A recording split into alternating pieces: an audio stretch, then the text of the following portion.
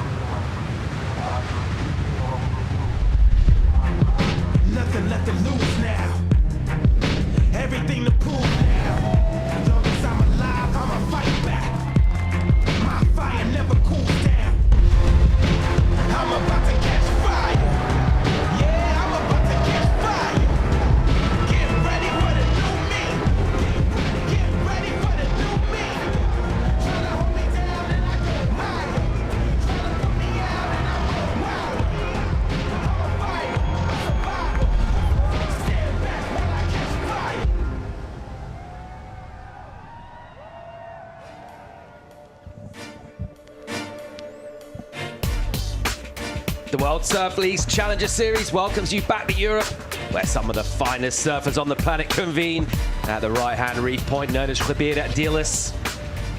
We are looking to assign points to surfers go deep into the event, see where that leaves us with regard to qualifying for the championship tour. That's why we're here in town. But a lot of surfing yet to come before we get to that. And on another fine-looking morning in Portugal, it's time to say bom dia, good morning, to my co-hosts in the studio, Ben Mundy and Chico Alves. Good morning, guys. Good morning, Paul. Good morning, Paul. Another big day of competition yesterday. Interesting, entertaining, tense as well. On the one hand, I still feel like in terms of those huge performances, we're yet to see someone really deliver their best, which it's only the early rounds for the minute, right? So we're waiting for things to really ramp up. Yeah, exactly. I think we've had the odd sort of 8-point ride here and there. No loads of high scores across the board. I think the judges are just being a little bit careful in that regard. We've got more swell coming in the week, and as we start to get through to the nitty-gritty, I think we can see some explosion in terms of the surfing and the numbers. Let's remind ourselves what went down yesterday. Another big day of competition. We ran 18 heats down here, 9 hours of surfing on the west coast of Portugal. And there were once again, some really tense moments to talk about those buzzer beaters. And our judging panel, they had their work cut out really, just to make sure they nailed this such a crucial time in the season. Yeah, I mean, there's so much on the line. We talk about, obviously, how important these Challenger Series events are with the end goal of CT qualification. So 4-man heats and women heats, only 2 go through. So there's so much, every sort of wave counts. And yeah, there was so many times when it was the last wave of the heat, last wave of the final seconds. Judges have to make some big calls. But yeah, that Ethan Osborne, he was one of the highlights. But there were so many good waves ridden and so much high quality surfing.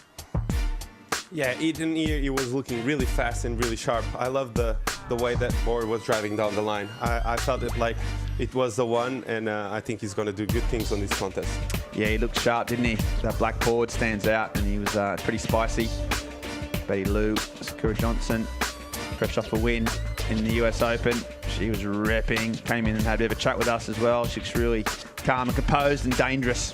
In terms of conditions we had yesterday, Chico, we're looking at our forecast, trying to work out exactly what's going to happen. Maybe, actually, it felt like the surf probably slightly over-delivered on what we were kind of expecting for yesterday. It was actually pretty good throughout the day. Yeah, yesterday was supposed to be a bit smaller, but was quite good and consistent. And today, I think it's a touch smaller than yesterday, but I think it's going to be a fun day.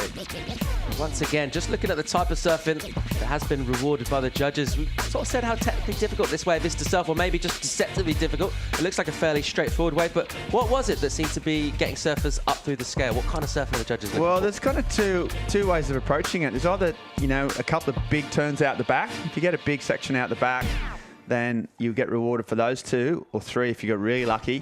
And then the opposite way was just one of those longer wally ones where you maintain flow and speed, and the surfers could link their turns through the sort of dead spots and finish off strong. That gets some big points. So yeah, the 2 approaches, the goofy footers tended to go big out the back as a rule, while some of the natural footers sort of link their turns all the way to the shore. Number 1 on the Challenger Series, Caity Simmers. And nice flashes of brilliance from her yesterday. She didn't give too much of herself away. Just kind of surfed a little bit within herself. I was quite interested in a debrief she actually did with you, Chico. She opened up about a little drama with the fins and that sort of thing, but she seems very calm and composed. She's enjoying her time here in Portugal. Yeah, she said she's just adapting herself to the wave, trying to find the rhythm out there. She hasn't been surfing too much here because of the crowds, but let's see what she can do in the next rounds. Early morning scenes at Ribeira Vissla has just that little line, that little marine layer. We do have light airs for the moment. We're expecting more or less in terms of the wind and that sort of thing. It's fairly cooperative throughout the week. Yeah, it's been, well, yesterday was just sort of glassy all day, which is not always the case in this part of the world. They tend to get a bit of sea breeze, just that little fog just hanging around off, and we get a bit of fog in the mornings and it burns off. But yeah, it's been incredible. Consistent. Exactly where we are in the surf world. We're on the western-facing shores of Portugal, just north of the capital, Lisbon, and a part of the world that faces right out into the Atlantic and is available to any kind of swell really moving out there in the ocean. Of course, autumn time, a great time of year to be here as well. So let's have a look at our animation and see exactly where we are in the world. That's us down there, Ericeira, Portugal. Beautiful part of the world.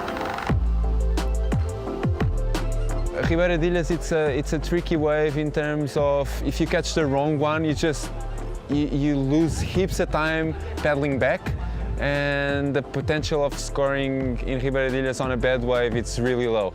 So you got to make sure you're on the right ones, because you don't have that many opportunities during a 30-minute heat. So you want to be sure you're on the right ones. I love this wave. I love this place. It's one of my favorites of the whole Challenger series. I feel like I like it just because it reminds me of the waves I surf at home. Is very similar. So yeah, I'm excited. It's definitely difficult to compete here, but I think it'll just take, you know, you got to be smart, and you pretty much just have to catch the best waves, the right waves to make the heats here, and that's kind of all you got to do, and hopefully every heat you get the best waves. So surfers there, gushing tributes to Ribeiro Diaz. It feels like everyone can find some sort of familiarity with this wave. Everyone's got that wave at home that's a little bit like this one. Yeah, exactly. It was a bit like these waves at home in Hawaii. I thought, yeah, it's just like pipe, isn't it? No, yeah, they've learnt to love, you know, this area, absolutely. And as time goes on, they get so familiar with the actual competitive break itself and get their head around it. It takes a bit of time. But even Kickass, who was talking about it, who knows it more than ever, he got knocked out in the first round. So it can still hand you your ass this wave because it's so tricky. Feels like a great time of the morning to have a chat with Travis Logie. He's standing by with Joanna Garnell. Yeah, good morning, guys. Well, it's on. The girls are in the water. What kind of conditions are they facing right now? Yeah, morning, Joanna. The waves are still super fun. We do have a hard tide at around 10:30 that we'll keep an eye on, but it's not a huge tide, and right now there's some really good waves, so it was a no-brainer. We're up and running, and 16 action-packed heats coming away today. And what are the actual chances of us getting through all the heats that are already decided? Pretty strong, I reckon, because even if we do have to go and hold over the hard tide, we still have some time towards the end of the day before the glare gets too bad. And like I said, it's not huge tides today. Yesterday we managed to get through the hard tide just fine. It was pumping for pretty much 12 hours yesterday. It was crazy, one of those postcard days over here, no wind, so hopefully more of the same today. Well, let's hope for that. Thank you very much, and good morning back to you guys. Thanks, Joanna. Fun waves up and down the coast here. Our attention's firmly focused on the reef at Ribeiro Diaz. And also the attention of Nikki Van Dijk, Rino Matsunaga, Tessa Thiessen, Camilla Kemp. Those are our quartet out in the water right now. We'll take 2 through to the next round. So this is heat number 13 of the round of 64. And we'll look to finish off the remaining 4 heats in this women's round. And still a chance to get yourself into the next round and get the ball rolling towards a result, right? We're talking about Challenger Series, your top 4 results counting. In terms of getting a result, you certainly want to be making at least a couple of rounds. Yeah, the bare minimum in terms of, a keeper, you'd be, probably 2 or 3 heats, I would say, to get through to the money rounds. There's a few opportunities, but those opportunities are steadily dwindling. We've only got 2 more events after this one. So Nikki Van Dijk there. She's in 6th position. She's in a really solid spot. She's been consistent. She had a great start in the Australian leg, as we see here off the bat. Pretty nice and early. There's Nikki, and just S-turning and zigging down. Speaking of waves that do remind her of home, I mean, she's from Victoria. There are a lot of waves just like this that she's comfortable with. But yeah, she had a really good start in Australia. She made the final at Manly. I think she had a good result up there on the snapper. She hadn't got a keeper at Bolito, but had a really early loss in US Vans Open, so she'll be trying to bounce back strong, but she'll be the favourite for this heat. Yeah, and already just with that quick start from her, it's a low scoring wave, but sometimes you sort of look for things even on how different surfers surf at 2. And she looks to have no trouble at all just generating speed with that board. We have seen some surfers get a little sticky on this wave. She looked like her board was performing really nicely under her feet. So just a quick effort from her thus far. We'll wait for our first legitimate set of the day. But good to see Travis Logie in fine fettle. He was stoked, wasn't he? Yeah, he's been on, well, he's always on good form. But yeah, he's just been loving, well, as a contest director, when you've got 4-foot waves, no wind on tap, makes life a little bit easier. And he's stoked with the conditions and what's ahead of us. Matsunaga, here she goes. Nice looking section for her here into the lip. A little tentative. And then she'll just kind of nurse that one back with a figure 8 click in the pocket. Bringing this one round to the inside section in here. Decent stage of the tide right now. Hopefully keep our surfers away from harming the rocks and attack section on the inside. Here she goes, a final turn into the lip. Nicely finished off. Yeah, incredible wave selection. That's a great wave the whole way through. I think she left a lot of points on that wave, actually. I think she surfed a little bit safe, a little bit conservative, because there were so many great sections. But first wave of the morning for her, finding her feet. She'll be happy with that long wave. Here goes Camilla Kemp. living in this part of the world, surfing for Germany. And Kemp with a nice turn, first of all in the pocket, then she'll be patient. That section tumbles around her. And then driving back, she'll be very, very well versed in the mechanics of this wave. Basically having surfed it her entire life competing. She'll look down the line for a finish as well. Still swooping back into the pocket, trying to keep that board speed up, trying to match the speed of the wave as well. Section 4 here, hits it nice. Just kind of loosens up the hips, puts a little emphasis on the ends. Just comparing those two waves, felt like she's certainly got the better finish. Yeah, better finish, bit more intent, bit more aggression. Yeah, as you say, just so many heats at this wave, free surfing and competitive. She knows it inside out. And as a first wave, yeah, I think she'll be pretty happy to get that on the board pretty early in the heat. Only 23 minutes remaining, so a strong start. She's motoring back out. She just spent some time, yeah, as you say. I mean, there's that clean face you want. That first turn, any sort of sections out the back, you get the chance to put on rail. It's always a good sign. And as ever, there's a bit of downtime on this wave. It's an interesting point that Freddie made is not only do poor wave selection cost you in terms of you get no points, really hard to generate any type of, you know, points on a bad wave out here, but also it takes a lot of time out of a big chunk of your heat time. But Camilla here, this is the section she won at the end, and she got it and lands it smooth. So yeah, strong surfing. Should be happy with that wave selection. Yeah, you got to feel this is going to be a pretty decent number for her. Nice polished style throughout as well. Sometimes you see surfers have to kind of recover. They put themselves in positions possibly a little out on the face, sometimes a little too far back on the whiteboard, and they have to sort of scramble a bit to match the wave. She kind of looked like she was in flow with a good read on this throughout the ride bend. Yeah, you're right. She looked smooth. There wasn't a lot of transition turns. She didn't have to pump her board to get through the sections. Drone shot, so how close she ends up right down there near the rocks. Yeah, so good technique, and yeah, it looked smooth as you said. This wave was Rena from Japan, and I mean, this is a really nice wave. You can see it's a little bit bigger than Camilla's, a bit steeper. That was probably one of the best turns. But even through here, there's still a bit of vertical face, but she couldn't really get any type of flare, or it was all quite lateral. And then now the inside section comes her way. She does finish it off nicely. That section there, she could have got a bit more radical. So really long, great wave. Nice finish though. So definitely a strong start. But I just think she could have, you know, there were sections there where she could have afforded to be a bit more aggressive. Yeah, two sort of similar ways. You'd be thinking Kemp's probably going to get maybe at least a point better, just in terms of reward from the judges. Here goes Van Dijk, late takeoff, and she'll go down. And we've seen surfers kind of scramble for position a little bit on the apex of this peak. The wide ones, the bigger ones can break a little wider, then you have to cut back, or the other option is you go kind of almost backdoor the peak.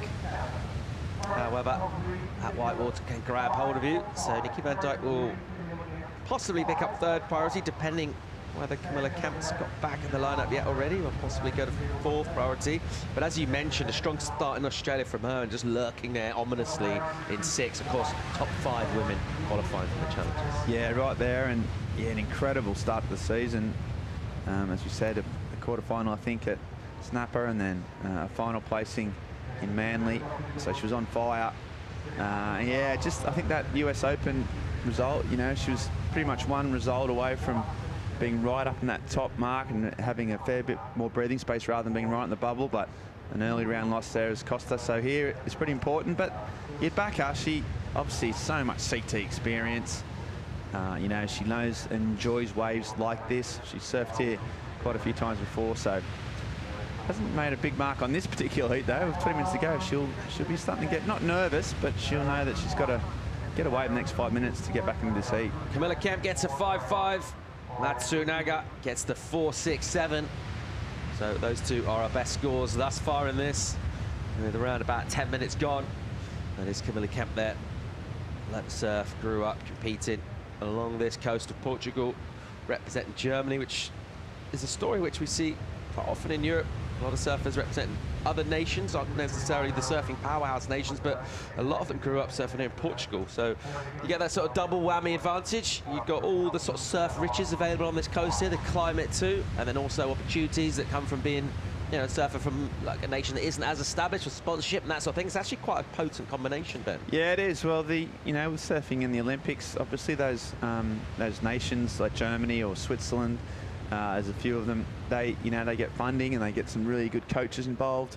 They get a little teamwork going. So yeah, they're ripping the waves of Portugal. It's their home. It's where they've grown up, but they've got access to their family's heritage and yeah, some of that funding and expertise. So you're right. It's a pretty potent mix, and one of those. It won't be long before one of those nations comes up with some sort of high, a big victory, I would say. Van Dijk here from a much more well-established surf powerhouse of Australia, and she's looking to get herself back in the championship tour. We've seen her on a number of seasons performing really, really well. And she's still looking really to tee off on this wave. Nice momentum down the line. It's smooth, a lot of glide underneath that. She will want to try and attack a lip though. This is one of those waves that just pushes a little wide. There's always a section where you get that wobble. If you get underneath the wobble, it'll actually make the wave steepen up. And if that sort of lump gets underneath you, it just kind of flattens the face. And it felt like the latter was the case there for Nikki. Yeah, she was. I think she had a problem. She started off really nice. That's a nice carve. Just bogged a little bit there, and after that, she was just trying to find her feet. She's sort of readjusting her back foot quite a bit. You see that there? I think the leg rate may have been caught under her feet. And then, yeah, you're right here. This is the bit where usually it can either steepen up and you get a couple of sections and a finish, but the wobble there got her and it just ran off into that deep water and she couldn't really lay a rail or hit the lip. And so that was affected the scoring potential for the Australian. And Dijk will make her way back into the light when she gets there. There'll be about 17.5 minutes remaining. Judges will have a think about her number thus far. Camilla Kemp, the German, with the best of this. A smooth and quite polished surfing style across a rolling right-hander. Got herself 5.5. She'll look to back this up now. Second priority she sits in at the moment. We've seen a lot of surfers establish themselves early on in heats, especially when there's 4 of them in the water. That platform could be invaluable. Someone who's been quiet thus far in this one, Caity Simmers of France, just back from the ISA World Games in Huntington Beach. French team took it out, mate. Yeah, it'd been incredible performance from the French. Tessa, such an experience compared to how she's been around for quite some time now. Always obviously well prepared and well drilled. Has moments of magic. Inconsistencies probably cost her a bit more success, on the international front, but she's such a good server, good technique. Yeah, and a bit of that confidence from surfing in a team and winning all together. She'll had high confidence, but halfway through the heat, she hasn't been able to parlay that into any scores at the moment. Just thinking about that season that Nikki Van Dijk's been able to put together. Second place, making a final in Sydney, and then getting a 5th on the Gold Coast as well. So invaluable kicking off the season in the home leg in Australia and already getting those points on the board, a massive advantage. Yeah, exactly, especially coming off, a CTE experience where she didn't make it. As you hold that thought, her opponent looking good, this wave selection. Atsunaga traveling a long way out on the face and then repatriating herself with the pocket. This wave will go soft here. That's really lacking in energy. See, she's struggling really just to get out of that foam. And a little wobbly bounce, not the wave she was after. And definitely these kind of conditions that Roberto does. Do you need to get on the front foot a little bit, get motoring, build up the speed. There's not loads of push from this wave in this kind of guise. She just needs a little more juice than this, Ben. Yeah, I mean, we said it looked like quite good at the start. Those little boils started turning up, and even here, you're never quite sure what you're going to get. She's sticking with the foam. You think, okay, she might get a couple more opportunities, but after this, it just sort of wound down, and she didn't really get any turns in. So all she's sort of getting there is a bit of a paddle, and like Nikki's last wave, which was a 3.5, there's not much you can do to manufacture a score when those waves run off into the flats. You just got to turn your way through it. Hope you get a small number and get back out there and try again. But yeah, Nikki, that start, I mean, I think obviously Snapper Rocks was held, I think, before the sort of cut was involved. So at that stage, she would have been backing herself while a whole live action to see Camilla Kemp. Great first turn from Camilla. Good board speed as well. Just opening up her turns a little bit, pushing out on the face, but arriving back in the pocket with speed, getting the rebound. That gives her a little kick into the next section. She's eyeing something up in here. She's heading towards the rock garden. And she will get the snap done before she gets there. Really nicely so. We talked about that experience she has at this wave. It just feels like she knows exactly where she wants to head in the wave, where she wants to be in the lineup. Camilla Kemp, she's got that 5-5. She's going to get another decent number here and a good chance of going back to first place. Yeah, you're right. Really similar waves, weren't they? The two waves she's caught, they were the ones she would have identified throughout her many, many hours out of this wave. Sort of hugging that sort of reef and ending up right down in the corner in those rocks where you can often get an end section, so she's done well. Clean conditions in the morning here in Portugal. Camilla Kemp at the moment with the best of this. Loads of surfing to bring you throughout the day. Another rising star, a Portuguese surfer, Francisca Veselka. She's coming up soon. We'll be right back.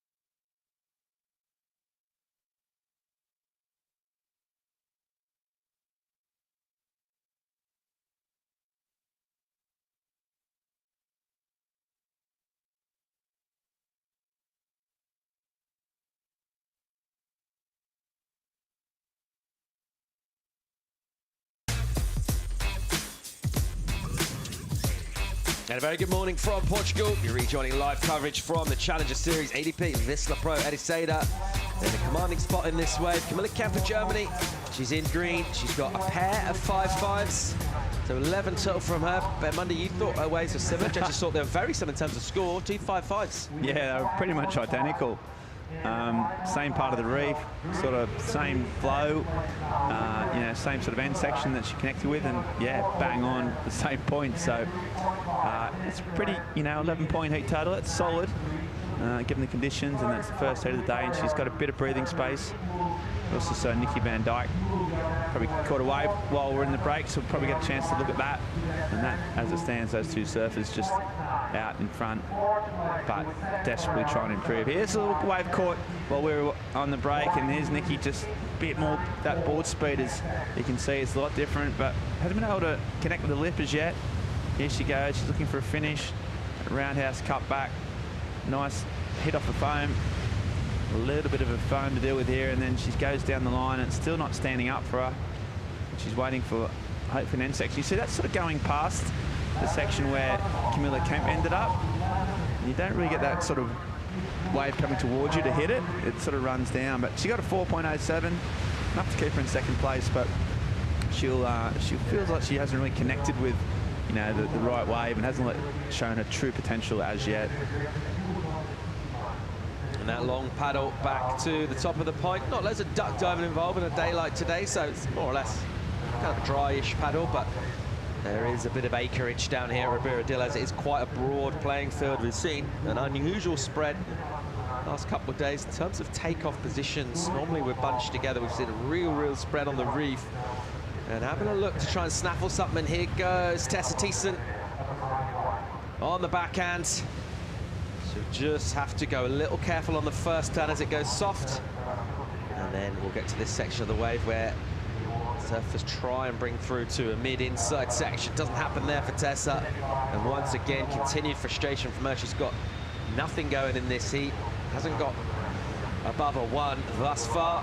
Out of France, Maud Lecard. Great looking next heat. We saw vision just before of Alyssa Spencer. Flying high on the Challenger's 11th. Here's Alyssa, also in that heat. We'll check out Leilani McGonigal Francisca Vasalco, another ripper from Portugal, and Maud as well. Another great looking heats.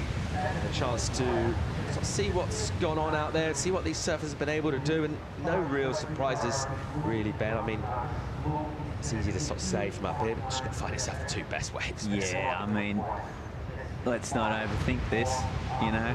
It's not rocket science. It's not rocket surgery, Paul.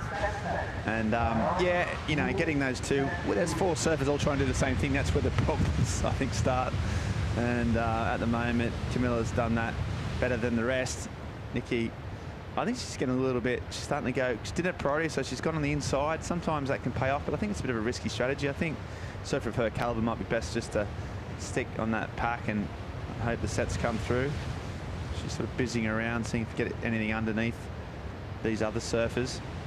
8 minutes to go. She knows she really is never going to be safe with the 3.50 as one of your counting waves, but she's going again, so she's electing to keep motoring. Van Dijk having a look on an inside section. It is a soft opening. She'll build up some speed, get a little high line going.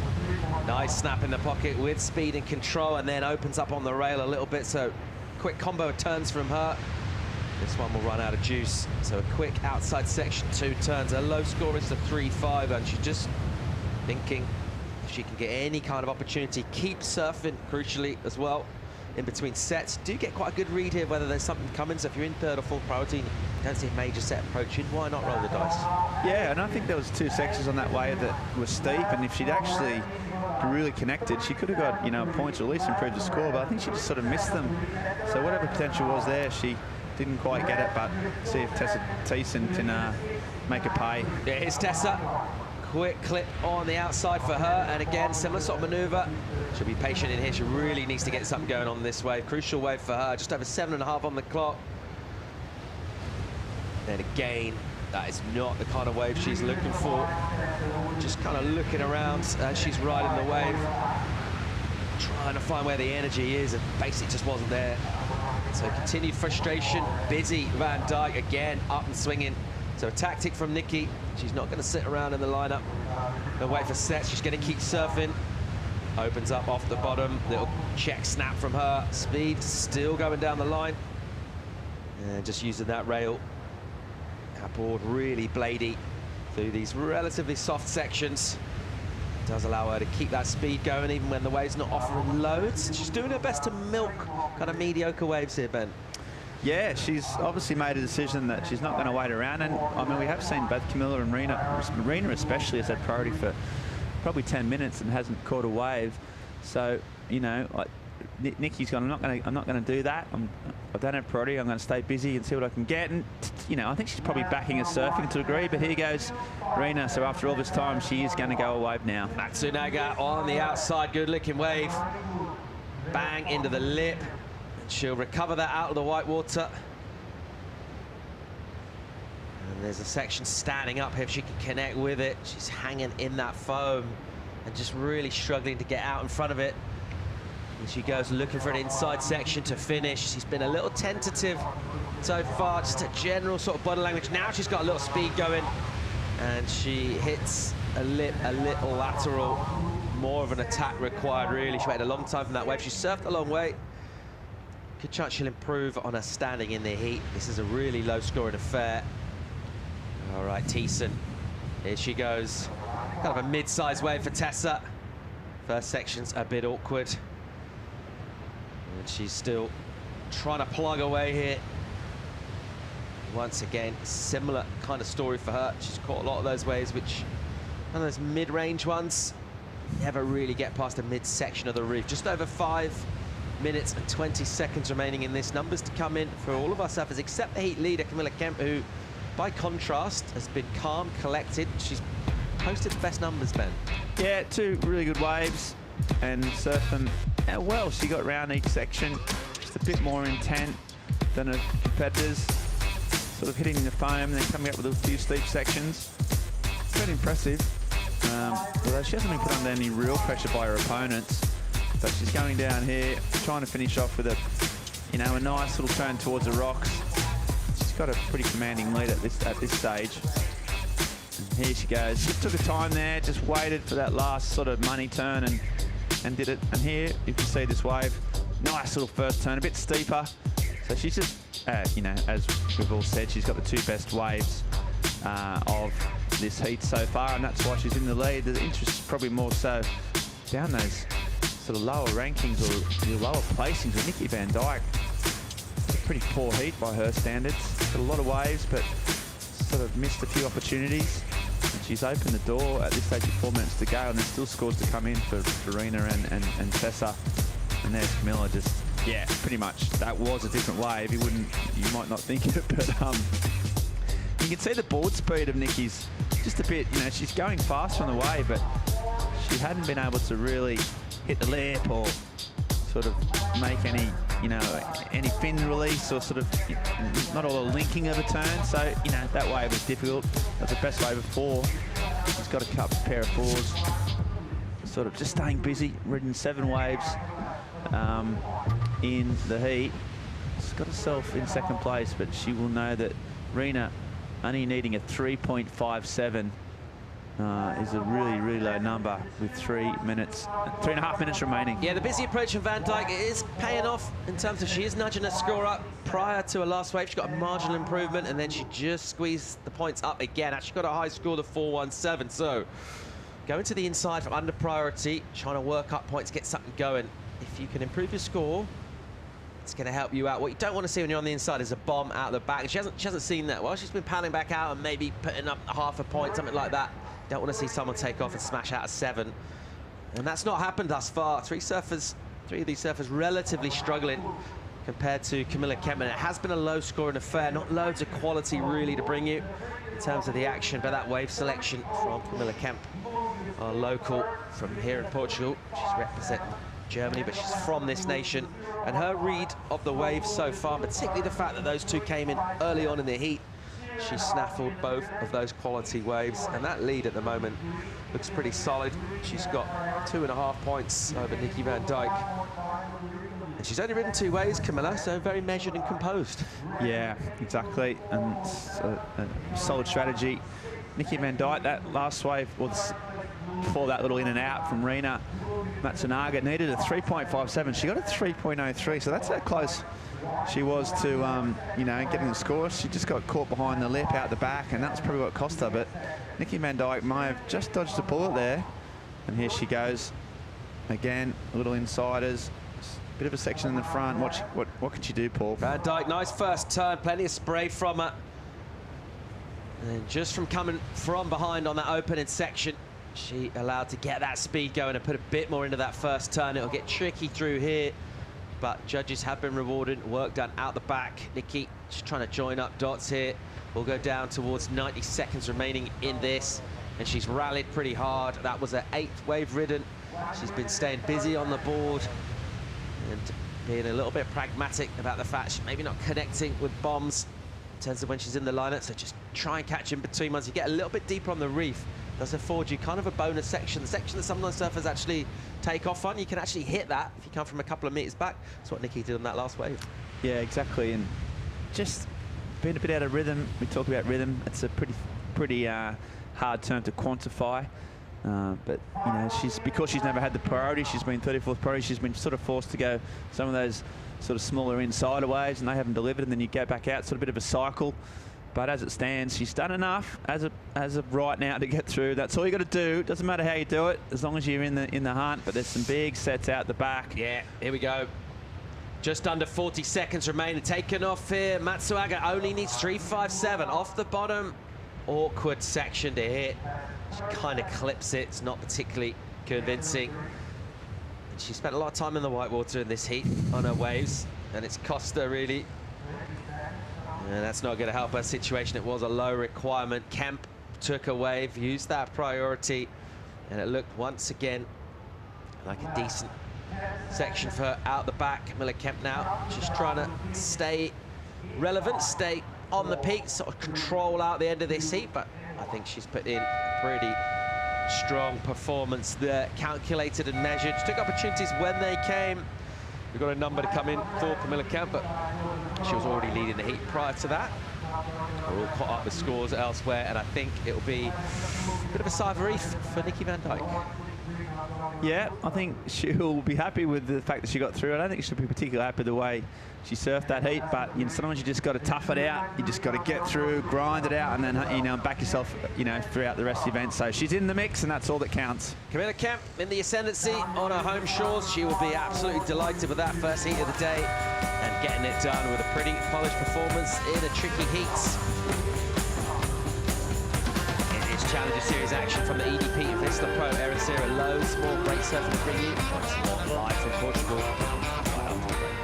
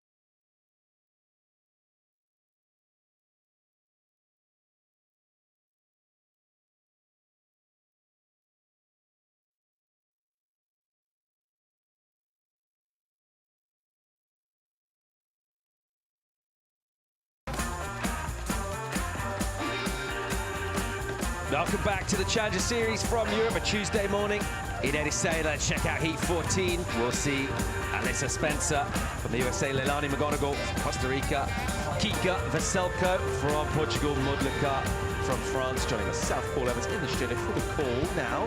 Chico Alves, how you feeling, mate? Good, and you, Paul? Pretty good. Camilla Kemp, strong showing in that last one, using the local knowledge. Maud Lecart, who's not a local from Portugal, but she's based up in southwest France. She knows this stretch of curves pretty well. Trying to get herself a score going. Here goes Leilani McGonigal. Good looking wave from her. It's got a bit of push to it, and she's got some good board speed into those rocks there, though. And it's hard to see from this angle just how close she is to the rocks, but we saw one just gurgling underneath her board, so does well to get out of trouble. And already a little pulse in the start of this heat, and that's twice the size of any wave we've seen ridden in the previous heat. Wow, I'm impressed with the size of that wave. Nice snap there from Leilani. A lot of speed. You can tell she got a bigger wave, and that allows her to get speed down the line. Oh, really nice turn there. So amazing start from Leilani. Through two big snaps out the back, and then she was able to milk it all the way. But I think the main two turns were out the back. And I think she should be happy with that start. Yeah, it's a good-looking wave. Slight feeling that she undersurfed it, really. A little bit lateral and safe for me at this level on the Challenger Series, trying to qualify for the Championship Tour. These are some of the very best in the world. You're going to have to push hard, but it was a great-looking wave from her. Maud Lecart just swinging early on, getting a modest return in the form of a 1.5. I think Leilani might be just a bit nervous at the start of the heat, early in the morning. You know how it feels like to get in the heat, like second heat of the day. It's cold, you're nervous, it's a Challenger Series, and you get like a bigger wave, and you got the one. So I understand her, she didn't want to fall. So I think other than that, she's going to put a great score on the board to start it off with a 6.5. 6.5 for Leilani McGonigal. A great looking wave. Probably had potential for an excellent score on it, but a 6.5 is a decent return from her. And she'll go into the lead with a really, really strong start. And where did that come from? Because that first heat, the first half hour of action this morning, we had a couple of runners, but nothing really with that much energy to kind of get off the reef and push into that sort of little gargly bit next to it where the wave kind of sucks up. We didn't see anything like that. We saw those little soft runners kind of hugging on the reef. And that was the first one really that kind of pulsed wide. Let's hope for more like that. Yeah, let's hope. Based on the scores of the last heat, a 6.5 to start is an amazing start for a day like today. There's some big lulls, and yeah, that wave will add some size on it. So can't wait to see if we see a bit more push on the swell, and if the ladies keep on going. Half an hour heats for our surfers to get their 2 best waves. And we are advancing surfers through to the next rounds. So when you see a sailboat up with the bare poles, no sail up at all, that tends to make you think there's not a lot of wind. And it is super clean down here in Ribeira de Ilhas. Look at these lines flooding in now. So this incoming tide just getting up towards that height. We're in the sweet spot of the tide, that real pulse and swell. And how often have we seen it when we see a heat a little bit wave side, then the next one pumps. Great looking wave here for Caity Vissla of Portugal. Here she goes, nice turn off the top, pushing hard on the rail, pumps off the bottom, and again just swooping, holds that low stance, keeping that pressure on the rail, just keeping the board loaded up with energy. Swooping again, dealing with a bit of chatter on the face, and looking for a strong finish in here, using her experience. As a surfer out of Portugal, knows this wave inside out, literally onto the inside, and a nice finish from her. Yeah, really good wave from Francisca Vazelko. You could see the intent on that wave. She's really good out here. It's one of the places that I like to see her surf. She's really good on the rail, really complete surfer, and she likes to surf waves with space. So every time she has the opportunity to put the rail in the water and really throw some big turns, she will. So really nice start from I really enjoyed the fact that she was able to finish it off, and she was, I love this first carve. Look, really extended carve, and she was trying to enjoy or create space so she gets her turn a bit open, and that carve looked good too. And the last turn was the nail in the coffin for her.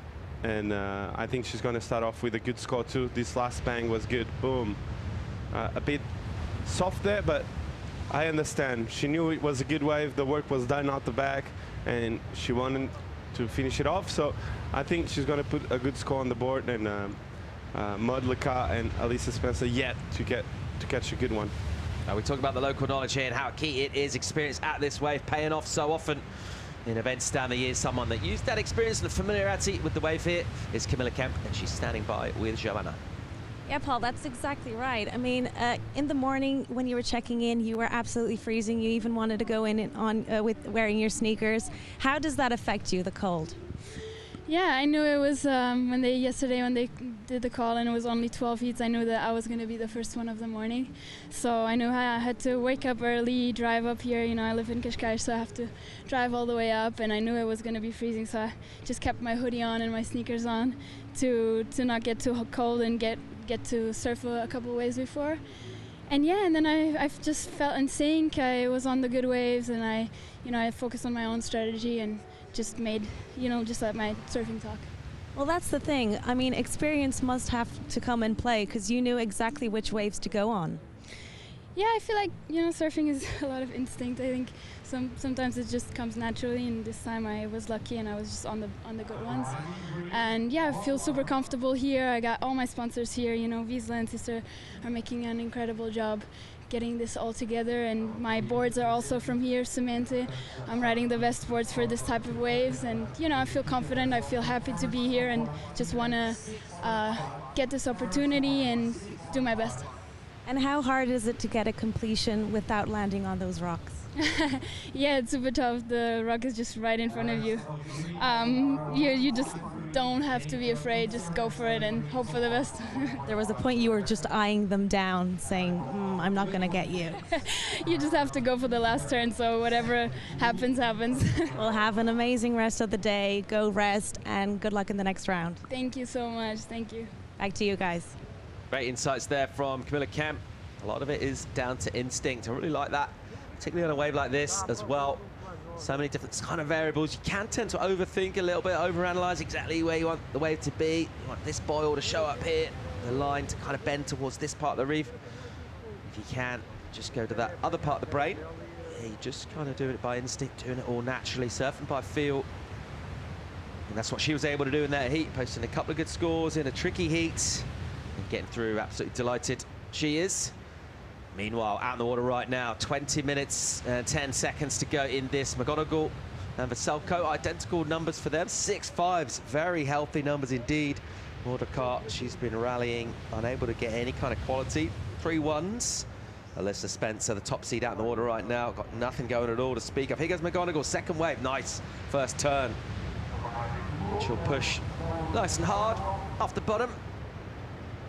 Snap back into the pocket. McGonigal eyeing up a section here, deals with a bit of wobble, deals with it pretty well. And again, just pushing that board, just kind of nudging it through the pocket, carving down, digging in those toes to get back towards the white water. Still trying to negotiate some wobbles through to an inside. Trying to push a little hard if the ball gets away from you, and then the wave goes a little soft. That's what can happen. So gets incomplete on a final turn. Got some maneuvers done out the back. It will be a backup number for her, just what she wanted.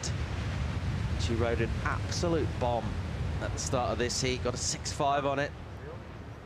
Don't see this number going that high, but a decent way to get it back up. Yeah, I think it's really important to get that backup score straight away. That wave looked good from the start. I really enjoyed the first turn. Bang. Great snap. The timing was perfect. Then I think she did a good job on just connecting the rest of the wave. The wave was really hard to serve, a lot of bumps. As we know, the tide is pushing in, so you need to manage all those bumps and lumps, and I think she did a good job on that. But I think most of the score is going to come from that first turn. Other than that, was just waving and trying to find another opportunity. So other than that, I think it's going to be a good backup score for her. 4.83 for Leilani. Gets the 4.83. Decent number. Good total from her. 11.33 already posted on the board. Under 7 minutes gone in this heat. And a pretty commanding lead for her. So we talk about surfers being in rhythm. Sometimes the ocean will just send you a little bit of energy. That's what she's been able to get so far. She's tapped into it, so she'll be paddling out with a little extra spring in her step, a decent platform to build from here, and loads of time to do it as well. And it's been a real quiet start from Melissa Spencer. Let's see what she can do. She has been an outstanding performer the last couple of seasons. Very impressive on the Challenger Series. Melissa, a really polished surfer. Doesn't seem to have any real weaknesses at all. Any kind of condition, she can step up and perform.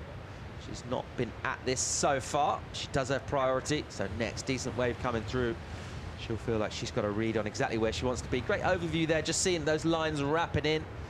That's one of the great sights in surfing, isn't it? The morning surf check, clean conditions, wind just sort of puffing, super light offshore, and lines bending in out the ocean. Yeah, it's amazing, Paul, to have priority, sitting out the back, see those lines coming in. You feel the butterflies on your stomach and you go, uh-oh. Everyone's looking at me. Yeah, it's time to do it. So, yeah, it's a good feeling, and that's why they keep competing and they keep coming and they want to win, because it's a good feeling when you see those lines coming and you get a good score. Managing priority, of course, will be key for surfers. Getting on to the championship tour is what Alyssa Spencer wants to do. And she's not far away at the moment in terms of her position on the Challenger Series rankings. Only 5 surfers for the women getting through those 5 coveted spots, and they are very hotly contested indeed. She's going to have to best some of the very finest surfers out there to get into that top 5. She's built a platform thus far, this event, and 2 more to go. Let's see how she goes here in Portugal. First heat from her. She had to sit out a long day yesterday just watching. And now a chance to shine. Here goes Maud Lecart from deep on the reef. Maud opening up, pushing hard on the rail and getting a little caught. And again, sort of repetitive story for Maud, who's been stuck in the ones. She'll get another small throwaway number there. And Maud just desperate to try and get something going. Contrast that with the bomb that McGonigal got early on. Also, really good wave kick of Vaselko. And Maud has been a little starved of quality. And it always is that sort of nagging question in the surfer's mind. Do you stay super patient and wait for the bombs? Do you try and scrap around and build something up? It worked out for Nikki Van Dijk in the previous heat. Yeah, I think for Alyssa, in this case scenario, she had a 0.5 on her first wave. She went went into 4th priority. Now she needs to wait for her turn. So it took her 15 minutes, a little more than 15 minutes to just be in a position to catch the bomb. So now she's in the driver's seat without any scores, but in a good position to do her 6-point or 7-point or 8-point, I don't know, but just put a score on the board. So I think it's the time to wait. Tell me this, you're in the heat, you're feeling pressure, everyone, you're live on the web, you want to get scored, and you're sitting there for ages needing a score. In the old days, people used to splash water a little bit. Now it's like a lot of people are into their breathing. Yeah, I think the breathing does good. It helps you. All right, Leilani McGonigal with the lead so far in this one. More live action bringing from Portugal. We'll be right back.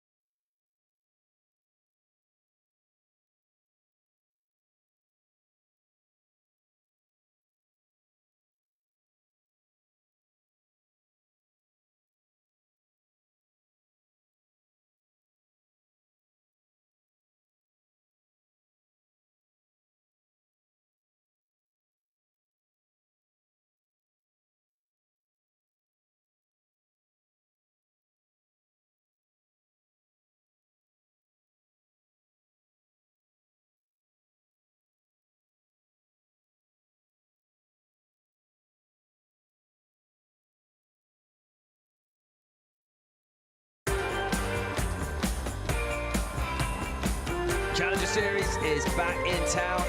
Ericeira, Portugal, plays host to the EDP Vissla Pro. Second heat of the morning, out in the water right now. One of our top seeds for the event, Alyssa Spencer. And she had to be patient at the start of this heat. She's made a bit of a move during that break. Got a wave to bring you from her, and a score from the judges too. So that patient approach, let's see if it paid off for her. But nervous moments, you want to get your campaign started off right. You do not want to come all the way to Portugal and lose first time. And Alyssa Spencer just waiting for her first number to come in. It's decent, 6.07. So after a prolonged period of inactivity, that's going to feel a lot better for Spencer. Yeah, it will. Let's see what she did. Great bottom turn, great snap. She has a really good style. Last year she was ripping, and yeah, 6.07. I think she might have done something on the inside really special, as we're going to see now. Good snap there, and another one, really compact style, great backside attack, and wow, great finish there from Alyssa Spencer. Last year, one of the standouts here, as we see Jean-Seb and Yann Martin, Ripkel crew there, supporting Alyssa Spencer, and a great way to come back. 15 minutes to go, 11 minutes to go, and yeah, great timing to put a 6.07 on the board.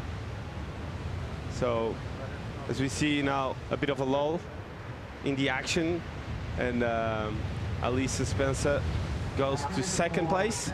Now she has 4th priority, and she needs that backup. Yeah, it's up a really interesting heat right now. We've got 3 surfers on the 6s, so it all is very evenly poised right now, really. McGonigal with the backup at the moment, that 4.83. You're thinking Alyssa Spencer with the 6, Francisca Vasalska the 6.5. It's just Maud Lacar who's been out of this so far. Maud needs to get something going here. She's a quality surfer, good competitor too. She'll want to get in on the 6s and better if possible. McGonigal just showing her quality by being patient, waiting with the priority. And if you're going to wait that long, you need to make it count when you decide to go away. That's what she did there. So she's got herself right back in the heat. And it's building up for a nice second part of the heat. Well, just over 10.5 remaining. Here goes your heat leader, McGonigal, on the backhand. Great looking opening section. Bang. Pushes up through the lip.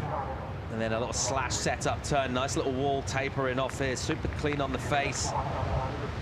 And she'll just clean up the rails, keep snapping in the pocket. A little bit of lip there as she clocks that. She'll look to get a couple of turns done in here.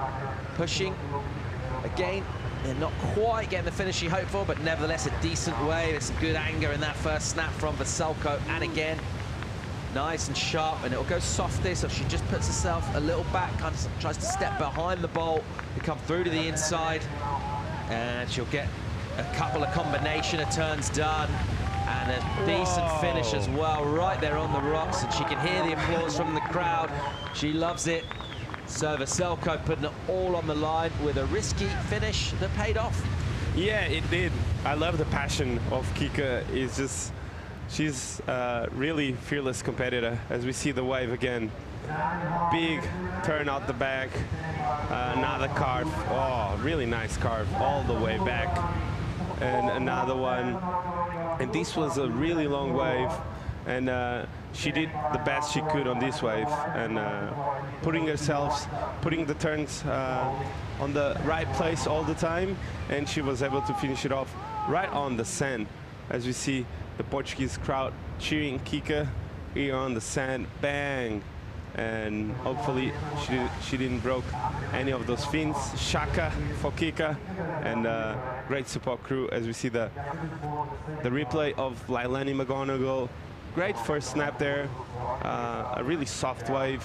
She was trying to build something on the inside, and she was waiting and waiting again. A really cool snap there too, and getting a bit caught up there. All right, waiting for numbers to come in. We'll get another look at McGonigal, who just didn't quite get the finish she was hoping for. Watch her just work this way down to the inside. She's caught really good waves, Leilani. She's caught the best waves. The best surfing we've seen so far was that previous wave from Veselko, and the numbers in. It's good, and the crowd loves it. 7-8-3 for Francisca Veselko. She'll go to the lead at a decent total, 14-3-3. Maud Lecart needs a wave. Here she goes. The Frenchwoman, first snap from her, and she'll wait high up on the wave and just try and ease herself through this soft section. She'll get a little caught again. That's the story of the heat for Maud. She's taken off on waves. They just really run out of energy before they run down the reef here. She's got time to get two waves. She needs to get in the lineup. She'll have about 7 minutes left to try and get a couple of scores. She'll need them. So we'll see a little pulse of energy here. Priority with Alyssa Spencer, who needs a backup score. She's just really with one legitimate wave so far. Here she goes. Great looking opening bowl for Spencer. Snaps hard, gets a little kick off the rail, just driving into this next bowl section. This one will stand up for her here. Off the bottom, off the top, Spencer still with a ton of speed, looking down the line. See, she's eyeing up a section to hit here, still looking to come through to the inside.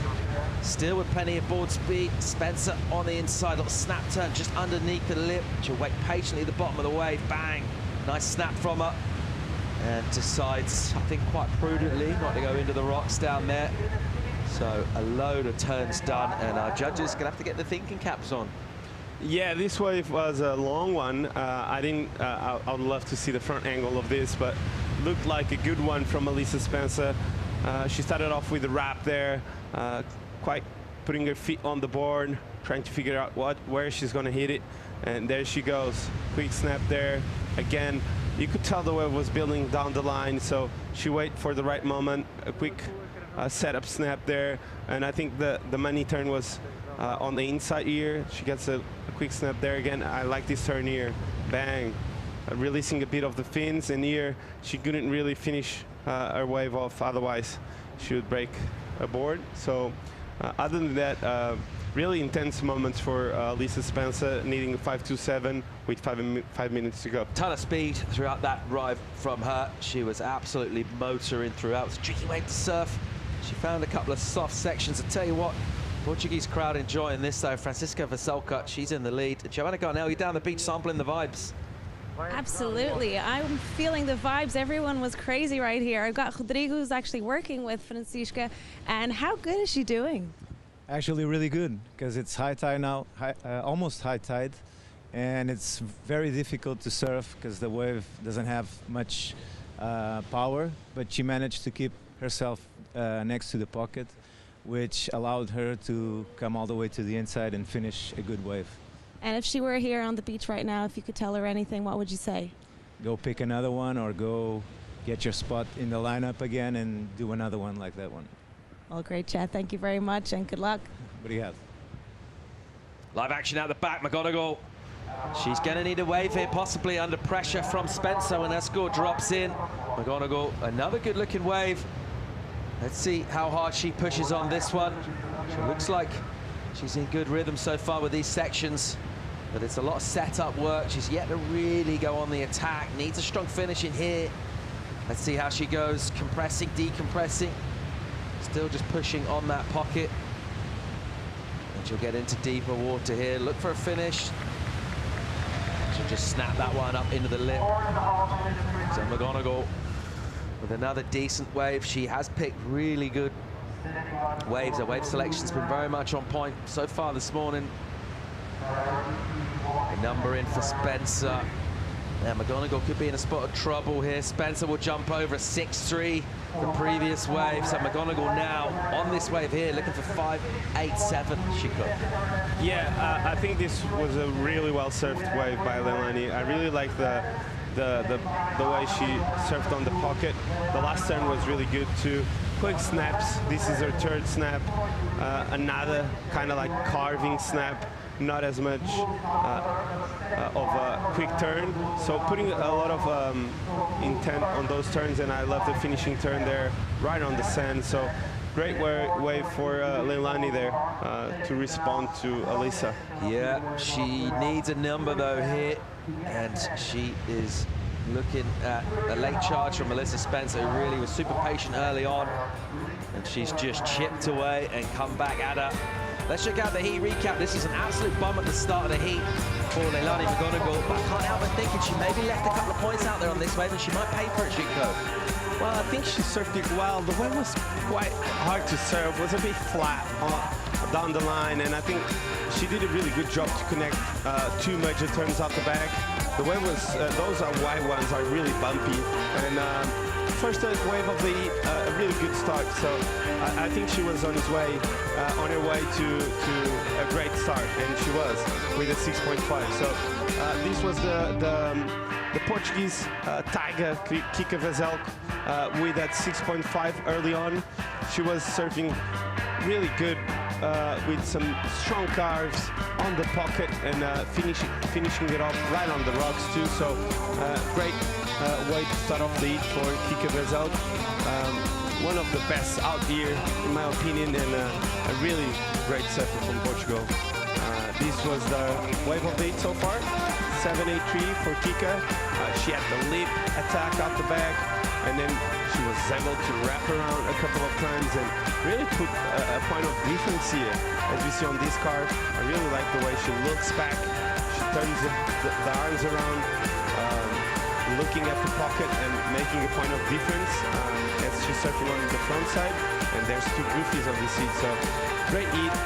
Here we could hear the Portuguese crowd going mad for Kika, and bang, right on the sand, 7.83, and great way for Caity Simmers to finish it off that way. Then was Alyssa Spencer time. She sat for 15 minutes and she was able to come back from this, so great hit from Alyssa Spencer in terms of strategy. 6.07 to start off.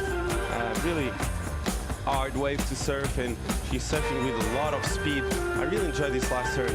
Really whippy and fast on the top, and unfortunately there she couldn't finish it off. But yeah, great heat.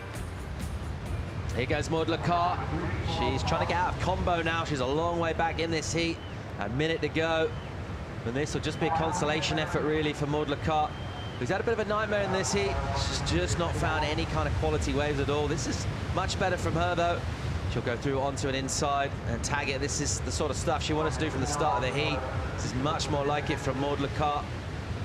She unleashes and just tags this wall relentlessly. And bring that one home. And sometimes it just isn't your day. And that's been the energy from Maud Lecarte so far. Relentless energy from your heat leader, Veselko. Out of Portugal. Big energy into the first turn. And the aggression, the controlled aggression, really, you'd have to say. Also the patience and the persistence. She'll go for a little bit of snowboarding next to the whitewater here. It would not be a number that will threaten the top two, but it's a really well-surfed heat from her. So far so good for surfers from this part of the world. Camilla Kemp finding the best of the lineup in the first heat, and that one very well surfed from Veselko, almost going into the excellent range. And she'll look to bring that back for the next rounds. A really well put together heat.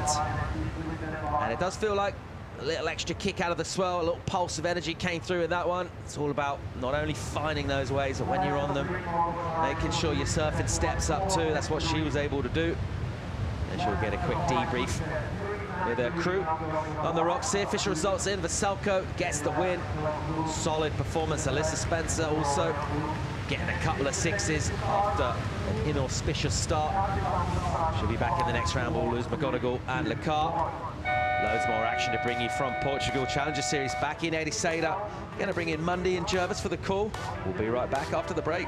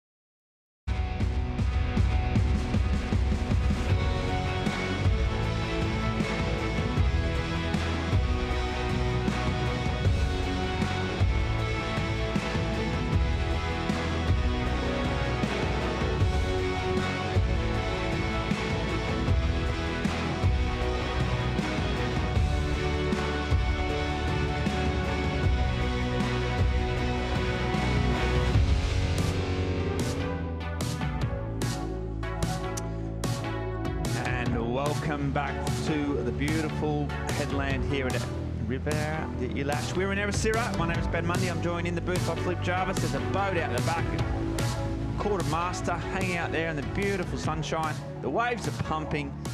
The women are ripping. I think I'm pretty happy with live. What about you, Philippe? Good morning, everybody. It's been a while since I was here. Yeah. This morning is my first heat this morning. Yeah, it's super fun. I was at the beach watching the last couple of heats. I was watching Francisca Veselko's heat because I'm really good friends with her coach. And yeah, the women have been ripping, and she was surfing really good, and we still got some swell on the ocean, so we're pretty happy. Yeah, it's all happening. Another stacked heat coming up. Sawyer Lindblad, Rachel Presti, Sarah Scott, and Havana Cabrero. But right now, speaking of that woman kick-ass, Francisca's down on the beach. Let's find out what she's got to say for herself. Yeah, Mondi, that's right. Kika, 783 to start the day. Did you get hyped up with all the energy there at the beach?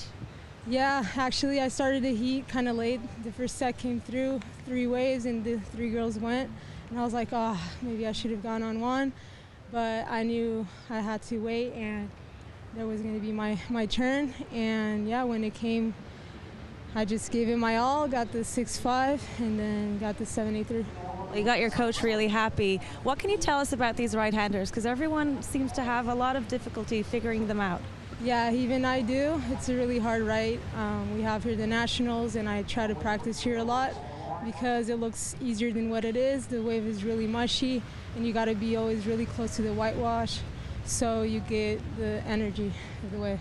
Well, you seem to be having a lot of time on your hands because it's the 4th day of competition, and now you're going to have the rest of the day all clear. What you going to do? I don't know, probably go for another surf somewhere else and get out of the crowds and then go home and relax because this wave, you got to have a lot of energy, so I'm going to go relax and get ready for tomorrow. Absolutely unstoppable. Thank you very much and congratulations. Thank you. Thank you, Joanna. Yeah, Frisco, young local hope, great surfer. She's been improving sort of obviously year on year. Every time we catch up, we sort of see her, you know, just rapidly going through the gears each year as she's getting older and more experienced. You know, she lives down there in Carcavelos, so another 30 minutes down the coast towards Lisbon, so pretty close. And really impressive performances from her. Saw Sarah Scott catch a wave while we were having that interview. Sawyer Lindblad last year was really, really impressive from Sawyer. She really came on, especially in France, where she surfed really, really well. Real powerful surfer, a lot of technique, a lot of spray. She's had a few results on the tour this year, hovering around the 20th mark. Rachel Presti, so she's spends a lot of time in these parts as well. She sitting on 19th, currently on the Challenger Series. Rachel had a good quarterfinal, 5th place in Bolito. So yeah, she's you know, but that's the only result she's had. She needs to back it up. And South African Sarah Scott, she looks pretty serene there, just paddling out. Looks like she's getting towed. And yeah, so all these girls just trying to climb up the rankings, getting into all-important top 5 spots. It's pretty tight at the top. Oh, it is. We're gonna have Macy Callaghan on the next seat. She's sitting in the 3rd place of that top 5. So pretty important contest for her. Absolutely, yeah. Macy, one more result, you think she'd be getting really close. Yolanda Hopkins, of course, the young hope, Portuguese surfer, always puts on a show. Brianna Cope from Hawaii, and Janir Gonzalez Extabari as well. So that's the next seat. She's a young up-and-comer from the Basque Country. So yeah, they just keep coming. We're going to run through the round of 64 of the women and then push on straight into round 2 of the men. Try and do 12 heats today.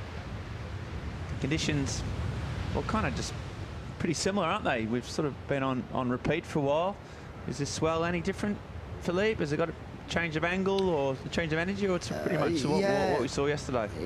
When I arrived at the beach, I could definitely see there's a bit more energy on the ocean, and it was supposed to, because that swell period was supposed to improve a little from the 10 seconds to 12, 13 seconds swell period.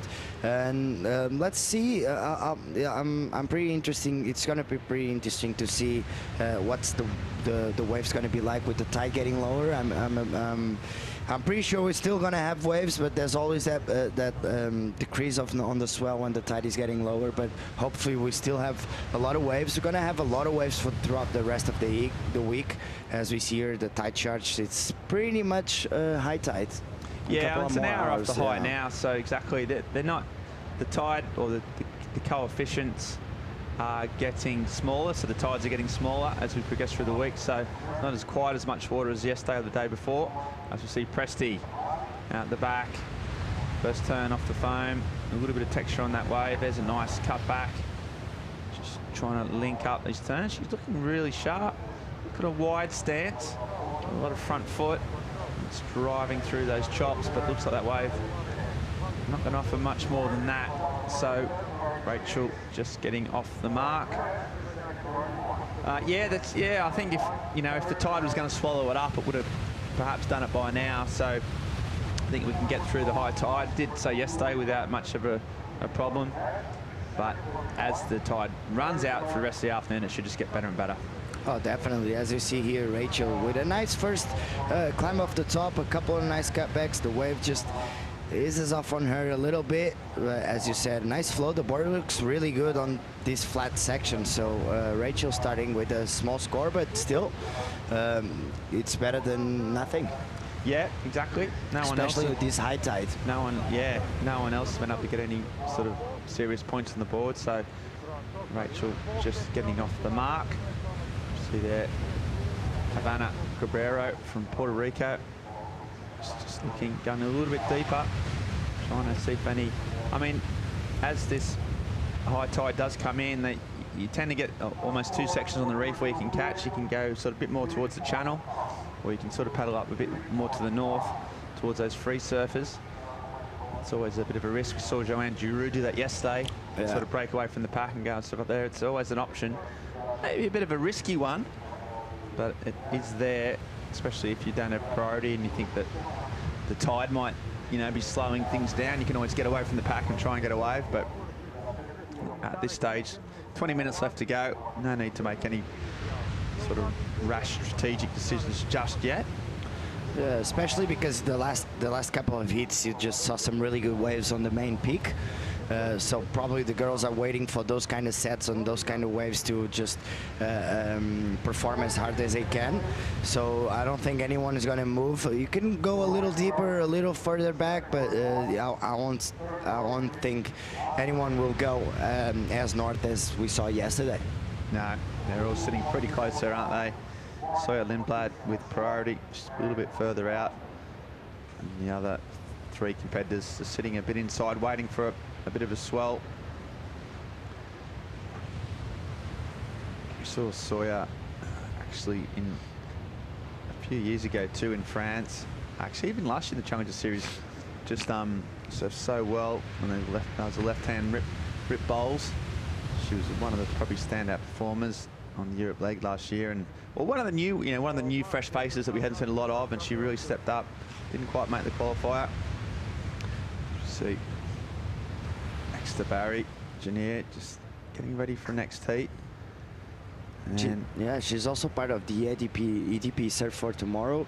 Yeah, that team of young surfers, young up-and-coming surfers from Europe, and she's part of it, and they've been doing a pretty good job with the surfers. Yeah, they got Zay Ziapra and Thiago Saka Perez as their coach and mentor.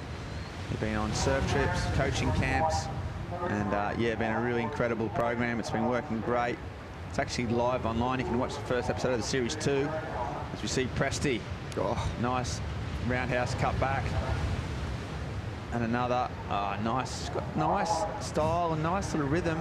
Just needs to get a few, hopefully a bit of a lip to work with or a finish. There she goes, just pretty soft, but she sticks with it and can't make it. So nice swooping cutbacks. Meanwhile, Lindblad on a backhand.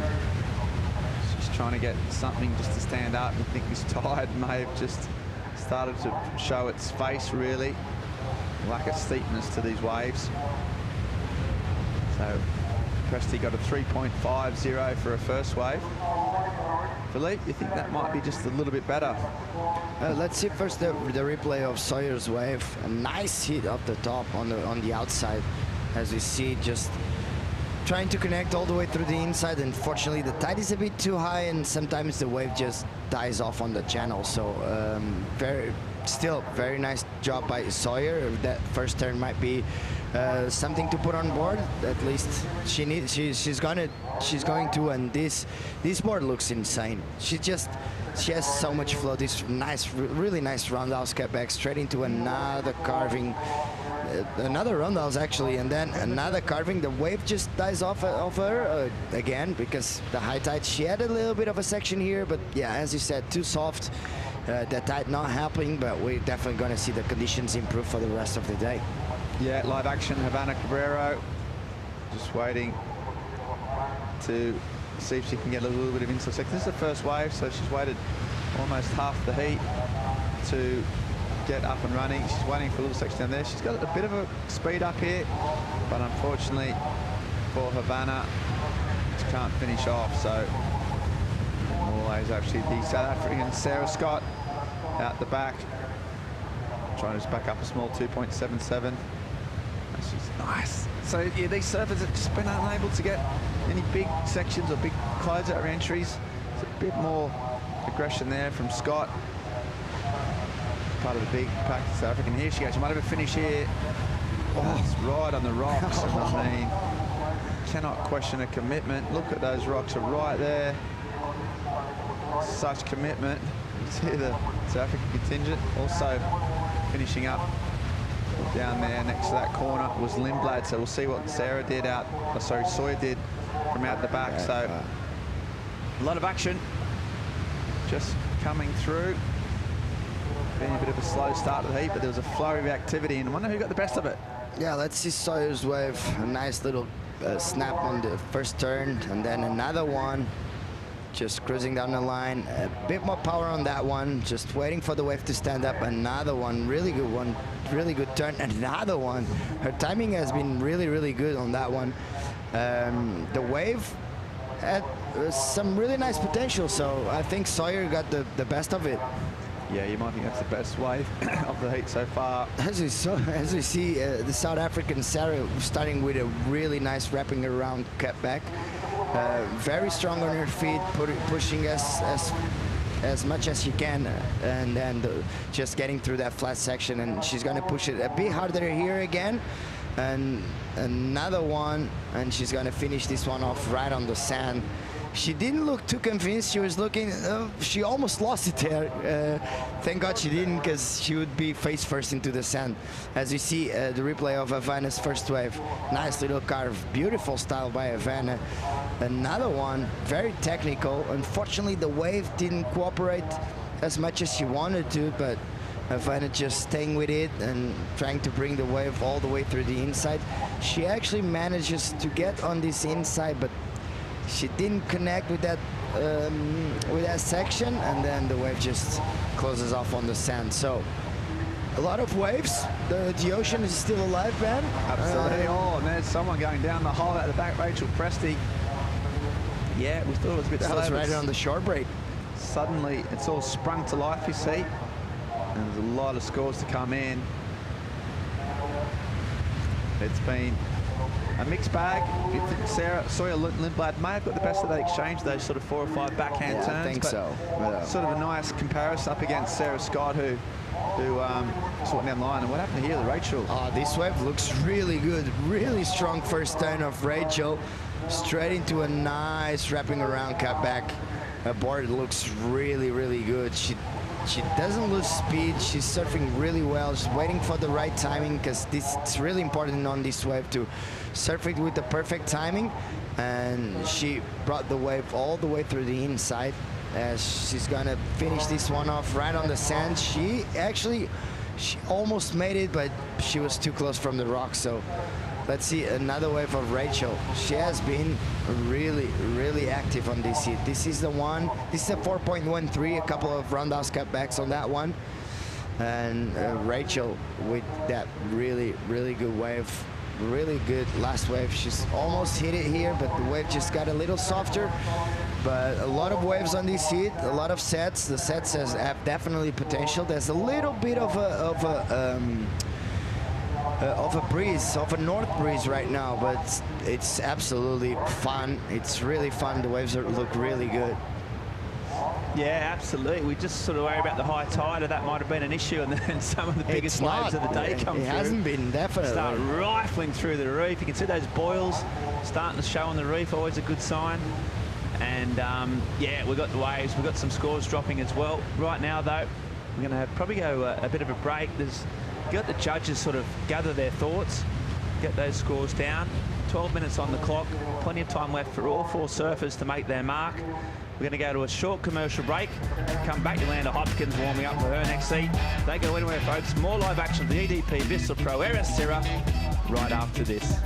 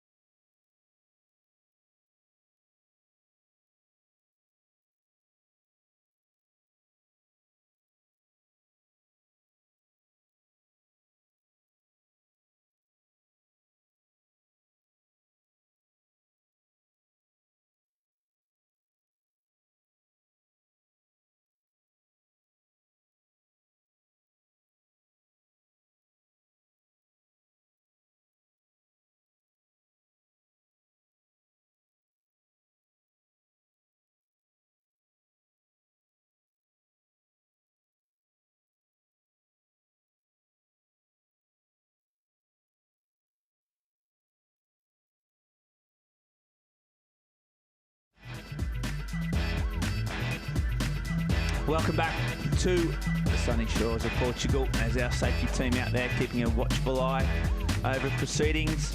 Haven't had to be coming too much use with this sort of really fun but not huge swell.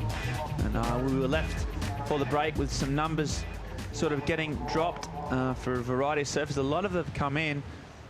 We saw that the best wave of the heat so far came from Sawyer Lindblad, a 6.33 for those series of backhand, short, sharp sort of attacks to the lip, and she's got a 4.17.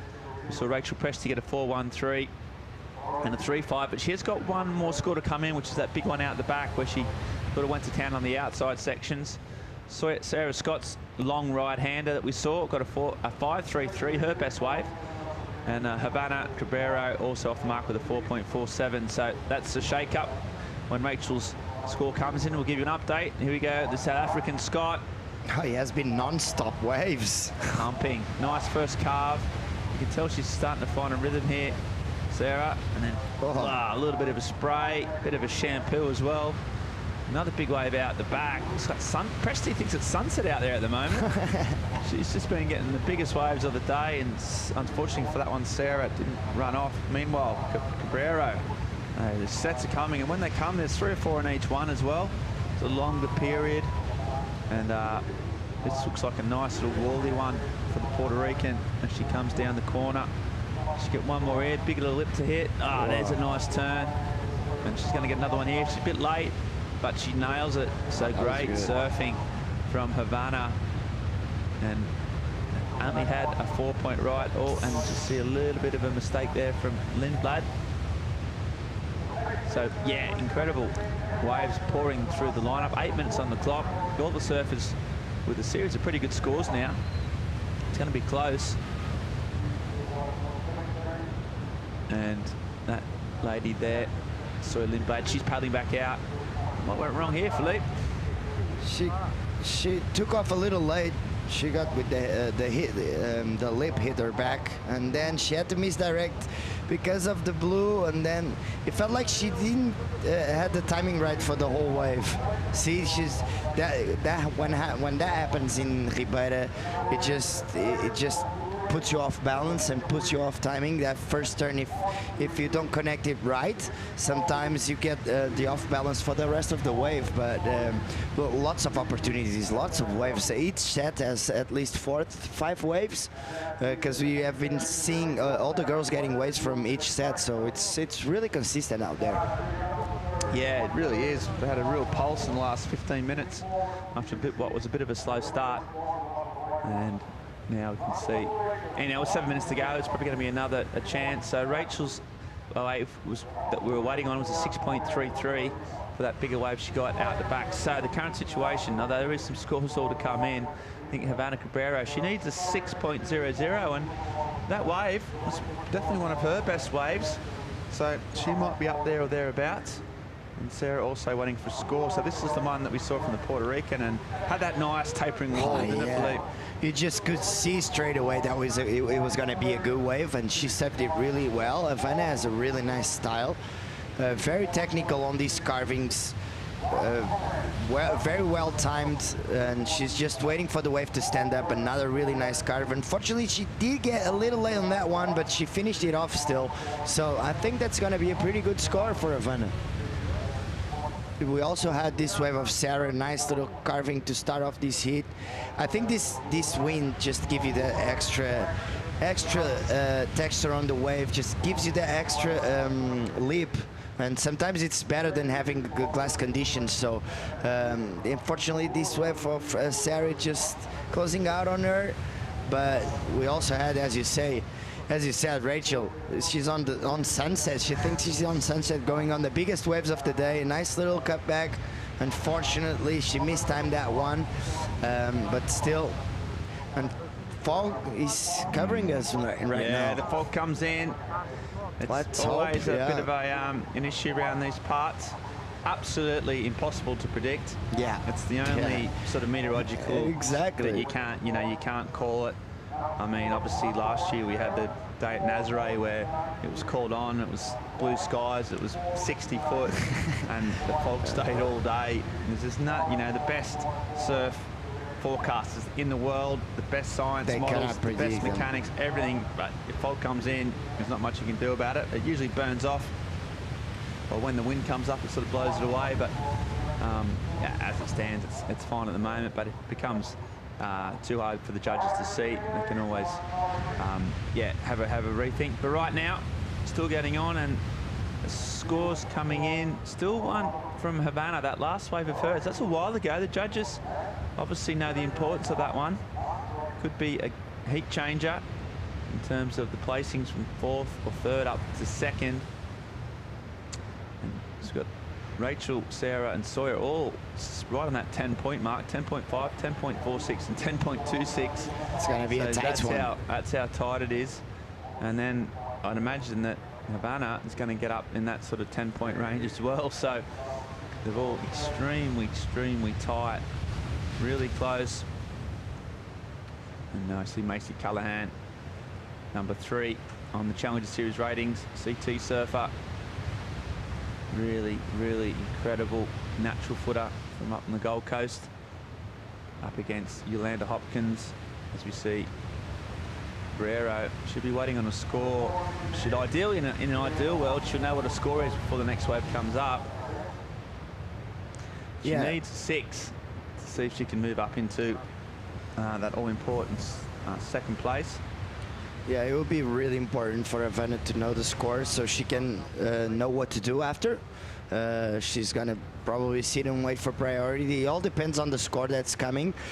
She either is going to look for priority or just trying to better that 4.47. So a very important score for Havana. The judges just taking their time because there's a lot of waves, there's a lot of action going. It's really hard to see all the waves at the same time, so they're really taking a look at those replays and really trying to figure out how to score the most fair way. Yeah, exactly. It really is. I mean, I totally understand in terms of getting it absolutely right, but this has been a delay that's probably a little bit longer than normal. Yeah, exactly. So I'm not sure if there's some type of issue, but she's being patient. I mean, there's not much you can do when a wave comes through. You just got to surf at your best.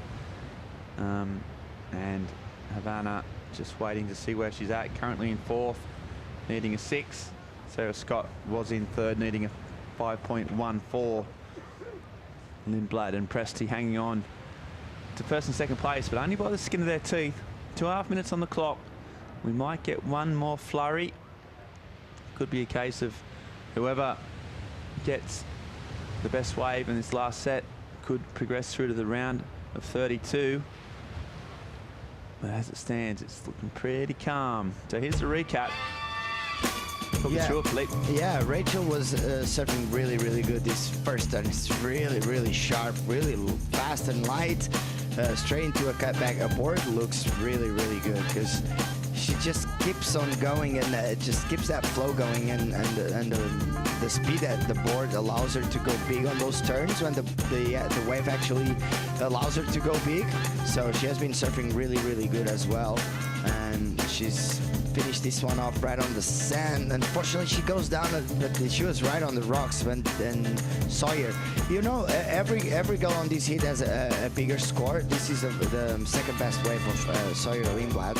It's a 4.17. It's just that big turn on the outside. Unfortunately, the wave just didn't cooperate through the inside, but she's still doing a really good job trying to maintain speed, trying to connect with the inside. Unfortunately, the wave just kind of disappears, but this is the 2nd best wave of the heat, a 6.33, because we already have Vanessa Cabrera last wave, but this wave just going with the flow, timing the turns on the right spot, timing it perfectly, just exploding on these situations. Yeah, she was surfing really, really good on this wave. The wave looked actually really fun. Unfortunately, didn't allow her to go big on the last turn, but the damage was done. And this, guys, this is the best wave of the heat so far, a 6.8. Just really good surfing by Havana, just waiting for the perfect timing to do those carves. Really nice style, very technical. The wave just stands up in front of her. She pushes a little harder. She kind of went late on that one, but still finishes off, and that's the most important part. Yeah, and the she waited a long time for the score. We got a 6.8, so a huge number. So even though Rachel Presti surfs so well, and has been there or in the lead. Now suddenly she finds herself with 10 seconds to go, needing a score, and that's going to be pretty heartbreaking. And you can see the frustration on her. She surfs great, that's some of those big turns, but unfortunately, that's the way it goes. That's Sir Lindblad. She'll also get through. Was impressive. Probably didn't get quite the best waves of the heat, but she surfed really well. Wow. Not sure if that was going to count, but yeah, incredible surfing from Cabrero. As you said, had that downtime, just looked good, and when the wave came, she picked the right one and absolutely went to town. So great surfing from Havana. Sawyer 2 is through, unfortunately for Rachel Presti and Sarah Scott there. How close was that? I mean, look at the numbers, yeah, you know, 10s and 4s. Yeah, really, really tight.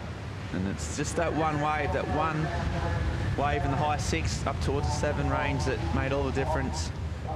And that's that one on screen who got that. So as we see the results that have all filled in, there's one more heat of the women left to go. We're going to have a short commercial break and then come back with the last of the round of 64 here at the EDP Vissla Pro Ericeira.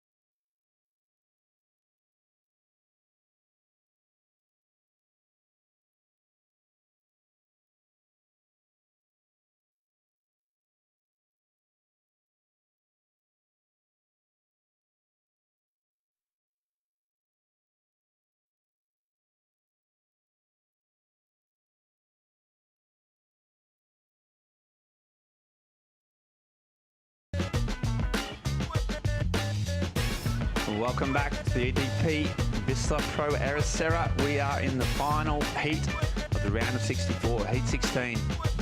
There's now surfers coming up. Macy Callahan, Yolanda Hopkins from Portugal, Brianna Cope from Hawaii, Janine Exeter Barry from the Basque Country.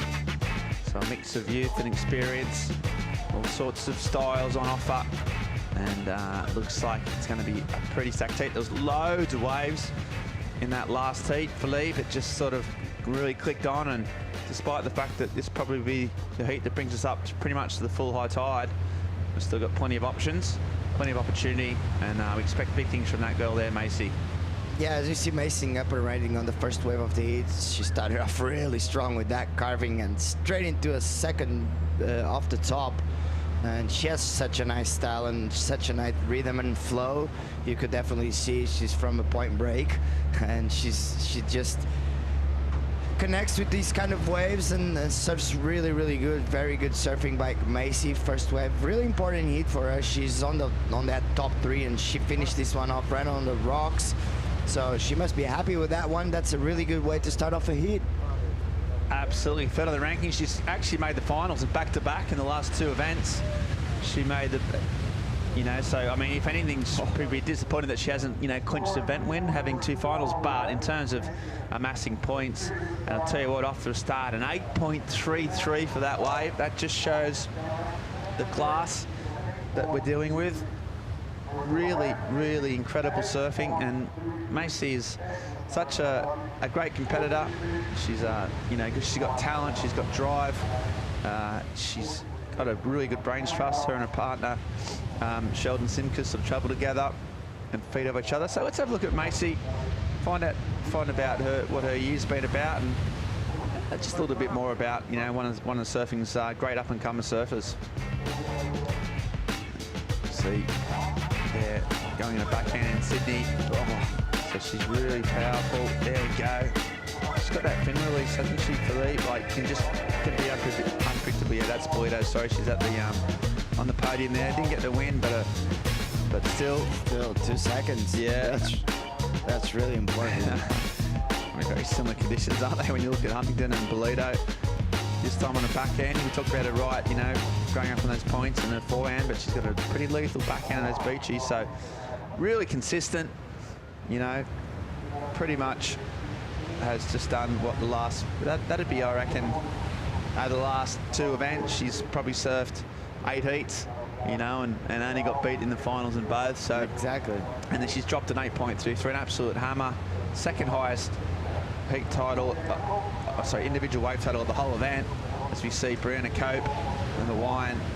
Yeah, so I think the only score that's probably gone above that was Michelle Perez's effort, EDP wave of the day on the first day of competition. Oh, yeah. That 8.33, it's a perfect way to start off a heat, and just shows how much confidence she has and how willing she to go and win this. She might go for a final again, and who knows, finally get a win on this year. Yeah, third time lucky.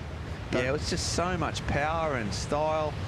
Picked the right wave, and just went for it.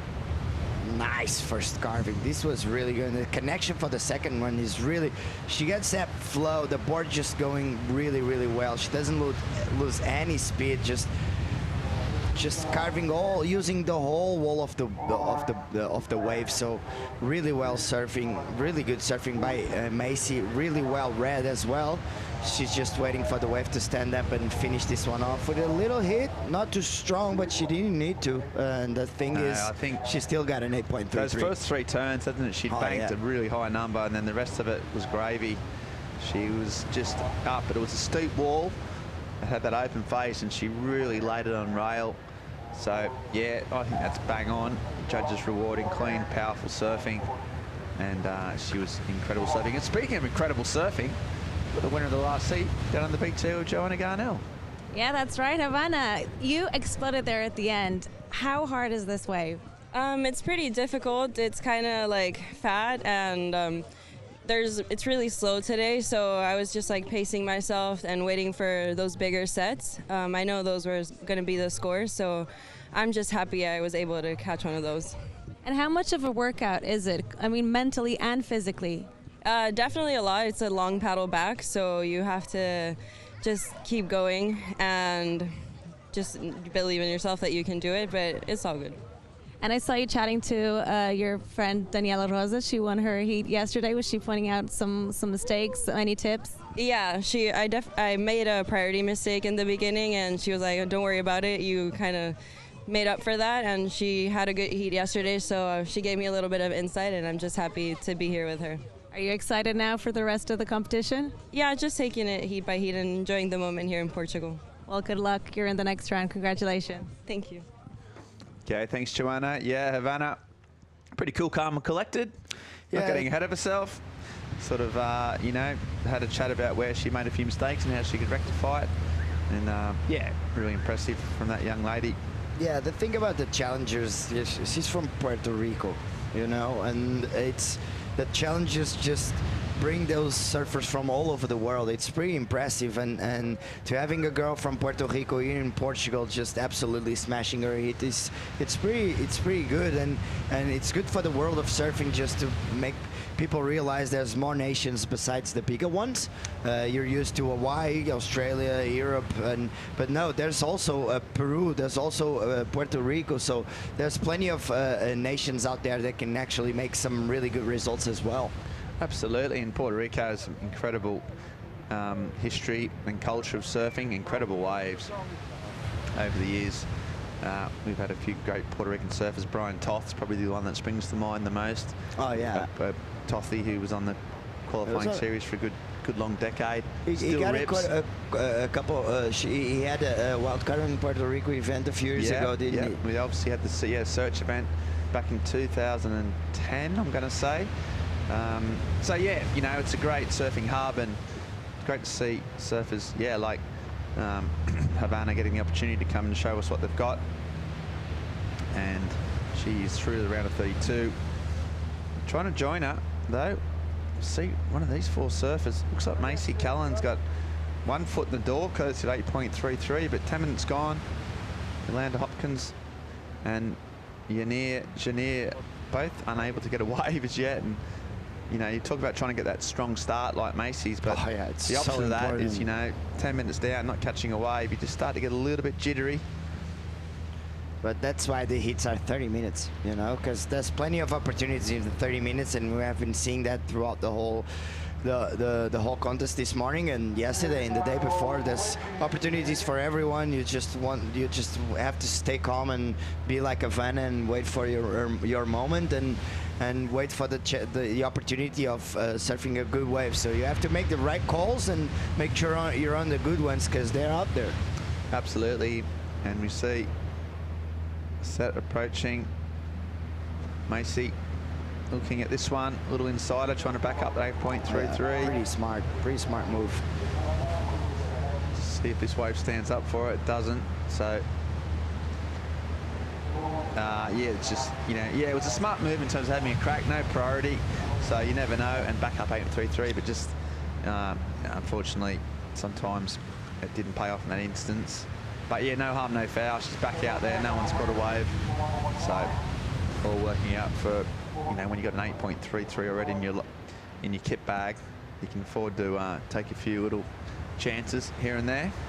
Yeah, she's on the with the 4th priority.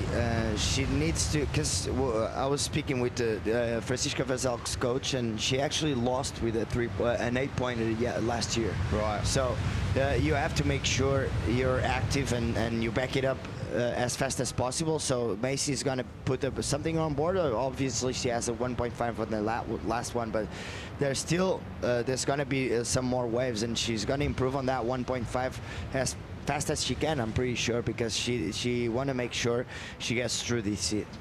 Yeah, absolutely. So Yolanda Hopkins out the back, being patient. She's got the inside. You'd have to probably need some type of high powerful weapon to take that inside post off her right now. Yo, she's a fierce competitor. She's been watching all the events. Yeah, she has that down game here with the face, coach. doesn't She's she? just been, you know, she loves the sport. Big, you know, there's so much preparation, so much hard work to live the dream. Right now, though, she's being forced to be patient and just deal with a lack of energy in the ocean at this early stage. This flag's just tipping around a little bit to the north. Yeah. Not sort of blowing straight down the canyon, and sort of the easterly breezes we've had yesterday. Or even a sort of no wind, really. There's a bit of a puff. But as you say, sometimes this wave doesn't mind a bit of onshi, a bit of texture. Exactly. Sometimes it's even better because it allows the wave to have more opportunities to hit the lip instead of just going with the flow and trying to carve it. Sometimes this wind just makes it that little crumble you need to just explode on the lip. So sometimes it's even better than actually surfing with offshore or even glassy conditions. Yeah, onshore's a new offshore. Yeah, for me, I love it. I really like offshore when it's or big and barreling, or just a nice big walls. It's pretty nice. When it's small, the offshore is not your friend, definitely. And still, we see just a few lines there. This high tide, we've talked about it. Yeah, it didn't really become a factor in that last heat as the swell lines just poured in. They're big enough, but yeah, you can just see now like those little in-between sets aren't breaking. So it's kind of, there's fewer opportunities in terms of between the sets or even on the sets, so you've got to wait, be patient. Priority might come into it a little bit more than normal. And we'll see, there's Yolanda's coach. He's got a smile on his dial, but he'll be absolutely worried at the moment. I mean, the only thing going in her favour is that both, apart from Macy's 8.33, no one's got any scores on the board whatsoever. As a surfer, this can be a pretty frustrating heat because you're waiting for 15 minutes and it's nothing out there. So as we see Yolanda just looking at that one, she doesn't want to go. It can be frustrating because you know the time is getting by and you have nothing, and you start questioning yourself if it's going your way or not because the time is running away. Yeah, it's a tricky one, isn't it? And Yolanda just waiting for it. I mean, no needs to be waiting 15 minutes for a wave here. You know, you're waiting for a couple of days to surf. You know, she's been watching. It's a long time. It's a long time. And all you want to do is just show what your potential is and surf to your ability, but you need waves for that. So she's waiting patiently. Those half-hour heats are crucial. You know, that's enough time to get, you know, at least 2 opportunities, maybe often more. But just a slow start after what was an incredible wave by Macy. They're all in the same boat, you know. Janine, yeah, exactly. Hasn't had a wave. Brianna's only had a 2.5. So apart from that one incredible wave by Macy, they've been becalmed. And if you think about it, that wave could have been from anyone. And so Macy just positioned herself in the best way possible to get that fast start of the heat. So as we see all the girls just moving themselves, Green getting the inside position and unfortunately going down. And you know, that what makes the difference. If you get that first wave, especially when it's slow like this, and Macy just positioned herself on a way that she actually could go on the only actual proper wave on this heat. So very, very interesting move by Macy. Yeah. Showing a lot of experience. Yeah, a lot of experience, and then a lot of inexperience on the flip side by Janine, who just took off on a wave she didn't really need to take off on. She potentially had either first or second priority, but she pulled the trigger and fell off, so she needs to regroup. The men's are starting. Zeke Lau, one of the event favourites, coming up after this last hit of the women. We're going to have a short commercial break and back with more live action right after this.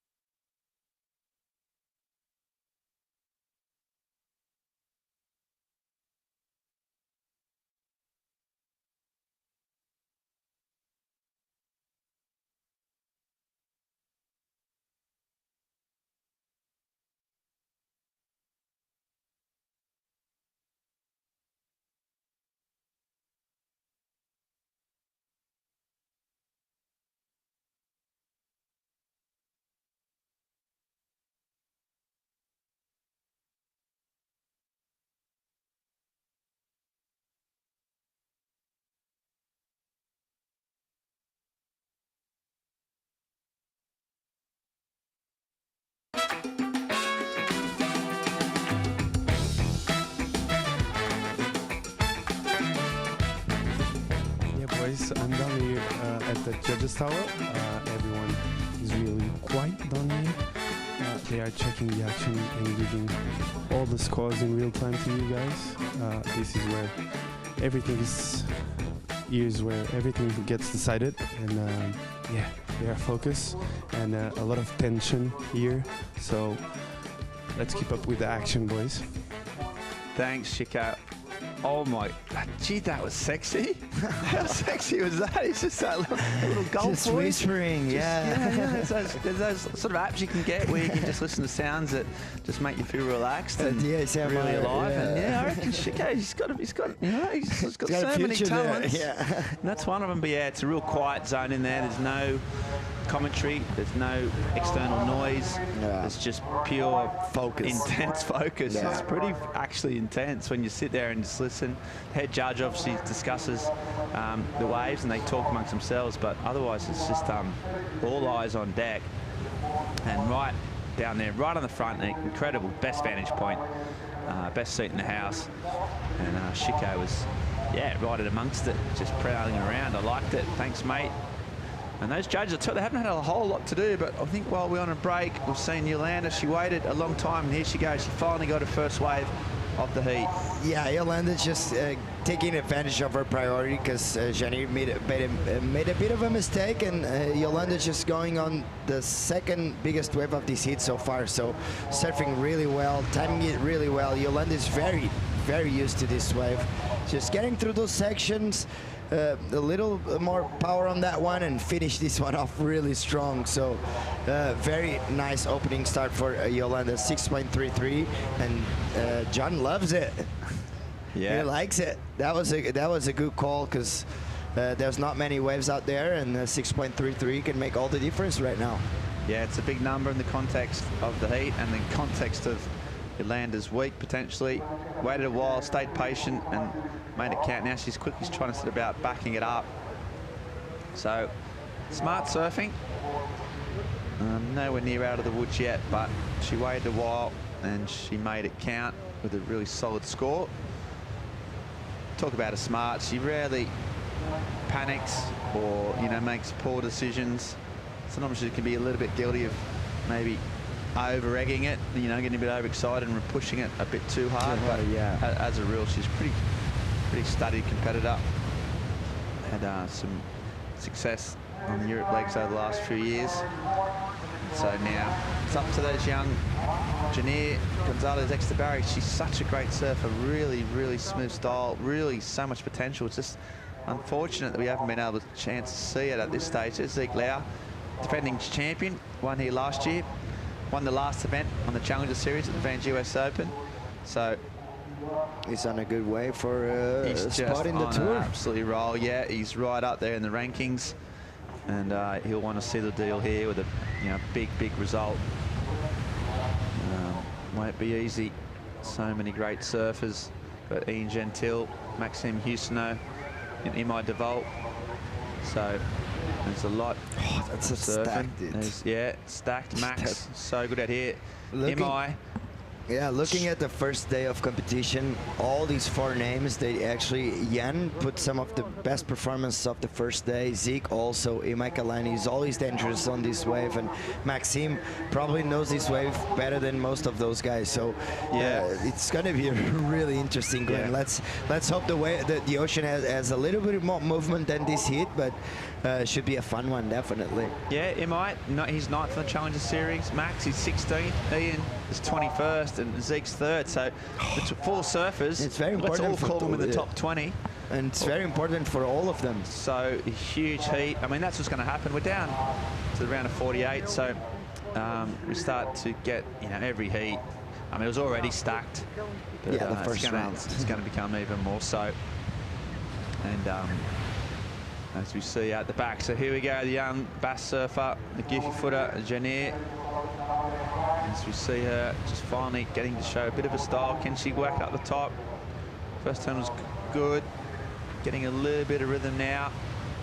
And there's another one. So 3 backhand turns and a nice finish. So that's what I was talking about, the style she's got, technique. Hasn't had the waves to show it. You see Macy Callahan back on. Oh, there's that trademark swooping cut back. She's already at 8.33. She's waited a while to back it up. It looks like this wave will pretty much seal her first place spot, you'd imagine. And there's a little section here. Little cut back to finish off. Nowhere near as dynamic or electric as the first wave, but still a good backup and a lot more live action as Brianna Cope as well. She just kicks out the Hawaiian. So after a wait, there was quite a flurry. Yeah, it was the first proper set with opportunities for all the surfers, so it's going to be interesting to see the replay. This is Brianna Cope's last wave. A nice first cut back straight into another one. The wave didn't have that wall, that steep wall that you want here in Rio Waida, so a little flat She's trying to stay close to the power source of the wave. Unfortunately, it just doesn't happen. As we see Macy on this second best wave. Nice first turn on the back, out the back, and then a nice wraparound cutback. Another nice. She just holds a rail really, really good. So you can definitely see she's used to serve point breaks. It's really interesting to see how the style adjusts to each surfer and their background where they surf. And Janir, is this her last wave or she did another one? I think this is, she has a really, really good arm positioning. Yeah, this is her last wave. Her arms are really, really good, and just she opens her shoulders really, really well. That's why she always attacks pretty verticals, because of that, because her arm positioning is really, really good. Yeah, and that was, you know, a tricky way to surf. She did really well to get those 4 or 5 turns on the inside. Almost manufacturing scores out of almost nothing. The young bass surfer, so she's going to get herself at least right back in the mix. That was her first wave of note. She's going to get a 4.33 for it. So as it stands, less than 5 minutes to go, and just needs a 2. Yolanda Hopkins, though, so just had the 1 wave. So she's in second spot. But yeah, obviously anything she gets is going to improve her score. She's got priority, so playing a pretty good game. Any wave that comes through, she'll have a go. A wave coming in for Macy, a 5-point ride for that last one, so she's now well out in front. That 8.33 was always going to be, made her pretty hard to pin back, and she's got a commanding heat lead. It's all about that second spot. Hopkins needing a wave. She's only had the 1, and she'll be not nervous. She's fairly lucky that she's in second spot with 1 wave. To the recap, and this is what started the ball rolling. Yeah, Macy getting the best wave of these hits so far. 2 to 3 turn combo on the outside, really nice style, really nice cutbacks. She just holds that rail for so long. It's really impressive, really nice, really good timing as well. And she has been surfing really good.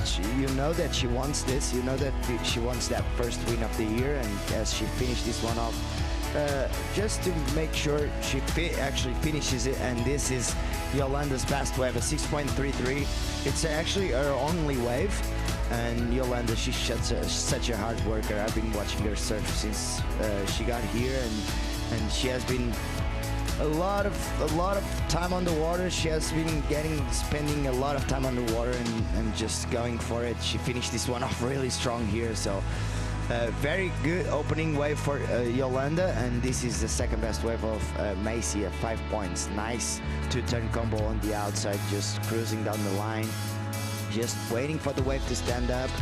A couple of carves, just getting close to the power source, just waiting for the wave to provide her something more, as she finished this one off with a nice roundhouse cutback. So very nice waves from all the top 2 surfers, as we see Yolanda on a very important wave, Ben. Yeah, it's the second wave. First turn was strong. 3 minutes to go. Only a second wave, but so far so good for Yolanda. Just given that the other surfers haven't got much on the board, she's just trying to back up that 6.33. Wave selection's been good. She's been patient. Dead high tides, there's less opportunity, but she's used it well. Can she finish? She can. Still going. So again, that is smart surfing. She didn't have to do too much, given the context of the heat. She'll back up a 6.33, and we'll try and motor back out, but you know, it's going to be a scoring wave, and she's been patient and she hasn't made any mistakes. Yeah, she started off pretty strong, but then she realized she just needs to finish this one off. So she actually surfed a little conservative, not pushing it too hard. As you said, sometimes she's known for pushing it too hard and sometimes making a few mistakes, but here she finished this one off really well. She does what she needed to, and yes, she just needs to back up that 6.33 to get in a better position, as we see live action from Brianna Cope. Yeah, she's backing down the line. This might be her last wave. Well, there's 2 good turns. A bit more stupid face, so she's going down swinging. Brianna, just unfortunately for Brianna, she's only got a 3 as of other scoring waves, so that looked like a good wave. She's still going to try and get there. I don't think she's got a minute left on the clock. But she looked loose here. Yeah, a little inside, nice first snap. Another one just waiting for the wave to stand up a little so she can actually do something a bit more powerful. She gets some speed and snaps really hard on that one with a lot of speed, pushing a little and some variety as well, just putting that little back arm and doing a bit of a layback. So very interesting wave by Brianna, as you see here. A bit of a mix-up here. Wham! Nice little snap layback. So very interesting surfing by Brianna. It might be a little bit too late. What do you reckon? Yeah, it's a little too late, I'm afraid. She really surfed well, but she needs a massive number now, courtesy of Yolanda Hopkins getting a 5.5 for that second wave. So big numbers required, and although she surfed that really well, she's not going to get that score.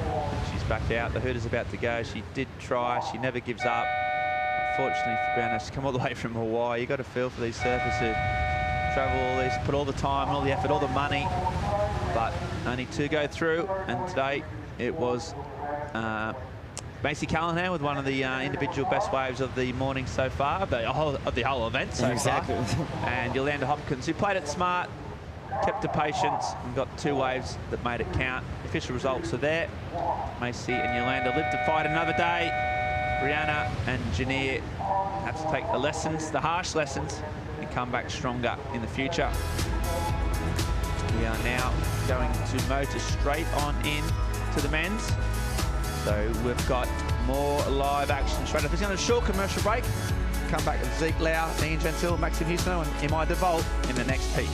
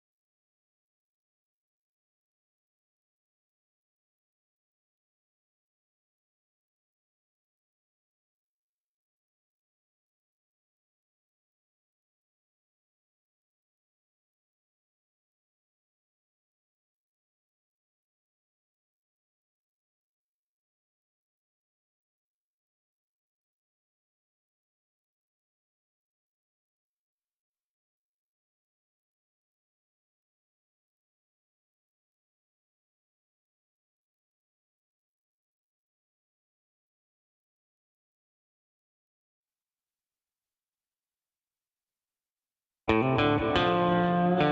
my name's DeVault. I'm 24 years old. I'm from Maui, Hawaii. I love this wave. I love this place. It's one of my favorites of the whole Challenger Series. I feel like I like it just because it reminds me of the waves I surf at home. Is very similar. So yeah, I'm excited. It's definitely difficult to compete here, but I think it'll just take, you know, you got to be smart, and you pretty much just have to catch the best waves, the right waves to make the heats here, and that's kind of all you got to do, and hopefully every heat you get the best waves. My goal is to re-qualify for the tour. I qualified last year because of this result pretty much, so hopefully I can do it again, and I'm in the top 10 now, so I just have to stay there. Hopefully here I can solidify my place.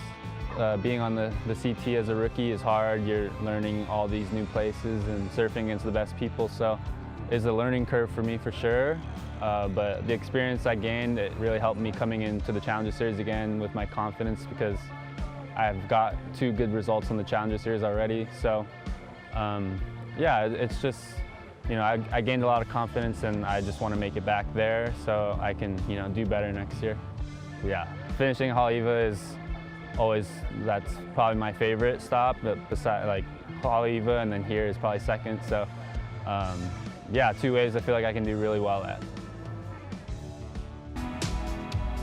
Challenger Series back in Europe for the EDP Vissla Pro Ericeira, and it's time to pull the trigger on the round of 48. First heat of the men from their round of 48 out in the water right now, and an absolutely stacked heat. Insights there from the excellent surfer Kalani de Volt. Also, a couple of Hawaiians in the water. Zeke Lau, we know a lot about him. Defending event champion here. Third on the Challengers right now. Ian Gentile ripped in the early round. 22nd on the Challengers currently. And also in the water, the Frenchman from Reunion Island, Maxime Houssaneau, 15th on the Challenger Series rankings right now. Maxime Houssaneau, an outstanding performer at a number of venues. This one among them.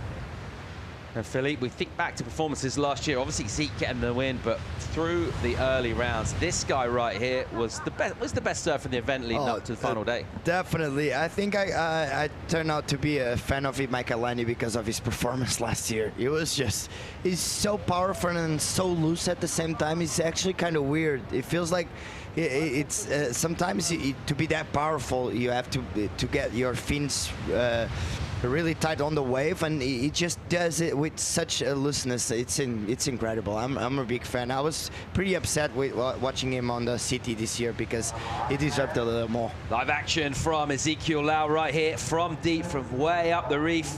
Zeke trying to come around the corner and just struggles with a bit of white water. Meanwhile, here goes Gentile, who looked really loose and zippy and speedy in his opening heat. Does well just to slalom past Zeke Lau, and a couple of nice snaps from him. Really languid style, able to just unleash extra juice off that rail, off the tail too, and just throwing buckets of spray on a relatively soft kind of wave with a slopey face. Nevertheless, Ian Gentile just squeezing the juice on that one, and a good start from him. That was really, really good. That board it looks insane. It looked insane on the first heat, and it looks insane right now. Look at this. It gets so much speed out of the turns on such a flat wave. It's really impressive for him, just going really, really big on this wave. It looks right. Everything looks on forming with Ian. Very, very good surfing. Very good way to start off this heat. Just coming off the top of that high tide, a little bit of ruffle and texture from a sea breeze as well, and there's a little bit of fog, just adding a little gravity to the situation when we get light airs around here. Relatively cool ocean, warm sort of surface temperatures on land. We can sometimes get these fog banks roll through. Visibility at the moment good enough to watch these four go at it. In the meantime, let's go and hear from the winner of the last round. Macy Callanan ripped this wave, and she's standing by for a chat. Yeah, boys, I'm down here with Macy Callanan. Great win out there. How good it is to start off the heat with a 833? Yeah, it's definitely nice. It's better than starting off with no waves. It was really slow out there, and I knew that I was on the higher tide, so I was very cautious of that. So I was happy to get the first wave. Does this wave reminds a wave back home, or not? I mean, it's a right point break kind of. I live on the Gold Coast now, so it's not similar at all, to be honest. It's like really fat out here, so it's hard, but it's still fun. What was the strategy after that 833? Got a backup quick? Yeah, I think like whenever you start with a really high score, you get really nervous and you almost can't catch, like a reverse luck, I feel like. So I was very nervous. I was like, I just need a wave, like anything, and it went slow, and I was kind of freaking out, but got one in the end. Looking great out there. Good luck into the next round. Thank you. Back to you, boys. Casey Callahan with a really, really strong start. Crucial out here, particularly when things can slow up, and getting it done at the back of, well, the final heat of the women's round. Meanwhile, early motion from Ian Gentile in this one. 7.33, massive number from the panel, up in that very good range. And, you know, it was an okay looking wave, Philippe. He absolutely surfed it to its maximum potential. Yeah, the wave, it was kind of small, but we'll be right back to that. Maxime Houssaneau with live action. Maxime, here he goes, swinging off the top with his first carve into the pocket, and I'll just jam this one around again. Look how he shifts the weight from front to back foot to keep that blade alive. And again, just whipping around, always light on his feet, Maxime. And just kind of pushing through the lip, commits hard to the bottom turn, digs in, puts the steepness into the re-entry. And again, finishing off. And we talk about those boards looking good. The board's kind of speeding up through the turns, kind of slicing through the water. Maxim's looks pretty fresh under his feet. Yeah, Maxim has probably the best bottom turn in Europe, as we see live action from Imai Kalani.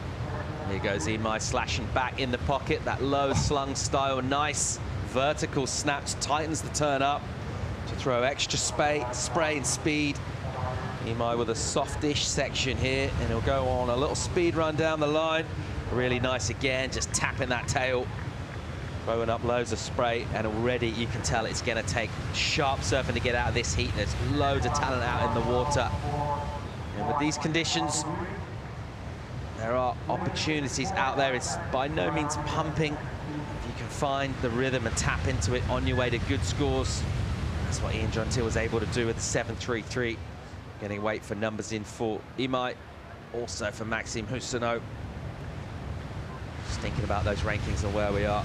So you have a couple of live updates. Surfers moving up from their performances in round one by making through the likes of Dylan Moffat, also Aitan Osborne, Sheldon Simpkins, Leon O'Brien, Maxime Husseneau in the water right now. This is Imai's wave. Yeah, it has such a good flow as well. He said that on that little piece of interview, he said that it looks like home, and it really feels like he's home, because his timing is absolutely perfect.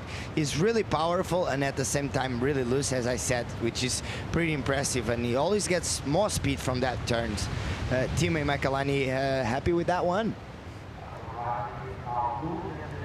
As we see Maxime's wave, it looked like he started off kind of fat, the wave, but the inside provided him with a lot better opportunities with a nice cutback, a lip line floater of that one, another nice wrapping around cutback, and this is the part of the wave that he actually provided him to go a little stronger.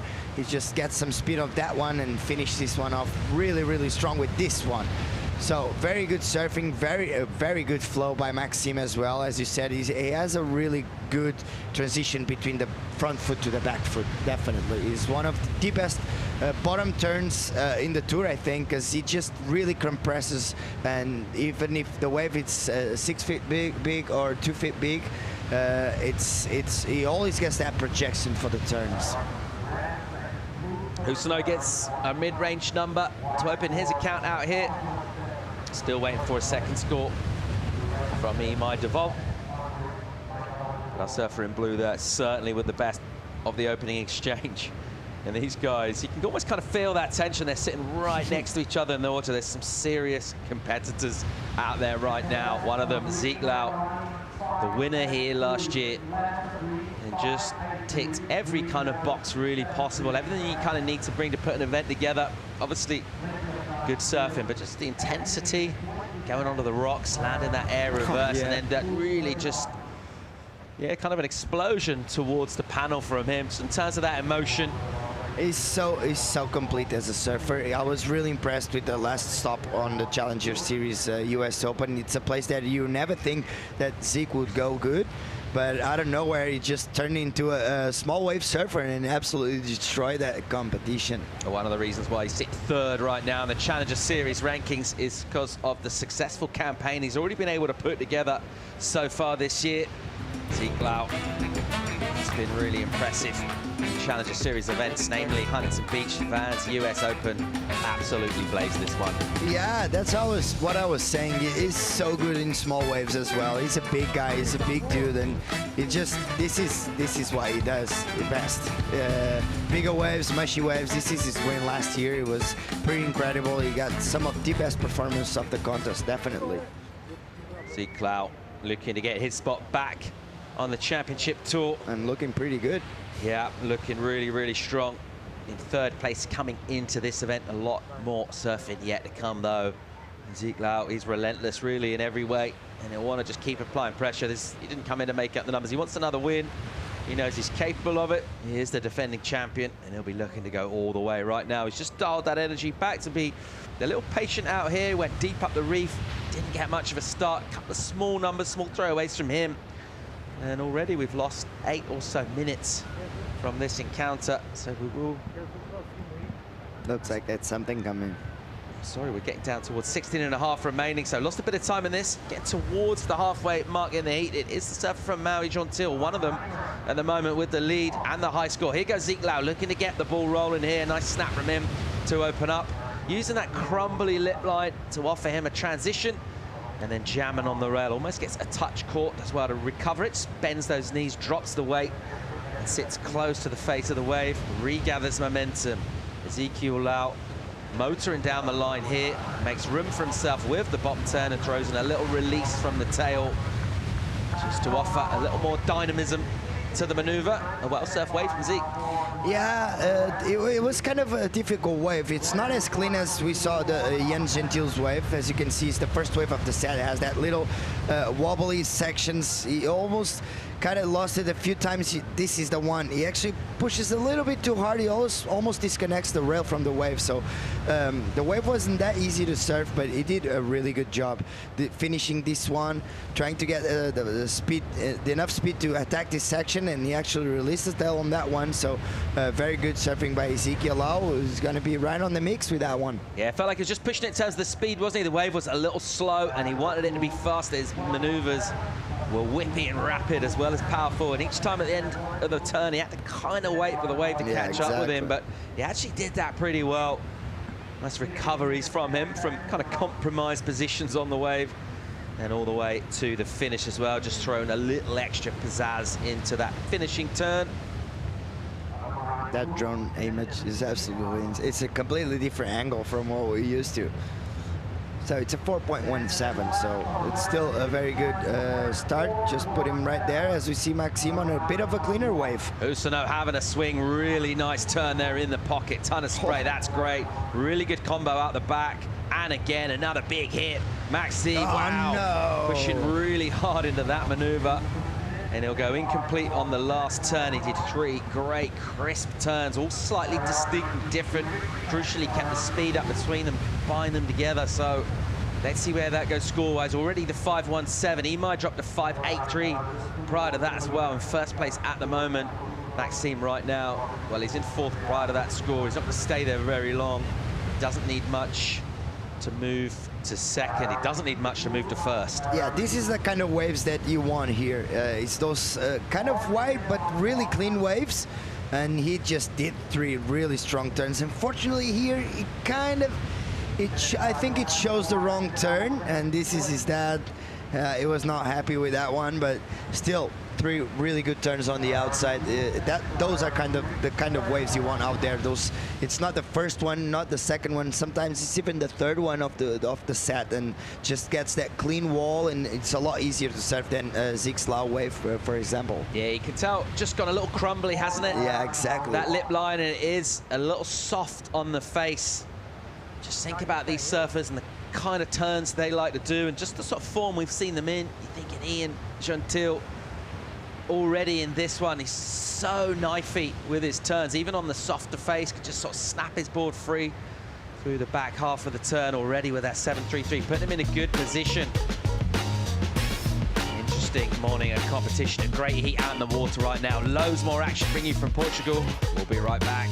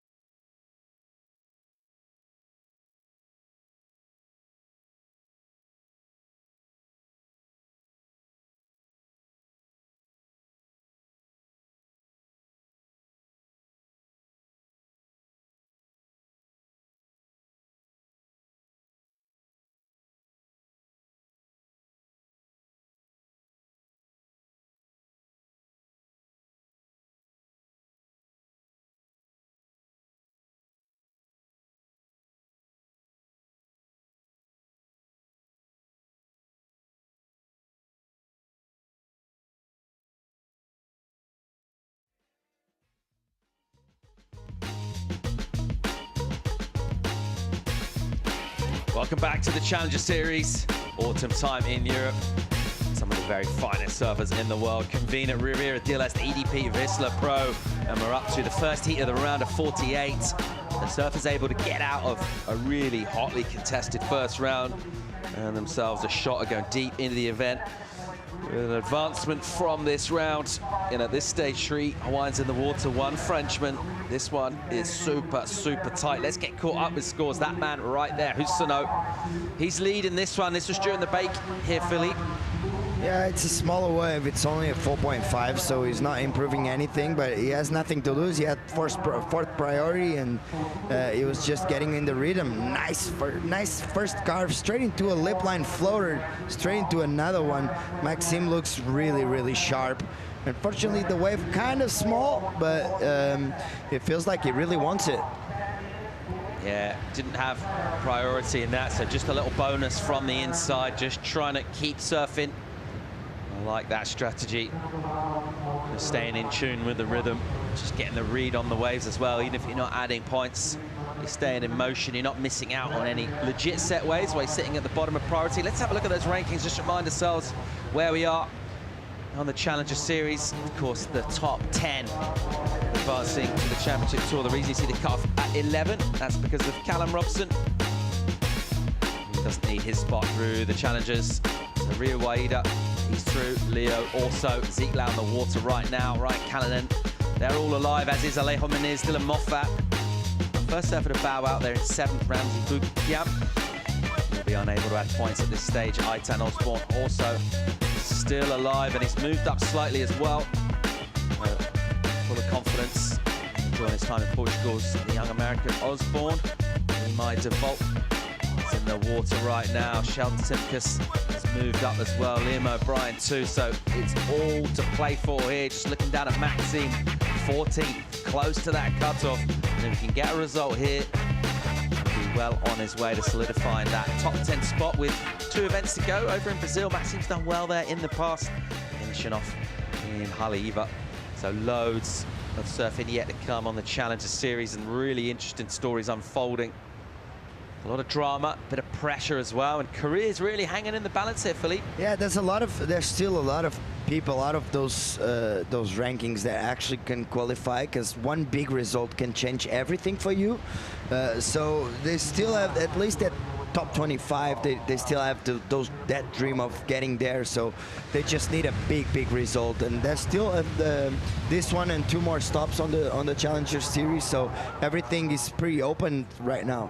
Frenchman Justin Becret going through a pretty vigorous warm-up on the beach here, getting ready to take on Kehu Butler, Connor Coffin, Mateus Navarro. And it is really just relentless in terms of the talent out in the water.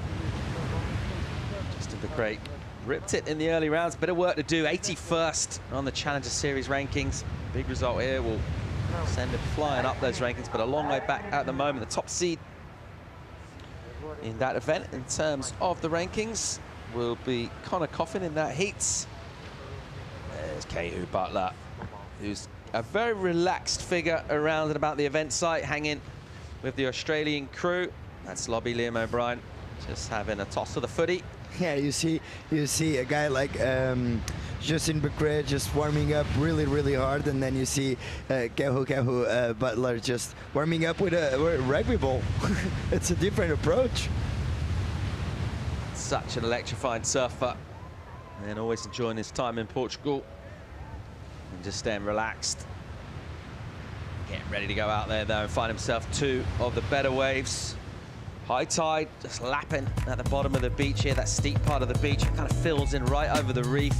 And if you can come from deep on the reef and find yourself a runner, you can get yourself a decent number. That's what this guy did, Ian John. Yeah, the wave looked like exactly the same as Maxime's waves. That second starts off a little wide, but just walls up all the way through the inside. So Jan Gentil with a perfect board under his feet, just smashing each and every opportunity, and then this man getting a 5.83 on that one, exploding really strong.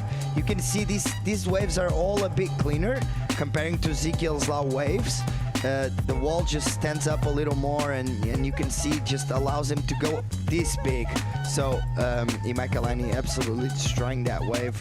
Unfortunately, a bit of a smaller wave, so the score just stayed at the 5.83. He's still waiting to get rid of a 2.73, and this guy getting some of the best waves of this heat, just surfing really, really good. This is the 5.17. This wave actually didn't start really strong on the outside, but that inside just allowed him to go big on this last couple turns. This one here, hitting that lip, another one here, bang, finished. And now he's finishing this one off really strong, so the judges really enjoying that inside.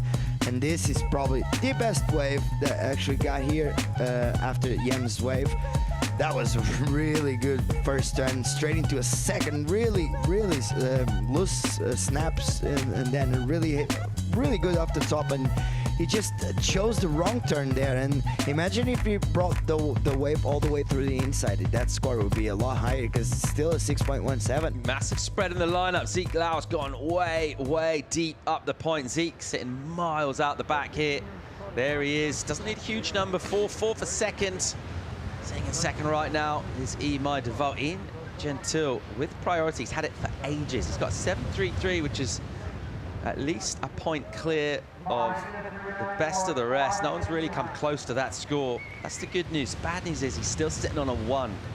So really needs a backup, and he's been ultra patient. At some stage, that patient approach, if a decent set doesn't come, he's gonna have to bin that and just find something and scrap it out. He needs a 1, 2, 3 at the moment to move up into second place or better. We're only taking 2 of these through the next round. 2 will go out of competition at this stage. This guy, the defending event champ, will be feeling a little bit of pressure right now. He's in 4th place in this one. He does have the 4.17. Other than that, he's not been able to get much going. We haven't had loads of waves ridden, to be fair. Imai Devolt's just ridden 2 waves at the moment, good enough for second place. And Gentile will be asked a question of that kind of mental headspace. How do you keep calm when you're in that weird position of having the high score, but also sitting on a 1? Inside 4 minutes now, and this time will absolutely fly by. If you don't see sets stacking up the point here, it'll feel like it's kind of been sped up. Yeah, it's surfers needing scores. For surfers with numbers on the board, it'll slow right down. Yeah, it's easier. I think it's weirder and harder if it's a 3-point or a 4-point, because it's still a small request, but at 1.23, he just pretty much needs to stand up and do a turn. So he has the priority. Obviously, the ocean does look like it's going to provide anything for the next few moments, but with 3 minutes remaining, I'm pretty sure he's going to just stand up on something and make sure he's going to get through. As you see him just pedaling a little through the inside, a little deeper, just to make sure he gets on something, because as soon as he puts as soon as he stands up, the score he'll get 1.23, because 1.23 is pretty much nothing. 3 minutes to go, and you can feel the tension here, palpable. Ian Gentile looking for a number with priority. And that's great when a set comes. You can choose the pick the waves on offer when there aren't any sets. Generally, it's surfers without priority that will scrap around, look to build scores. Maxime did that with his last wave. It didn't actually go in his top 2. But he went to that strategy, just trying to find waves. Zeke Lau's gone deep, and now Ian Gentile's heading up that way as well. Yeah. And the ocean looks all a bit becalmed right now. A little texture on the face from the glassy conditions we had this morning. And we've seen pulses of energy come through, and we've seen extended, prolonged lulls between those sets. Gentile now trying to make his way back to a little bit where he was. He might have seen something here. Let's hope we get some sets come through. 2 on the clock, and really high stakes, as we've mentioned, in terms of those ratings. All of these surfers in very strong positions, all of them going well on the challenges, but they need to get out of this heat, out of this round, to really make a result count. And is something coming out the back from the ocean? It looks like will just have to hang on to his nerves here and look to use that priority, and a wave comes through. He might get a 1-wave set. You can see the outboard motor going. Whitewater from kicking the feet. as our surface paddle. Gentile will go this here. Here he goes. Looking just for a 1-2-3. 90 seconds on the clock. Ian Gentile, first snap from him. And a second turn. Well, he's already got the one that he needs, but he's not surfing towards that requirement. That was nice. Pushing. That was really good. With decent control. Just recovering it, not pushing too hard. You saw what happened to Maxime when he kind of just overcooked to turn on a soft section. Gentile just making sure. So let's see where that leaves us. A minute to go now. And he will probably almost certainly get the score required. Jump up and puts requirement on Imai Devolt, who has priority now. 50 seconds remaining. Are there more waves coming through? I don't know, but this one, if it was me, I would surf as safe as possible. And actually, Ian, he actually took a big risk on this one. Wham! That was a pretty nice layback. So he's going to get that 1.23 for sure. He already has. It's a 4.23. He's going to put him in first position. Goes to first. Maxime drops to second. Imai now. He's chasing a number. 25 seconds remaining. 5.52 the requirement for Imai Devolt. He's in green, he's got priority, he needs a wave. Zeke Lau, he's in trouble now. He needs a 7.17. And here we go. And this doesn't look great for surfers chasing numbers. I'm not sure we got much movement from the ocean. Let's see if we get another wave ridden. I think it's going to arrive a little late. So this will be after the horn for Zeke Lau, requiring a number, and he went deep up the reef. There weren't any sets up there at all, and he's unable to add to his total. And it'll be disappointment for him for such a strong showing last year to get the win and a really strong performance in the first round too. And a disappointment for Zeke Lau. Well done to Ian Gentile, who held his nerve there, had that high score, sat on a 1 forever with priority, and just about found himself a one-wave set. Gets the win. Husano already in motion. He's moved up the rankings a touch by making it to this round, and he'll keep going on an upward trajectory. He'll be through to the round of 24. Those two will advance. It's such a crunch time in the season. The Challenger Series, the heats come thick and fast. Intensity, stakes is high. And that man there, strong performance from him through to the next rounds. Loads more great surfing to bring you live from Portugal. The EDP Vissla Pro Ericeira continues right after this.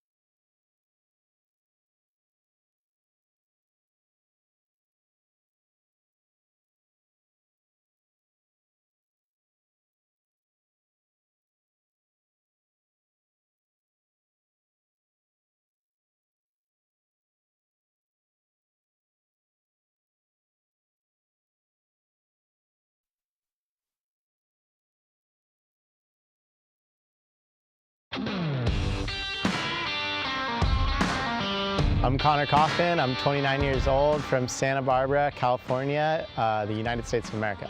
Oh yeah, I've never competed here at Riviera, and I came to watch my brother in the World Juniors here one year, and it was so big and stormy that they had to run it at the harbor. So yeah, I'm fired up to check it out. It looks like a fun wave. It's right and it peels and seems pretty facey, but it's got a little bit of push, so I'm excited.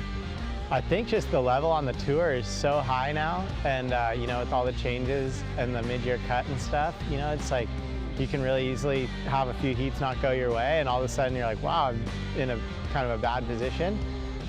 So I feel like that was kind of what happened to all of us. You know, we have a lot of experience and we've all had good success on the CT. I just think the level is getting higher and higher, and you know, if you have an unlucky few events, you can be out. You know, it sometimes would take me a couple events on tour to find my feet, you know, and get on another roll. And I always kind of knew those results were going to come, but with only 5 events, it goes really quick. So, you know, I think it's just changing and adapting and staying hungry. You know, I think I struggle with that a little bit. It's like kind of get to those really high points in your career, and then you got to keep showing up and bringing the same level. You know, you can't take your foot off the gas. So my goals for this event are just to hopefully get on a little roll. I've had a couple shitty contests now, and yeah, just been tough waves, tough heats. So just trying to get the ball rolling, do some good surfing, and hopefully kind of get that rhythm back and get through some heats.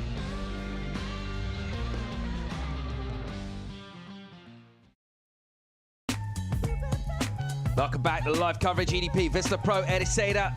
Second heat of the round of 48. Let's check out Caity, Butler, Connor Coffin, Justin Bicret, Matthias Navarro.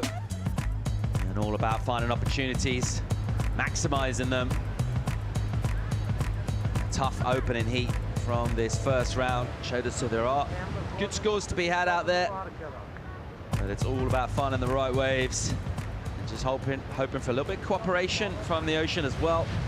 A little bit of luck, that rubber the green always helps, particularly to get around this high tide mark. Justin Bicret, middle of his shot there. The only surfer as yet to have ridden a wave, so a couple of numbers to bring in as they come in, a little bit of action. Connor Coffin makes his way back into the lineup. He'll pick up second prio, got things underway during the break there. Let's see exactly what happened during the break. Looks like Connor put himself on a good-looking wave. Nice rep there to start the wave off. He's kind of like trying to stay close to the pocket, so when the wave stands up, he can really apply pressure. This wave wasn't really offering much until then, so a really hard wave to surf.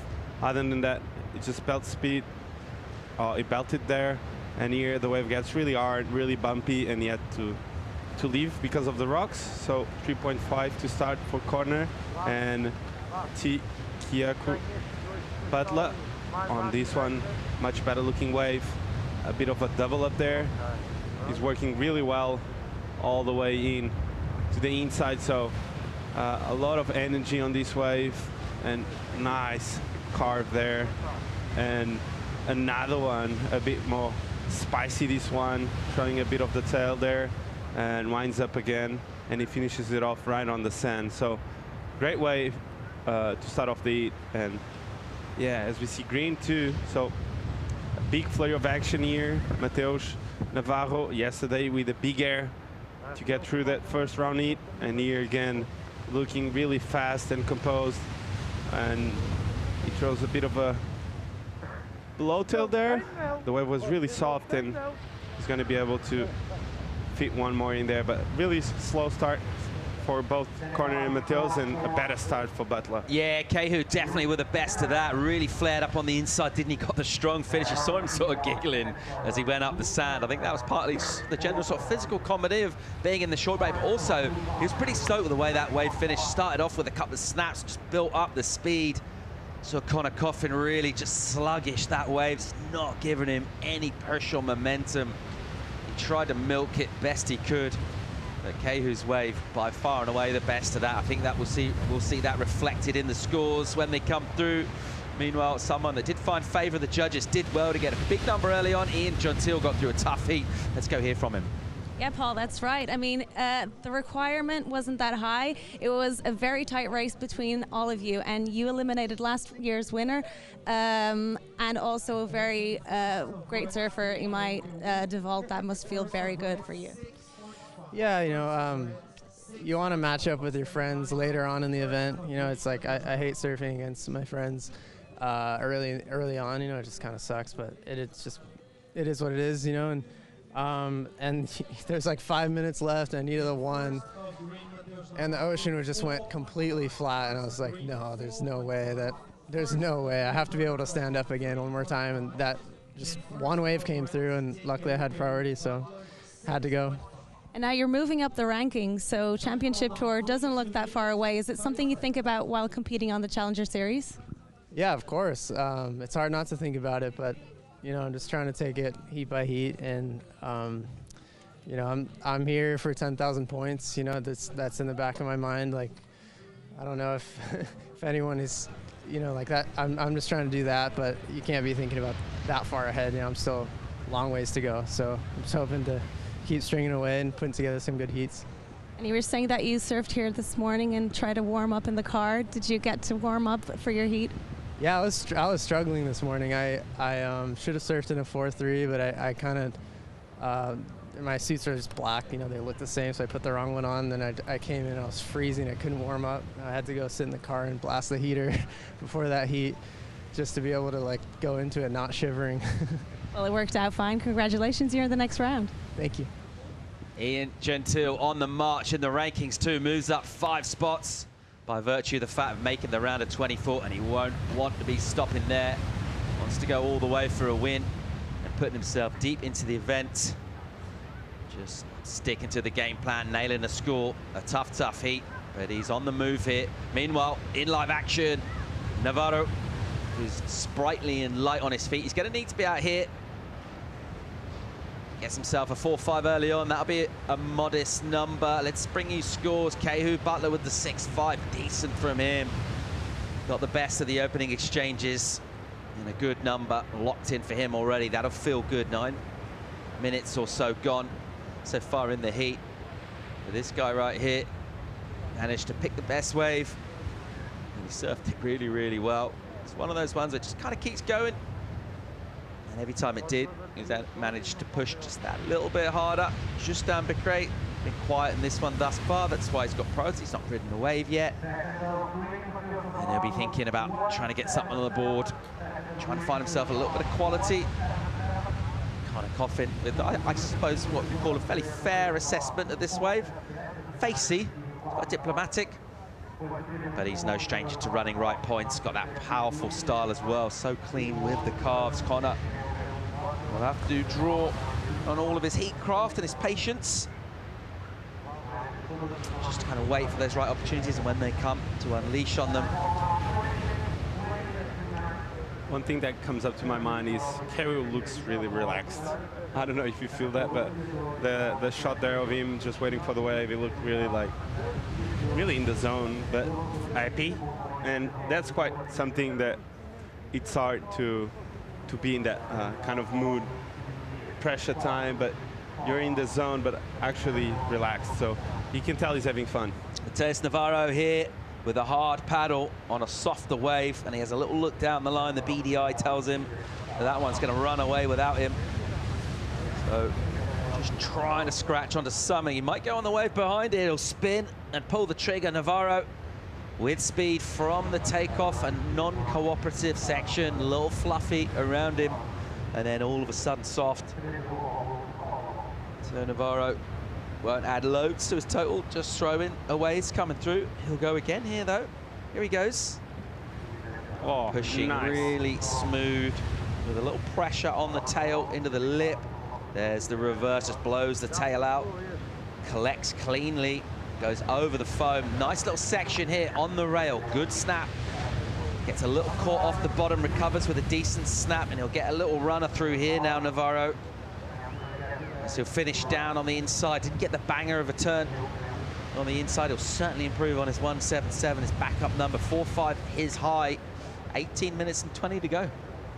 Really good wave choice by Mateus. You can tell he's sitting a bit further down the line. That turn looked really spicy, and he put some risk in here. So blowing the tail out, doing a nice air reverse, and I really enjoyed this third turn. Winds up the bottom, and wow, really like spicy carve in the pocket. So really complete wave by Mateus Navarro, and in my opinion, probably the best wave of the heat so far. He took off on 3 waves in under sort of 30 seconds between them. The first 2 just kicked straight out, paddled into the next one. Each wave took him slightly wider on the reef, so actually if he hadn't ridden those previous 2 waves, he probably wouldn't have been in position. He would have been a bit deep for that wave when it came through. It just pushed wide off the reef and offered him a couple more sections. So consolidating on his second place. Decent chance of moving to first, then he needs 2.51.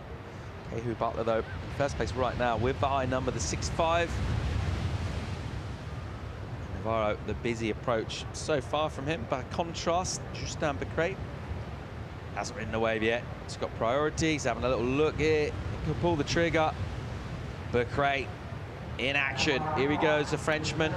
Double pump bottom turn, powerful jam off the rail.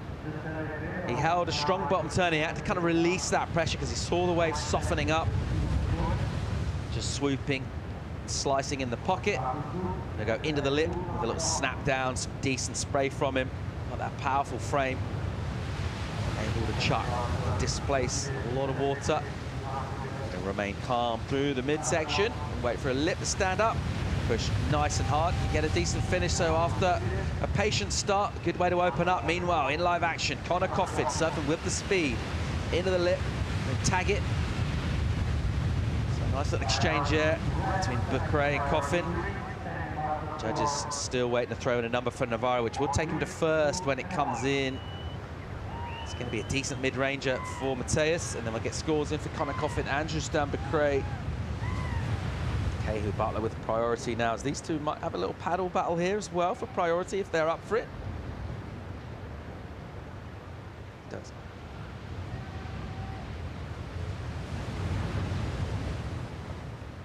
Conor Coffin opened up on the Gold Coast with a decent result, getting a 5th since then. Nothing really to get excited about. Mentioned he's had a couple of tough contests. Does need a result here. Of course, top 4 counting from the challenges. Let's get a look at his wave here, Chico. Wow, good first turn and a trademark grab from Kona. Quite getting stuck there, but lines up again, nice cut back, and he was able, he had the finish. So really good score for Kona here. Really well surfed wave. The first turn was really critical, so I think we're going to be looking at a good score. This last turn was really nice. He finished it off. So great wave from Kona. This was Justin's wave. Really nice wrap there. Throwing a lot of water here. The wave kind of gets flat. Really hard part of the wave to serve. A different wave, not the same type of wave as corners, but you got a quick snap there, and then he had the finish right on the shore. So 2 different types of waves, but really complete from both surfers. As we see the finish here, snap there, and nice jump from Justin there. So I think Corner, in my opinion, is going to get the better of the exchange. That first turn was really crisp. Second wave of the set tends to just clean up on the face a bit, doesn't it? We've been talking about that all through competition here from the opening rounds. And if that was a paddle battle, it was conducted sort of medium pace, really. No one really sprinting their way back out. It's more of a 5,000 meters rather than a sort of sprinting event. It's just a measured sort of pace from these two. Back into the lineup. Looks like Becret picks up the 3rd prio. Conor will pick up 4th. Mateus Navarro, a good number, 5.5 from him. Into first place right now as we stand into the back half of the heat already. Under that 14-minute mark remaining. We're still waiting on numbers here. Becret scores in 4.83. He waited quite a long time for that one. Went the first wave of the set with the priority. 4.83 for him. It's reasonable. He would have been hoping for a little bit more. The downtime just cost him a bit. At the moment, Navarro and Butler in the ascendancy. Here can Becret and Coffin come back. Find out when we return from break real soon.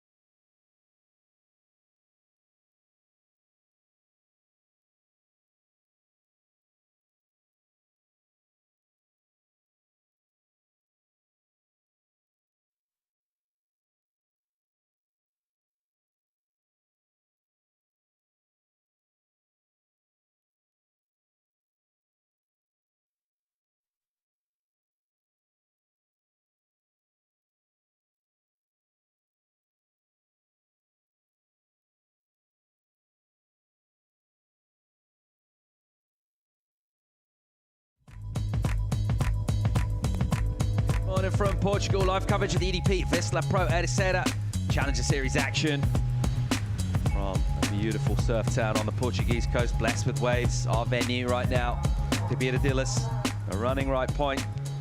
Swell in the water, a bit of water on the reef as well. High tide, it's just past us now. And during the break, a little action to get caught up on. Caity Butler with the high score early on. He's just ridden a wave. You can tell he rode it all the way to the sand. Let's get a look at it. Yeah, great carve there to start off the wave. Looks like a big section coming his way. Nice swooping carve there. Really extended carve, the second one, another one. So he's got the rail game unlocked and the rhythm of this wave, that's for sure. That sharp eye is looking really good under his feet, and this wave was the backup for Q. So, and he still got 2 turns on the left, so come on, and the jump. What a wave for Q, and this was the replay of green. Oh, nice clean section. Trying to tail out another one.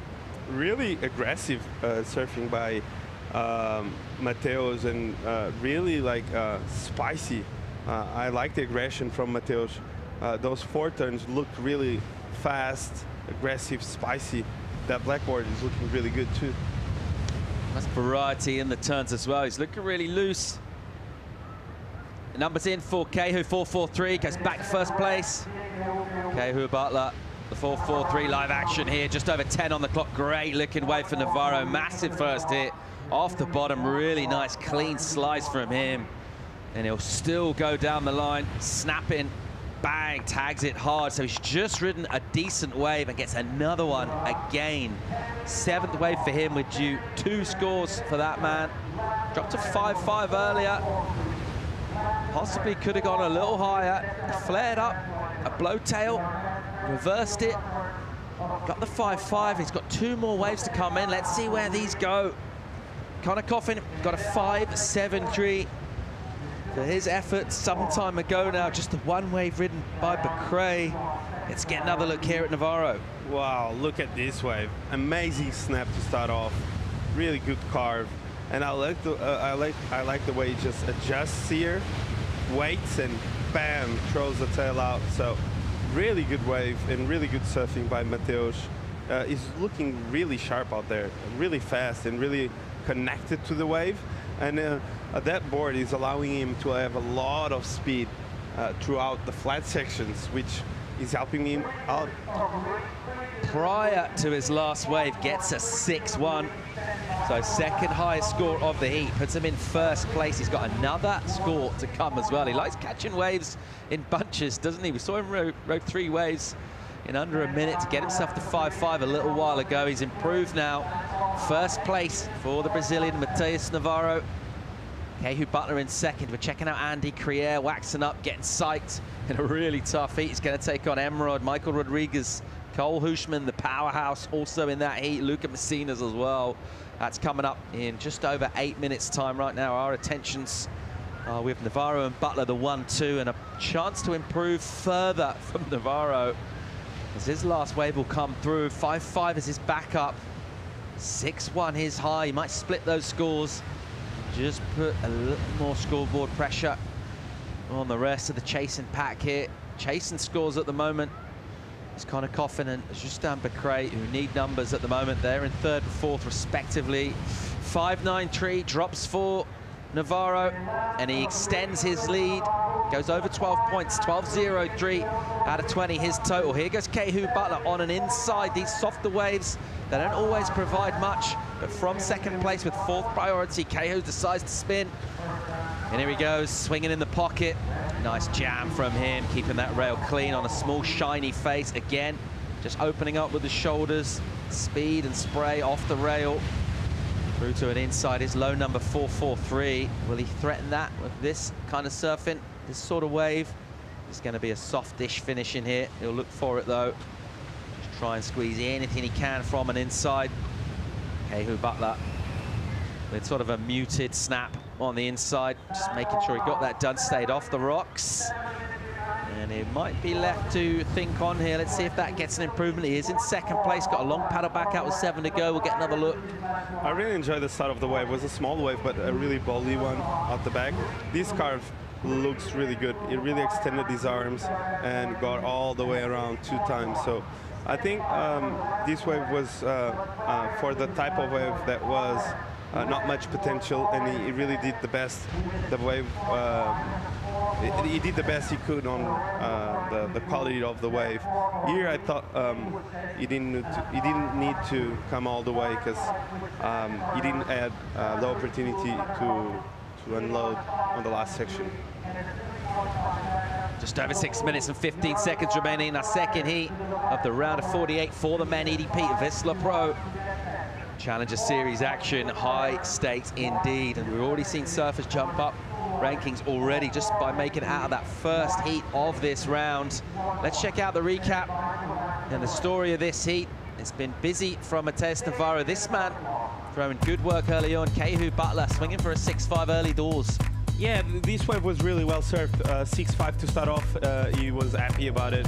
You could tell at the end of the wave. We're going to see it. But this part of the wave was the money. So he comes off the bottom, gets a really nice carve there, really aggressive.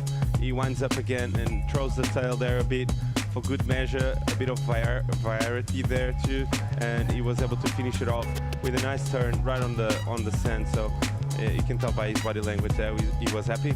And this man, Matheus, he came back after it. Wow, really good snap there. Winds up again, blows the tail. That board looks spicy and he looks ready to take it. So really good surfing, deserved claim, and good surfing by Matheus. This was right after it. Unloads off the bottom, bang. Really good turn there. He's surfing a bit more to the right of the point, and he's been good. It has been working for him. Good strategy. He likes that wave. Yesterday he surfed there too, so great strategy by Matheus Navarro, and looking really sharp on this heat. With 4 minutes to go, we have Matheus in the lead, Caity Simmers in second, and Connor Coffin only needing a 5.71. Danger Man only needing a 5.71. So all scenarios on the cards here. Final 5 minutes, in fact, under 4.5 to go in this. Connor Coffin making a move here. Second priority and a shift from him in terms of position. He needs a score. He needs a wave. He needs a result on the Challenger Series as well. As we mentioned, going good in the Boost Mobile Pro on the Gold Coast. Started the season on Challengers since then. He's been looking for a result. If he's going to get one here in Portugal, if he's going to continue, he needs a wave 5.71 or better. Matheus Navarro leading this one at the moment. Caity Simmers gets a marginal improvement on that last wave, so going to the inside doesn't always pay off. He added half a point to his total, 4.93. So just consolidating a bit. How crucial could that be? The requirements now, Connor Coffin needs a high 5.71. Stan Bacrae, who's only ridden one wave, needs a 6.6. These are not massive requirements for these surfers on an average heat, general conditions, but it's relatively slow out there, Chico. it is. I think it's really crucial to get something on the board on the first 10 minutes of the heat. We saw Caity getting that 6.5. We saw Matheus getting that 4.5. I don't know, but I find that the guys that get in the rhythm quick, they normally make the heats because they are in the rhythm of the ocean. Navarro's ridden 8 waves, expended a lot of energy, and it's been really interesting to see him getting scores on waves where he just literally kicks out of a wave and finds another one straight away, coming in flurries, clusters of energy. And Navarro unlocking that. Good value for the lead in this. Caity Simmers, by contrast, been a bit more measured. The good score early on, and then backing himself up from under priority, going to the inside, just generating a score really with a couple of strong snaps out the back. Interesting, we saw there on screen the surfer from the next seat, Michael Rodriguez, sitting just wide at the point. So I think it's Connor Coffin there. Connor's gone for a paddle, mate. He's gone way deep up the point. He has gone all the way up. looking to try and generate something with 2 on the clock. And he's going to need a pulse from the ocean. These 3 very close together. So Connor adjusting his strategy, seeing that Mateus was catching good waves there. He needs a score, and he kind of ran away from the pack. Nervous moments for Becrae with that priority. He's only ridden 1 wave in 28 minutes of this heat. Connor Coffin almost found an opportunity there, and he looked interested, and it didn't come off, and he's all on his own. Becrae will let this one go. 90 on the clock, doesn't want it. He just realized that wave was soft from where he's sitting, and the nerves will continue for now. He'll still be requiring a number. Final minute or so, he's gonna have to go something. This Becrae needs a healthy score as well. 6-6 the requirement. You see the wobble going through the lip line. He's going to need to go. This is just in a hard paddle from him, looking for 6-6. He's up and riding Becrae off the bottom. Has to be a little patient. Already it's soft and sluggish. Now he'll get a little more speed going. Good snap from him. Mid part of the wave, nice carve, jamming down in the pocket. Good transition to another snap, claws the bottom turn, bang, good turn from him. Nice again, great combo from Becrae. And swinging into a carve back into the pocket, just remains quiet with the body. Then he gets a nice snap to finish. So that wave looks sluggish from the takeoff, but he built up a head of steam. The French crew enjoying that, and just 2 waves ridden from him. He's asked a question of the judges. It's going to need to be the highest score of the heat, though, and I'm going to ask you the question, Chico Alves. Was this the best surfing we've seen in the last half an hour? Well, the last part of the wave had a lot of good turns. This snap looked really sharp. And here he sets up again. He winds up a quick turn there. This one was lovely too. Bang. Nice one. He throws a tail on this one.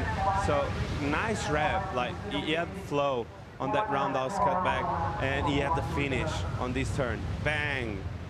And he was claiming halfway through that turn. And he has reasons for that, because he got a really good wave on the last minute of the heat. He only rode 1 wave.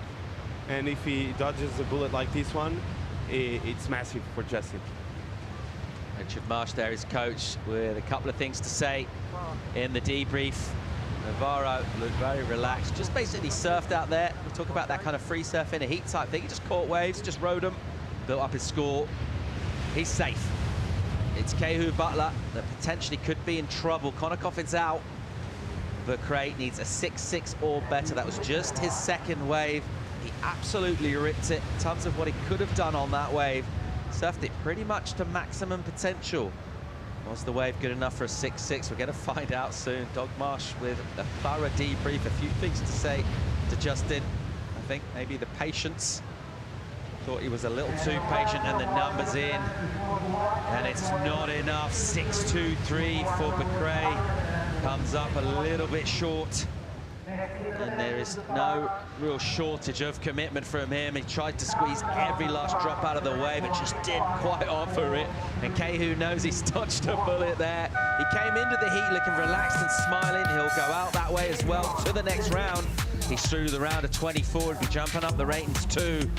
And another really exciting, close, tense battle. High stakes on the Challenger Series. This guy Navarro looked really good. Sunny skies in Portugal. Great action out in the water. We've got another great heat coming your way. We'll bring Mundy back in the studio for the call. We'll be right back.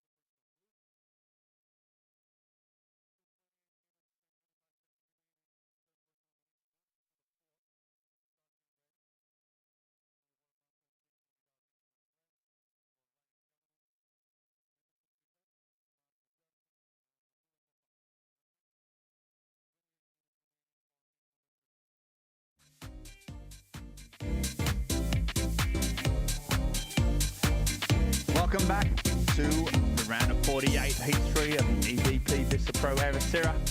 Evans out Monday in. And I'll tell you what, there was drama there at the end of that last heat. Justin Dachlet needing a big number, a high 6. He put it on the line and he got 6.33. That's what happens. These stacked heats and they keep on coming. Cole Hausman, one of the performers on the first day.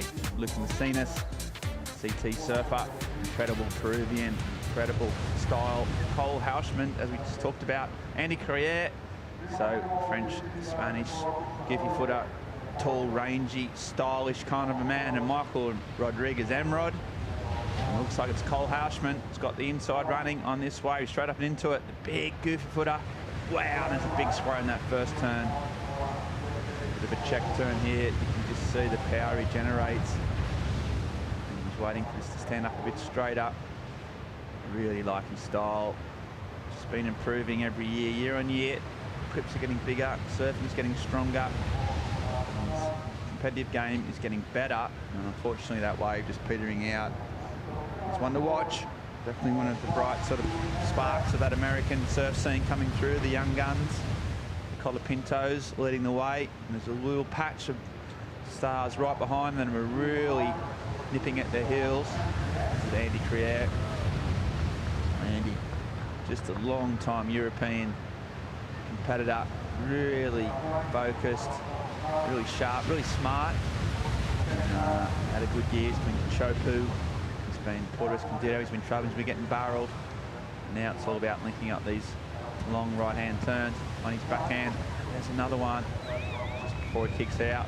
Gets the cheers from his squad. So the two goofy footers opening up pretty strong. Chico Alves, speaking of goofy footers, who do you reckon got the best of that exchange, or who are you backing? Well, Andy with a lot of a more composed style, more like just trying to understand the rhythm of the wave, really calm and collected, and Cole there a bit more aggressive, I thought, on the first section. So I think both of those waves were kind of different. I think as we see live action. Yeah, live action Emrod, Brazilian. Very different approach than the two sort of rangy, goofy footers. A bit more compressed. And he's just banging down the line. He's got a big air game. I'm not sure if we'll get a seat on this wave. He needs it. He's always got it in his locker. Sticking to the S-turns here. And that wave just petering out as well. So Michael Rodriguez, a couple of years on the CT. So real bright explosions every now and again. You just do something absolutely amazing. This wave though, solid start, Chico, then it just sort of ran off. Yeah, he looks really spicy, and that board looks really good under his feet. You can tell he has a lot of speed. That first snap was the money turn. Looked really good, throwing the fins a bit. And yeah, the wave didn't offer him much on the inside. It was a small wave, so normally with this tide, the small ones don't allow you to open up on the inside. As we see the replay of Andy from another angle, I think this angle will help us to understand how the wave was. I think here it's when the work starts. Nice jam there, another snap, and I think, a third one. So really good work from Andy on the inside. The wave kept delivering section after section to him, and I think here he was able to fit in one more. So those three in a row in the middle of the wave were really well connected, and this turn for me was really aggressive. He had a lot of explosion there on the outside. It really was the first wave, the heat, first turn of the heat. It was really explosive, wasn't it? Really exciting. And then unfortunately for Kyle, he ran out of wall when he couldn't do any more of that sort of dynamic surfing. So yeah, three surfers, all very different kind of waves, different approaches. You think it might be Andy that gets the best of it. Here goes Messinas, Peruvian. Yeah, they're getting a quick snap out the back. Looks like they are all kind of anxious. They're all catching anything that breaks, and because maybe they saw the last heat, they saw the lack of rhythm that the ocean had. And here he's just trying to build something out of this wave, and he's doing such a good job. This wave kind of did a little double up near the shore, and he was able to open up. As we see more action from Michael Rodrigues. There, quick float down the line, gets around it, waits for it, wrap there. Looks like he's seeing something down the line. Nice wrap there. A bit more speed and aggression. Another one. You can see the way he really gets his arms around his body and he looks to the shoulder of the wave. That looks really stylish, and you can tell Michael has a lot of technique. Yeah, they were lacking a bit of variety, but they were so clean wraps, weren't they? And you're right, his body positioning was really trademark. He looked incredible. But right down there, now speaking of stylish Brazilians, Mateus Navarro was down on the beach with Joanna Garnell. Yeah, Monty, that's right. Let's talk strategy. I mean, there was a certain point that you took 2 waves and it ended up positioning yourself a little bit better. Was that something thought out? First of all, I need to say thanks to God to be here. And yeah, I surfed a little bit deep for the second point. And the first round too, I surfed over there. And yeah, I'm so confident on this point. And my board works so good. And I like this type of wave. And my strategy, I try to pick up more waves for create more opportunities. Thank you, bro, for create more opportunities. And yeah, that wave is good for my surf. It's very similar to my hometown. And yeah, so good, so happy to be here. And finally, I made the second round. And then the other CS, I'm lost all the events in second round. Now I finally to won. Yeah, I'm so happy. Well, things are looking up, certainly. You also wanted to say a few words in Portuguese, which Chico Alves will translate after. Aí, Chico, faz muito tempo que eu não vejo o Chico, eu vi ele na internet ali. Don't talk about Chico, talk about you. Tô muito feliz, queria mandar um abraço para toda a galera do Brasil. Finalmente passei o segundo round, um round super importante. Eu tinha todos os outros CS, eu tinha ficado no round 2, mas agora finalmente quebramos esse round e é isso aí, muito feliz, minha prancha está funcionando muito bem, queria agradecer meus patrocinadores, principalmente ao Alexandre da Snap, que fez essa prancha mágica, e é isso, já tem mais. Now say back to you, Chico. Back to you, Chico. Valeu, Chico. What did he say, Chico? Oh, I like to hear Portuguese. We're in Portugal. Of course we can hear some more Portuguese. But yeah, what was I want to know what he talked about you. Sounded, I don't think he likes you, Chico. He said like how fit I was. He was saying that he's super fit. Yeah. No, I love that guy. Mateus, I know him for ages now. We stayed together on the ISA in Ecuador, and we were really young with Gabriel and Jesse Mendes. Okay, and so he's that. So I know that crew for a while now. So he's that vintage crew. around the sort of Medina's age, or yeah, exactly. Yeah. So he's from been around a while. Though. 93 package. 93 package. 93 model. Yeah. So yeah, really good. Good energy, good fun guy. He is. And since back in the days, he used to be really fearless competitor. So he didn't lost a bit of that. He's really into it, and yeah, great to see him ripping. So. And a big result, as he said, he hasn't been able to get through any of those round 2s, you know, which is, you need to get through at least those to get anywhere hope of getting a result. So, you know, he's through the round of 48. All of a sudden, it's down to the, round of 24 surfers. He's in. It's not a lot, is it? So, yeah, no wonder he's stoked. And looking to see who will join in those waves. I think we kind of picked it. Andy, surfing green, got the highest score of 5.5. Liquid Mercedes a 4, and Amrod a couple of 3s. So no one really laying down huge scores at this stage. But yeah, Navarro, that black board, he said he loved that board. It does look spicy under his feet, doesn't it? I know the black boards just tend to stand out. You tend to notice them a bit more for some reason, but even yesterday or the day before when we saw him surf, he just had he came out with a big aerial right off the bat. We haven't seen many airs been going down, and Mateus, it was really high. Mateus did one, yeah. Probably I thought should have got more points, to be honest, because we haven't seen any of it. It was pretty, it had amplitude. So yeah, he's looking good. And what about the conspiracy around collar boards and small waves? What do you reckon? Do you reckon you get a few more points when you have some collar on your board? We've seen a couple guys use it. Mick Fanning, Kono Igarashi, they all use it under it. I think you'd be mad not to. I really think, you know, those people that over the years have like almost like a signature kind of look to their boards. Now, like Matt Hoy used to have Maltese Cross, or Tom Carroll had the the band, like, I don't know, just it's instantly recognisable, and it just anything that draws attention to what Kelly your board's back doing. in the days of the trans world. Yeah. You remember the icon spray he had? Yeah. I think it's something that really marked my generation was the sprays of the boards that we can see maybe on the podium photos or on the magazines.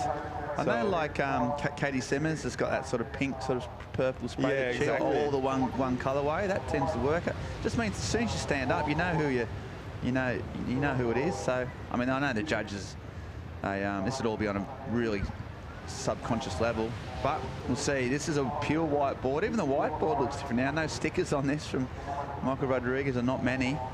Plenty of real estate up the front of that board. I'd have to see if that's some mayhem. He's been working with Matt Biolis. We had done for pretty much his whole career, really long time. Collaborator with Matt. Always been really on top of his boards. You see out the back some Macinas. So Lucas from the northern Peru, the very top. Classic surf town. He's got loads of magic lefts. His backhand is really, really amazing. But here he goes, flicking his forehand. Had a great year last year in terms of qualifying. Got on the CT. He hasn't made the cut, but showed that he's at that level. And you just can't quite. A real humble guy, real sort of quiet and thoughtful. But yeah, actually electric, especially when he starts unwielding that massive backhand. He's got those big lefts. But he's just chipping away there. His first wave was a 4. Second wave might be a little bit similar, I'd imagine. And he's back out there. It's pretty tight, halfway down, and no one's been able to get anything really going. What's your favourite spray of all time? If you had to have a quiver, a surface spray, what would you choose, Chico? I can't remember now, but there were a few over the years. I remember Julian had some really good ones.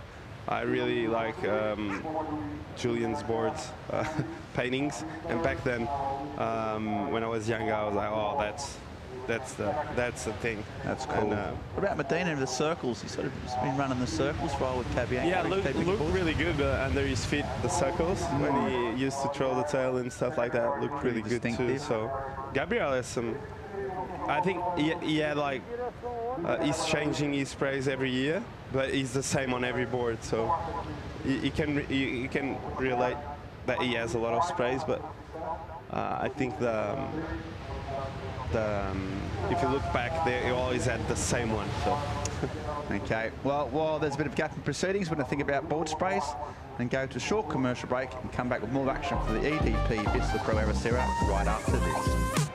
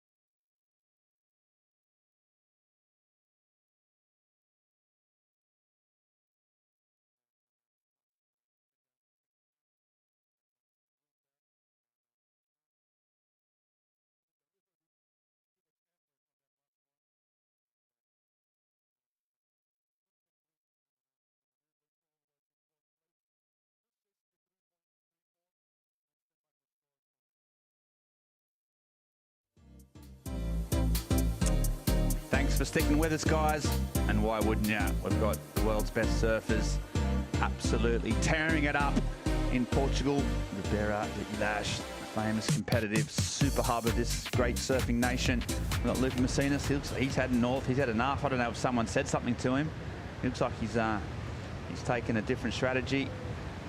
Third priority, he's decided to head north up to the next little section of the reef on this high tide. You get two kind of distinct sections. It worked for Navarro in the last heat, and Masinas isn't afraid to pull the trigger. Meanwhile, Andy Crier in priority sits on the main break just there. So interesting, Chico. What do you think about that move? You like it? Good, bad, indifferent? Well, I think they need to find options. I really think Lucas is doing the best he can to find something. As we saw a score coming up for Cole Auschman for 8-3. So for the relationship in between scores and waves coming, I think that's a really good score to have. Okay, looks like Andy paddling for this. Geez, he's putting in the hard yards. Is he going to get it? I mean, if he doesn't, and he hasn't. Wow. And that's a mistake, especially this 12-minute mark. He waited a long time for that wave. And he's going to have to go again. You never know, it might come in. Geez, he didn't die wondering, so he's got a little insider. So he goes again. Not the wave he wanted. Nonetheless, up and riding. Two nice turns out the back. It's a small wave. A little bit of bump, but he's just S-turning, just trying to back up that 5.5. He got the best wave of the heat so far.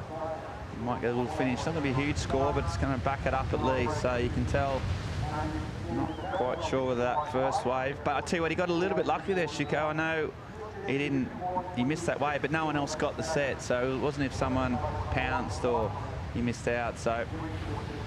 Well, he paddled really hard for the wave before. He sure did. And I don't know how tired he was on this one, but 3 snaps there. Really small wave. I think he just went because he saw that he made a mistake and he wanted to put something on the board. And I think he did really well to go on this wave. So Andy there with a bit of a mistake there. So as we see the replay of the 4-8-3 of Cole Auschman, really good style, and he looks fast and spicy with that board. Bang, nice turn, and another one. So really complete wave for Cole, and this with a fall there, unfortunately. But other than that, I wave to surf, and he put some strong turns on the board. Yeah, big guy. And small wave, he still manages to get that board speed and throwing it up. And Andy there, so his was a small wave, got a 3.5 for his effort.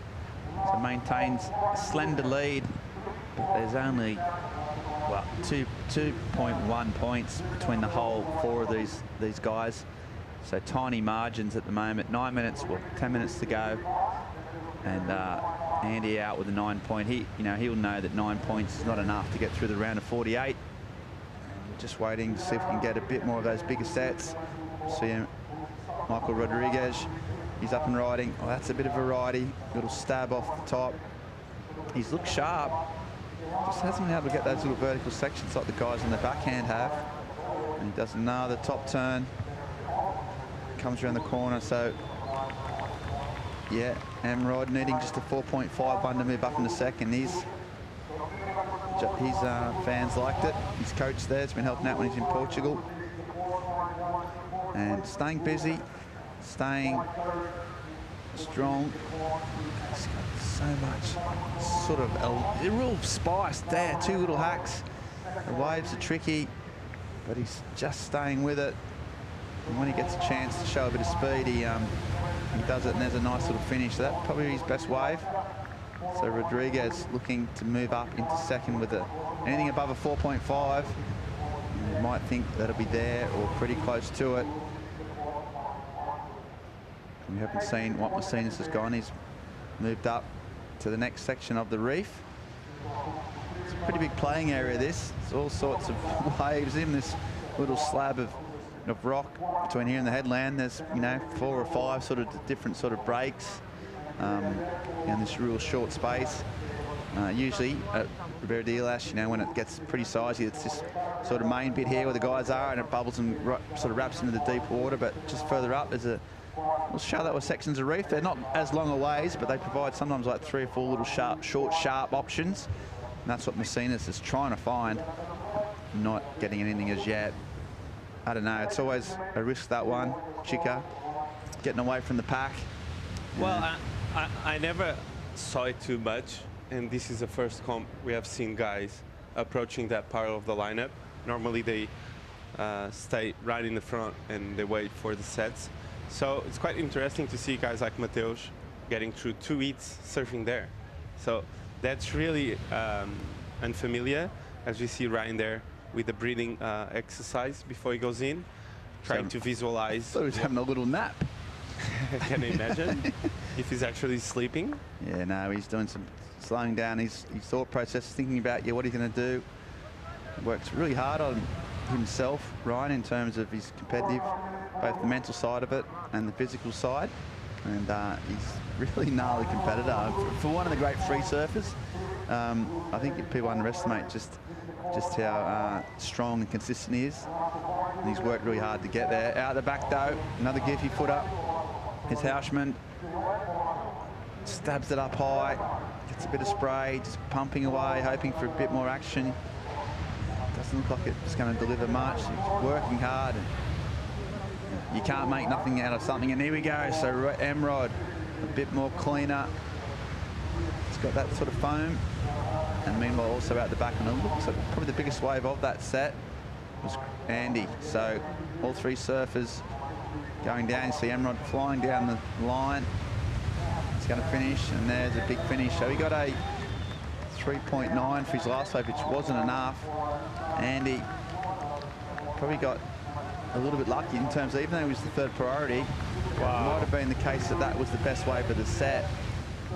So sometimes that's just the luck of the draw. That's not down to competitive strategy, or that's just the elements of how the waves work and what unfolds. But I think if you go back and if all 3 surfers could have a look at this set, I reckon they would have chose this way from Andy. What do you do, Chico? You like it? Yeah, he did. He got a really good turn off the back. This one was the money turn, a bigger wave.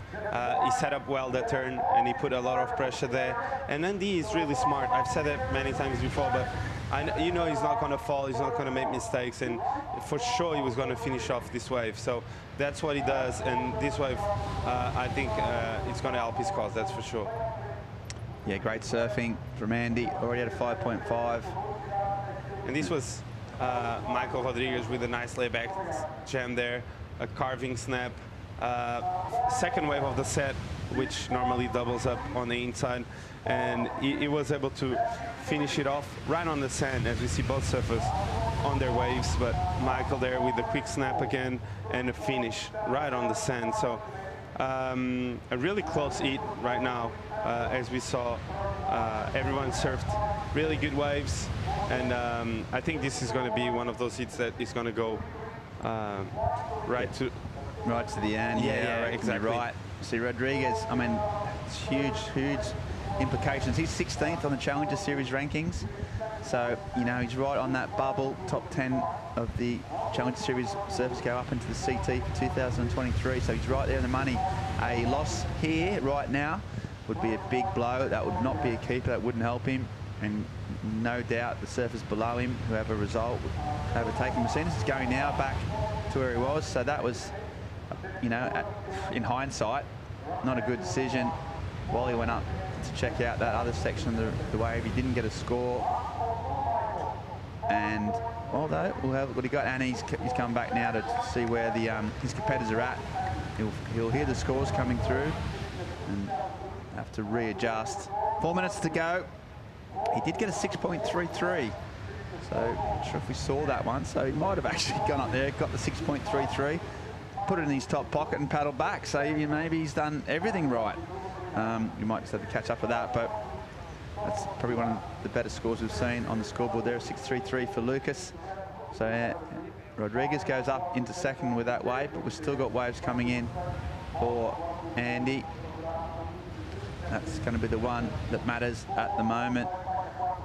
So all the 4 surfers back in, and we've got a really tight heat. Only 10 points, and the score coming in for Andy, and he gets a 5.10.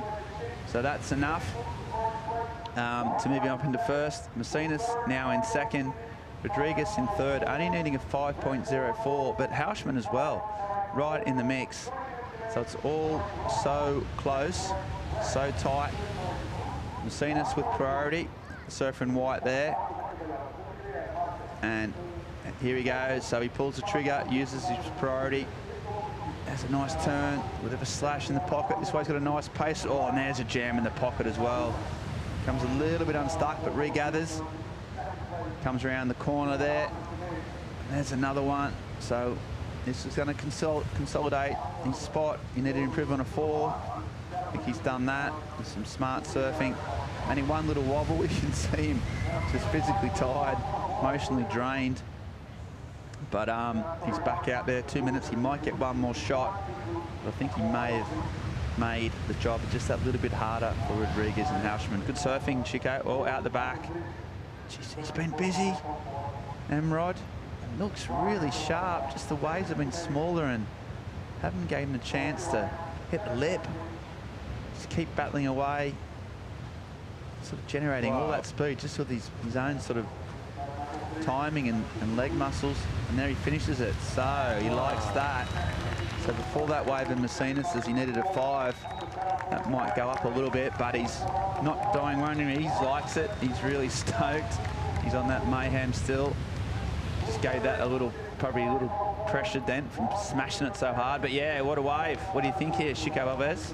Yeah, this wave looked like a really small wave and hard wave to surf, but he did the most of it. Like, seriously, the end part of the wave was really, really sharp. These first few turns, he got here, snap, winds up again, really nice snap off the top, and he got some speed, and he had 2 more turns in. So really, really, really rare to see like that much of turns on the inside. But Michael there with a great finishing turn. So I think he only needs a 5.04. So I think it's going to be right on the money. As we saw, Lucas with wow, a really scores good to come in. layback So snap there. So Joe, 2 big turns out the back. Yeah, I think it might even come down to these 2 waves in terms of which is the better. So Messinas just going through the motions. I'll tell you what, Andy Correa, who's out in front, he could be in trouble now because there's 2 scores to come in. They both could be fairly solid, and that could put Andy's top position under threat. 20 seconds to go. I don't think there's going to be any more opportunity. And the scores coming in. So yeah, Messinas got a 6.33. So that moved him up into first. And now Rodriguez needing a 5.28. So suddenly, out of nowhere, the heat is over, but the results aren't in. And we've got Emrod waiting on a score. He thinks he got a 5.28. So Messinas, he's in first. He was in 20th rank place in the Challenger Series before this, so he'll get some points here. He'll move up. Another couple of heats, he'll motor up the ratings, but he's safe. It's that man there that we're waiting on a score, and the score comes in, and he gets it, a 6.07. So suddenly, a minute to go in the heat, we had Emrod in 4th, we had Andy Correa in 1st, and then suddenly, in a 2-wave changeover, we've seen Emrod, and does it mean much to him? Does he feel it? Of course he does. Okay, so official results in. Exciting times. We've got Emrod going up into second spot. Lucas Messinas also claiming it, and we have a couple of very, very stoked surfers and a couple of very disappointed ones. So good action there from Emrod. He never gave up. He kept just ploughing away. Right now, though, he's going to go in and have a bit of a chat to his team and go over what went wrong and what went right. Plenty went right. We're going to come back with more action. Got a special guest, Matthias Hurdy, in the booth after this ad. Don't go anywhere, folks. We are live.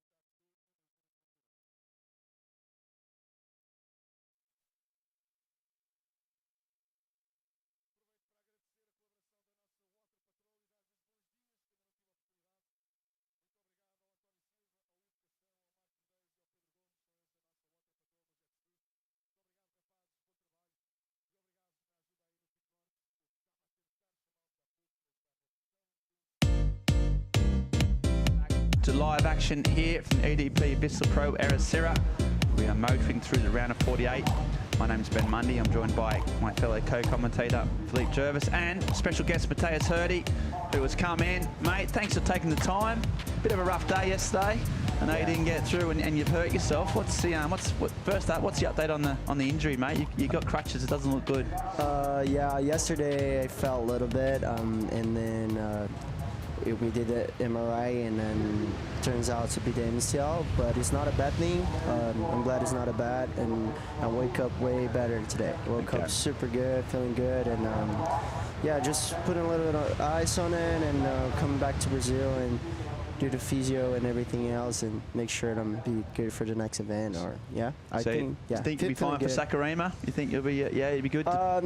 You know, I had a couple injuries now, and so what I learned from that, it's like I want to make sure that I'm 100%. So I'm not gonna say that yes or no. I'm not gonna say yes or no, but well, all I can say is just I woke up way better now, feeling way good, and comparing to my other injuries, it just feels good. Good news. Good to hear, mate. Well, that's yeah. With those injuries, that's the key, isn't it? I mean, there's so much pressure to come back because the Challenger Series only has 2 events left now. But yeah, I think if you play the long game, that seems like a smart move. Yeah, there's still Haleiwa, right? It's a 10,000 points, so I think absolutely good.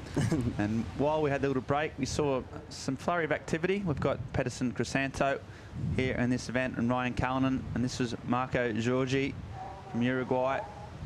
Really experienced surfer. He loves a bit of the juice, knows this wave well, spends a lot of time around this part. Him and Nick Van Rupp have done many strike missions in this part of the world, and he's really consistent. And, you've seen him surf a bit around the traps. Matthias, what's his what are his strengths? You know, what's good about his surfing? Yeah, actually, this wave of Ericeira is actually super similar to his home break. He lives in south of Brazil, you know, in Garopaba. The wave is called Silveira. It's really similar. It's a point break, and the wave is pretty similar with the backwash and everything. It's a tricky wave, and yeah, he's like one of my favorite surfers from south of Brazil, and I grew up around that area watching him surf. Same as this guy right there. He's kind of like my idol growing up, right. And then I actually really excited for DC, because Marco and Peterson, they're both really good friends of mine, and they're both amazing surfers, and of course the 2 Aussies. Yeah, Aussies versus Brazilians. You see Dylan Moffat here, Philippe Jervis. He's pretty sprightly, light on his feet, isn't he? Oh yeah, that's a really good wave. Just a couple pretty big turns. It looks like the tide is finally getting a bit lower, and the wave just standing up from the outside to all the way through the inside. So Dylan just taking advantage of this little inside. Let's see how he finishes off pretty well right on the sand. So it's gonna be a really interesting heat, a lot of different approaches, and then this backside. Mateus, what do you think about Ryan's surfing? Ryan's one of my favorite surfers since day one. Growing up, watch all the videos, and the Ryan Callanan video was pretty sick to watch, and his gnarly blowtails, backside blowtails is just the best on the game, I think, right? And he's super gnarly surfer. It's always really scared to compete against him. Actually, my first heat ever on the Challenge Series, I mean in the primes where I went, I was like 15 or 16, was against him. Right. And I was super nervous. I was like, oh my God, it's Ryan Callanan, and he's a tall guy. I was like, oh my God, he's sick. And did you beat him? Yeah. Okay, but he got second in that heat, and I don't know, I was super young and excited to be there. And I bet. Yeah. Speaking of young and excited, Chico Alves is down on the beach, and he's got the win of the last heat, Luca Messinas. Beach with Luca Messinas. Luca, was quite hard at the start. You had to kind of find your mojo out there. Talk me through it. Yeah, it was pretty hard in the beginning. The wave doesn't have much power. We're in high tide right now, so every wave was really hard to surf. In the beginning, I just tried to start with a good wave, but I got a 4 only, and yeah, it was hard. And then I went to the other peak because I didn't have priority. So luckily, a medium-sized wave came, and it had a really nice wall, so they gave me a 6 for that one.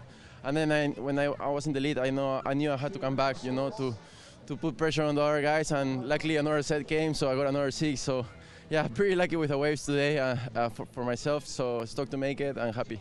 When you paddled down the peak, were you a bit desperate already, or you just knew you're gonna get a wave out there? I knew I had a 4 and a 3, and everyone had like 4s, 5s. So I was like, maybe if I can get a good wave over there, I can get a 5 or a 6, maybe if it's a good wave. So I was a little desperate, but at the same time, I knew maybe I was gonna get a good score over there. So I saw that hit before. I think green it was like Mateus Navarro was surfing over there, and he got 2 6s or 2 5s. So I was like, there's potential over there. So that's why I went there, and luckily the wave came to me, and it was a 6. So yeah, pretty lucky. Looking forward to surf this wave on the low tide too? Yeah, and the low tide is pretty fun, especially when it's small. Low tide is pretty fun. I think yesterday I surfed in the afternoon here. It was glassy, low tide, it was like kind of perfect. I was like, oh, this wave actually gets really good, you know? Because I've been surfing coastos and other waves that have much more power, you know? So this wave is tricky actually, but sometimes when it gets good, it's pretty fun. Yeah, you're looking really good. Good luck for the next round, and great to have you in Portugal. Yeah, thank you. It's always nice to be here. Thanks, guys. Back to you, boys. Yeah, thanks, Chico. And yeah, Lucas, he's pretty happy. High tide, low tide, whatever. He's making it count. We just saw Dylan Moffat while that interview was going on, and Mateus Hurdy, he looks like he threw a bit of the tail at the end here. I saw you get a bit of intake of breath. You liked it. I like that. I love when guys go big and try different things, you know. Oh, that was sick. He really, I don't know, this wave had a potential of a 2-point maybe, and he maybe did a 5 or something. I don't know. Let's see the judges. But I like when guys surf like that. I love Dylan surfing, and yeah, that's what I like to watch, I guess. Yeah, and that progressive surfing, which you're sort of becoming well known for. But how hard is it on this wave to try and push those limits and push those fins out? It's not an easy wave to be progressive. Yeah, it's really hard. I've been coming here since I was 16 probably, and yeah, this was the first time that I was able to do airs in the heat.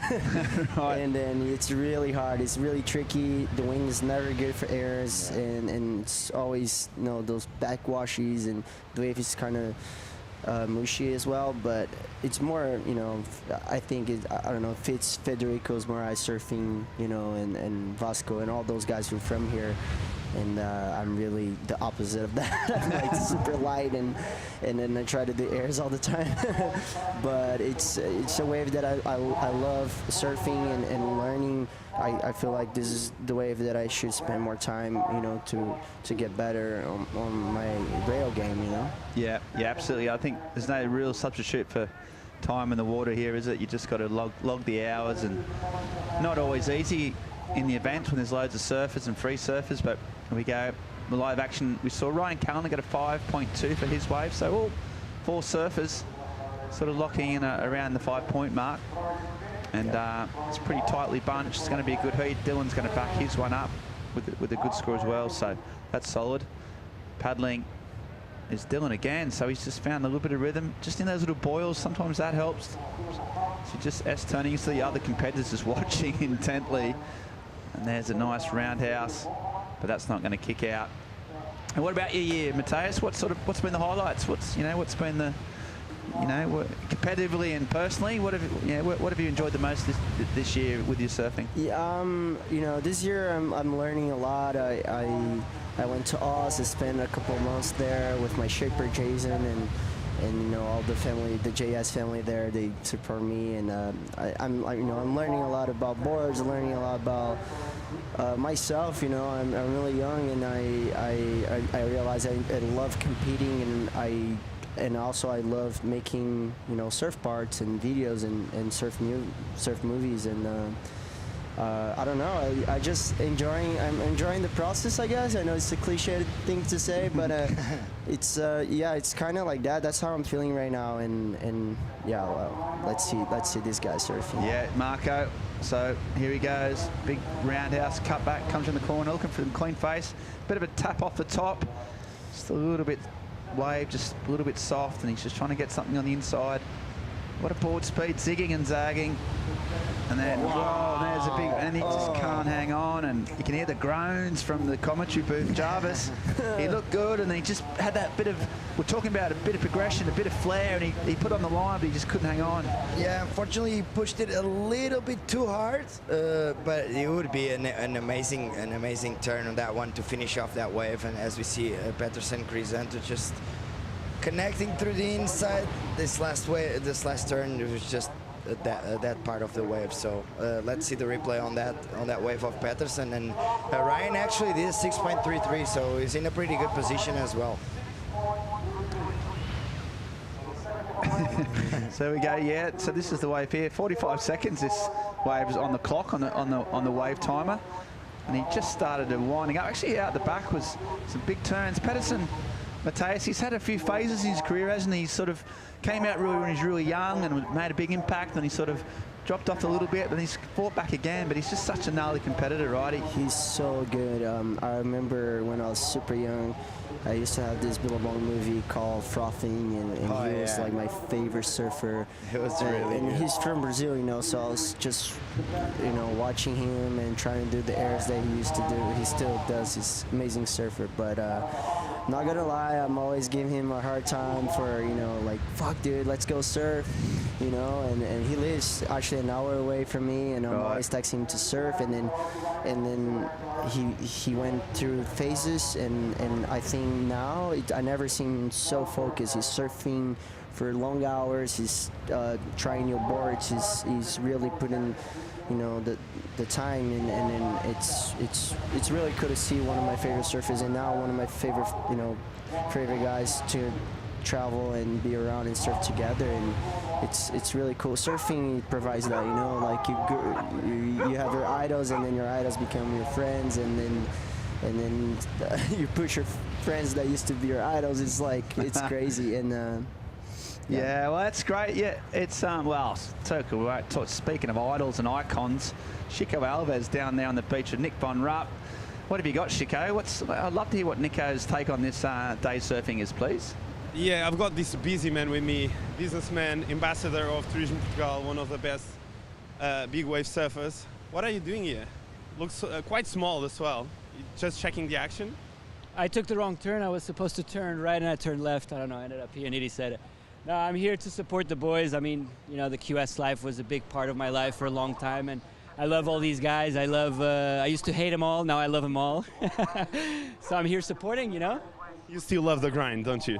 I love to see the grind these days. I don't, you know, like, I look at these conditions, I'm like, so glad I turned to big wave surfing and I left this life behind. But it's great to see the boys, you know, it's good to see some great surfing, and so much talent, so much dedication that goes into the QS. These guys are all winners at all times, so yeah, happy to support. What have you been up to lately? I'm working on a project for my YouTube series together with the Portuguese Tourism Board on you know, exploring the Portuguese coast from north to south. We've been to the Algarve, we've been here to Ericeira, been scoring, you know, showing what Portugal is all about and how great this country is for surfing, for lifestyle, for hanging out, and you know, it's got some good-looking chaps as well, like this guy here. Thanks, boys. I'm in a good company, and I'm gonna keep checking the action with you. Back to you, Rosie. Back to you, boys. That's not Rosie. Yeah, good stuff. Nick Von Rupp. You know what? I don't think there's many people that have done more for Portugal surfing than that kid. Yeah. He's got it all, isn't he? You know, he's obviously fun. He charges massive waves. He's as handsome as a minute to 6. I saw him there's a photo he put up on Instagram in a tuxedo on Friday night at some special launch. Check out this guy. He's all over it. We had the sort of Oscars ceremony. It's the Globes de Portugal. As we see here, we'll be right back with that. We see the replay of Ryan 6.33. So, Matteo, what do you think of this wave? We didn't see this wave, and yeah, this is the first time we've seen, and yeah, this guy, he's super light on his feet, and he always chooses the right ways. He made second 1 year here, right? And I think he won, actually. He beat Gabe Medina. Yeah, wow. So yeah, my bad.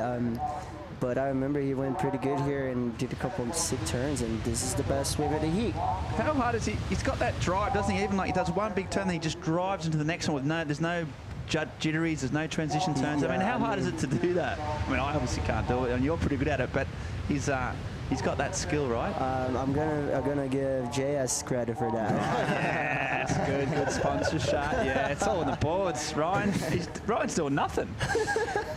Yeah, no, he's got the boards. The JS's. He's been working with JS for a long time. They're so tight, and you know what that family's like. Once you're in, it's like the mafia. You can't get out. It's pretty. And why would you when the boards are that good?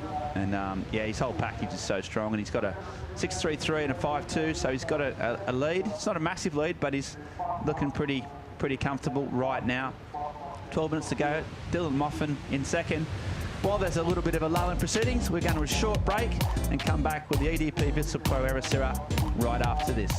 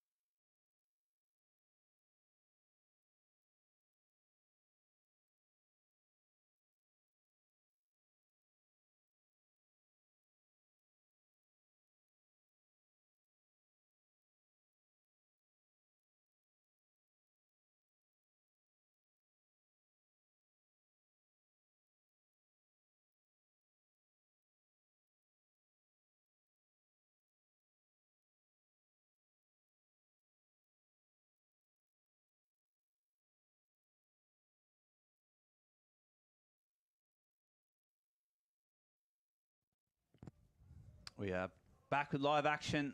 Beautiful four-masted ship laying out the back there. I probably need Paulie Evans to describe that ship for me. He's the sailing expert of the commentary crew, but it looks a beautiful spot to be out there, just sitting out there, taking in the sights and this beautiful coastline.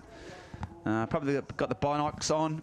Having seen Ryan Cullen, the spray he throws, you could probably almost hit that ship, and he's paddling, and that's a bit of a mistake from Ryan. We talked about how sort of calm and collected he is, and he rarely makes mistakes, but having priority on that wave, and he just couldn't catch it. And, you know, hopefully not an error that's going to cost too much, but still an error nonetheless.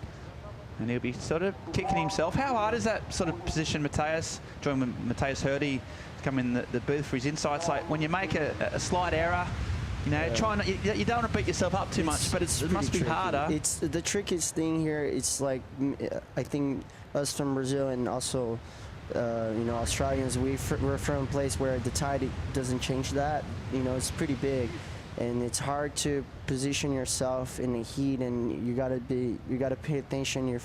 Is it going high tide? Is it going low? And things like that happens, especially here. But I'm gotta say, Dylan actually is making a really good heat. I think he got that 5.67, and then like he backed it up with the 4.97, which I thought was at 5, and then now he's got priority. I think he's doing a really good heat. Same with Ryan. That was one of the mistakes there, but it's really hard to critique all the surfers, because, you know, like, we're playing with the ocean, you know, and he really wanted to go on that wave, and it's like, sometimes it just doesn't work out. You just can't. You know, you can't try and. You just got to refocus and say, you know what, that's just what happens, and start again. His coach probably will say it was a big mistake, but I've been there. I know how hard it is. And how do you regroup? What's going through your mind when you do a mistake like that? Like, I always. Well, I'm gonna give my game. Everyone goes the different ways. Usually in heats, I'm like, all right, I'm have priority. In case I lose priority, I'm more dangerous without priority. Okay. So that's like my mindset into losing priority. I'm like, all right, now I can go big in one of those bad ways. You know, like now he's getting one of those small ways, and he's able to really you know, try his best and maybe do something different like Dylan did. You know, he had that wave before it was supposed to be just a 3 or a 2 or 3, and then he served till it ended up being 5. You know, he's so. Yeah, it's a good point. It's turning it into an opportunity rather than Yeah, seeing it I as think, yeah, as it's a, just you know, like- as an obstacle. It's an opportunity to Yeah, in my mind, it's just like, I don't know. I know it was a mistake, but I'm like, now I have 2 choices. Sit here and wait again to my turn, and then, or I can go big in one of those waves, and with, you know, 1 turn, I could do a 7 or something like that, you know. And it's just all these surfers, they're all really, they all have their potential, and they're all really good at something. You know, Marco is a really powerful guy. Peterson can do it all, airs and everything. Dylan, you know, we've seen Ryan. So they're all really, and overall, they're all full package. You know? Exactly, yeah, and that's why Ryan is, you know, I suppose it helps that he's out in front. That, you know, if you start lose priority when you're down the other, you know, in the 3rd or 4th places, you'd be a little bit more upset. But yeah, he can, and he's one of those guys that can get 9s and 10s, can't he, with single turns. He's got that massive airs. He's got everything in his locker. Anything's possible. I would have been thinking that, you know, like even. He's a goofy footer. I would be looking into the left, you know. Especially with this wind. Yeah, we've seen that before, right here. And I remember Iago Dora going left for a bit of a Hail Mary and going big. I remember back in Tiago Pires' time, Fred Patasche actually with the west swell. That's sometimes that the little inside comes on a V peak, on a perfect A-frame. And Fred Patasche actually did an 8.5 with 2 carves on the left. Oh, there you go. That was pretty insane. I will never forget that, especially as a goofy footer, because I'm always looking for the left. Classic goofy footer. But it's like it just gives you opportunity. Like as you say, Iago. I remember one year, I think it was in the quarters. I don't remember exactly what round it was, but I knew it was like one day before the finals day, and he was losing the heat, and then he went left. He tried a big air, almost landed it, and then he was coming back. Yeah, and the inside again. Yeah, the inside. He got the inside, which the other guy didn't even see, and he got the score. So you're creating opportunities, you know. You almost landed thing, and then you see, it's like when you don't have priority, I think that's one of the smartest things to do. It's like you got an advantage of trying. You can try, and it's okay if you make a mistake because you already have 4 priority. You know? Exactly. Yeah, you make your own luck sometimes, don't you? And it's actually right. Yeah, Iago's pretty good at that, especially with what he's got as a surfer. Next, more great Brazilian surfers coming up in the next heat. Jesse Mendes, David Silva, and then we've got Sheldon Simkus from Australia now, Michel Perez, the Spartan. So yeah, Jesse Mendes, there he is. Looking pretty calm, just thinking about what he's going to do next. Such a complete, talk about competitive surfers and how strong mentally Jesse's feeling incredible. Fact, he in the 2 last wild cards I had to the CT, Jesse was coaching me. Oh right, wow, really? What a yeah. He helped me. I was staying with Tachi and him. Like we're really good friends since they started dating, Tachi and Jesse, and then I was staying with them, and I was just there for, you know, surfing, and then I got the wild card, and I asked Jesse for, you know, help me out in the event. He was just there to support Tachi, and he helped me a lot during that event, and we talk about it, you know, what I should do in that contest, and he just told me, dude, go big, you know, you had the wild card, and he really helped me there. And same thing in Rio, I was there, I was by myself, I got a wild card 2 days before the contest started, and I was like soon I found out, I just talked to Jesse, I was like, Jesse, are you down? And he's always down to help. He's really good. And his mind, he just I bet, and because like he's still got so much as a competitor, you know, he's nowhere near done yet, but I can just see what a good coach he could become if he wanted to go that route, because he's he's smart. So experienced. He started doing this thing, the QS, so young. Yeah, that's true. And we help each other, you know. I actually trained one time, you know, Thiago Camarão.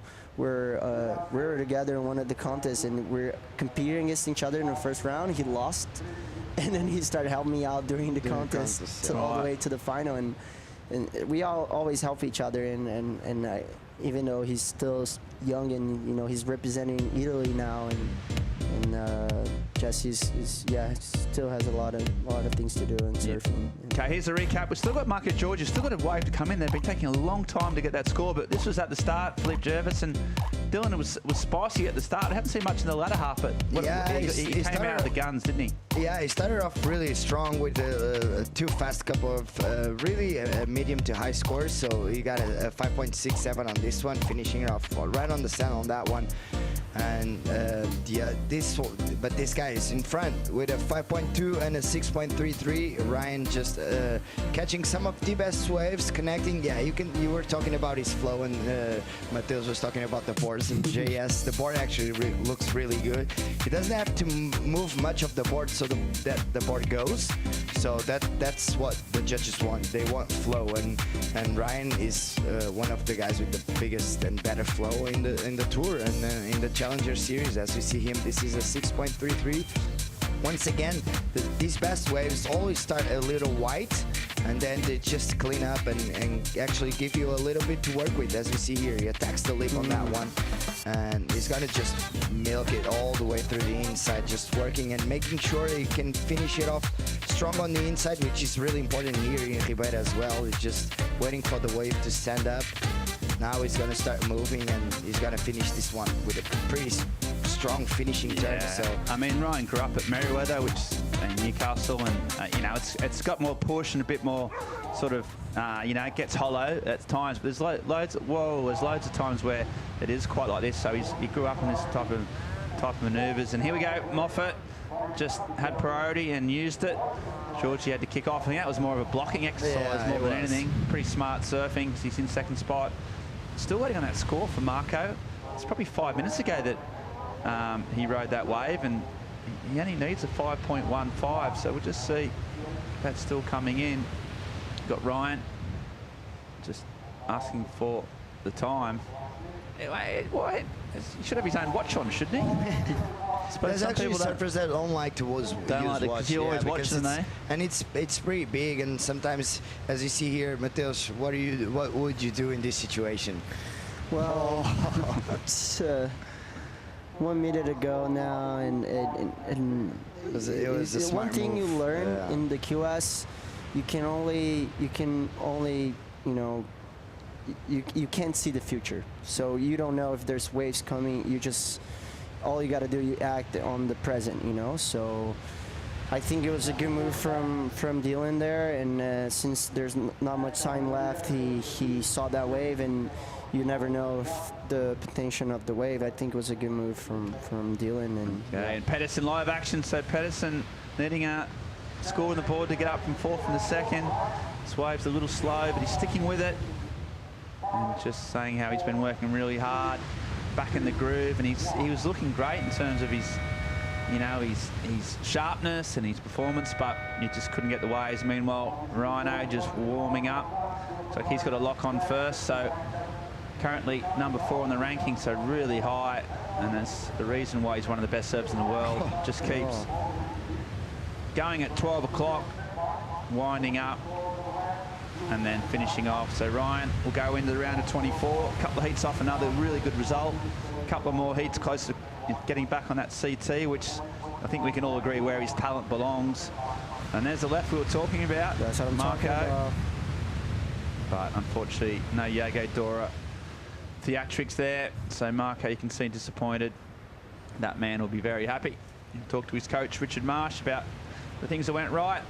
And you think as the swell potentially increases and improves, he's going to be so dangerous. Previous winner here, one of the top seeds, one of the best surfers in the world, and Kalanen just looking pretty consistent, pretty strong, Mateus. Yeah, that was a good heat for him. That was a really good wave. Well, I'd like to thank Mateus Hurdy for coming in, mate. I really appreciate the time and your insights. It's really free time. Yeah, it's really helpful actually to get the competitor like you and see how it all works. Good luck with the injury. Thank you. Hopefully that'll come good and you'll be ready for Saccharina, but if not, you'll be ready for Haleiwa. Yeah. And the goal remains the same. It's the CT's the dream. That's what you're working towards, right? Yeah. Now with the cut, you never know. You can make the tour and then fell off. So I want to be on tour. That's my goal since I was a kid. But I really want to I really want to be full time there and try to make the the final 5. I think that's my goal. I don't want to be on tour and fall off. And you want to be ready when you get there. Yeah, I want to go there and go big. And I'm stoked. I love competing, and this is the Challenge Series is already a really good level. So it's just learning and having a good time surfing. Yeah, there you go. Well, thanks, mate. There's Pedersen waiting the score. He didn't get the score, so Dylan and Ryan are through. And we just keep on motoring through the round of 48 up to heat number 5 with Michel Perez, Sheldon Simkus, David Silva, Jesse Mendez. And while they all get ready for the heat, we're going to go to a short commercial break and come back with more live action for the men, the EDP Vissla Pro Ericeira. Don't go anywhere, folks. Thank you.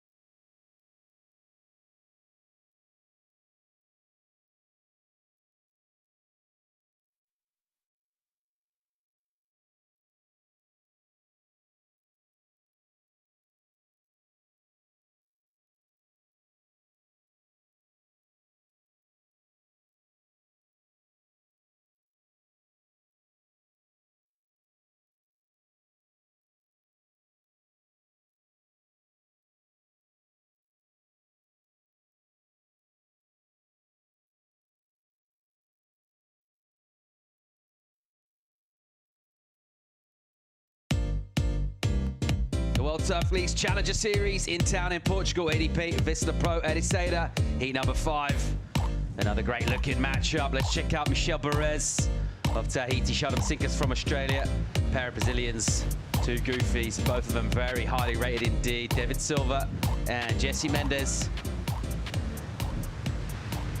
And these 4 out in the water with half an hour to get 2 waves, get into the next round and wasting a little time to get going. Representing Italy now, Jesse Mendez, and he ripped it yesterday. Mendez keeping the pressure up onto the inside, on the front foot, clicks one, patient at the bottom of the wave. The linkage is smooth as you like. He's aggressive when he gets to the lip. Great way to kick off a heat, Philippe. Oh, that's a perfect way to kick off a heat, especially if it's as slow as it has been, as we see the replay. It comes from behind the section, does a bit of a foam climb now. It's just, it waits for the wave to stand up and a bit of a carving, and then hits it really hard on that one and then straight into another one. So as you said, the rhythm and flow of Jesse is just, it's unbeatable. He's really, really good, and just getting some speed to finish up this wave. The wave just, the tide is getting a bit lower. Another strong turn, and let's see how he finished this one off. Really, really good surfing by Jesse. The tide is getting lower. The wave just stands up through all the whole extension of the reef. So as we see here, David Silva, the powerhouse of Brazil, his backhand is strength, isn't it, Paul? And we've been seeing turns like that, just throwing buckets of spray behind his wall. Another really good turn by David. So the 2 backhand surfers just putting a stamp on this hit and starting off really well. These are the sort of conditions that David Silva absolutely excels in. Kind of a slopey running right-hander with a few sections to hit. Can be slightly awkward angles to try and link up, and surfers like Silva are just so good at putting the turns together. Someone else put a couple of turns together in the last heat. His name's Ryan Callanan. He's with Chico Wells. Yeah, boys, I'm down here with Ryan. Ryan, what a hard heat to get through. It was one of those we were just speaking about that you need to get through, and really hard conditions. Yeah, for sure. I mean, I like when the tide drops out, there's probably going to be some fun ones, but there's just always over that high tide, there's some grindy ones, and that one just happened to be particularly slow. But I mean, I was lucky enough to get those twos back to back at the start, and it kind of set me up. I made a big mistake with priority in the middle, but it just barely broke again. So yeah, and then ended up having it at the end for my last wave. But yeah, I mean, someone's got to get through those ones, so I was pretty stoked it's me. Any specific strategy for these high tide heats? I mean, it just changes. I think it's just, you know, taking the moments, trying to pick the best wave that you can, and really capitalising on the steep sections when they come, which there's not many. But yeah, just, you know, take the heat as it comes. You know, if there's waves, roll, and if there's not, kind of sit it out and wait for the one you want. Was the possibility of a plan B going down the point? It wasn't in my head. No, I'm pretty solid on out the front, but there's definitely some fun waves up there. I've never really seen anyone surf up there in the comp till this year, but yeah, I mean, from what I've been watching, most of the best ones have been coming through at the front. Yeah, plan A. Plan A, stick to plan A. Good luck to the next round. Thank you very much. Back to you, boys. A stoked Callanan marching on through to the round of 24. Big news from the scoreboard out in the water. I'll tell you what, David Silva, he doesn't mess about. 8 points in for him. Goes into the excellent range in tricky conditions. Here goes Sheldon Simkus, smooth as ever, as he just eases a snap off the top. Another one with a bit more water being displaced. Simkus again, just flicking that rail really nice into the lip. Just pushing a little harder. Will go incomplete on the final turn. Mendes now, a soft wave for him. So a quick look. Perez has just got a couple of really small numbers locked in. Did get the 4.83 for Jesse Mendes earlier. That'll be a throwaway, that last one for him. A number to come for the first ride of Sheldon Simkus. But David Silva, 8 points. We talk about this being his kind of conditions. What a great way to kick things off. Let's get another look at Sheldon. Yeah, he actually started off pretty well. A couple of nice setup turns just to set this one up. Better carving by him, and this one a little stronger. Unfortunately here, the wave just kind of had a bit of a backwash, hasn't it? And it looked like he threw him off balance, but unfortunately a bit of a mistake by Sheldon. But yeah, David Silva just... I think this is the kind of conditions that actually... the backsiders have a bit of an advantage because they can actually attack the lip vertically, and the frontsiders will be snapping and carving all the way through the inside. Maybe it's a little bit of an advantage, as we see here. This is the 8 points. He just start off really vertical, just throwing that fins out the back. Nice carving, just waiting for the wave to stand up. Another nice cut back, and this is the couple money turns. Really strong on that one. Just comes off the bottom, a little foam climb, and this is the money turn. Bam! That's really strong by David, and he actually managed to get one more and a bit of a lip line floater. So 3 strong maneuvers. That's what the judges want, at least from the score. That's what we see they want. Saw him making his way down the beach with a couple of boards. Looks like he stepped down a little bit to lighter weight equipment, and the board looks really good under his feet. So David Silva kicking off real well with an 8-point ride. Meanwhile, still out and about on the hunt for some insights and information. Chico Alves, what have you got, mate? I've got on the beach, but I've got Tomás Fernandes, a really good surfer out here. He's the mentor for this competition for Canoa Igarashi, a well-known name. Tomás, what's the secret for canoas succeed? I told him to wait at least 30 minutes for a wave. I don't know if it's gonna work out or not. Be patient, just be patient. Don't catch waves, be patient. No, I'm kidding. He knows this wave way better than me for sure. And, the biggest liar ever. This guy's completely lying to everybody right now. He knows this wave way better than me. You should know better than him. You live here for ages. No. But he's Japanese, come on. He knows. No. This guy, he's the king of Ribeira de Ilhas. So I'm just trying to take 1% of him right now. He's gonna get two good scores, I'm sure. And wait. And if I don't catch 2 good waves, it's his fault. Yeah, you can blame me. Yeah. Okay, let's all blame Tomás Fernandes if Canoa doesn't get through. Back to you, boys. Silva off the top, snapping. Speed again from him. It's so easy as he redirects Off that bottom turn into the lip, gets that two-pump bottom turn. The first one's for speed, then he just kind of aims with the second pump and puts his board right in the critical section. There's another. And still going. That board is giving him good buoyancy, staying above the surface of the water. It looks very light under his feet. And another great ride for David Silva. Yeah, that board looks insane. He's so on top of the water and just puts the board on the right timing, and that you just see that spray just coming off the back of the wave. So he just does a little fade, attacks the first turn, a bit of a foam climb with a fin release, and then a snap, and this is the part that he gets loose here. That's all about timing, guys. He just puts the board as well as anyone else, and just here again, he's gonna wait to do a couple more snaps. See, that's the difference between getting spray and getting a lot of spray, and he's getting a lot of spray out of those turns, so the judges will love that, and that's gonna be a pretty good second score for him. Silva keeping the flow and just plugging away relentlessly. Get this running section through the inside. Always a question the surface monitor about the frequency of the turns. How many times do you want to actually hit it? And the rhythm to the surfing from Silva felt absolutely on point in that one. He's already got an excellent number on the board.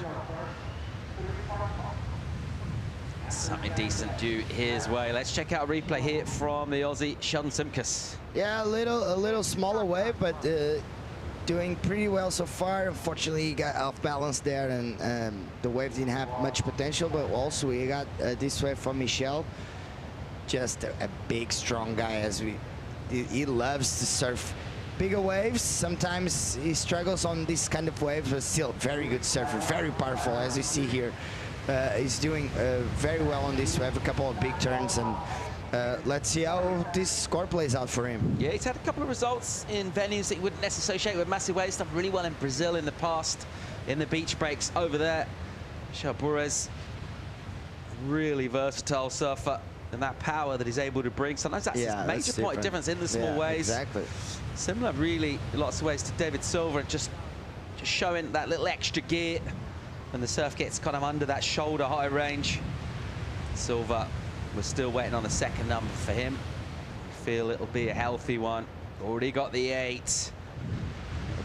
He's in the lead prior to this second score coming in. When it drops, we'll extend that lead further. Number in for Simkus, just a 2.5. Silva's going to go mid-range with his second number. Decent mid-range score, 5.17. So that's the second wave ridden for him. It'll count. And it'll just extend his lead. 13.17 is 2-wave total now. Bourez will pick up 4th priority when he gets to the lineup. Priority judge deems when surfers arrive back in the lineup, and then of course keeping a watchful eye on efforts at paddling. 4th priority as assigned to Bourez, and these 4 sitting together. Interesting to see that cross with Callanan. He said it's the first time he's really seen people go deep up the point here, and I'd say I don't really remember seeing surfers head that way. So Ziegler this morning, also Connor Coffin, didn't pay off so far today. Not a great tactic. The thing is, when it's this small and with this tide, it's actually might be a good idea, because it's a bit further on the outside the peak, so it gets a little bit more swell than the inside. But you know, that's what Ryan also said. The good waves are on the main peak, so if you stick to that plan, you might as well just go for it. But we had Mateus Navarro on the first heat, second heat of the round 60, the round 48 of the man. He actually did the whole heat on that deeper peak. So there's a few opportunities, but it's good for you to go and up there when it's smaller, because the last couple of events here in Rio Waida, there's always been some bigger swell, and it just pays off to be on the main peak. So with this swell, allows you to go a bit deeper, obviously. Interesting to see that cross with Chica down the beach with Kanoa Igarashi and Thomas Fernandes. Very relaxed Kanoa. He's one surfer that's not here kind of sweating out the pressure, doesn't really need the points. He's fine. He's requalified for next year. Loves surfing events though, and he will be a favourite getting towards, well, he's coming up in the next heat, but if he continues in the competition into the latter rounds. But yeah, really relaxed approach for him, and just a chance to surf an event without really feeling too much of a burden of expectation. Yeah, it was actually he didn't know if he was actually would come to this challenge or not after that win at the ISA and clinching that spot for the Japanese team on the Olympics for 2024. He was actually, should I go on a trip? But he's at home, you know. His house is like 500 meters from here, and he loves this place. He's here with his friends. I actually went for a surf with him last night. It was pretty fun, and he's so comfortable, and he's really comfortable surfing these kind of waves because he lives here and he surfs here most of the winter. Past the midway point in the heats, under 15 to go. Silva with the early running, by far and away the best of it. Priority with Jesse Mendes. Sheldon Simkus will have a little look here. It'll need to be quite a brisk paddle. He's up and swinging. Here goes Simkus. Nice carve from him, using that rail, redirect back into the power zone of the wave. And again, a little slopey face. Just try and keep that board alive. Another nice little snap, so light on his feet on a small section. Still looking to milk this thing, just squeeze any juice out of an inside runner. This will go kind of across the refit. If it stands up, it'll look for a finish. Doesn't really get the closing section to hit, but staying busy, keeping alive on the board. Just trying to build up a bit of pressure. Doesn't need a big number to move up. Looking for a 277 at the moment. Yeah, again, it's a pretty small wave, but he did really well. A couple of really nice cutbacks. His flow is it's really, really good as well. So he's just trying to connect and get some speed to actually put a little more effort on those turns, but the wave just didn't provide him that steeper wall that he actually wants. This is a nice carve as well, but yeah, the wave just kind of small. Simkus will make his way back out with a little more work to do. Did get the score 307, but he'll be wanting much bigger numbers than that. He's got a couple of threes so far. Good enough for second place. Doubt it will be in 13 or so minutes time when we get towards the end of the heat. So other than that flash of brilliance from Silva early on for the 8, this one a little bit starved the quality. Second best score is also with David Silva. We talk about surfers with certain conditions that kind of suit their style of surfing, suit their technique, suit the way they compete. Silva running kind of softish, slopey right-handers on the backhand. It's absolute meat and drink for David Silva. And yeah, he gobbled up that first opportunity, just smashed it. The board as well, looking really, really good. You mentioned that, how the equipment suiting him, and he looks comfortable at the moment in this one. 12.5 remaining in it. We are looking at 2 surfers qualifying for the round of 24. High stakes in Portugal on the Challenger Series. Join us for more live action right after this.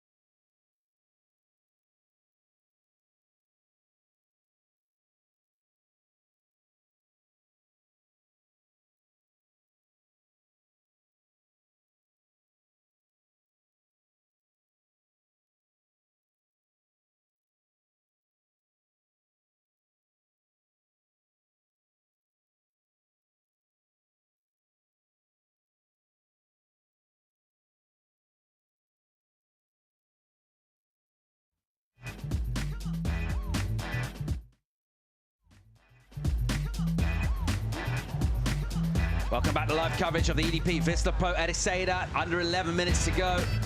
And we will rejoin the action here at Ribeira Dillas as we pick up Sheldon Simkus of Australia, working over a long wave. He's gone a really long way down the point for a crisp finish right in the sands.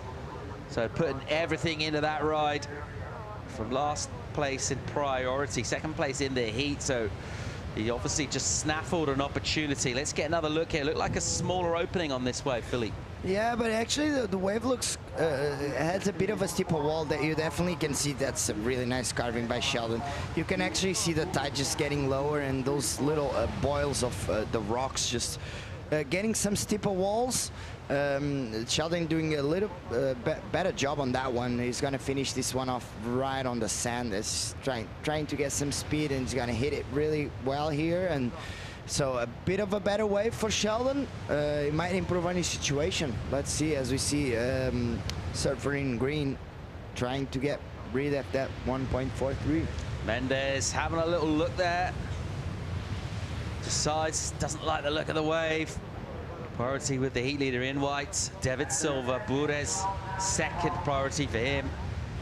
And it really is a low-scoring affair in terms of that battle for second place. Sheldon Simkus does improve marginally, gets a 4-3, so just squeezing over an extra point out of that last effort. A long wave, ridden all the way through to the beach. 4-3, his high score. Keeping the kind of pragmatic approach to things, just realizing get points on the board when he got the opportunity, getting that done. So just adding a little bit of pressure, not loads in terms of the requirement though. For Mendes, just needs a 2.97. Bures needs a 3.88. We just need some waves. David Silva's making a move here, and he's seen something. He's having a little look round, see where everyone's sitting. A little redirect from him, taking everyone with him a little walk further out on the reef.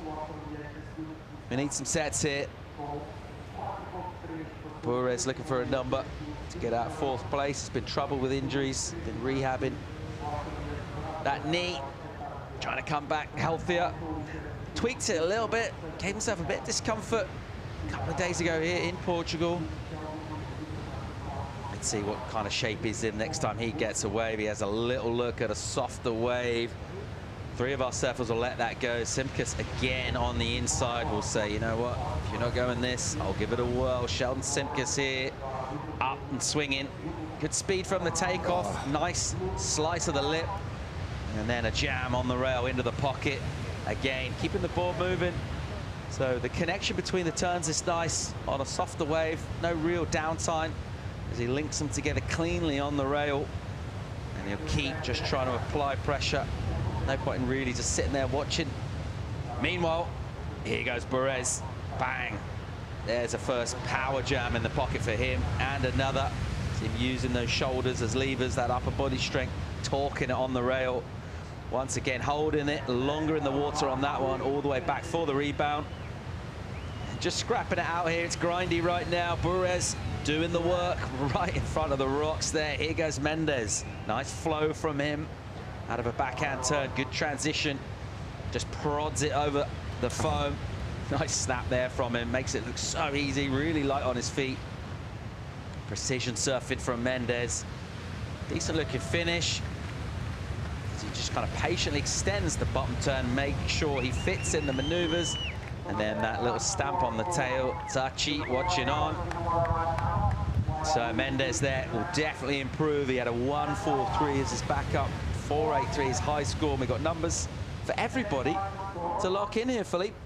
Yeah, it's starting with Sheldon's wave. That's what happens here a lot in Rio Waida. You can get those insiders with a steeper wall, and you actually allowed him to do pretty big on the first turn. But I really want to see Michel's first. Yeah, this is what I want to see, Michel's beginning of the wave.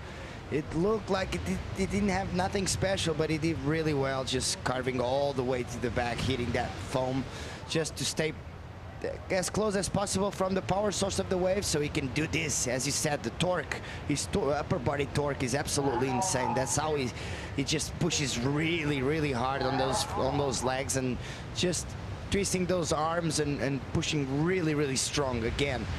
So really good surfing by Michel. And this is what I was talking about. Check out this little insider, this first turn, wham. Very good first turn and straight into a nice carving. And unfortunately, the wave kind of dies out on him.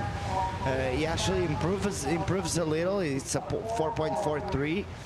But waiting for that wave of Jesse, as we also had, oh my God, that was really, really big turn by David Silva. The judges will love that, just throwing buckets on those every single turn around the corner. And another one, he's gonna do one of the best scores of the day, I think, with just going for a little reverse there. But that beginning of that wave was pretty insane. As we see, Jesse, the flow master, is just so good, waiting for for the wave to stand up. Nice little speed turn straight into a foam climb, not a foam climb, but a lip line floater. And then he's gonna, another lip line floater is coming around this section, and this is better from him. Just a bit more power on that one. He's gonna actually put a stronger turn here again. Bam, a lot of water coming from that one, and just finish this one off right on the rocks. So very good surfing from all the surfers, and David Silva is going to improve on his situation with just a three turn combo. 6.5. Waiting for numbers to come in. Nervous moments for some spectators, some with more investment and buy-in than others. One of them is the world number 4, Tatiana Weston Webb, and she's down the beach for a chat with Chico Alves. Yeah, boys, I have with me Tatiana Weston Webb. Tatiana, it's good to have her here in Ericeira, supporting Jesse. Nervous moments on the beach? Yeah, I think it's much harder to watch than compete, for sure.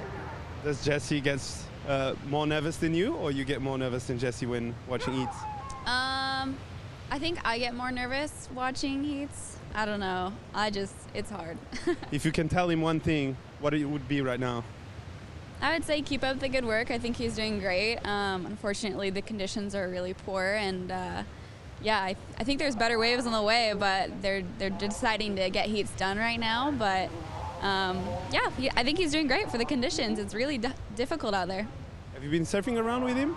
No, not with him. Not here at Ribeiradilhas. I've been surfing Pedra Branca and Rife and Backdoor and. Goofy power. Yeah, exactly. Thanks for your time. Yeah, thanks, guys. Just over 3 to go in this.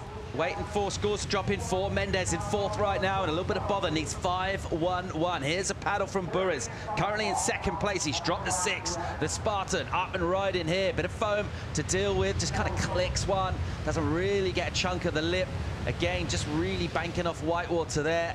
And you can see the effort he's putting in as he swings that big frame around on a relatively small wave. Mendez on the backhand. Hits one off the top. That was nice. Really sharp in the pocket again. Pushing harder. The variety from Mendez is able to tweak and just mix up those turns. And he's still throwing spray. Nice little runner section here for Jesse.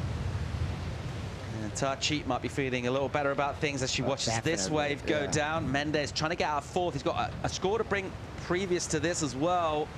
And this one he'll bring all the way to the beach, and he'll get a finish. Just about clicks it.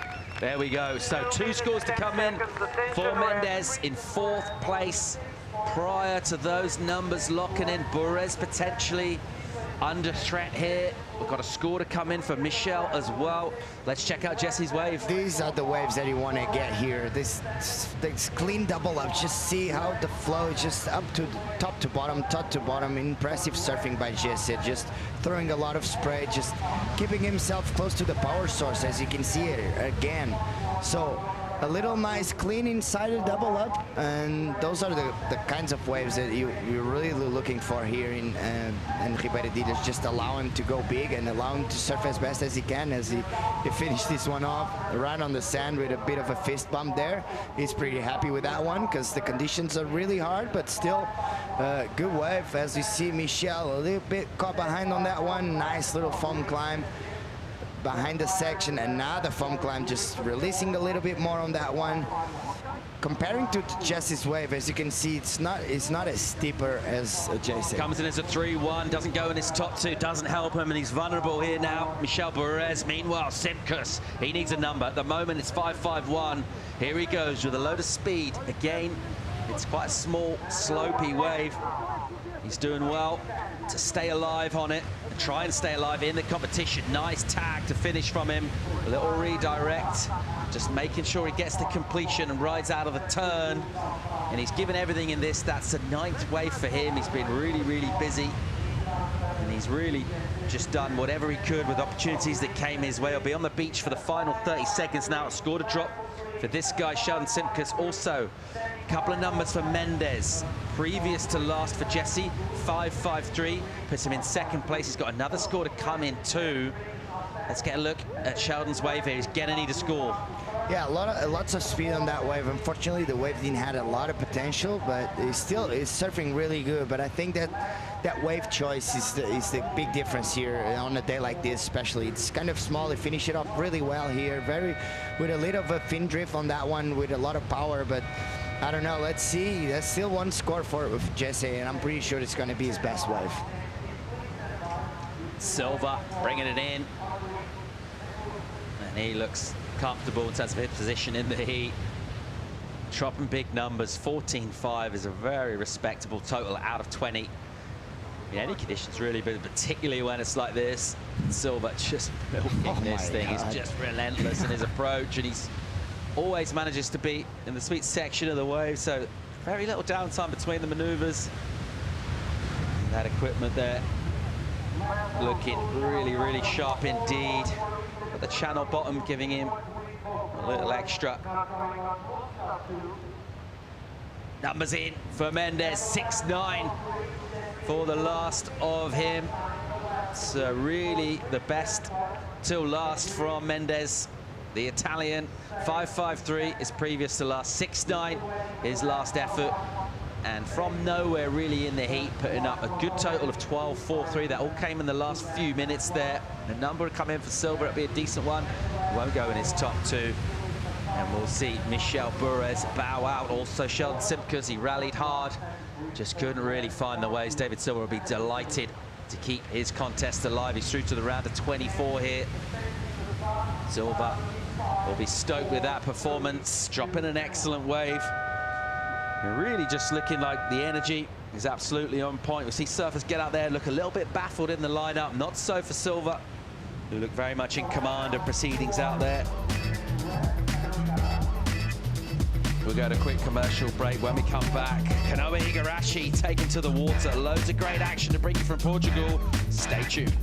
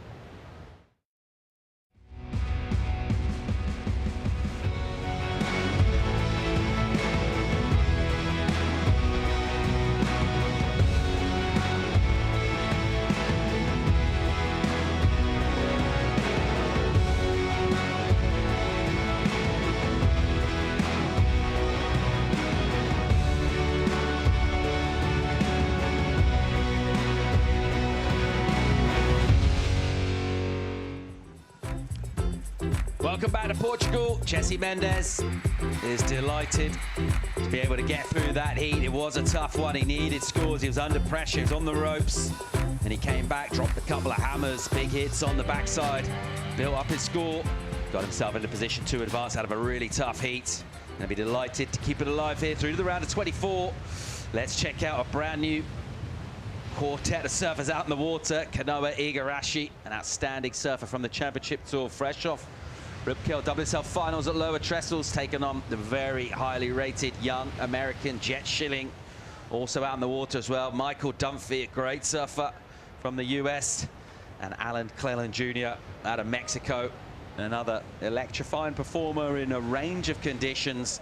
In terms of conditions, they're pretty tough out there. Someone that made pretty short work, made it look pretty easy, is David Silva. He's standing by for a chat. Yeah, Paul, absolutely. What a workout. How are your legs feeling after that? The leg is very tired, but I'm very happy to start for the heat very strong because the heat is very hard. And then the Jesse and Michelle and Sheldon is the surfing is very strong.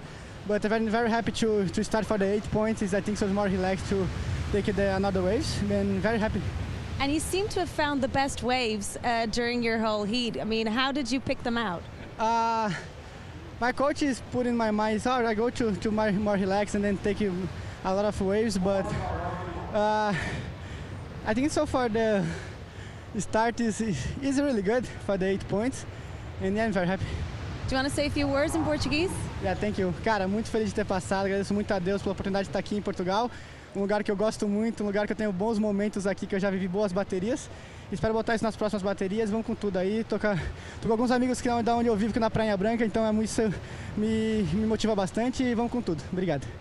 Well, there you go. He's just saying that he's really happy that he passed this round, and thanking God, thanking his friends, and yeah, that's about it. Congratulations. Back to you guys. Passing the round, smashing the heat. Big total from Silva and a big smile as well. Schilling in motion right now. We watched him work over a softer runner and just giving it his all. This guy, Igarashi, with a ton of speed to go over a whitewater section, and then a little caught behind. Cleland up and swinging here. He's got a decent looking opening section. Well, it looked like it was. And Ribeiro-Illes will do that here. Just kind of tumbled down in front of him and left him stuck a little too deep. So Schilling, from what we picked up, looked like he had the best of those exchanges. We do have a number already in for Dunphy, though. You can see it on your screen. So we got a 4-5 in early. And I think the approach, as we welcome Chico Wells back into the studio, don't be too patient and wait for amazing looking waves. If you see any kind of opportunity, you're going to need to take it. Well, from I saw the last seat, I think you really need to get your opportunities right and make sure you don't fall. Here's Jet Schilling doing an amazing work on a wave that didn't look good at all. A 3.77 for this one, but he's looking really sharp on the first round, surfed really good, and I think is for me one of the standouts of the round one. Yeah, really tight in the pocket, as we saw there. Really hard to surf. The wave looks quite flat right now with the full tide, and yeah, he's doing an amazing job to make himself look good on that wave. So I can't wait to see a few sets rolling in, and because we have an amazing heat on our hands. Alan Cleland had an amazing heat to start off. Michael Dunphy too, as we see. Kanoa Igarashi. Here goes Kanoa off the bottom, just slicing, taking chunks of water. Little setup snap for him. This one will go soft in here. This will be tricky for him to connect. He has a little look, realizes he's not going to get over that section of the reef.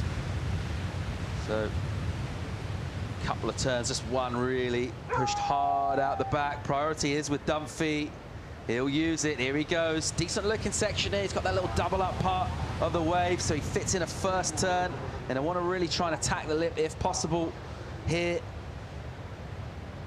Just goes into a sort of carving snap turn. Quick hit, just stabbing up. That's nice. Good finish from him. So does get to take on the lip. Pushes that board through, tweaks out the tail. Just gets that little bit of release out of the fins fast twitch surfing from Dunphy. And already with the 4-5, which was a respectable opening, backing himself up here, Chico. Yeah, this wave was really well surfed by Michael Dunphy. Nice wraparound, Caity there. He stays really tight in the pocket, and he sees the section down the line, gets a snap, a carving snap there again, winds up again, and this last turn was so explosive. Really tail throw there. I think he did his best wave so far here, because that last turn looked really, really sharp.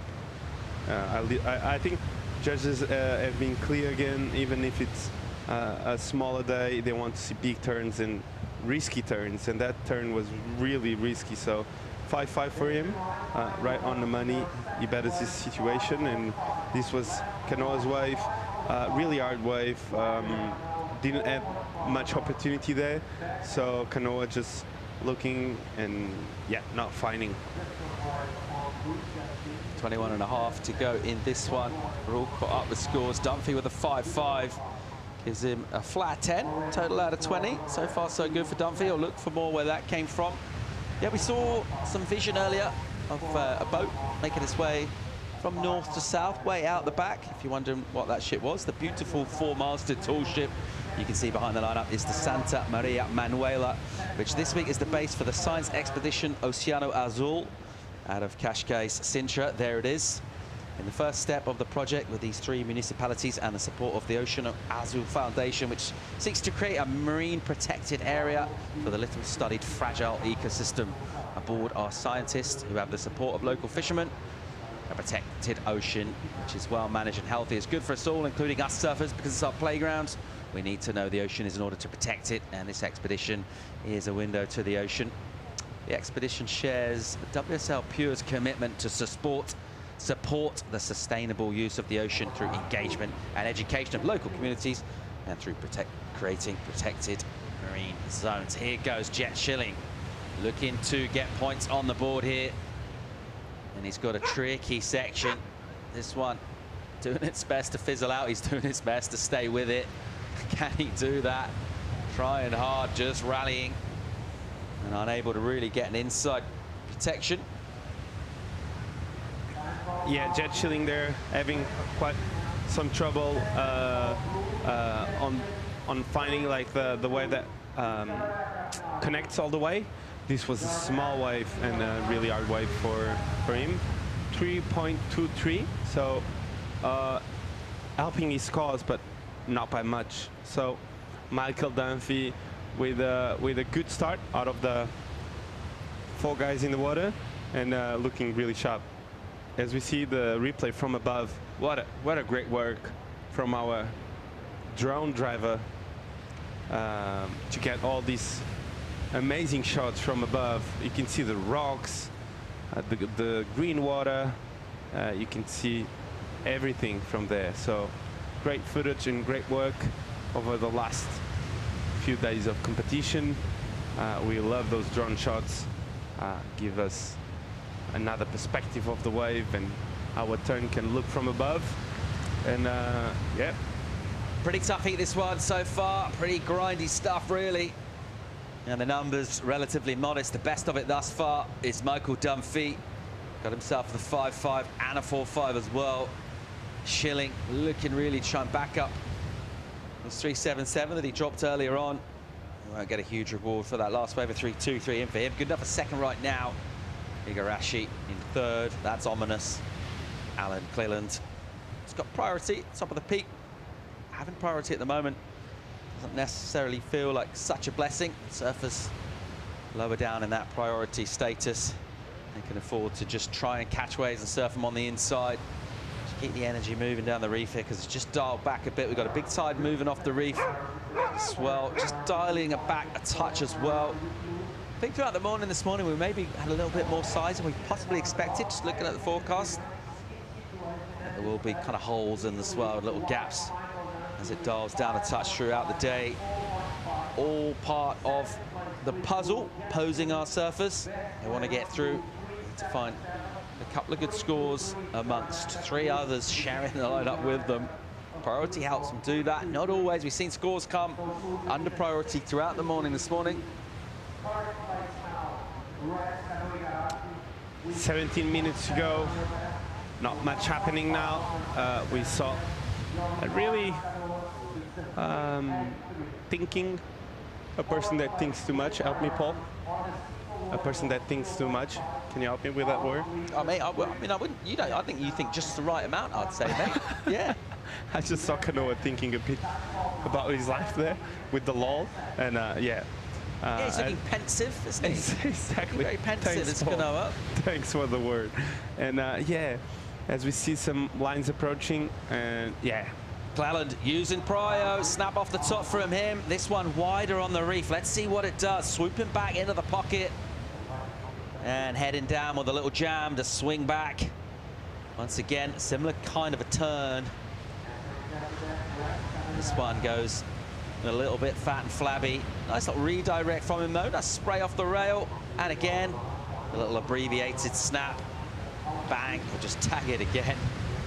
One more for good measure. Nice and vert on the inside, so good use of the Pryor. Didn't wait to sit for too long. He needed a number. 4th place in the heat. He'll get something on the board, paddle back out and look to go again. 6.5 he needs to go to 2nd. But if you can build a platform with this, come back and reduce the requirement. Let's have another look at his wave. Yeah, a quick snap out the back, trying to build his house. He was sitting on a 0.5 before this wave.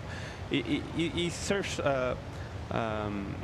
a lot of power, and he doesn't move too much the body, which is something really special about his surfing. And on this last part, he throws a couple of good snaps in one, and another one here, quick snap, and the third here, right on the shore. The body expression wasn't the best. It felt like the good surfing wasn't there, but he got a 4.3 there, so great work for Alan, as we see the replay of Michael Dunphy going down the line, and bang, great snap, and the wave runs away from him and gets really flat. So Jet Schilling behind, live action. Yeah, Schilling swinging, trying to hit it hard on the backhand, opening up the body. See the shoulders open right up, and he just whips that torso around, light on his feet and sprightly. And nice kind of rapidity to the maneuvers. He'll enjoy the rhythm. Not loads of downtime between. A little grimace from him on the inside. It does take it out of you in the small waves. You saw David Silver still blowing pretty hard after his heat when he was being interviewed. And this is Schilling. You put a lot into this ride here, Chico. Yeah, a lot of leg work in this wave. You really need to apply pressure, shift weights all the time. And yeah, it's normal. They get really tired after waves. The wave is long, and yeah, you need to really work hard to perform. But really good wave for Jet. He was able to connect a lot of turns together. That one looked really good, and this one too. So I don't know how many turns he did, but he did a lot to be tired. That's fair enough, I think. Schilling 6.23 the requirement to get a first. If he improves on a 3.23, which I dare say he might do, he's got a great chance of just improving his overall score and making the requirement for Cleland a little tougher.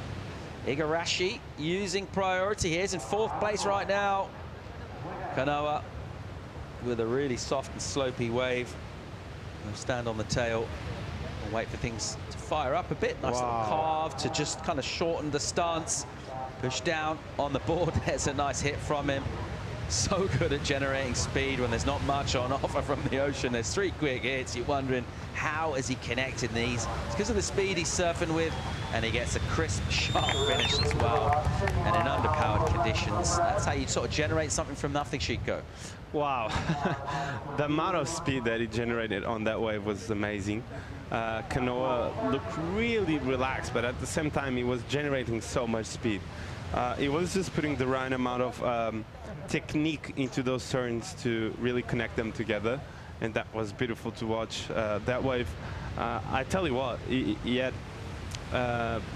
priority, and he had to choose a wave, and normally people would go for a wave set, and he just looked at something that wasn't really like amazing and gave him a really good opportunity. Wait for numbers to come in for Kanoa Igarashi. Jet Schilling as well, due a number. Just firing up the heat a little bit. It's been a little low on energy so far. A little bit of quality there from Kanoa. Also jet shilling. We've got more live action to bring from Portugal. Stay tuned.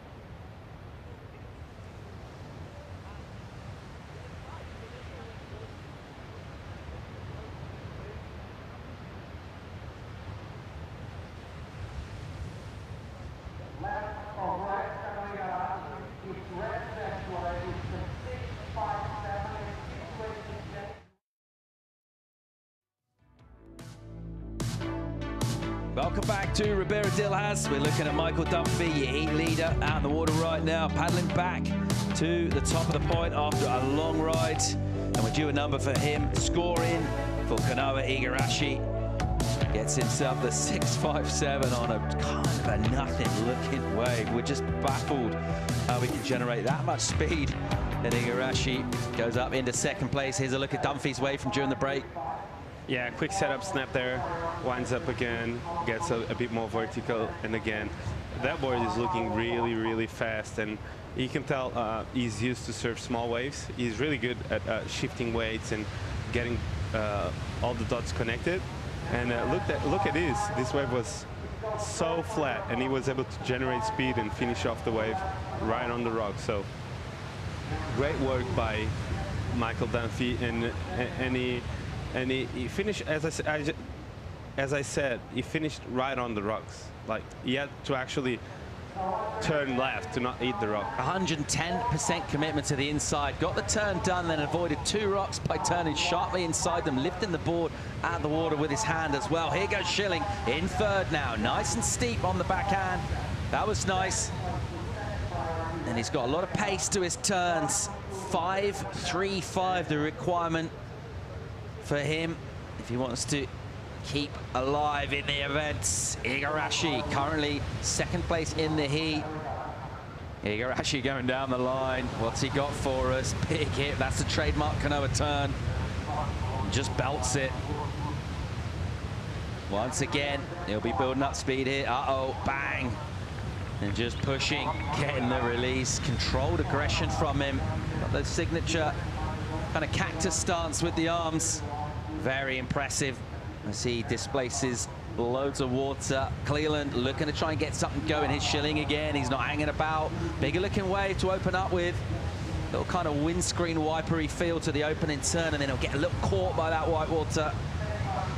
Schilling with due a number for him for his previous wave.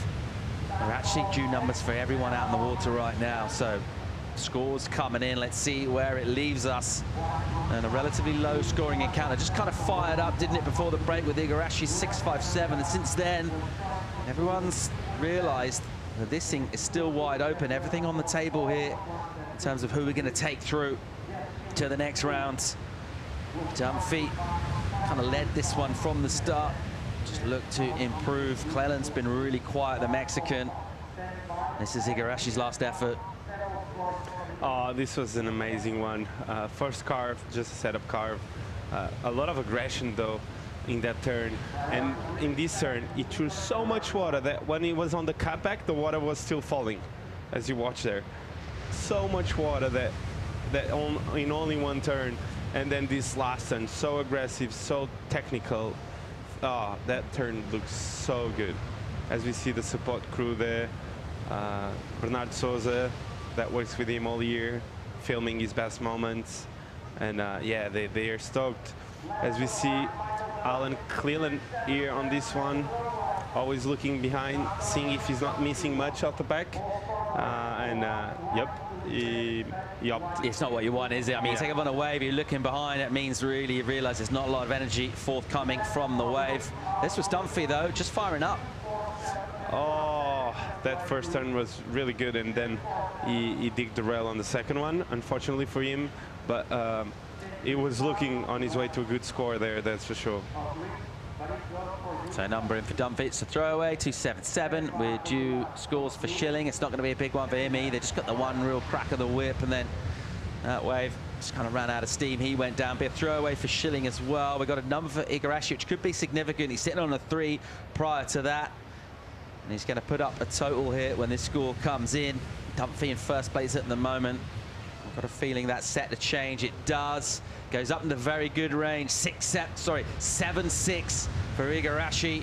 14-1-7 his total. Dunphy drops to second now. Needs a good 8 for first. Schilling in third place with second priority. 6-2-7 his requirement. Similar number for Alan Cleland. Needs a 6-3-7. He's got first priority. 6 minutes on the clock here. There's a spread from our panel. One judge thought it was excellent. One went a point more modest with a 7. We lost those 2. We averaged the remaining 3. Came in as a 7.6. And that's just really showing the quality of surfers like Kanoa Igarashi. We've already talked about the relative kind of home field advantage he has here, from basically living across the street. But Towns have just been able to generate speed on fairly soft looking sections. Igarashi just ramping up the quality. And other than the speed, it's just the aggression of the turns he's putting into it. He's not playing around. When there's a leap, he's attacking it, and the judges are loving that. So let's watch the recap and see what the boys have done so far. Michael Dunphy, he started off strong. He was on the rhythm since the beginning of the heat. He was looking for options, and he never quite stopped. So he's in second place, so this type of strategy helped him out to be in that position. That last turn looked really good. And then Kanoa is quite just relaxing up there and really like trying to understand the lineup for like 15 minutes, and in like 3 minutes time it just unloads and it turns like this. Bang, throwing the fins out, trademark turn for Kanoa, getting around the section 2 times. Oh, he came from so behind there. And the last one, sliding the fins there, that was the 6.57, and this one 7.6. The weather bleed so far gets the snap there. The section wasn't really there for him, but these last 2 turns were beautiful. 2 best turns of the heat so far. Bang, looking really sharp, and the last one was the money turn. He winds up off the bottom, gets the speed and loads, and wow, nicely back from there. So it looks so composed. Igarashi very much in command of this one with the lead now. And a big total posted up. Dunphy crucially in that second spot, meaning he's in an advancing position right now. He might have to watch waves ridden by his adversaries, though. Cleland has priority, but the requirement, by virtue of the fact that Dunphy's just kept kind of snipping away and building up scores, the requirements, they're pretty solid. Cleland looking for 6.37. It's gonna have to be better than anyone's got other than Igarashi's 2 scores. Schilling also needing to go a couple of points higher than his best efforts so far. Looking for 6.27. And with 3 on the clock, it's literally nail-biting moments here for Jet Schilling. Tell me something. Kanoa this year, 5th. Do you reckon he can crack that top 1 next year? He's right there. He's good on the barrel now. He charges. That consistent, small wave, big wave. airs, turns, and I just feel he can do it. What do you reckon, Paul? I'm putting on the spotlight. Yeah, well, we know he can do it because he got there this year. But think about, I mean, there's quite a lot of people already occupying spots up there. Think of the likes of Toledo. Hopefully, we'll see Medina back as well. Italo. I mean, there's a lot of talent right up there at the top, isn't there? Heaton, Griffin. But Heaton, Ewan just absolutely stepped up this year and was like genuine world title contender. Unbelievable performances. John Florence, hopefully he'll be rehabbed and back in the mix as well. And you mentioned Griff Colapinto, who was just brilliant this year as well. Really close to getting that 5th spot, just missing out, you know, just showing us the perfect 10 here in Portugal on a closeout. The big air reverse full rotation, charging in Tahiti as well, just showing us he's got a bit of everything. Kanoa's a brilliant surfer, but there's lots of other good ones as well. It's crowded for those top 5 positions. One of the reasons it's making it so exciting. I was actually about talking about top 1. I think if you put the pieces together, you can do it. But yeah, it's a hard one. It's a hard task. Being a world champion, it's a hard task, and that's why it's so hard, Paul. Jet Schilling here on the backhand. Wow. Just ditching the fins and reversing it, and he keeps the speed going. Crucially, he's going to need more, though. He's going to need a bit more than that. So 6.27, let's see where that goes. He would have been hoping for a real strong finish. Meanwhile, Cleland snapping one, looking for 6.37, final minute. There's a nice turn. Good-looking wall here. What's he got? Bang, that's a great turn for him, and another. He's on a bit of a roll here. Cleland looking for 6.37. Good work done in the opening part of this wave. He'll hope for a strong finish as well. Gets the little runner section, sets up with a snap, bringing it on the inside. Just pushing into a layback maneuver, so it doesn't get a massive finish. Got a decent start to that wave, though. Also in action, Dunphy. We just caught him finishing off, so scores to come in for Dunphy in 2nd. Before that exchange, also a number for Schilling. We just caught up the back part of that ride. And then we picked up what looked like the better of it, certainly from what we saw from Cleland. Okay, here's Dunphy's wave. Oh, gets a quick wrap there. Winds up again. Looks like a small wave to me, but I think he was just like trying to do something because he knows Alan just got a really good wave. Quick carve out the back. He was able to throw the fins there, and another one. The third turn was, he threw a lot of water there, and he got a 4th. And this wave was actually really well served by Alan Cleland. A really complete wave. Let's see. And here he was able to throw a kind of like a mini laid-back jam just for good measure. And this was a really good wave for Alan. Can't wait to see what the judges are going to give for that. But that wave was a good one. Crucially, he's asked a question of the judges, hasn't he? You know, he needed a number, he got himself a wave, he surfed it really well. There's one point in the wave, he just built up that speed between the turns, and he was hitting it harder and harder with each turn. And it was impressive. The speed, the spray as well. 6.37's a pretty decent number. Judges are thinking about it. We're all dropped in elsewhere, it's really close. First 2 judges come close to the number. Nervous moments here. Is it going to be a buzzer beater? He gets the number 6.64. Cleland moves up to 2nd. And it's bad news for Dunphy. And look how much it means to him, Chico. Oh my God. Emotional moment. Absolute fire here from the Mexican Alan Cleland. Jet Schilling unable to really unlock much quality, but gives his congratulations nevertheless. And he's still alive and swinging here. He'll go through the round of 24. He's absolutely delighted. And that's how much it means. So an exciting heat that started off slow. It fired up with the quality from Igarashi, and then Cleveland just had to be as cool as a cucumber. Getting that score, smashing it out, getting it done. We'll take up that vision of our tool ship out the back here. We're really enjoying the competition. More great heats to bring you. Got a number 1 on the Challenger Series. He's coming up in action next. We'll be right back with more.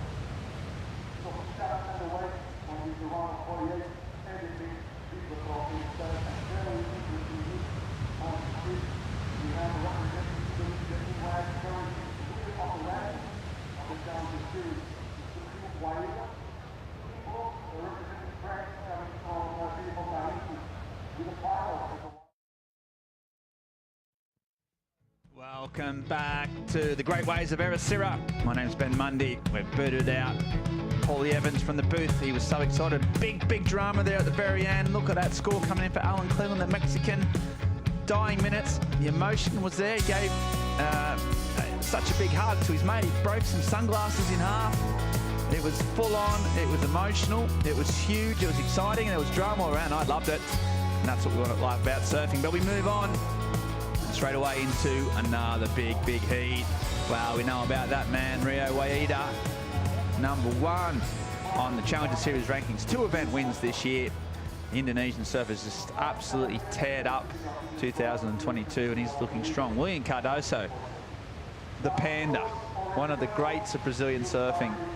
He's been around for a long time. CT surfer, CT event winner even. And so, yeah, the experienced Cardoso out there. Kaoli Vast, well, the Tahitian, one of sort of surfing's great hopes. Incredible competition surfer, incredible big wave surfer, and so much potential. And then Carlos Munoz, well, Carlos, he's had a bit of a tough year, finally made the CT, got injured. Now he's trying desperately to claw his way back to the CT. So, yeah, I like him to see Chico Alves. It's got a bit of everything. Got experience, it's got up-and-comers, it's got basically what the Challenger Series is. Feeding through to the CT, a mix of all the different types of surfers and plenty of excitement. And we've got you in the booth. Yeah, I'm and here. It's a great day to have you in the booth, commentating the best surfers in the world. And yeah, can't wait for this heat. Really good mix of styles and aggressions in this heat. We've got Rio, fast, spicy. We've got Kaoli, really good competitor, smart. We've got William, really powerful, and Carlos, the guy that always believes. So great heat. Great heat, yeah. And I'll tell you what, who had a great heat was Kanoe Igarashi, and he's down there on the beach with, I think, Joanna Garnell. Oh, you think right. That's right. Kanoa, I think we have Tomas Fernandes to thank for this win, right? Did he actually give you any good tips, or did you just do your own thing? You guys heard what he said before the heat. No, but you know, he's one of my best friends, and he knows this way better than anybody. And it's just another day. We do this all the time. We push each other, and yeah, we were just on the beach like if it was another day free surfing, and we were just talking about the waves that we wanted to catch, and yeah, honestly, it was a lot harder than I thought. But luckily, I kind of stuck with a couple of the waves that I thought were going to be bad, but they doubled up on the inside, and it was good enough. So happy. And you always seem very aware of the other competitors in the waters, always looking over your shoulder and making sure they're not doing a better job than you are. What's going through your mind? Yeah, you know, I mean, I love competing.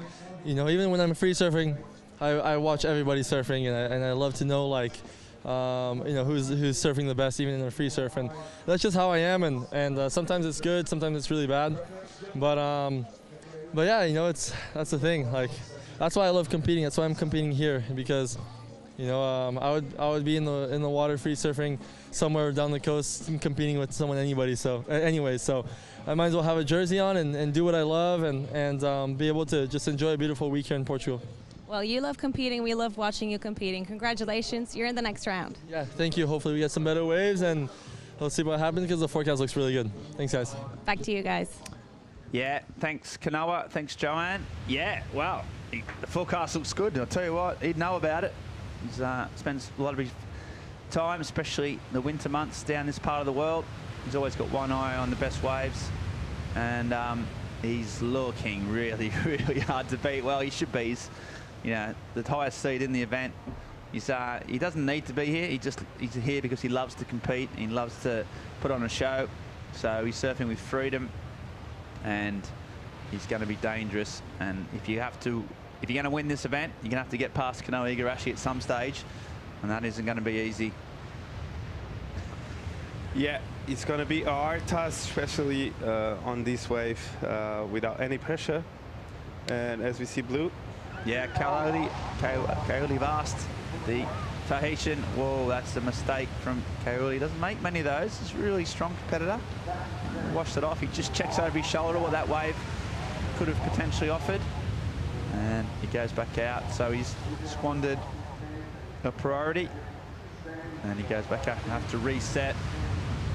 Bit of a slow start to the heat, but plenty of time left. Yeah, I mean, it's incredible to think these surfers, and Kauli, saw him ride perhaps one of the biggest, you know, wave ever ridden at Chopu early on in the year, like a massive one. Now he's out here riding 2-foot right-handers and absolutely ripping. Such a well-rounded surfer. See the boats out there. Did you guys talk about the boat? Did Paul talk you through that 4-masted ship out there? He did. He did, yeah. I thought he would have. Was it a bit? Did he go on for a bit too long about it, or was it interesting? Was interesting, but he went long. He went on. Yeah, he went on. I thought he might. I kept going with him, but I understood. Yeah. As we see live action. William Cardoso. Wow. Straight up and into it. The Panda. I mean, he's just an incredible surfer. So quick. You know, obviously one of the strongest surfers on tour, but also one of the fastest.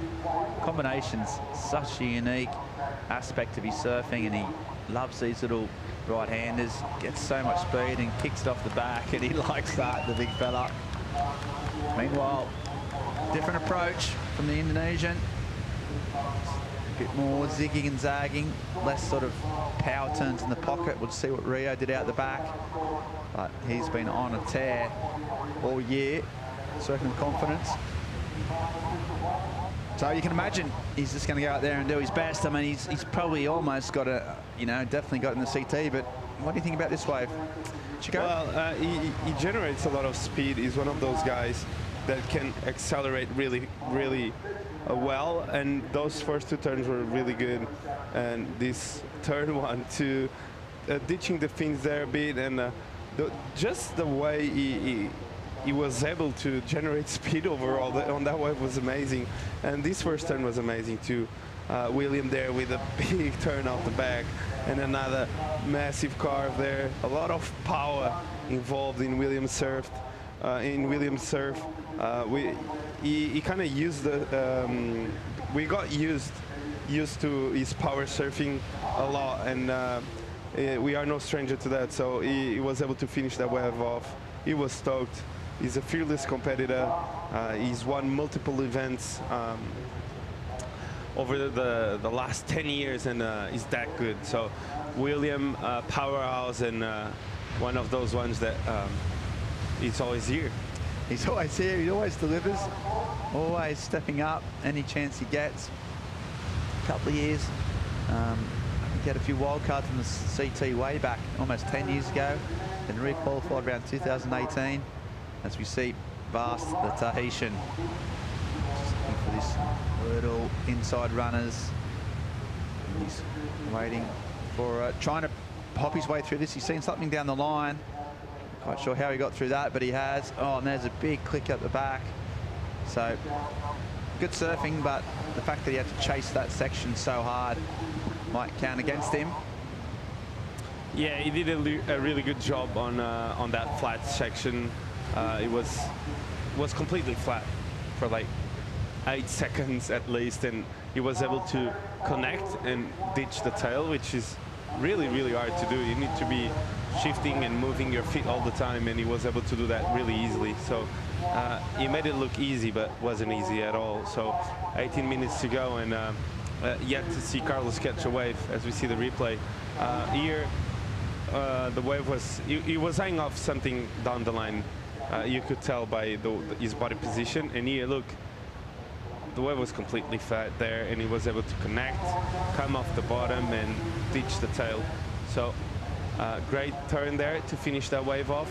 I don't know if it's going to come into play into his score line at the end of this heat, but yeah, Nanonette is keeping busy. He's looking for scores, and I think he's part of the game. It's 18 minutes to go. I don't know what the coach strategy was, but maybe told him, hey, mate, it's slow.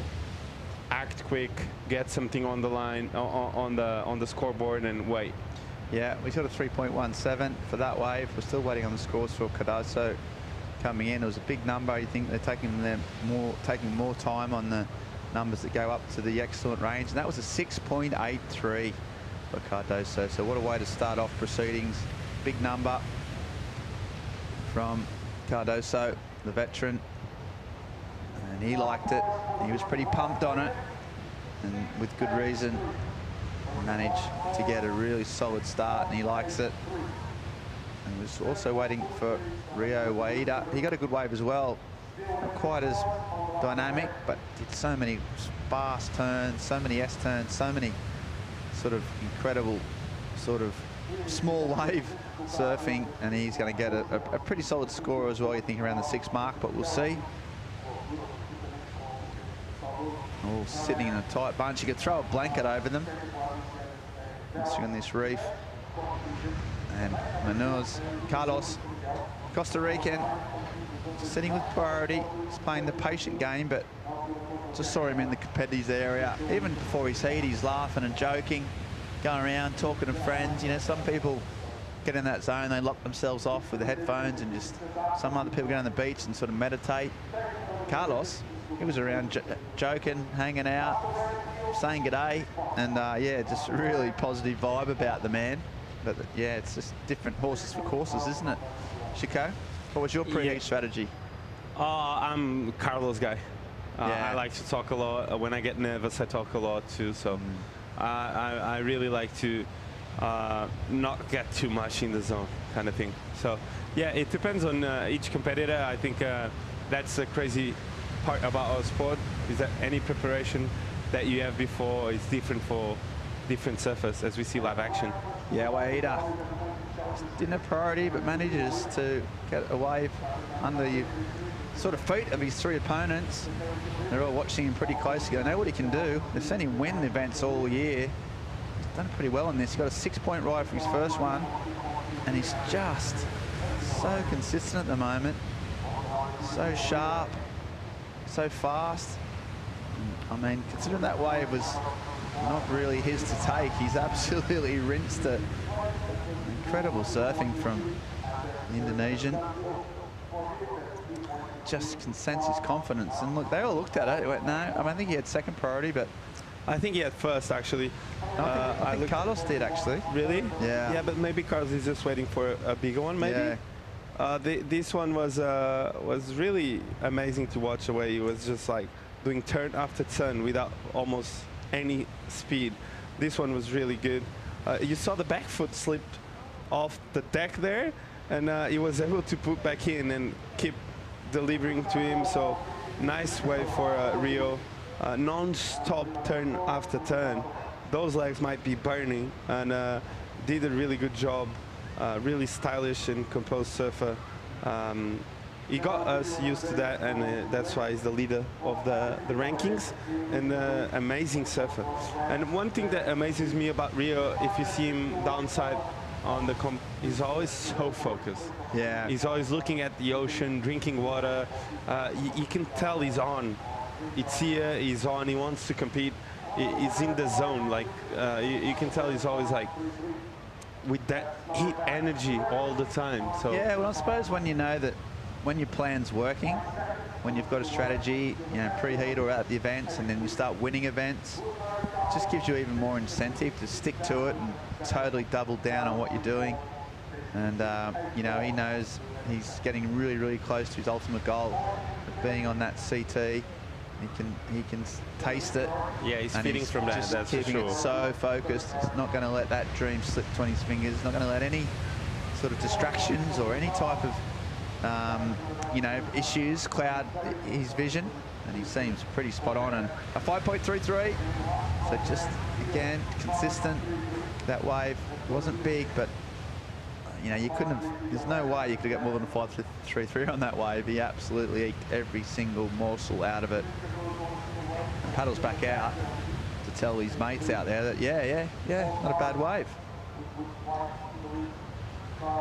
Carlos Muñoz, though, Muñoz still waiting. He's been out there now for 13 minutes to go, so he's had 27 at the start. But I tell you what, we're going to go to a short commercial break, come back with more incredible surfing like this from Rio Waida right after this. Don't go anywhere, folks. It's on.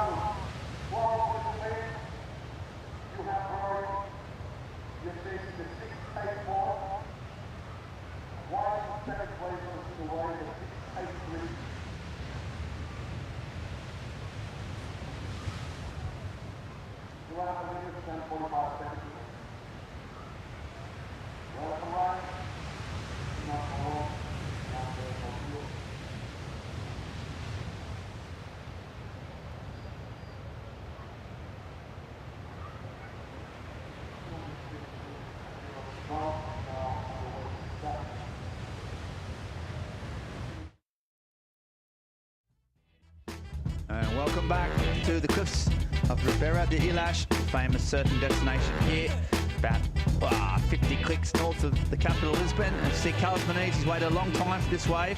He's waited 20 minutes.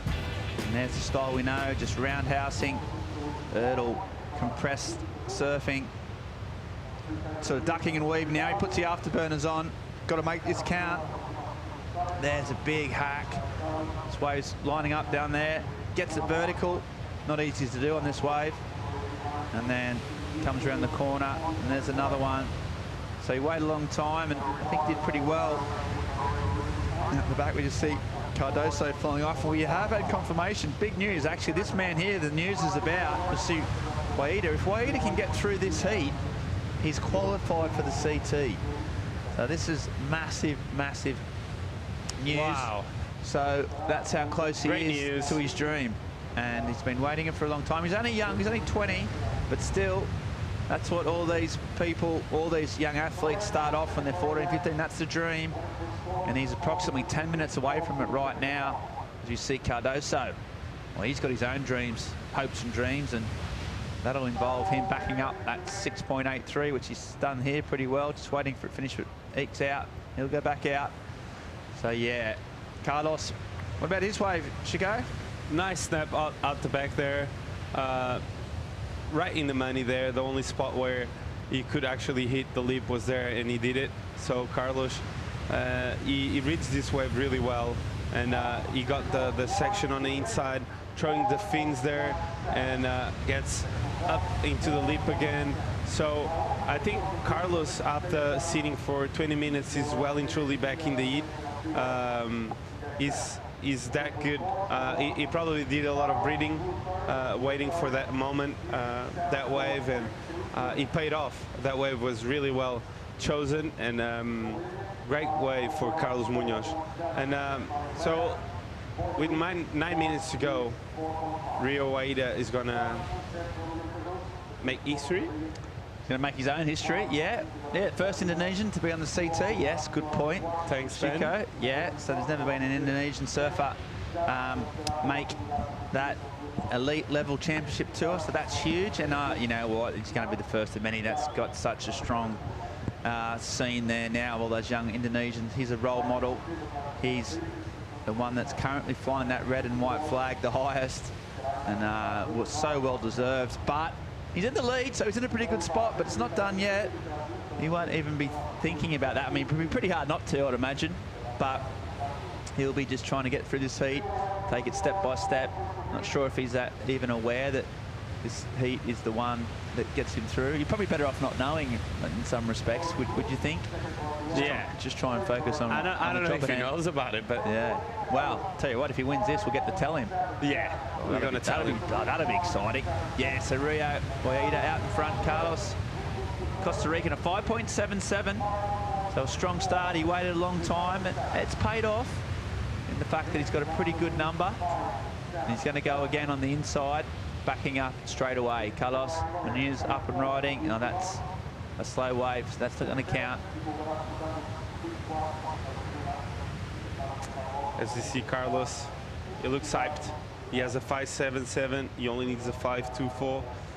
William Cardoso dropping a 4.17. So William there getting that backup under his belt.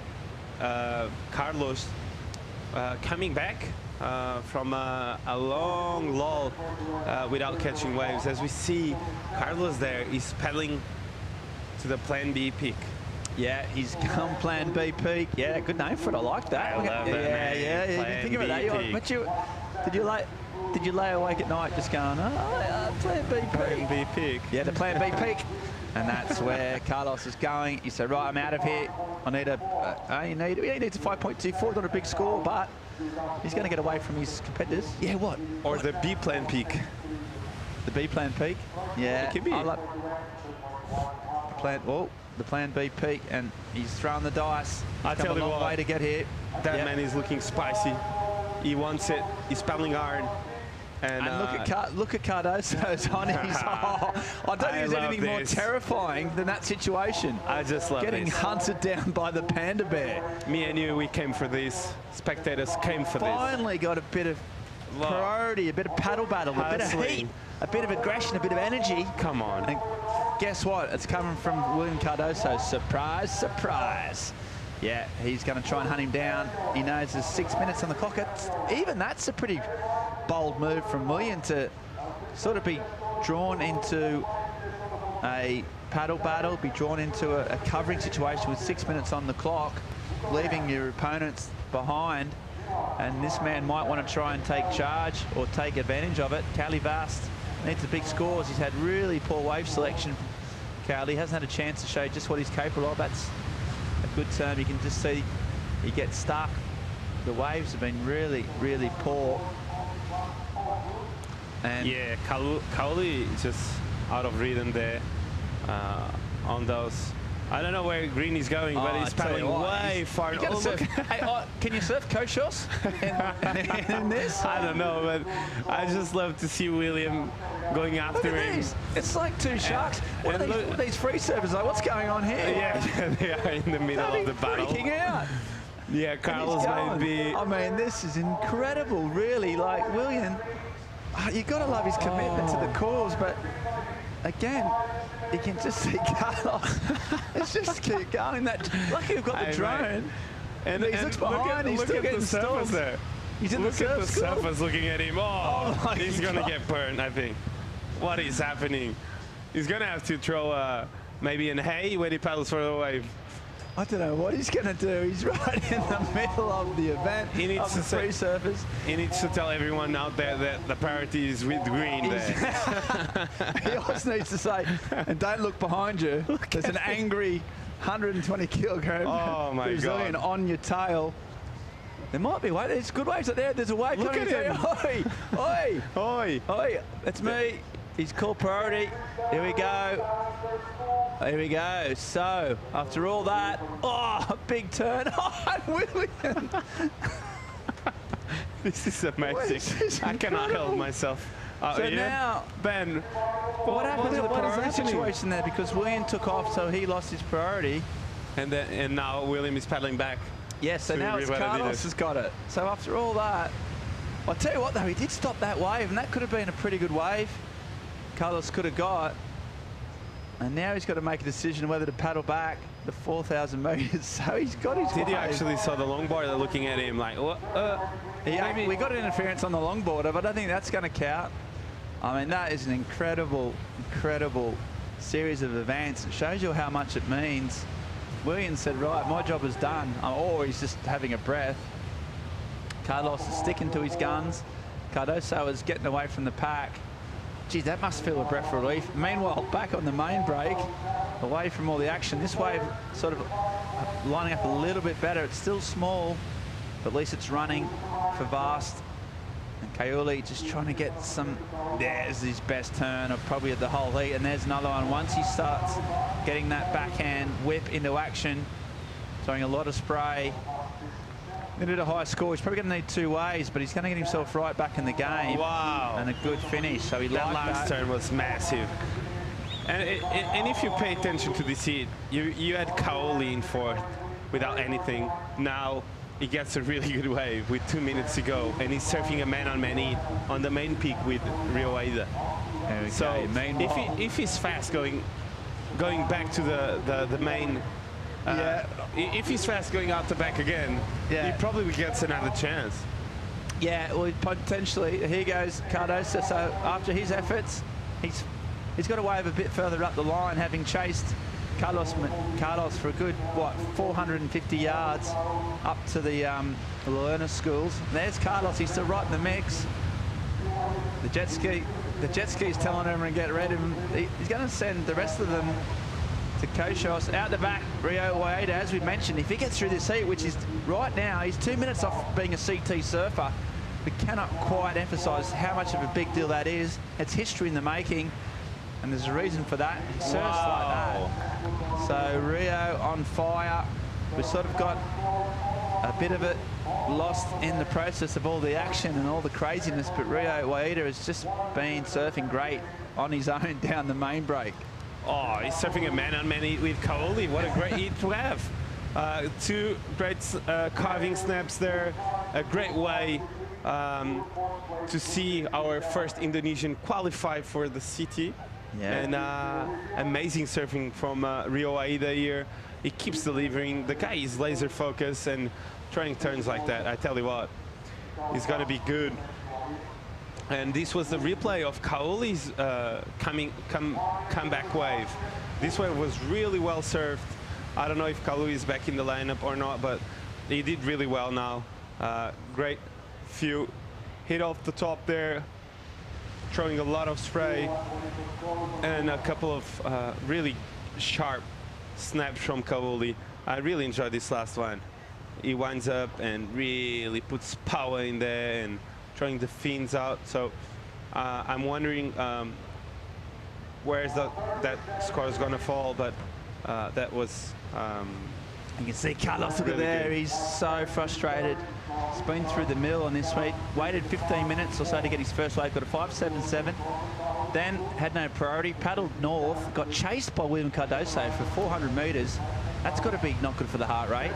Meanwhile, Vast striking back. We haven't got the wave he got before this. In the last 2 minutes, Caity's put himself in, at least in the mix. What a fight. Doesn't look like he feels he's got the score. He looks a little bit disappointed. So, and we do, having talked up that CT confirmation, we do need to double check it. I don't want to be the man that gets that all wrong. But Rio, he's through to the next round. Down on the heat of 24. He's got 2 event wins. He's getting closer and closer to his goal. So we're just... So there he is. It looks like he is absolutely on his way to the championship tour. He is qualified. That's official. Rio Waida is the first Indonesian surfer ever to make the championship tour. Oh my God. I mean, it's just so rare that I feel a part of history. I don't think it's ever happened before. I can't believe I'm talking here with you, Ben, while Rio Waida writes history of surfing. Yeah. Congrats. And I'll tell you what, so well deserved. What a year he's had. He's absolutely tore it up. He's won 2 events, and he's well on the way that, you know, I'd put him as one of the favourites to win this event. He has to get over Eric Igarashi, I'd assume. There's William. He got into 2nd place. He fought hard. We just seen Caity got a 6 and 3, so that's not going to count. So, tell you what, it was an unorthodox approach to getting through a heat, but it worked. And Rio Waida and William Cardoso, and I just think that's one of the best heats I've seen in about 15 years. Absolutely blown away by the excitement, by the paddle battle. I mean, the book I've been writing about inverting the pyramid, it's got another whole chapter. It was incredible, and it means so much to these guys. So we're going to have a chat with Rio. First off, though, we're going to take a little bit of time, compose ourselves. Hopefully Joanna Garnell can get Rio and have a chat and see how he feels. But while that happens, Joanna's sorted out. We're going to take a short commercial break and come back with more live action from the EDP Vissla Pro Ericeira.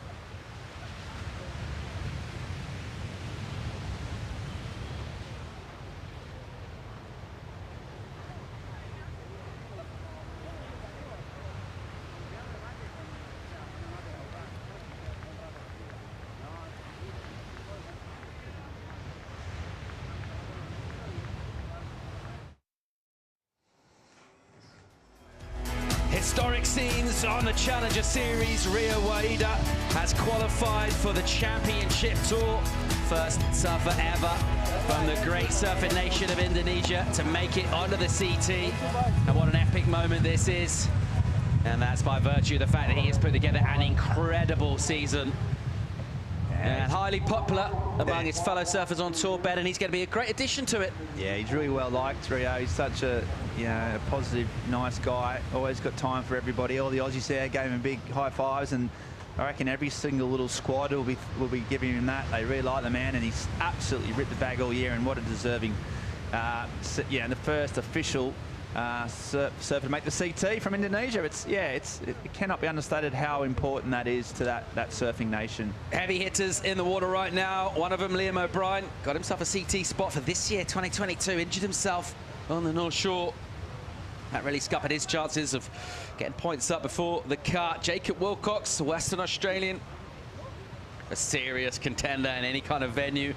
Jorgen Cousinet has been one of the outstanding Euros for the last 5 or possibly 6 years. And of course, Cam Richards, who ripped it yesterday. Extremely versatile surfer. Fast and lively in the small stuff. Got wave of the winter once. Pipeline as well a couple of seasons back. So versatility key as ever. But right now there today, it's all about essentially grinding it out, trying to find some speed in some sections. That's what Liam O'Brien's going to try and do here. A quick redirect from him and a softer wave. And we had all sorts of antics and dramas and people chasing people in that last one, Bennett. Kept it pretty interesting as a spectacle. It was incredible. It had it all. It had so much going on in that heat. As we see Lob up and riding again and off. Yeah, it had the paddle battle.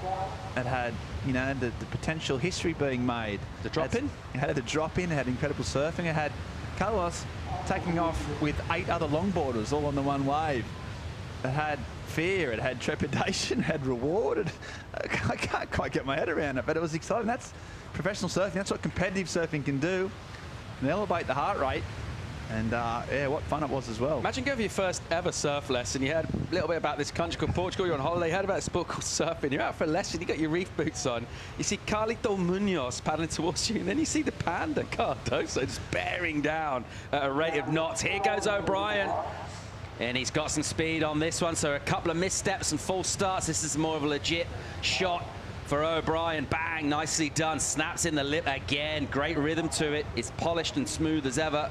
And a decent way to open things up. He's got a 2 and a 1 already. I reckon that'll be a bit better. Yeah, he's decided to stay busy. Clearly a strategy for Liam. Yeah, I mean, that was, man, his first ever official CT event. Rocks up to the Pipe Masters, goes for a free surf that in the morning of the actual event, 3 hours before he was due to surf his first ever CT, and breaks his ankle. So what a yeah, what a heartbreaking scenario for that young Aussie. But he fought back. The ankle's 100%. He still doesn't like it getting cold, hence the booties. But he's been right in the mix again. Another favourite moment from Leon O'Brien for me. I know you watched Make or Break, the hit series on Apple TV. The episode in Newcastle with Bots and Morgan Sibilic, and they're playing Scrabble. O'Brien goes for the cork. What's a cork, says Bots. It's a subatomic particle, says Liam O'Brien. He's a smart cookie. And then Bots goes, what's a subatomic particle? Yeah, he's known for his intellect. He's a pretty smart kid. He likes to write. He's a good writer. He's very well read as well. And he rips from Burley Heads. Grown up on right-hand points. Burley Heads tends to go a little bit faster than this wave. But he's real versatile. He's a good tube rider. Doesn't mind packing some heavy barrels as well. So, yeah, one of Australia's real bright prospects. And just got a 3.33 for his first wave, though. Yeah, Make a Break. Incredible show. You enjoyed it, Paul? Saw it all the way to the end. We captured the essence of what professional surfing's all about. Got an insight that we didn't have.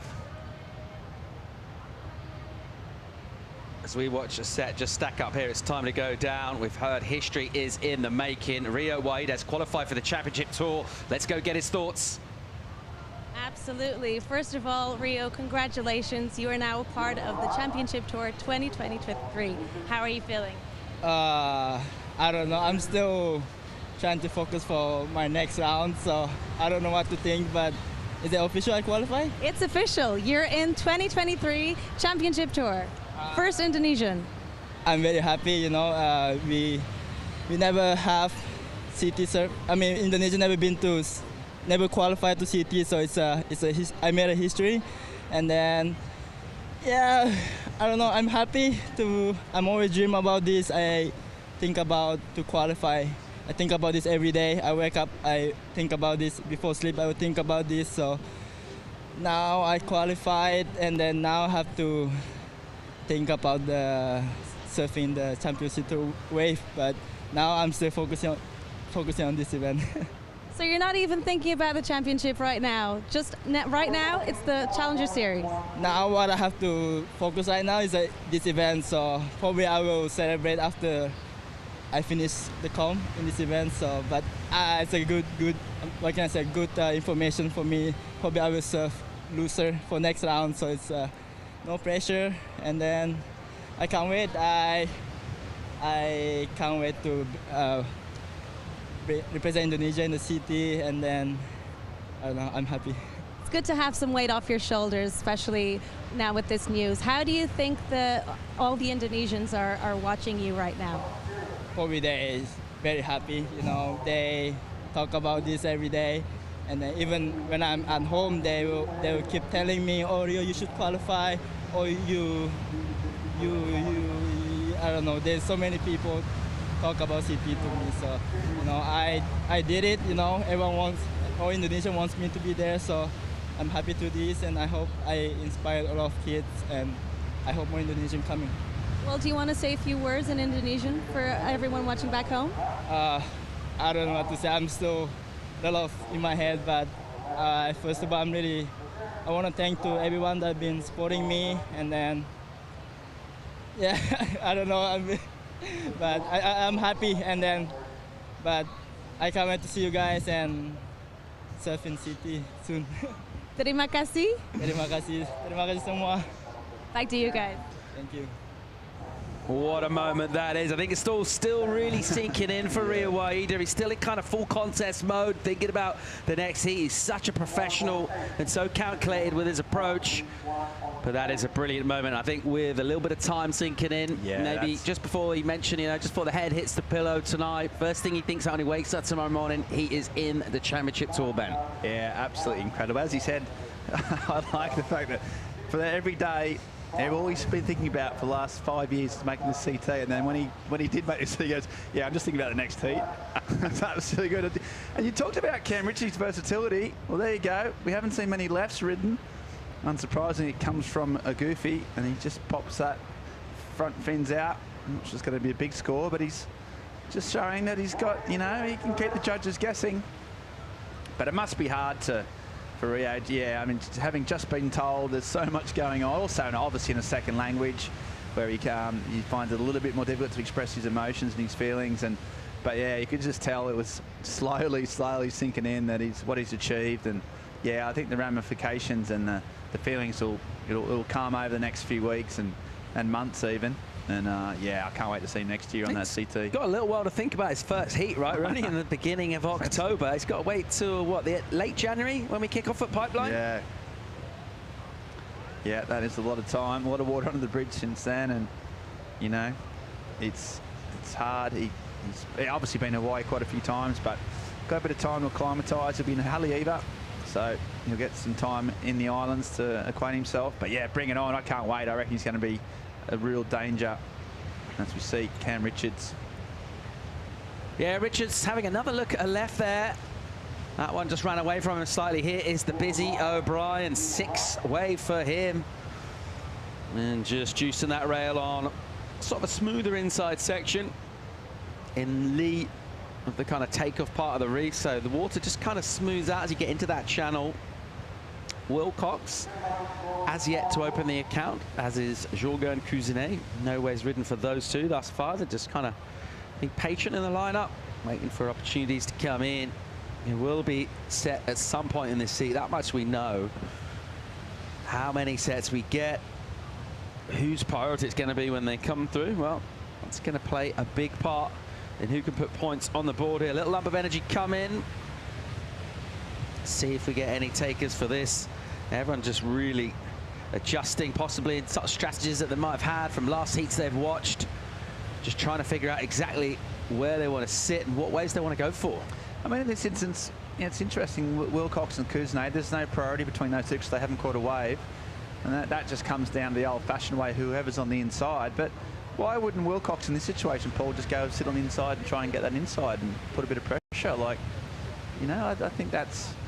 You're ceding your position, effectively saying Jorgen can get that first wave, or is he confident that the second wave of the set might be better? I don't know, it's interesting, or not. I'm also interested in the yellow board. You don't see many of them getting around these days, do you, Paulie Evans? Quite like to see a bit of the old yellow board, kind of old school.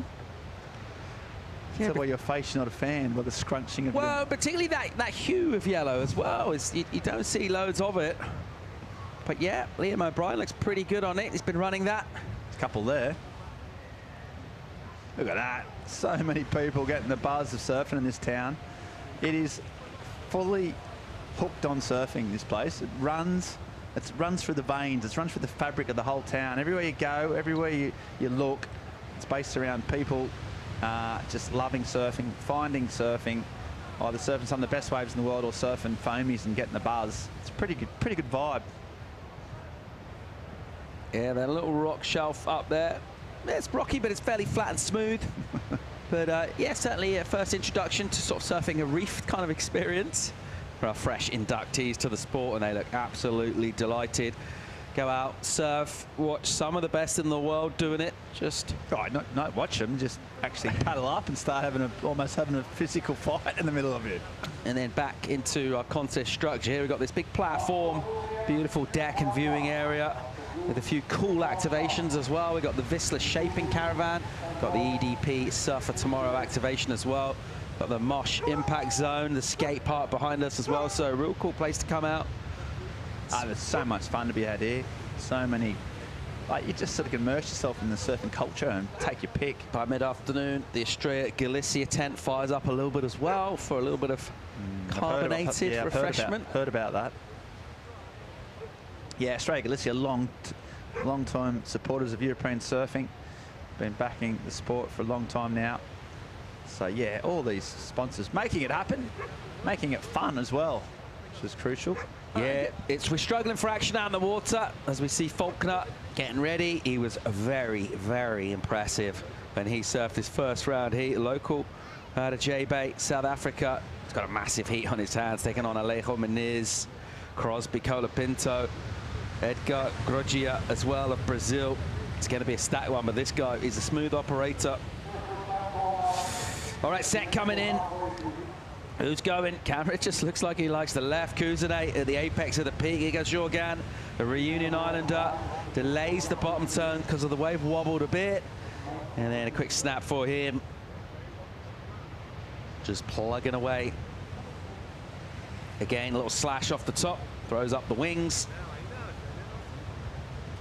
And working down the line with a few wiggles. A little bit jittery. But it's an opening ride for him and it will count. Yeah, you know, 15 minutes waiting, but no one else has done anything of any note, so he might even get the best wave so far. It wasn't an incredible wave, but I think we're about to see this could be a potentially low-scoring heat. Got a couple turns out the back. As I said, just pulled rank in terms of getting that inside, and Wilcox didn't challenge him for it. And he got a few turns done, so with no one else being able to get any type of rhythm or any type of momentum in the seat, it's going to be a keeper, and Jorgan will be relatively happy with that wave. O'Brien again, 7th wave, bang, nice quick speed turn, very light on his feet, just kind of projects over those sections on top of them, clips the white water, and just snapping again in the pocket, carrying that speed through softish sections. O'Brien getting more work done, been really, really busy. Yeah, he's all action, isn't he? He's playing, not only has he got 7 waves, when he's up on the wave, he's moving, he's grooving. He's always sort of shuffling from rail to rail. Just got a lot of energy. And it's not a bad strategy, given that just sort of had a bit of a really sort of soft sort of waves. It hasn't really fired up at all for this heat. 13 minutes to go in this. It's all been rather forgettable so far. No real quality to bring you at all. The busier of our surfers is Liam O'Brien. He's in the lead right now. Other than that, let's hope this thing fires up in the back end of the heat. We're going to get a quick break. Join us for more live from Portugal right after this.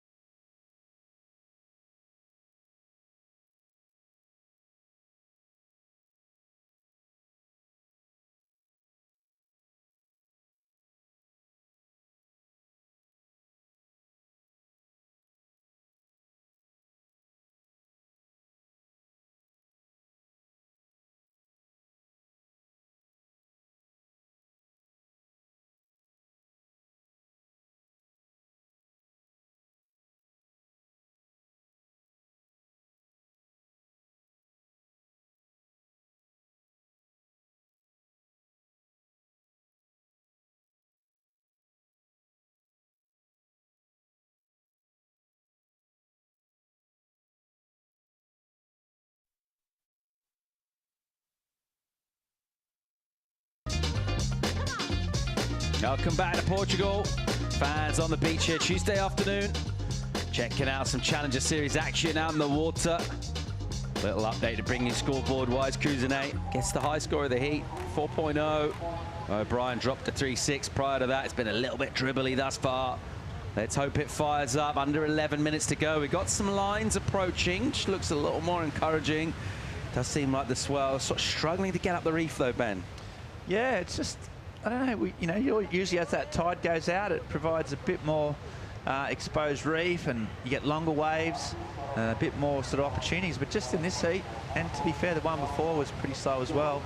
Just seemed to have lost a bit of energy. I don't know if that's a swell. I mean, it is predicted to decrease. Tomorrow is looking one of the smallest days of the waiting period. I think it is to do with the swell. Yeah. I think the energy, not tide. Yeah, the fact that the waves are smaller, I would just say. Yeah, so whether it's just ebbing away too fast, we'll see. But yeah, those lines are still out there. See by the sort of 3 or 4 in a set, there's still got a bit of long period to them. But yeah, you're looking at their scores. Well, Jacob Wilcox, 20 minutes in, hasn't even stood up. So that's always a bit of an indication that it might be a bit slow. So let's see how this one plays out. Final 10 minutes now. And a little purposeful redirect. This is encouraging. When you see surfers paddling seaward out to the west, that generally tends us to think there's some energy coming in. Priority is with Wilcox. So you mentioned he hasn't ridden the wave. He's about to. Just puts himself in the slot here. Wilcox has a look. And he's up and swinging the goofy out of West Dawes. First turn, bit of speed. And hitting it again. Wilcox comes into this one 23rd in the rankings. He'd love a result out here. That's nice. So more velocity afforded by the fact there's just a bit more water on the wave. And he's just squeezing the juice here. Still going, just adjust his line quite sharply. Nicely done. It's technical on the inside and gives himself room to do a deep bottom turn and get quite a vertical stab on the lip. Yeah, he surfed that really well. Waited a long time. The pressure was on. So you had to make it count. And he did. A lot of really, as you said, probably the vertical aspect of it was the most impressive given the size of the wave. Linked his turns well. There wasn't many sort of jittery moments. That turn was pretty nice, as was that one. A lot of spray out the back you can see, which is always a sign that he's engaging the rail and he's in control, looked in rhythm, and it's going to be the best wave of the heat. He's waited and waited, and I would say that he'd be pretty happy with his decision right now. We'll get the judges in, but yeah, Wilcox right back in the game. Also, just affords the judges an opportunity to show a point of difference from those kind of dribbly, sort of going through the motions a little bit with those check turns. Someone with a bit of legit momentum down the line gives them a chance just to use that judging scale and essentially make it an easier heat to judge. They don't want all the scores to be bunched together, so someone can show a little bit of quality. I mean, just, that's the vibes you want, isn't it? Is it?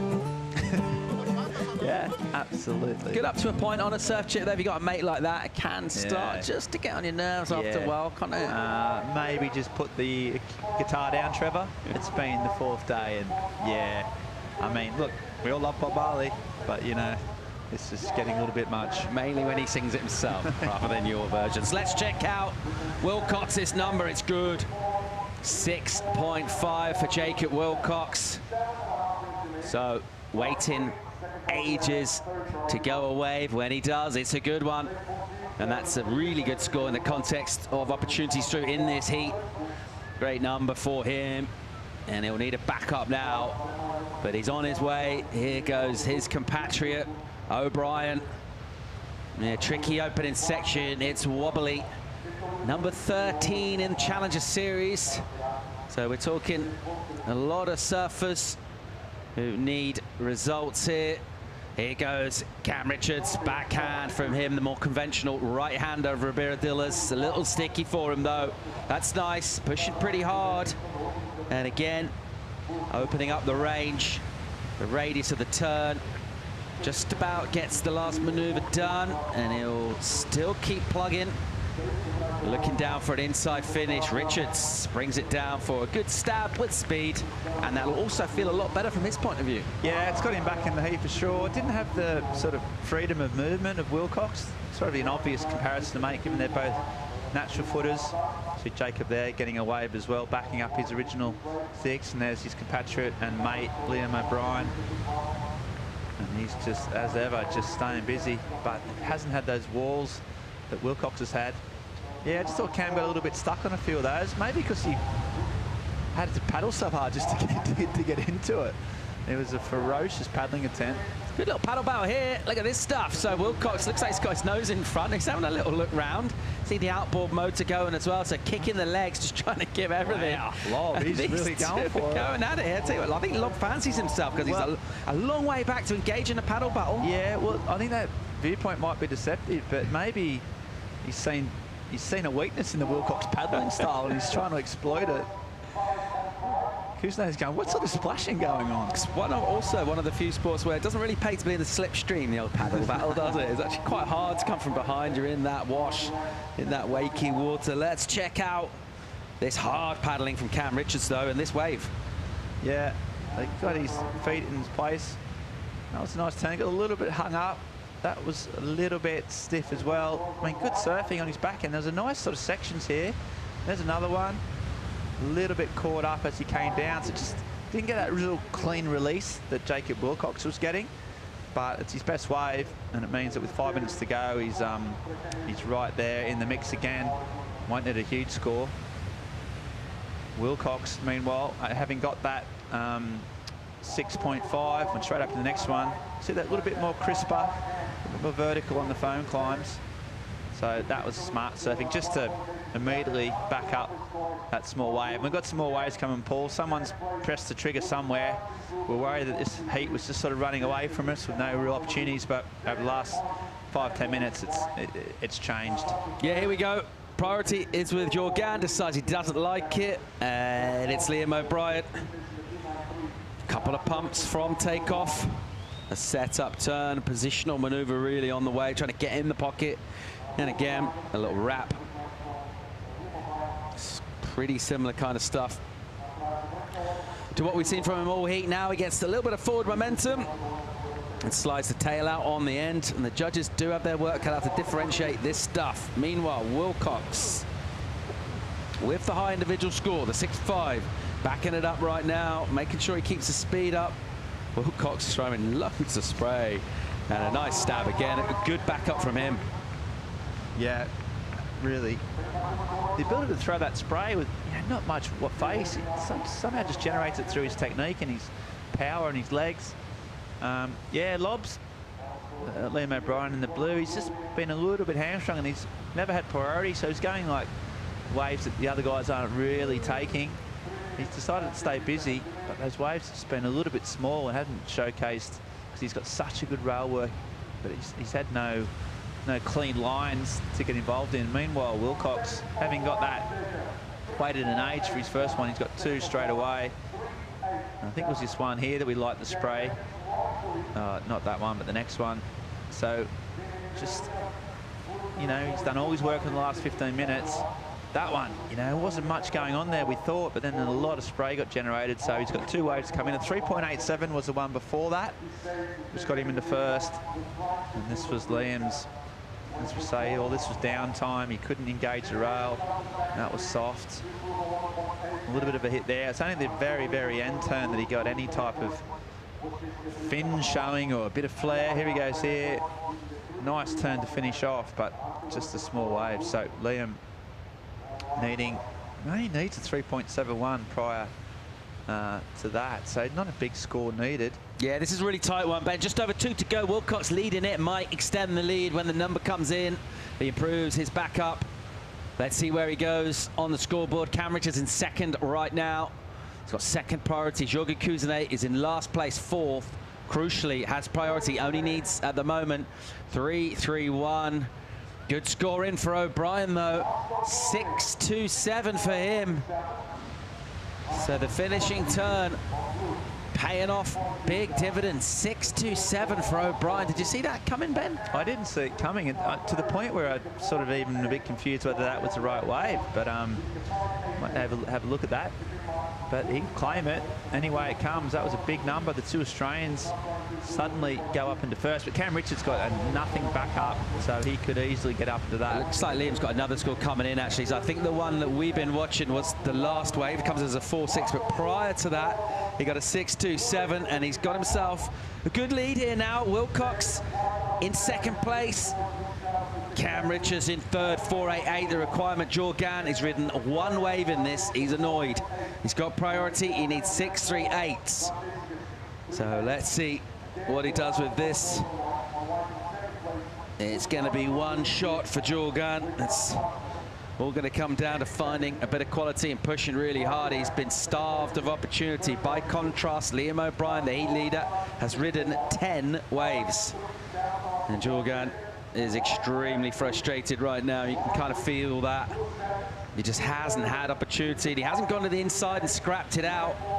And as a result, he's just been left out the back.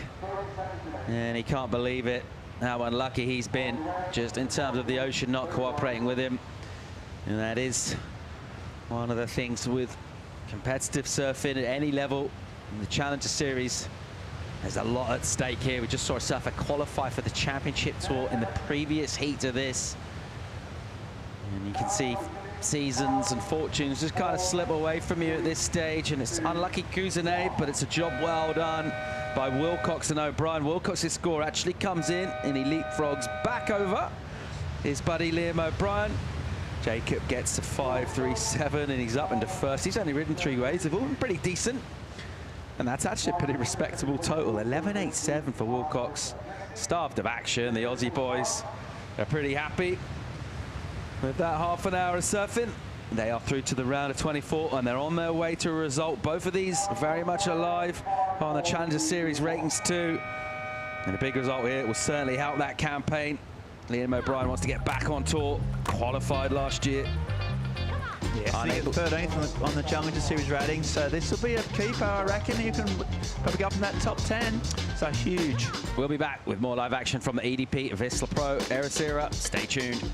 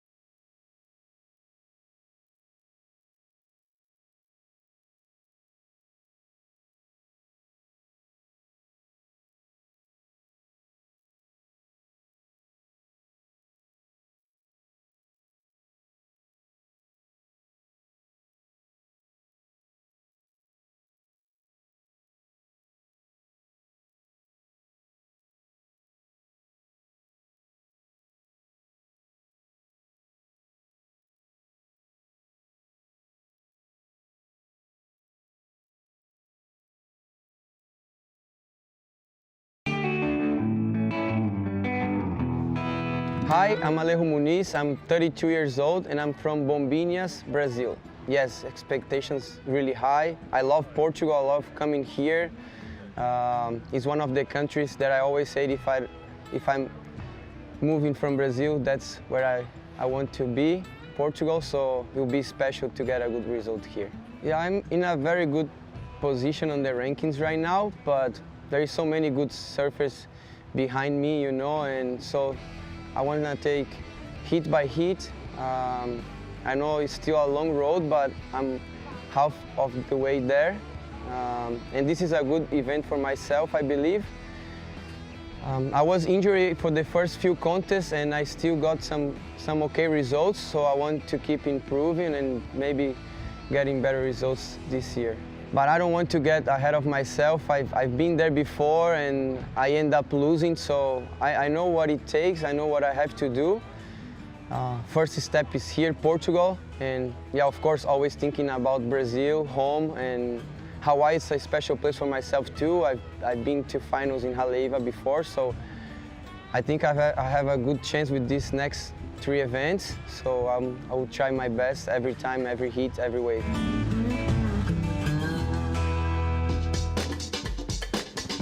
Tour veteran LA Jaco Benez out in the water right now, taking on Crosby Colapinto, Egard Grogia, Joshi Faulkner of South Africa as well. And that last heat, which started off pretty slow, but nevertheless showed us a little energy towards the end, some big clutch performances as well. The Aussie pairing making it through that one. And we'll just keep updating you when we have live updates to the rankings. I can tell you, coming into this one, Leonardo Fioravanti was 5th coming into this event. He's actually sitting in 8th right now. Just a couple of surfers jumped past him in terms of that live rankings, but that all depends on what happens in this heat and several others as well. And already straight down to business, Colapinto. Nice from him with plenty of speed. He's not hanging around. That's a really nice turn. Good control to just carve that snap and then explode really into the lip. And again, absolutely tearing Crosby Colapinto.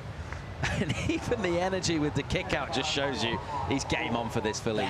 That was a really, really good wave. The waves have been pretty slow on the last couple of hits, but Crosby just found a bit of a gem now. It's this paddle back out. I mean, that's someone with a pep in their step. He knows he's ripped that wave apart. He knows it's going to be a good number. And he is absolutely motoring back towards the lineup. Top of the peak right now. This looks like Muniz having a hard paddle. He'll lose priority there. Go to the back of the queue. Grogia in blue. Pick up the prio. It'll be Faulkner with 2nd priority. And this one, no one really hanging around wanting to sit there and put themselves in danger. They would have seen what happened in that last heat to Jorgan Cousinet. No one wants to be that guy. So everyone getting busy early on. Let's get another look at Crosby. Nice first turn. Jiffing the tails on that one. This is the really good wave. Is one of those double ups that just clean up and go through the reef really, really well. Just going from top to bottom, drifting the tail. Just his timing is absolutely perfect. Just check this one out. Just throwing the tail, buckets of water just coming out from that turn. So his timing is really, really good. As we see here, Joshi Faulkner on a small little right-hander, a nice first turn, and then a lip line over that section. A bit of a foam climb, redirecting through the power source of the wave, and then another cutback, just waiting for the wave to stand up. Now a little stronger from Faulkner, very good surfing. A bit of a smaller wave, but still a 4.33. He is so light on his feet, able to transition those sections. That was impressive. Here's a look at Grogia. Nice couple of first turns. This second wave of the set again. Those cleaner walls just providing the surface to explode really hard on those turns. Edgar just getting a gem of a wave. Really strong turn in that section. Another foam climb. He looks super hyped as well. Really good surfing by Edgar also. I think these four have had a really good look at what went down the last heat, and they've all decided just to really come out swinging. Here goes Faulkner again. With that clean style, able to build up speed really effortlessly, just kind of tagging this one relentlessly. Gets that pump on the bottom turn. Tries to release the fins as well for a finishing maneuver. This is Muniz. Here he goes. And again, just winding into that turn. You see how low he crouches. And tried to hammer the lip there.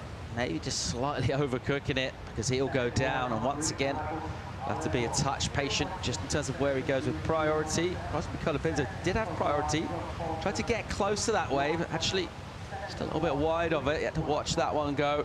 See if he'll use the priority here. This one's standing up on the outside reef. Meanwhile, let's check the replay from Faulkner. Yeah, a little inside the wave. Also pretty clean the wave, but unfortunately a little bit small, but he's surfing really good here. Hits it really hard on that one. Almost lost it there, but again, really clean. You can see that he comes from, he almost got that one. A little fin drift on that blow tail, unfortunately going down, and then we had Edgar scrapping for that one. All energy, all intensity, really just stepping up, trying to squeeze as many points as possible. Someone who did that at a slow start to the heat in the last one was Jacob Wilcox, as we're just watching Colapinto in live action here, just ripping down the line, getting himself a backup, wasted no time at all. Swinging again, that's really nice. Just blows the tail, reverses, still going down the line. Absolutely on a tear here. Still waiting for score to come in, throws up a big slash on Edgar's face. And just still going again on the inside. He'll tag it one more time. Two big numbers coming Crosby Colapinto's way. Let's go down and hear in the meantime from the winner of the last heat, Jacob Wilcox. Yeah, boys, I have with me the last heat winner, Jacob Wilcox. We had a nice chat just then. You sat down on the lineup for a while, and you were saying it was quite risky. Yeah, I know. I was like sat there, I don't even know. It felt like 20 minutes, and I was like, after I sat there for 10 minutes, I was like, I'm still going to keep sitting here. I'm going to keep sitting here. There's got to be a wave. There's got to be a wave. And I knew the wave that I wanted, but yeah, it just didn't come through for a while. And kind of surfed, I don't know, maybe a 10-minute heat at the end there. And yeah, I was happy to get through with Liam as well. Me and Liam do a lot of training together, a lot of traveling together. So it's always nice when you get through with a friend. It's we kind of surfed two complete different heats, so he kind of got busy and got going straight away, and he had like a pair of threes for a while. I was like, damn, like I reckon he's going to get through with those threes. The ocean felt like it just stopped, and then yeah, then I ended up getting one, and I just waited the whole time. So yeah, it was two complete different heat strategies, but yeah, I was happy to get through, and hopefully some more waves next round. What goes through your mind knowing that the waves are going to get a lot better, and you need to get through this surf round or 4-man heat to get into the 3-man heat? Yeah, it's like that round and the next round are always like, I feel like this round's always pretty hard to get through, and then yeah, that's fun. 3-man, one less person out in the water, and I don't know, like today I was just looking at that, I was like, I've just got to try to get through this, and I'll have a day off tomorrow hopefully, then a few waves Thursday, Friday, and yeah, hopefully some backhand snaps. Yeah, can't wait to see it. Good luck to the next round. Yeah, cheers, thanks guys. Thanks, back to you boys. Wilcox already jumping 3 spots from 23rd to 20th. On our live Challenger Series rankings, you can see how much each individual heat means in terms of an advancement, building a platform to come back and go deep into the event here in Portugal. Let's see how that all unfolds. Meanwhile, under 19.5 minutes remaining. Let's go caught up with numbers. Grogia has gone into the excellent range. His first wave an 8. Crosby Colapinto dropped a 7.43. We've got another number to come for Crosby as well. It's highly likely to put him into first place when that comes through. Alejo Meniz ripped a wave as well during that interview. Got a score to come in for him. So this one, the intensity, the way these guys are competing, they're kind of going at it, and they're really aggressive, attacking the wave. And it's providing something of the entertainment spectacle for us. Yeah, I was watching Canoa's heat on the sand, and we were talking about that, me and Tomas and all his friends, that extra power that you put on the turns, they give you the scores. So the surfers are actually realizing that if they push it really hard and they keep that flow and momentum and speed in between turns, they're gonna get the scores. And Edgar just did that. Crosby Colapinto just did that for 2 waves. So the scores are coming out, and it's actually really fun out there. And they just got the second wave. I don't want to put the secrets of Rio Waida out there, but that second wave, it's always a bit cleaner. Here comes the pulse. 18 minutes and 10 on the clock. Priority with the South African Jose Faulkner. Here he goes. He's up. The smooth, polished, progressive surfer. Out of J-Bay. Here he goes down the line behind a section. The whitewater will just grab him. So a bigger wave, but it did actually run away from him. And that's a missed opportunity there. He knows it. He'll have to go back of the queue now. Turn to Prio. Number in for Grogia, 3.67 is his backup score. He's leading the heat right now. We're waiting for a number for Crosby Colapinto. They blew out the tail, showed us some technical surfing, showed us like raw aggression, really, kind of brute force. It was all done at speed as well. You reckon he's onto a good number. Let's get a look here at Grogia. Yeah, this is Edgar just putting a backup score on that 8 points. It's 3.67. Nice first snap, just getting the momentum, getting the rhythm to explode on that one. Nice little snap, and then all the way into the section. Fortunately misses out and ended up doing a bit of a foam climb there, but a really good wave by Edgar. But this guy, waiting for this last score. This wave just kept providing nice second turn, straight into a nice carving. His flow is really, really good. His timing, check this out. Wham. Nice little fin throw reverse, straight into another section, a bit of a floater, coming off over the top. Another one just carving straight into Edgar's face. So a bit of a I'm here statement. Another floater and done for Crosby Colifin. So he's going to put up a pretty good score on that second one as well.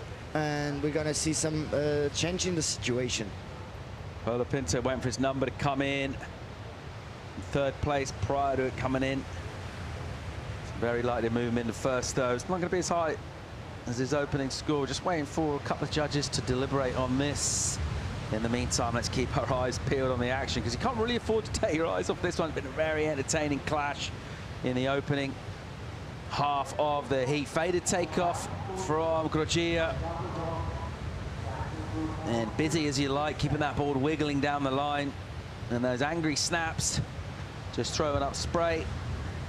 And again, just kind of clawing at it, really. Just slashing at the wave. And trying to keep the speed going as well. So a lot of movement thus far in this. Those snaps aren't massive point scoring maneuvers necessarily. Nevertheless, that energy, that intensity, that aggression, that's all there from Grosjean. He's leading the heat at the moment. Alejo Menezes 4.57 gives him a slightly better position than what he had prior to that, which is very little indeed. Still in fourth, though, looking for a number. Colapinto locks in the 5.4.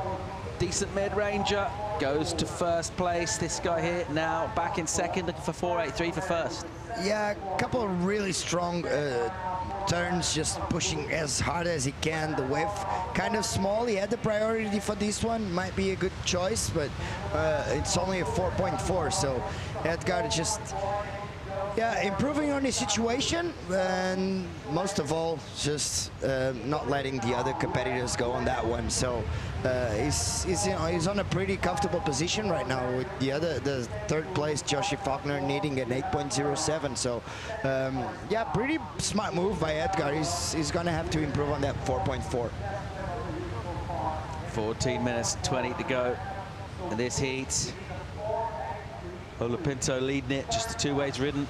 First of them was the best. He's got priority as well. He's at the top of the point.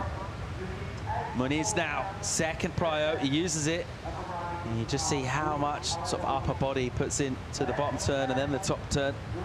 And it's just a quick wind into a section and then realizing the wave going soft. That's why Crosby Colapinto didn't fancy it. Let that one go.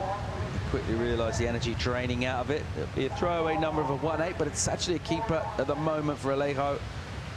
Goes into his top two. There's a lot more where that came from him, though. And expect to see him adding points. So experienced as a campaigner. He mentioned how close he is. He knows at the moment he's in a qualifying spot. He also knows he's got people breathing down his neck. He said it himself about the quality of surfers on the Challenger Series. He'll wait to see if he can find himself an opportunity. We'll get a quick commercial break. This guy here, Crosby Colapinto, leading the heat. Really entertaining. More of it to come right after this.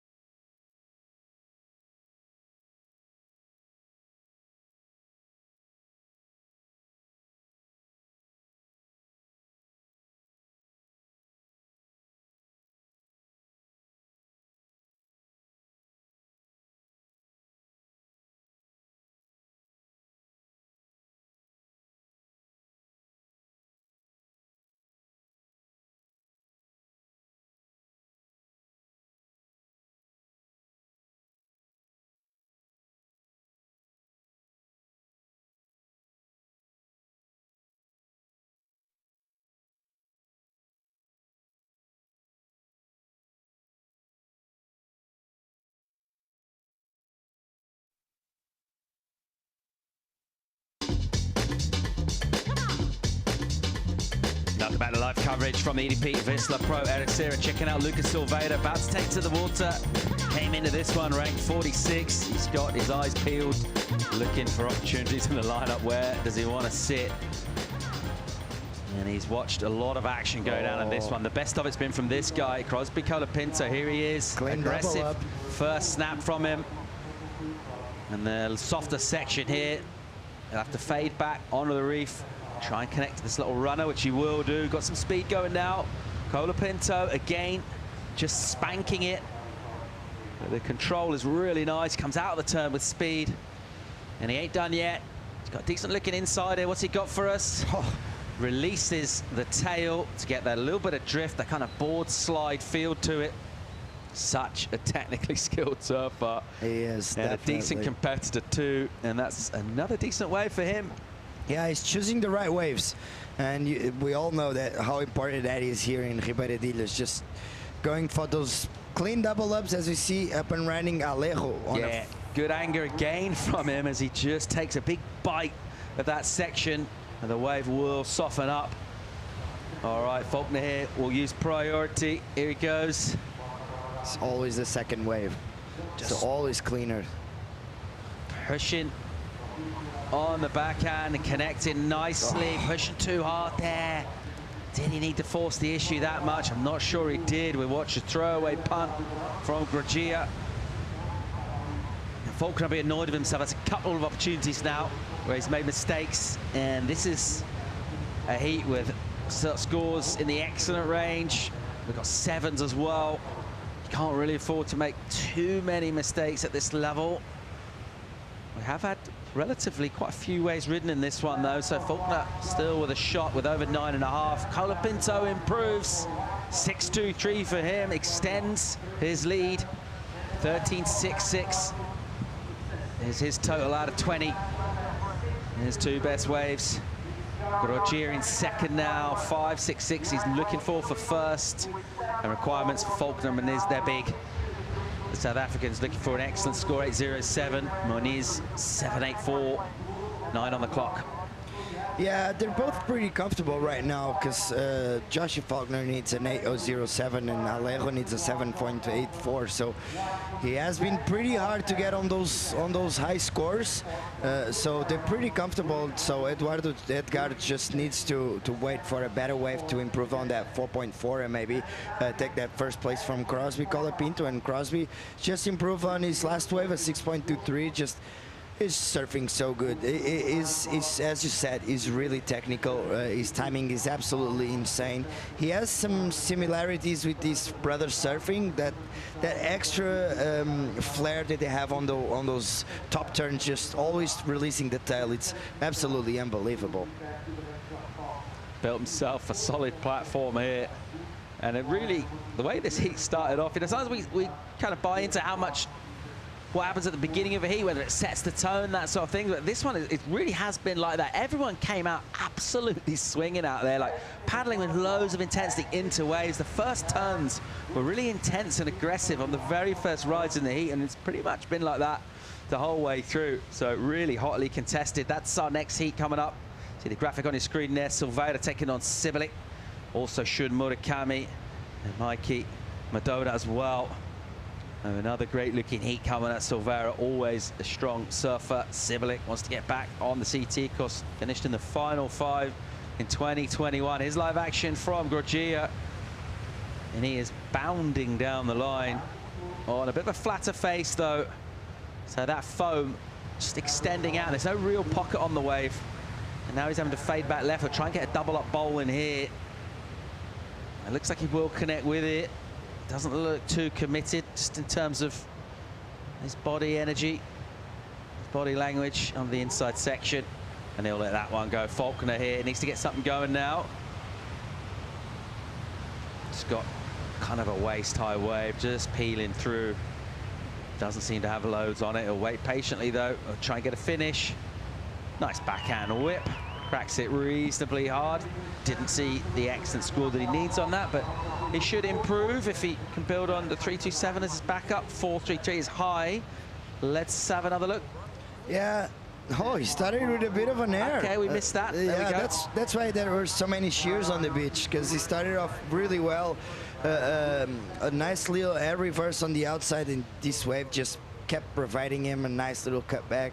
Now, as he said, just waiting for the wave to stand up. Nice, a little stronger on that one, just coming top to bottom with flow and some some aggression on those turns, and just finish this one off here really well.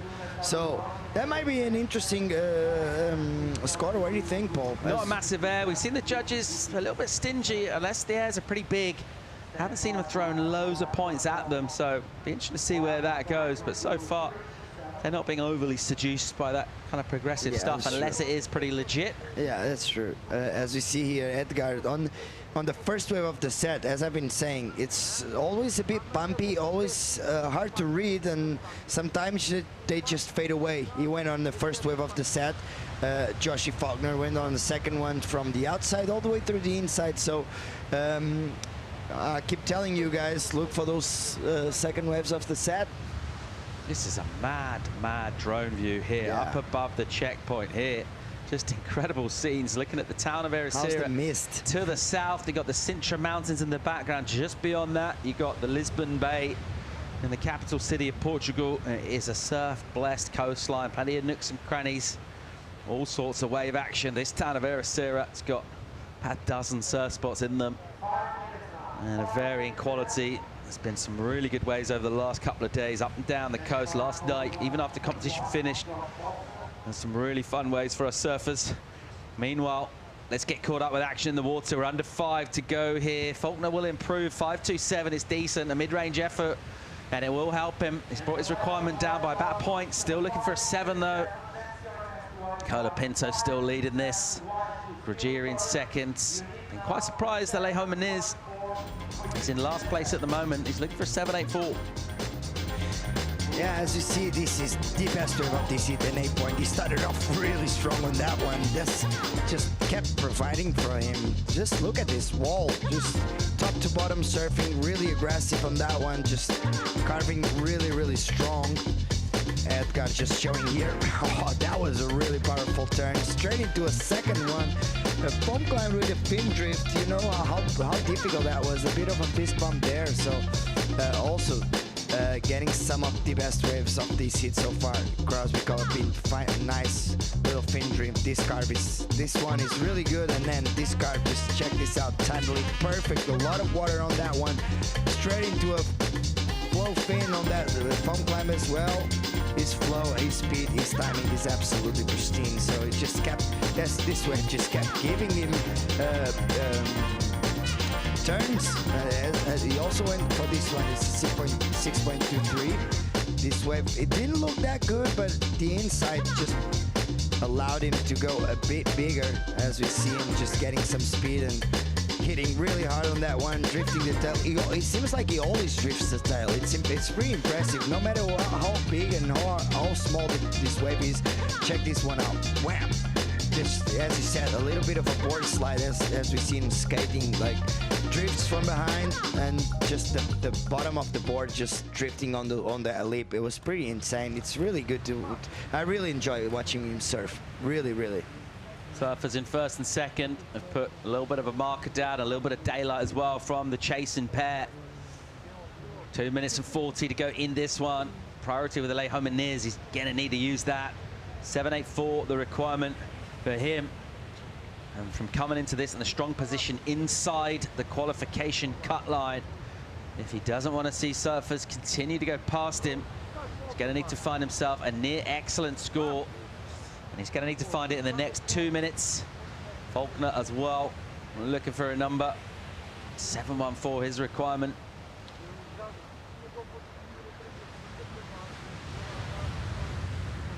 There's Faulkner having a look here. 2 on the clock. Having a little sort of speculative paddle, never really physically committed to getting onto that wave. And watch that one roll away. A little more time eating off the clock. Nervous moments for Camp Muniz and everyone in his support crew. And if you back a surfer to pull something out of the bag, though, he's got all the experience. And we know he's got the surfing to show us a high 7. What's he got here? A minute 40 just under to go. Alejo Moniz is up and riding, and he needs to drop a hammer here. Here he goes. A little slashing turn from him. A little frantic with the arms. And the wave doesn't have that much carry behind it, and he's actually just going to bring this in, so he's beaching it, and there's still a minute 20 to go. If he paddled back into the lineup, he would have been in last priority. So unless he's feeling a bit of discomfort somehow, I think he's just basically given up. And he'll look to bring this in. Yeah, nice little snap here, but the wave, unfortunately, just it looked out the back to realize if there was something coming. He saw that it wasn't, so it just called it quits and came all the way to the beach. He's probably not happy with this result, but you know, this is surfing, and that's what happens when the waves are like this. If you don't make the right calls, he actually made a bit of a mistake on a really good wave. A serious set here.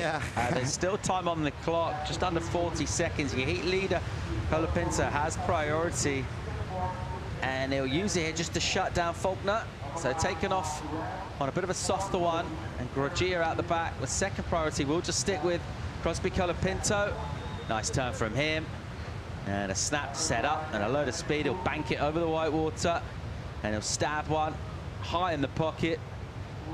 Still swinging on the rail, Colapinto. Oh, victory lap kind of way for him. We'll bring it all the way back, survey the lineup as he brings this in. Faulkner riding the wave here, is looking for a 7-1-4. As we'll go into a bit of switch. And that'll wrap that up. A highly entertaining heat. This guy, Groggia, is happy. Brought the intensity, got a wave at the end as well, didn't he? And we heard some big noises from the crowd. Could well be his crew. He needed a 5.66 to get a first. He was in a decent position to advance. Let's see what happened. Yeah, second wave of the set, just lip line straight into a huge second turn. Now just waiting for the wave to stand up, and a series of a couple really nice snaps and finish this one off really, really strong. He actually didn't finish. The wave just kept on going throughout, from the inside to the outside, from the outside to the inside, and he actually does a huge air on that one. So that's gonna put a stamp on it, I'm pretty sure, and he's gonna be happy with that one. This Crosby wave, pretty small wave.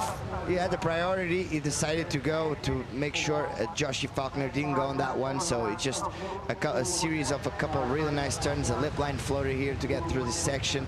A bit of a foam climb, exploding on that one. Nice little wraparound cutback. Just trying to push it as hard as he can. He's pretty comfortable, so he knew he just had to make sure that Faulkner wouldn't go on that way. Beautiful image from the drone here. Look at that reef. You can just see every rock and barnacle down there as Colapinto goes slicing down the line. And you can see the shape of the reef precisely there. As Crosby brings this one all the way in for a decent number. And that was really entertaining. Heat number 9 of a round of 48. And a bit of scoreboard news as well. Massive number coming in. 8.83 for Groggia at the end. Got a legit big wafty air reverse stomped after doing a series of multiple hits. And he goes to in first place. Crosby Colapinto also advancing through to the next round. Disappointment for Moniz. Came here inside the top 10 on the challengers. Will he leave here still with that status? We'll find out what happens over the coming heats and rounds. But in relatively small conditions, the entertainment factor was really high. And thinking about coming into waves with, you know, not loads of scoring potential, getting yourself 2 excellent scores from Groggia. This guy here, he's entertained us. We've got loads more where that came from. Stay tuned.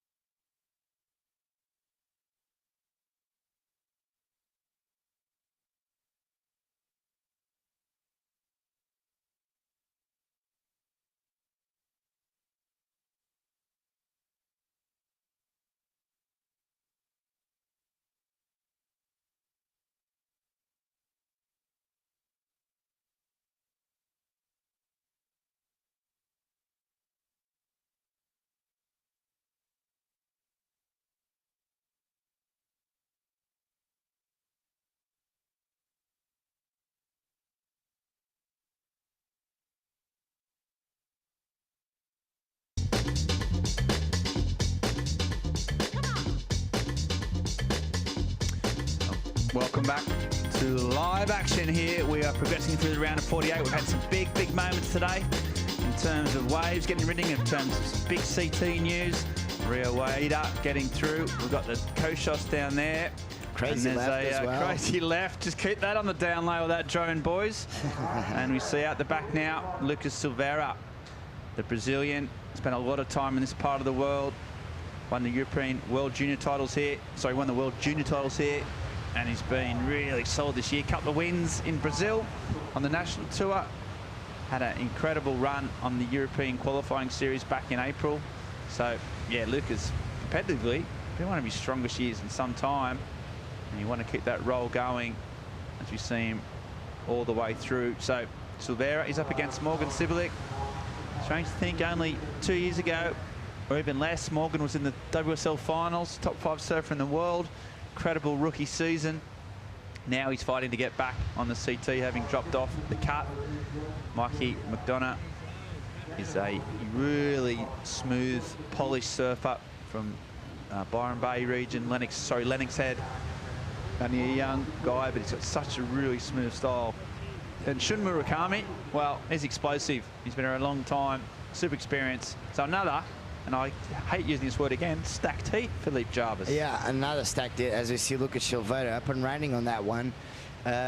He got caught up behind that section, but managing really well to get through that one and just carving here as powerful as he can. What really impresses me about Lucas, he's such a big guy, but he absolutely rips on small waves. So as we can see here, just making sure that he just milks that one all the way through the inside. It's only a 3.17, but still with a swell this slow, ocean this slow, it's always good to have some scores on board. Yeah, absolutely. We've seen some 3-point rides make a difference. Someone who did make a difference, or who always makes a difference, is Chico Alves. He's down on the beach with the winner of the last heat. Thanks, Ben. Yeah, I'm down here with Edgar. Edgar, highest score of the event. How are you feeling? I'm feeling really, really good. I'm very happy with my performance to this heat. Thank you, God, for to give me these waves, these good waves. Yeah, I'm feeling good. My board is good, the wave is good, and yeah, heat by heat. So let's go. Thank you, everybody. Watch me and enjoy this competition. So yeah, I'm so happy. You want to send a quick message to your crowd back home, to your fans? In Portuguese or English? Portuguese. Bom, estou muito feliz. Muito cansado, a onda é muito longa. Faz tempo que eu não pego uma onda tão longa assim. Na verdade, peguei em Matinhos, mas era... Aqui tá muito frio, a água é muito gelada. Então, a gente não é muito acostumado. Esse ano de 3-3, mas as roupas de borracha estão boas e estou muito feliz com a minha performance, com a minha prancha, meu equipamento. Feliz de estar achando boas ondas nessas duas baterias que eu avancei. E é isso, uma bateria por bateria, mais perto do nosso objetivo, mais perto do sonho.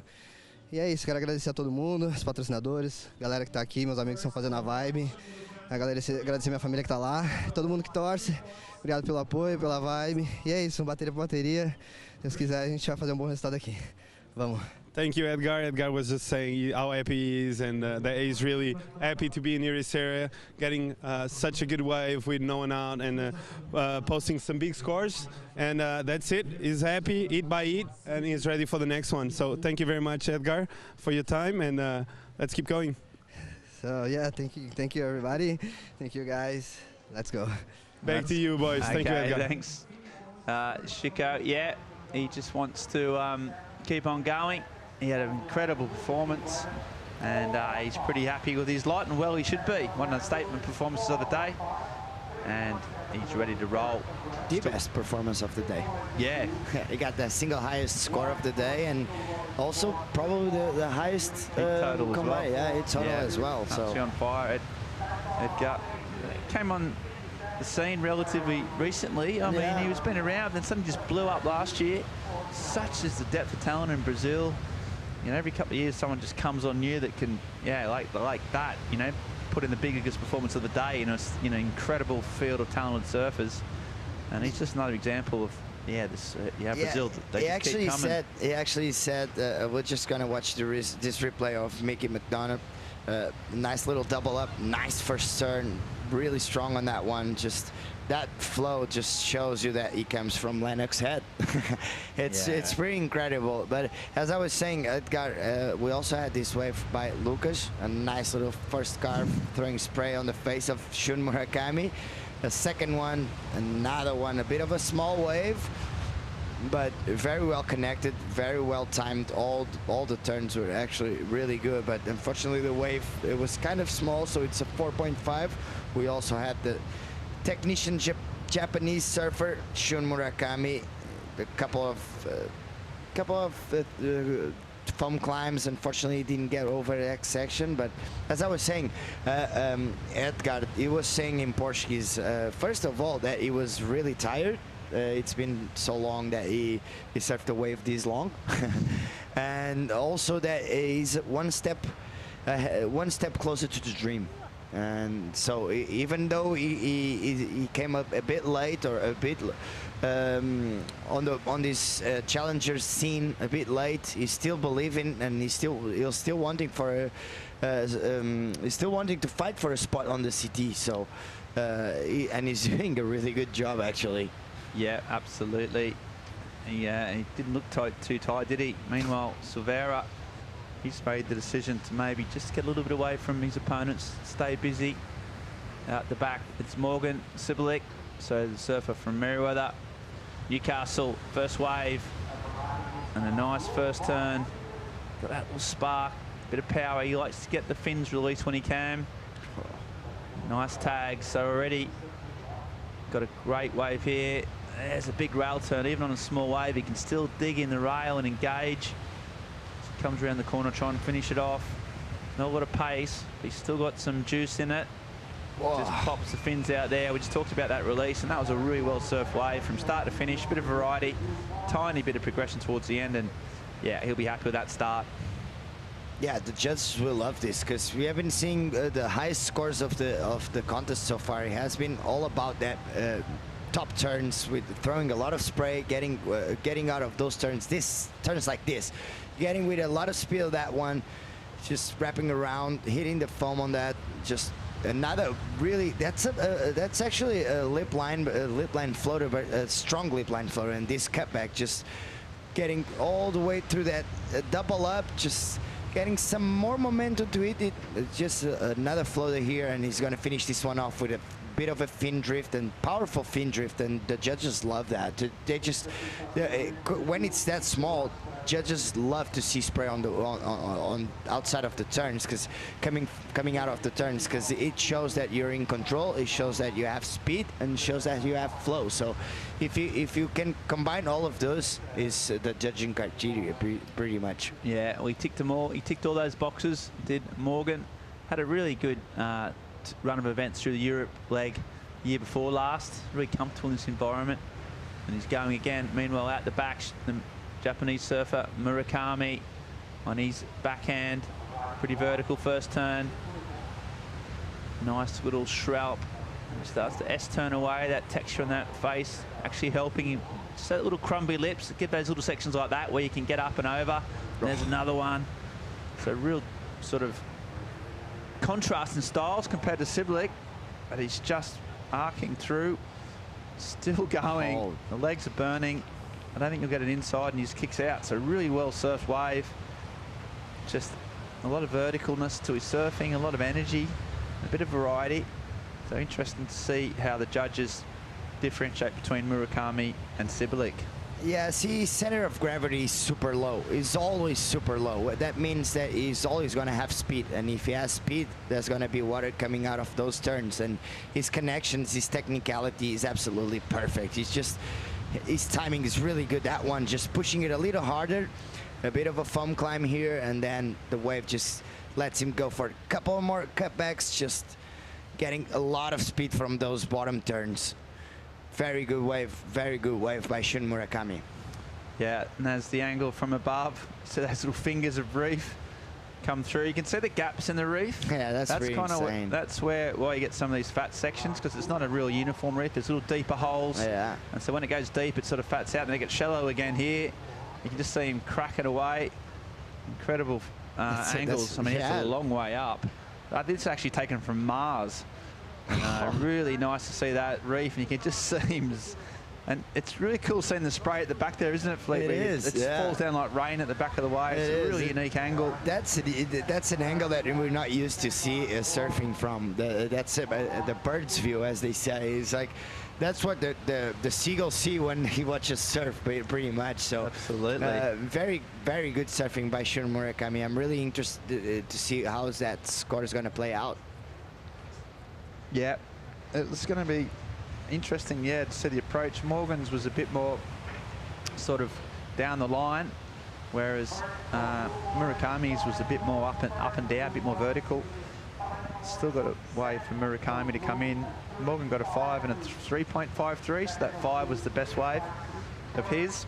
I think Murakami scored to come in, and here goes Lucas Silveira again. A few people know this reef better than him. He's competed here, free surfed here, and just getting some jobs done. Lacking a bit of the flow on this wave. It's a smaller wave again.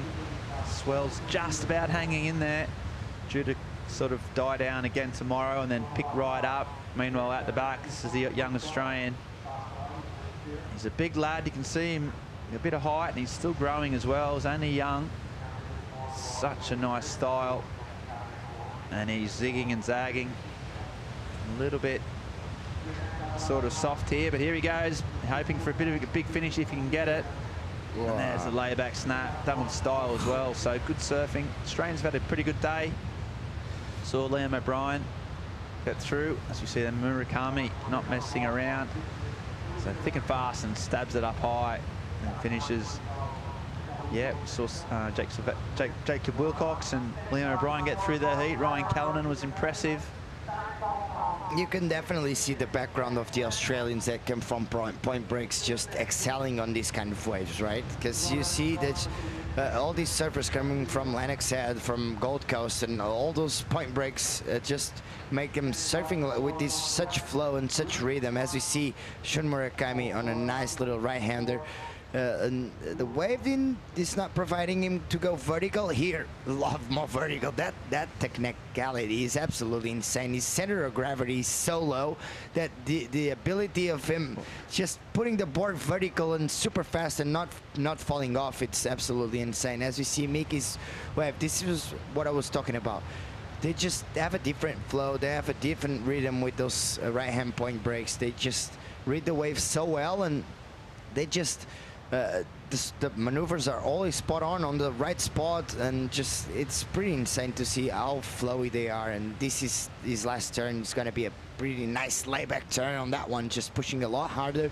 So a pretty nice score for Mickey as well. As we see Lucas on a smaller wave as well, a bit more mushy, a bit more lumpy, because as you can see, it's not, those double ups are always the good ones you're looking for. As we see, just doing a really nice couple of turns, just going around that section, carving a lot more powerful on that one. Unfortunately, the wave just didn't have enough push to push him back on the wave. As we see Morgan's last wave, it's a 3.53, a smaller little inside, just snapping and on that one.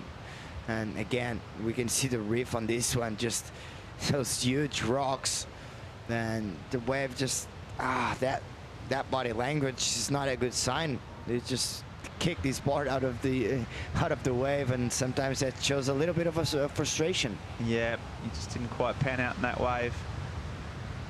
Looking at Morgan Sibley, he's 19th on the Challenger Series rating, so sort of in the mix, right in the hunt. Top 10 obviously go through to the CT at the end of the year, and he's been pretty consistent. A couple of 3,000 points on the Australian leg, but needs a big result if he wants to really make his mark. Hasn't got through the quarterfinals in any of these Challenger Series events yet, so He's got some work to do. Another couple of heats here would be what would be a keeper. But as he waits out the back for waves, we're going to go to a short commercial break and then come back and see where we're at. See who can get through right after this short commercial break. Don't go anywhere, folks. Surf is on.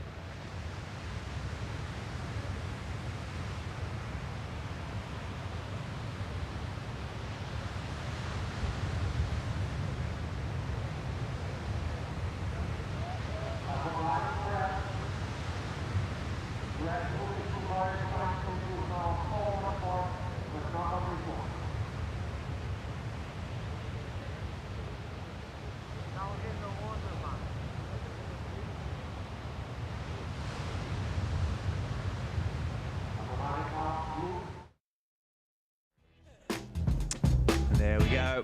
We are back in the beautiful coastline of Ericeira. Look at that, looking down to the town itself. Little harbour down there with great little beaches, waves all along there with lots of good learning waves, fun waves. The town's got brilliant restaurants, old sort of school charm, and then all your new sort of hipster Buddha bowls and coffee stores. It's got a bit of everything in this place. And this is a man who's trying to hang around a bit longer, Morgan Sibilek. He's got a 5. And he's got his sort of second better wave. Yes. Big amount of spray there. And then just trying to hang on to this. So a couple of money turns there. Wave selection's been pretty good. And he's got a little inside section of pumping down the line. Gets a finish. Tags it. All 4 surfers really bunched. We're between 8.9 and 8.44 prior to that wave. So half a point between 4 surfers. I always find if you're doing a cutback against the foam here, then it often sets it up, doesn't it? If you're able to get a roundhouse in, then actually, the best waves are. Yeah, I think he actually shouldn't have gone for a roundhouse here because he could have go big on that turn, but he went big on this one. So, but sometimes this wave is so hard to read. It's really, you just, because you never know if you're going to get speed or not because there's a lot of bumps and lumps, as you said, and he actually managed to finish this one off pretty strong as well. So, Morgan just trying to find the rhythm, as we also see Lucas Silveira on this one. A little up and down, trying to get over that section, a bit of a foam climb, and here the wave's gonna stand up. Nice little carving. Waiting for the wave to stand up again, and nice, that's better from him. Nice little snap. Fins first, getting some speed to get through the section. He's gonna finish this one up. Oh no, that's a lip line floater, really strong, straight into another one, and then a really good finishing turn. So very, very important wave for Lucas, because that looked like his best wave, definitely. Yeah, I think that's the best wave of the heat by some margin. He just kept tagging. There was that important, that release, wasn't there? A bit of fins out, a bit of drift. But he was linking it all really well, so as soon as he did one sort of flare turn, he was driving to the next.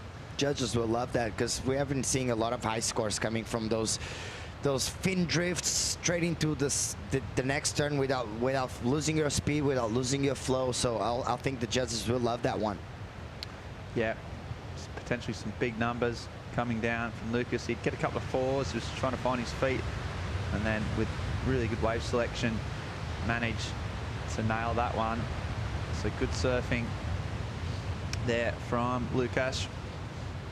Such a committed, you know, he talked to me in one of his interviews about this wave, although he knows it so well, because the key here is just being humble.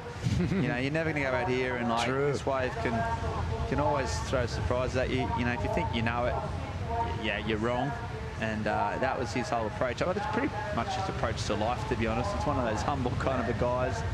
Not one for picking himself up too much, is he? He's, yeah, really sort of sound sort of outlook on life. Devoted Christian.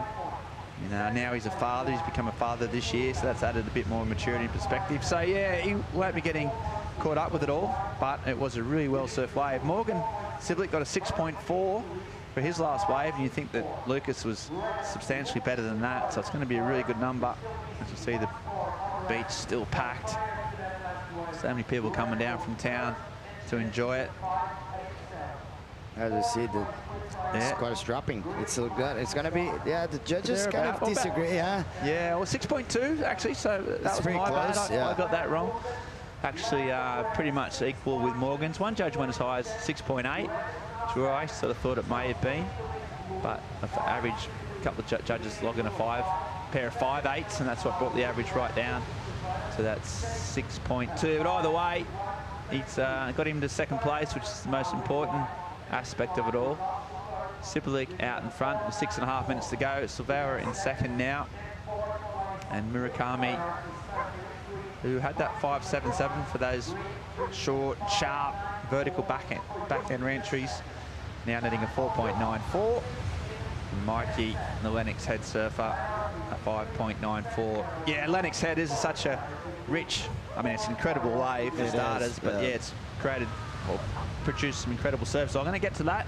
We're going to have a quick look at the recap and see how we got to where we're at. Yeah, Morgan started pretty well with this 5-pointer. It's just hitting really strong on this one, just cruising down the line. They have to take advantage of these sections, this kind of sections. They have to push as hard as they can, and he's reading the wave really well. See this, he just managed to get on that little double up that allowed him to go a bit stronger on the last turn here. As you can see, a bit more speed and just releasing the tails on that one. So they really have to take advantage of those moments of the wave that actually allowed you to go big. As we see here, it just goes for this one. I would wait here, see, because you see that there's a little lump on that one. It just goes for a beautiful wraparound cutback, and he's gonna go for a half a turn straight into this strong little snap.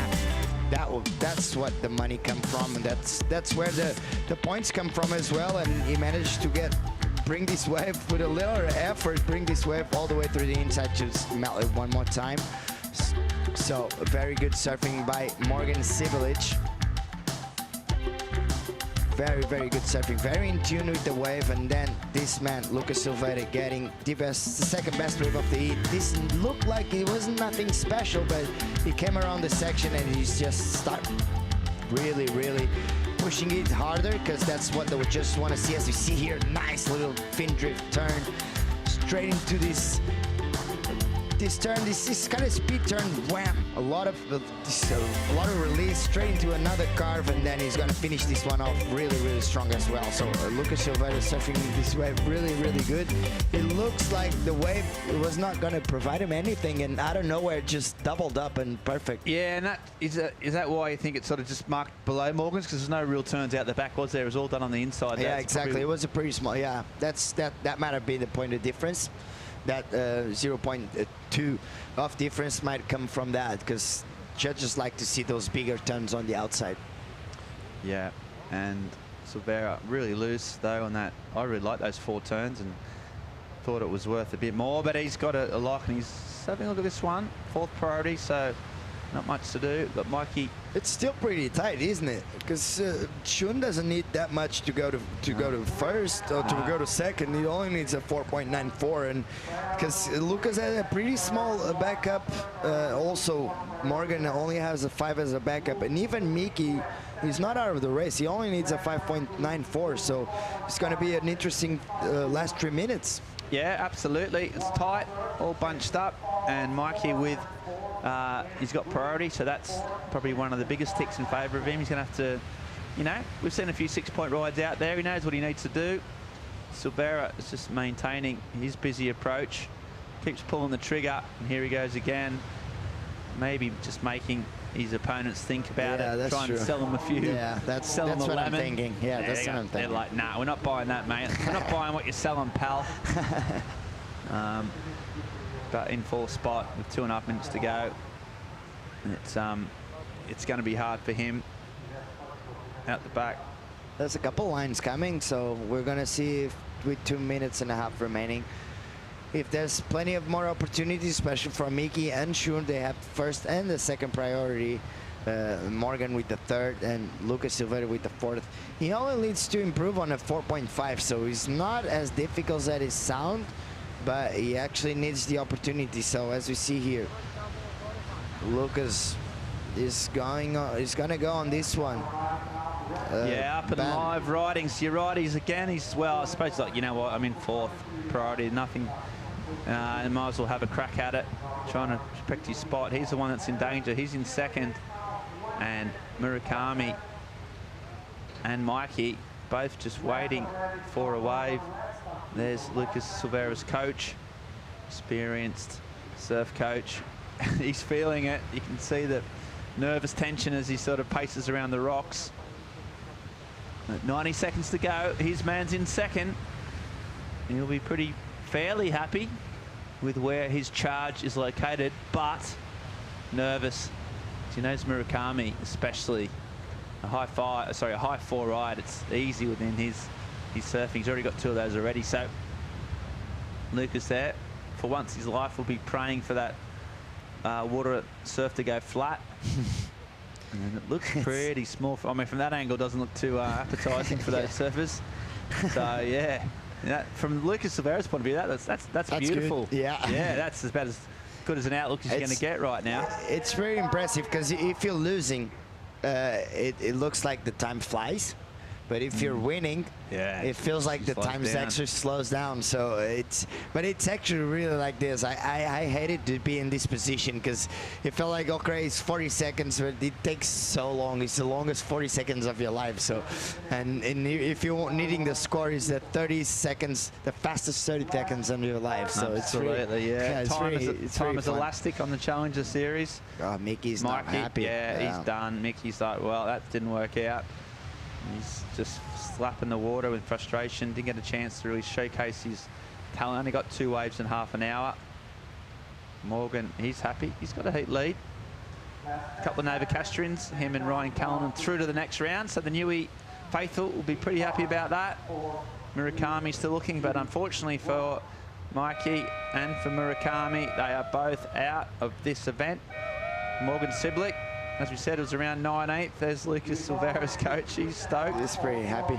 He's right in the mix too, Lucas. A couple more heat wins or heat progressions here, and he'll be marching through that Challenger Silver ranking. So great surfing, calm and collected, and just that one wave with the extra bit of class that got him over the line.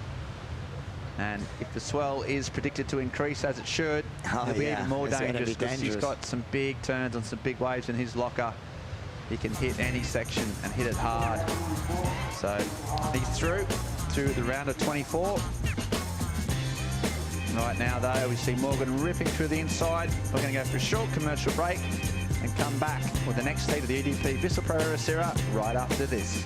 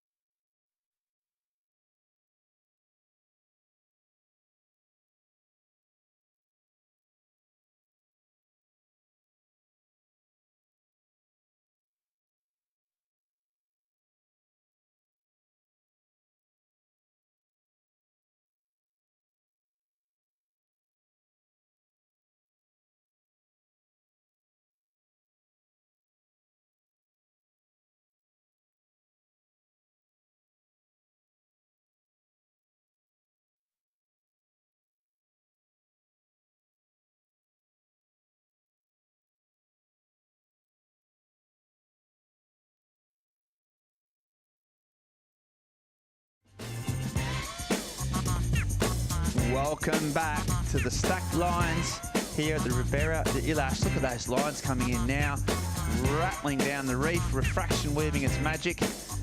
And we're seeing this iconic Portuguese surf spot starting to deliver again.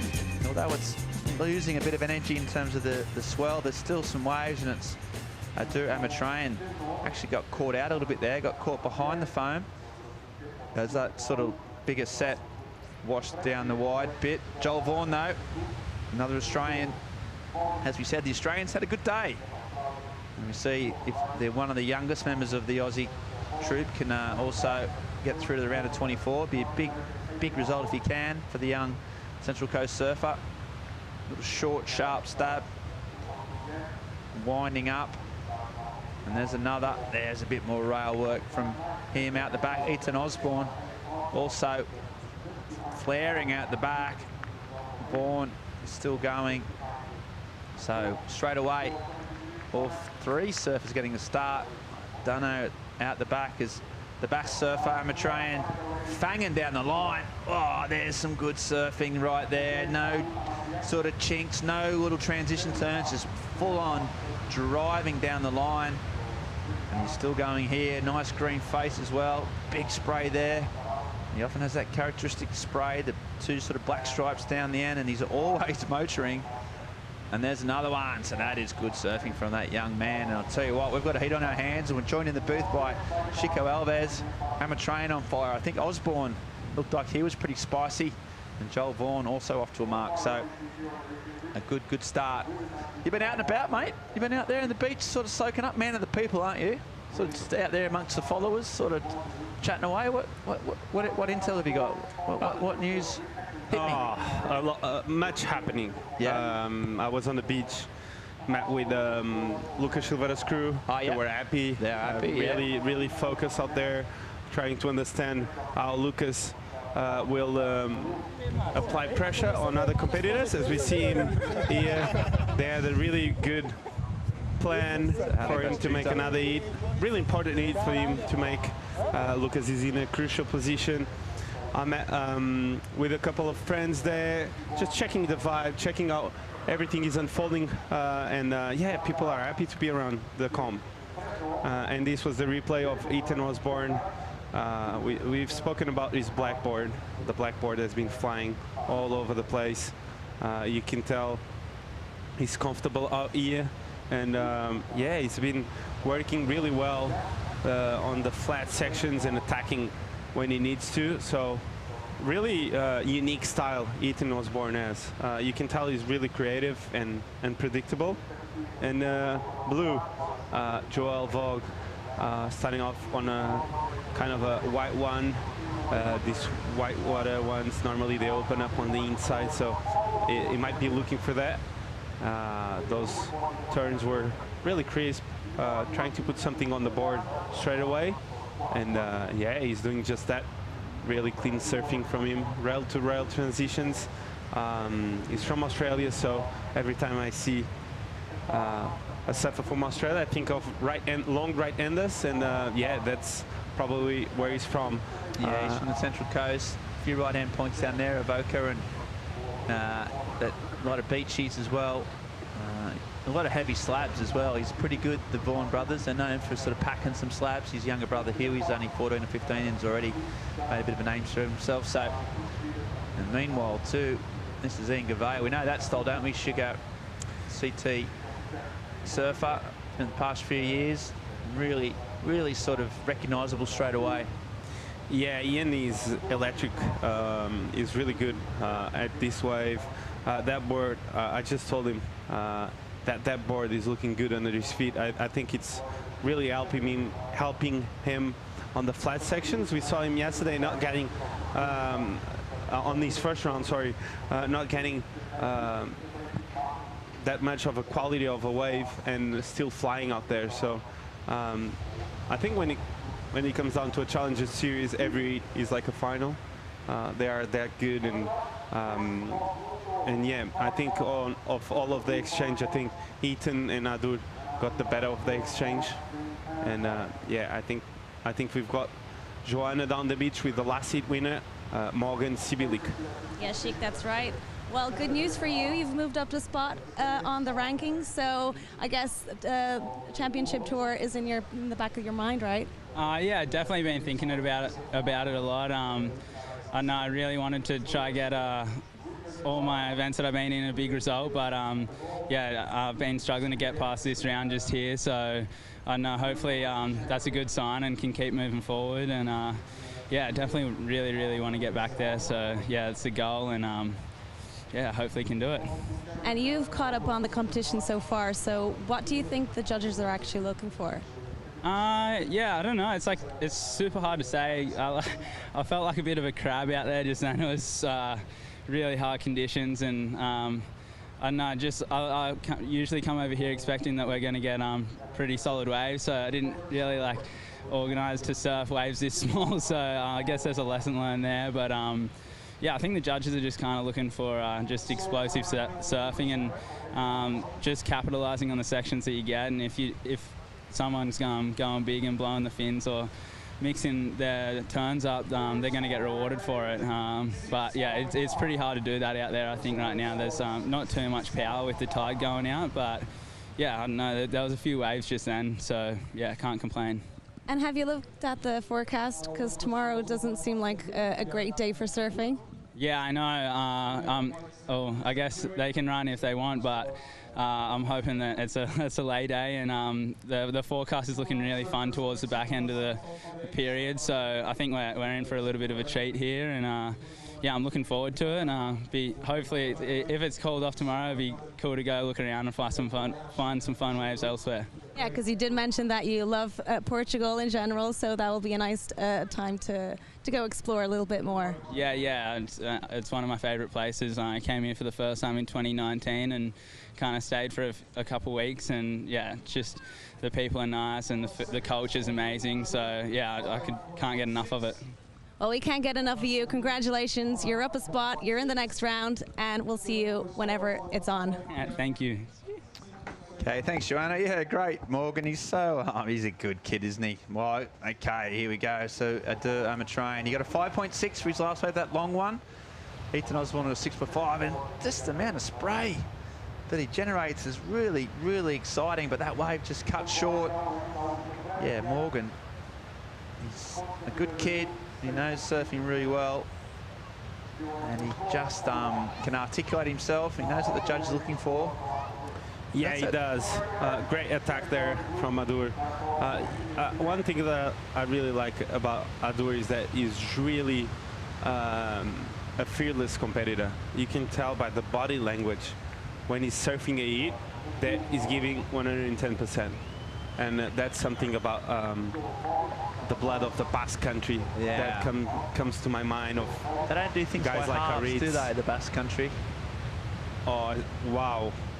Really nice two-turn combination from Joel, and the finish. Wow, this wave was really good. 4-turn combo there to start off, and I think he will get the opportunity to get a couple more on the inside section. But yeah, those first 4 turns, they were really good. And you were saying, yeah, the Basque country blood, they love competition, don't they? They love competition. They love just throwing everything in it. They're passionate, aren't they? I mean, you don't want to generalise too much, but they just, you know, they're known for their passion. They're known for their sort of commitment to things. They don't, if they're going to do something, they do it with all their heart and soul. Yeah. And yeah, I think Adur fits that stereotype quite well. Oh, there's a quick, sharp vertical right off the bat from Ian Gavea as he goes down the line here, and it just kicks out, unfortunately, for Ian, son of the famous Brazilian Fabio Gavea, one of the first surfers, pretty along with Flavio Paterats, to show the world just how good Brazilian surfing, well, not only was, but how good it could be. And yeah, he was one of the legends of Brazilian sport, and Ian's done a pretty good job himself, had a great career, a couple of CT years on tour, and still struggling, or still trying to get back there. Ethan Osborne, he was in 10th place on the Challenger Series, so he's had a really good year. and he's just starting to get a little bit wacky. I like that. We haven't seen very much of that at all. Bit of a different air in terms of the way he landed the transition. And we'll just see if he can go over these rocks, the gurgle and wurgle on this little inside. Still nothing yet. Can he finish off? And he does. And another one. And just legs started going a little bit. The lactic acid started kicking in. And just fell off. But looks on point, doesn't he? Just looks like he means business, Ethan. Really got his comp head on. And it's not something you've said about him over the years. I think he's really flicked the switch this year. He just seems way more sort of, you know, got his head around what you need to do to win heats. Yeah, this turn shows a lot of confidence to come around the section and try to blow the fins out on your second turn. And judges have been clear, they have been rewarding risk out the back. And I think Ethan did just that. I just think the second half of the wave was just like, she just disappeared and he couldn't really afford to put a couple more turns in. But you can tell he's angry and putting a lot of aggression into those turns. As we see the drone footage of the same wave, this one was beautiful. I really liked the technique. And I like when surfers turn to the same side. Normally you turn all the way around, and yeah, and he did it. He did it in a good fashion, and it looks great. It's something that you don't usually see. You usually see them trying always to do the air reverse completion or the blow tail reverse. And this was Ian's wave. He started off with a quick snap there on the pocket, and then it looked like he was seeing something down the line. And he quickly saw that there was nothing down the line, and he kicked out. And yeah, so I do it with that 5.6 on that first exchange, with that finesse and speed down the line, and then he gets the 4 point, and he's in the lead. He has got the lead. We're still waiting on scores for Ethan on that last one, Osborne. Looks like it's going to be a pretty good number. Joel Vaughan also got a good number that's about to come in for that long right-hander, a 5.63 for Vaughan.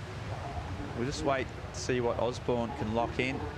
He'll get one more, and that'll sort of, the scores will just slowly filter into place, and we'll know who needs what and where. And a duo Matrayan. Real unique to the hand placement, instantly recognisable. So sprayed fingers, then he just generates so much speed. Wow. And I'll tell you what, he's also another big turn. So, and a young European, one of the sort of really young talents from Europe. And another one, haven't had enough representation on the CT from the European surfers in recent years. That wave was so sick. Starts it so well, and meanwhile behind him, Vaughan, very different approaches to a wave.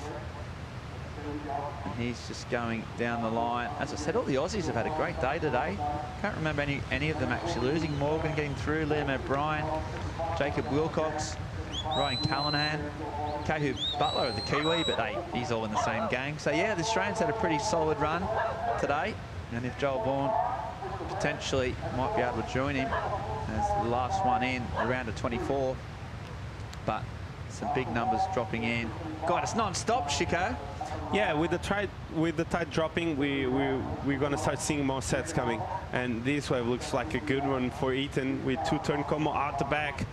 Throwing the tail there again, winds up off the bottom, and a quick carve on the pocket. So Ethan with the 4-turn combo out the back, and looks like he's seeing something down the line. So let's see how he can finish that wave off. But looks like a good start to me. What do you think, Ben? Yeah, brilliant surfing from Ethan, and he's already going down the line here. He's done the work out the back. A little sort of scissor kick there, just dragged the row around. There's a bit of fin release, and he likes it. He knows it. So all that section, all the work done out the back, and then finishing off on the shore. The Americans are loving it. And yeah, we've got a really, really good number. It's going to drop across the board on all four surfers. I love the way he really was able to do bottom turns on the wave. That second carve was a reflex of the bottom turn he had, and this fourth carve was really good. So he had space to surf, and he applied pressure on that space, and it looked amazing. I love the way he finished that wave off. he looked really relaxed and just giving time to the wave to grow. And yeah, that board, I tell you what, is flying down the line. Quick layback there, another hit, and he was able to finish that wave off. So you can see by the expression, he looked tired, but with a good score under his belt, that's for sure. And you can see the difference. Like on this case, Joel is really running after speed and looking for something to allow him to have speed and put pressure on the board, as the wave of Heaton was more like, okay, I give you the power, just use it. And yeah, but Joel Vogue here doing a really good job on maintaining his speed down the line and trying to do the most of it with the opportunity he had. Yeah, didn't have the sort of outside speed, and then do it as well. Small the wave, but then he started putting the accelerator, put the foot down. Not quite as wide arcs as Ethan's, but right in the pocket. So the judges got a really difficult. Those three waves are all different in their own way. They all covered some territory. They all surfed. And it pretty much is about as good as you can do. Wow, and this one was so good too. 3 or 4, just the end hit. So Ethan didn't get the end sort of sections as much, but Adore didn't quite get the space out the back. They're going to have to weigh it up. Either way, incredible surfing across the board. I think we might see some pretty good numbers. Some really good heat totals across. There's Aritz Aramburu. He has a small car on his end for the stress. Yeah, he's got a small car. You talk about it's good for the environment, having small cars. Yeah. Aritz applying that to his hand. Yeah. As he's, brilliant move by Aritz with the car on his hand. And Adur there, what amazes me is how quick he's going. He was going down the line and going turn after turn. If you look at his knees and his legs, he's always like doing like a, how do you say, Ben, can you help me out? Like a trampoline kind of thing, like a bounce. A bounce with his legs so hard that it allowed him to have so much speed down the line, and that's why he had a 717. Yeah, there you go. 717 for Adur's wave. Interesting where Ethan Osborne's wave is going to go then, because that is potentially right up there. So a big number drops for the Basque surfer Ritz. Well, we're spinning that car a little bit happier now in the Basque Brain Trust. And they know that this young kid is probably the future in terms of professional surfing coming out of their little sort of hotbed and region of surfing. His dad, well-respected big wave surfer. His brother's also charging. He's also pretty handy when it comes to some of those big, cold, Spanish big wave spots on that part of the coast. And we see Max Ellington, South African, one of those young, a lot of fresh faces coming in from South Africa. Haven't seen a lot of them surf, but what I have seen has been really impressive. Tight-knit crew, all quite young. And even if they don't make a massive mark in this particular year, they're going to, I reckon, be a force in the next few years. And some numbers dropping. I thought Adur's wave was really good, but I thought Osborne's was better. And it looks like some big numbers dropping for the American. And this is going to be a big result for him. Going to move him right up into that top real estate on the Challenger Series rankings. Already right on the money in terms of getting a qualification place. I think we're sitting around 10th for the event. It's only going to go northwards. And we just see what he can come up with on this wave. Really good heat in terms of numbers getting dropped.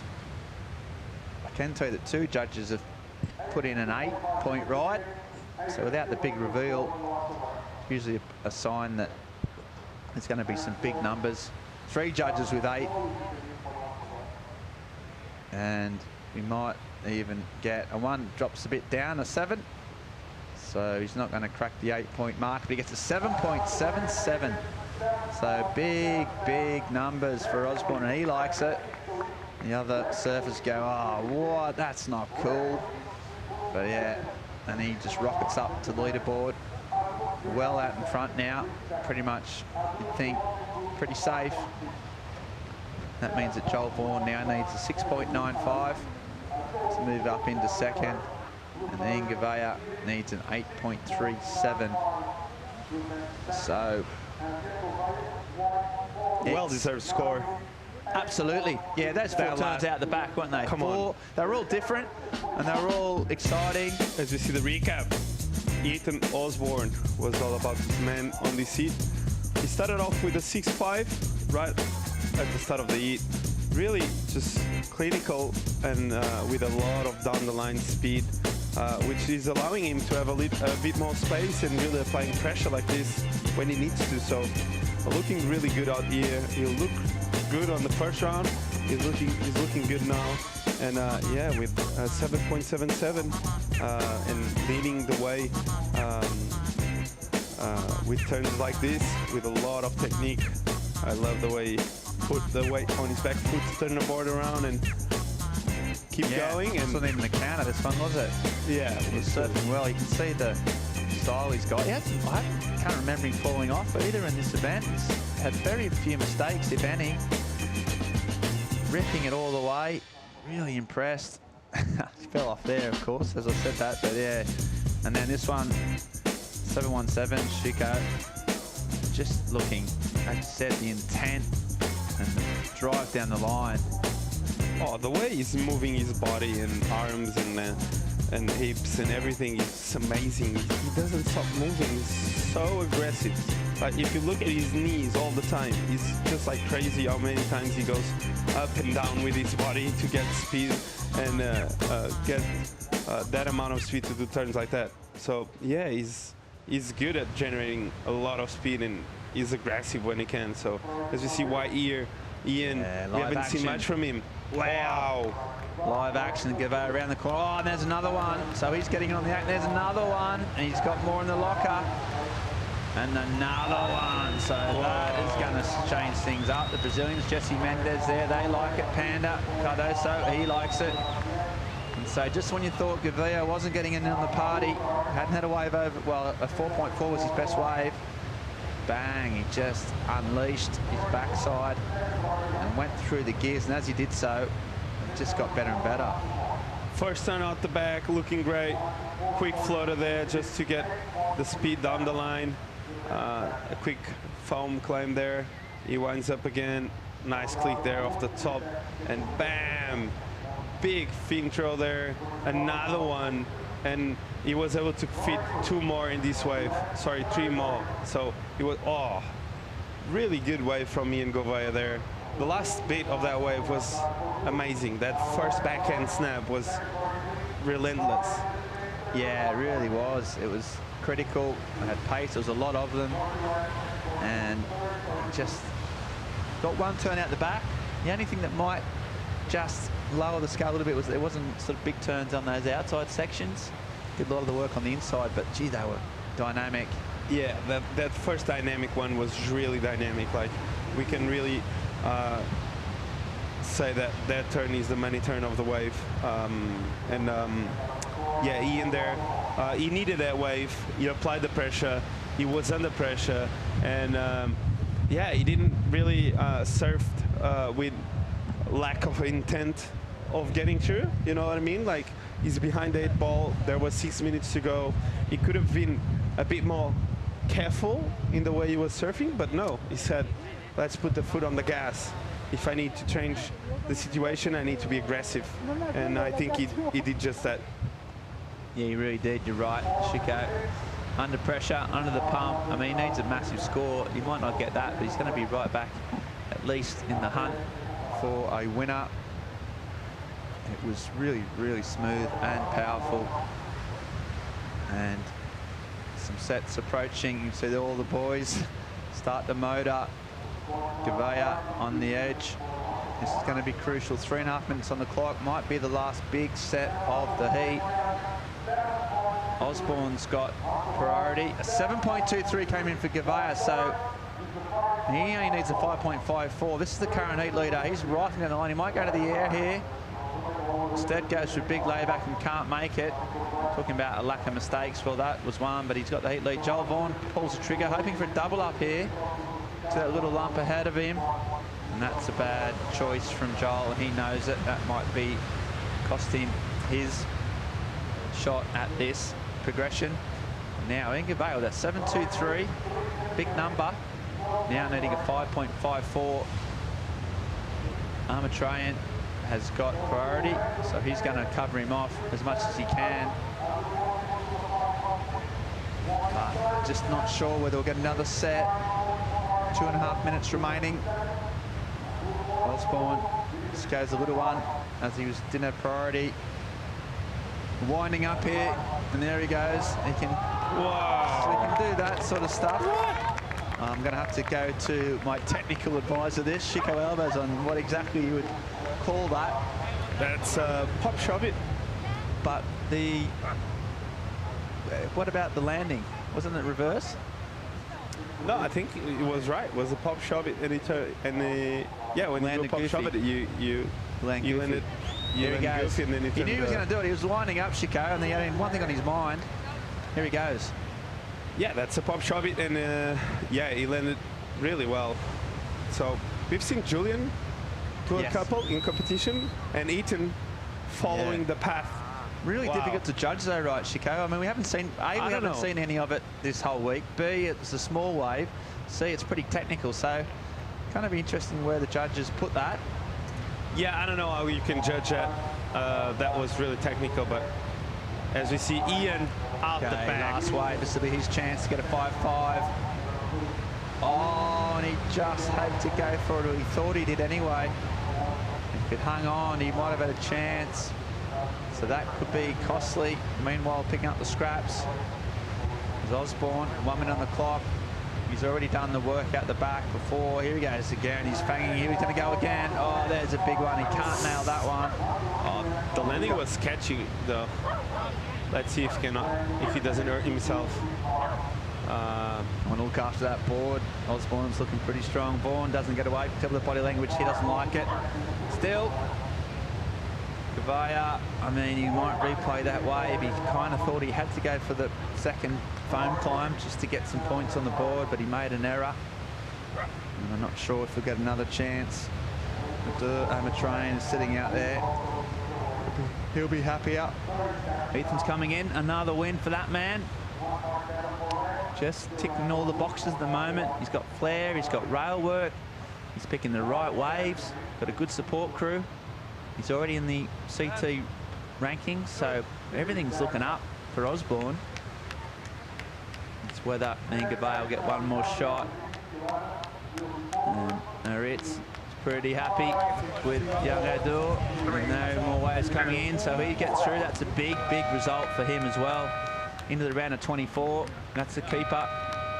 And the boys are pretty happy. Connie and Aretz, not, I mean, in terms of having two guys by your side, you'd be happy with that. Official results are in. Osborne in first. Armatrayan in second. Unfortunately, Gavia and the Aussie Joel Vaughan. They are out of this event for the next foreseeable future. They'll sort of look to Sakurima and then Haleiwa to keep their dreams alive. But he's a happy man, as well he should be. Surfed really, really well.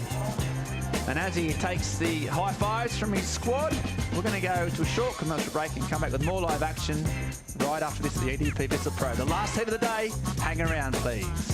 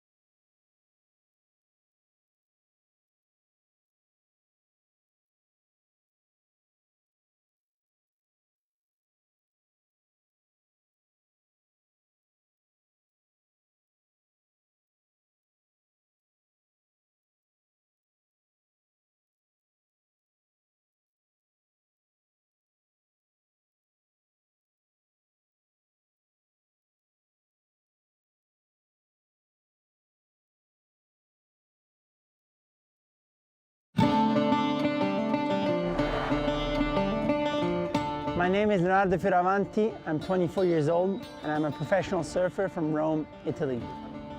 Yeah, I'm so stoked to be back in Ericeira. This place for me is like a second home. I love spending time here, surfing, eating the food, being here. And, you know, expectations for the contest. You know, this wave is an amazing wave, but it's also hard. The level is super high, you know, everybody's surfing really good. So I want to focus on myself, make sure that I pick the best waves, that I surf, you know, the way I want to surf, and whatever happens, happens. But I want to, yeah, just focus on myself. That's what I really want to work on. Of course, you know, a couple of years ago, I had my win in the Challenger Series, and this year I've had some amazing results. You know, I'm sitting good in the rankings, but I haven't had that win yet. And even though I have some good points, I'm looking good to requalify and everything, you know, I really want to win over here. It's simple, you know, for me, it's a second home. It's like I'm at home. You know, the people on the beach are going to be supporting me. I think there's going to be a lot of Italians. And I'm here to win for sure. You know, I'm going to give it my best, and hopefully I can take that trophy home for the first time. Yeah, like I said, I've had some amazing results, but there's still 3 events to go. And of course, the last event is in Haleiwa, which is one of my favorite waves. I've got second there before. So each event, I want to put a lot of effort into it. I want to try and learn a lot about myself in competition, how I can improve, how I can constantly improve, and see what happens, and just be prepared for everything. Out in the water right now in live action, Leonardo Fioravanti coming into this one as the top seed in red. He'll be taking on Max Elkington, Kei Kobayashi, Johan Duru. It's heat 12 of a round of 48, the last heat of the day here. We've got the post show to bring you as well. Lots of entertainment to come from the coast of Portugal as we fly by the fair shores of Ericeira. No waves ridden as yet in this one. A half-hour clock available to these 4 surfers. 2 best scores and a shot at going into the next round. That's the round of 24, and already we've seen people jump up on those live rankings by making it through to the next round. Leo's going really well, as he mentioned, on the Challenger Series in second.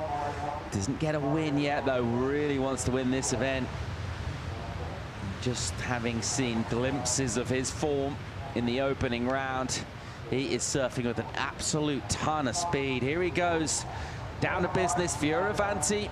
He'll just tag a lip a couple of times. Nice stab of it. Swinging around, Leo trying to get over some deep water here. Trying to get a finishing section. He will connect with it. Just going from rail to rail, bangs it. Off the bottom again, hits it again. Nice sting in that turn, a little wrap, and he ain't done yet. He'll just draw this one into the bowl and look to get a finishing turn done. Fioravanti snaps once more and again, and he's opening off his heat solid. Wow, what a great way to start your heat. No one looked at that wave. If you look around him on that drone shot we saw, no one looked at that wave, but Leo identifying some potential down the line, and he applied the pressure. So really great stuff from Leo. And yeah. All right, let's go down and hear from the winner of our last heat. He's an entertaining young man. His name's Aitan Osborne. He's with Joanna Garnell. Yeah, Paul, that's right. Hey, were you looking for any points with that pop shove it, or were you just having fun? I was having fun. I never know how they're going to score those things, but it was like a 1-foot wave. And how'd you feel after that great workout? Oh, my leg was cramping on the pedal back out. I think it was the longest wave I rode yet, so yeah, I was tired. And your wave selection is also really good. Can you see the potential when the wave starts coming your way? Yeah, maybe. I don't know. It's like when there's one good set, it kind of makes it pretty simple. Just sit and wait. And I used to never be good at that, but now I'm getting better, so I don't know. We'll see. Well, you're a man of very few words, but I'll let you enjoy the rest of your day. Congratulations, you're in the next round. Thank you. Back to you guys. Osborne through to round of 24. A good season for him. Gets better in Portugal. Meanwhile, paddle out the back, Elkington, part of the young up-and-coming South African crew. Hits it once, winds in again. Good second hit. He's a spray chucker, this kid. There's another one. Bang again. Good stuff from him. And his squad will be cheering this. He'll look to try and get a finish. If you get too far back, you can't get that double up runner section. But nice work done out the back, Chico. Yeah, he had a good first heat, I remember. He did a couple of 7s, so can't wait to see what he can do in this heat. But this first turn was really quick and sharp, and he put 2 more, so really nice approach from him. I think he really rode that wave really well. He read it really well in terms of like what pressure to apply where, and I think the judges are going to like how vertical he got on those last 2 turns, especially on the last one, this one. He got a bit more vertical, and it looked really good. He's a tall guy, and he applied the right pressure. As you see the replay of the first one for Leo, quick snap there just to adjust his feet. That board is looking like a brand new board, and Leo looking really quick in between turns, flying over that flat spot, and the wave builds again. He gets a nice fin drift here. The best turn of the wave for me. A lot of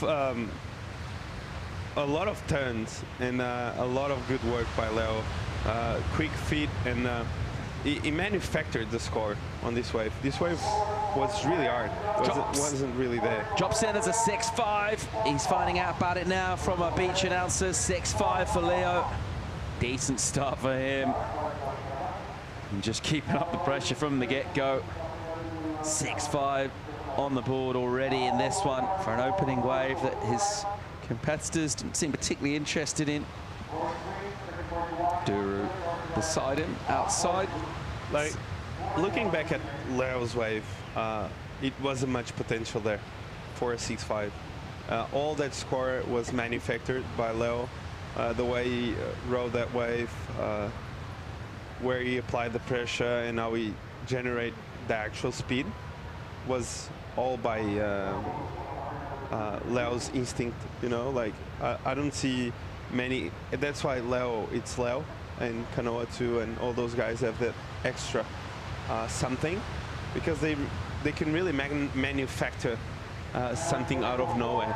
And that wave in particular, that 6.5 was really all about that. Sprightly start for Fioravanti.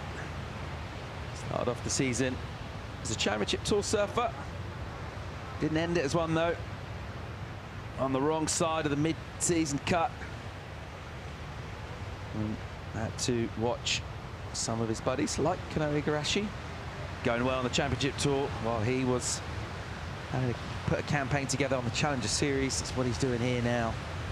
And that is one of the reasons why the Challenger Series format is as it stands currently in terms of the schedule, where the events are, just how the year all works out. If you don't make the cut in terms of getting in the race to contest for the final 5, you can look to take on the best up-and-coming surfers on the Challenger Series. The best 4 results count from that Challenger Series. 10 surfers from the men, 5 from the women get a shot at the Championship Tour in 2023, which will also be a particularly significant year in terms of qualification for the Paris Olympics in 2024. You see a bit of a lull there now. With the tide going out, we saw a bit of consistency building. On the high tide, we had a couple of heats where it was quite. We had some big lulls. Couple of slow ones, couple of pulses as well. So the ocean really just asking us some questions.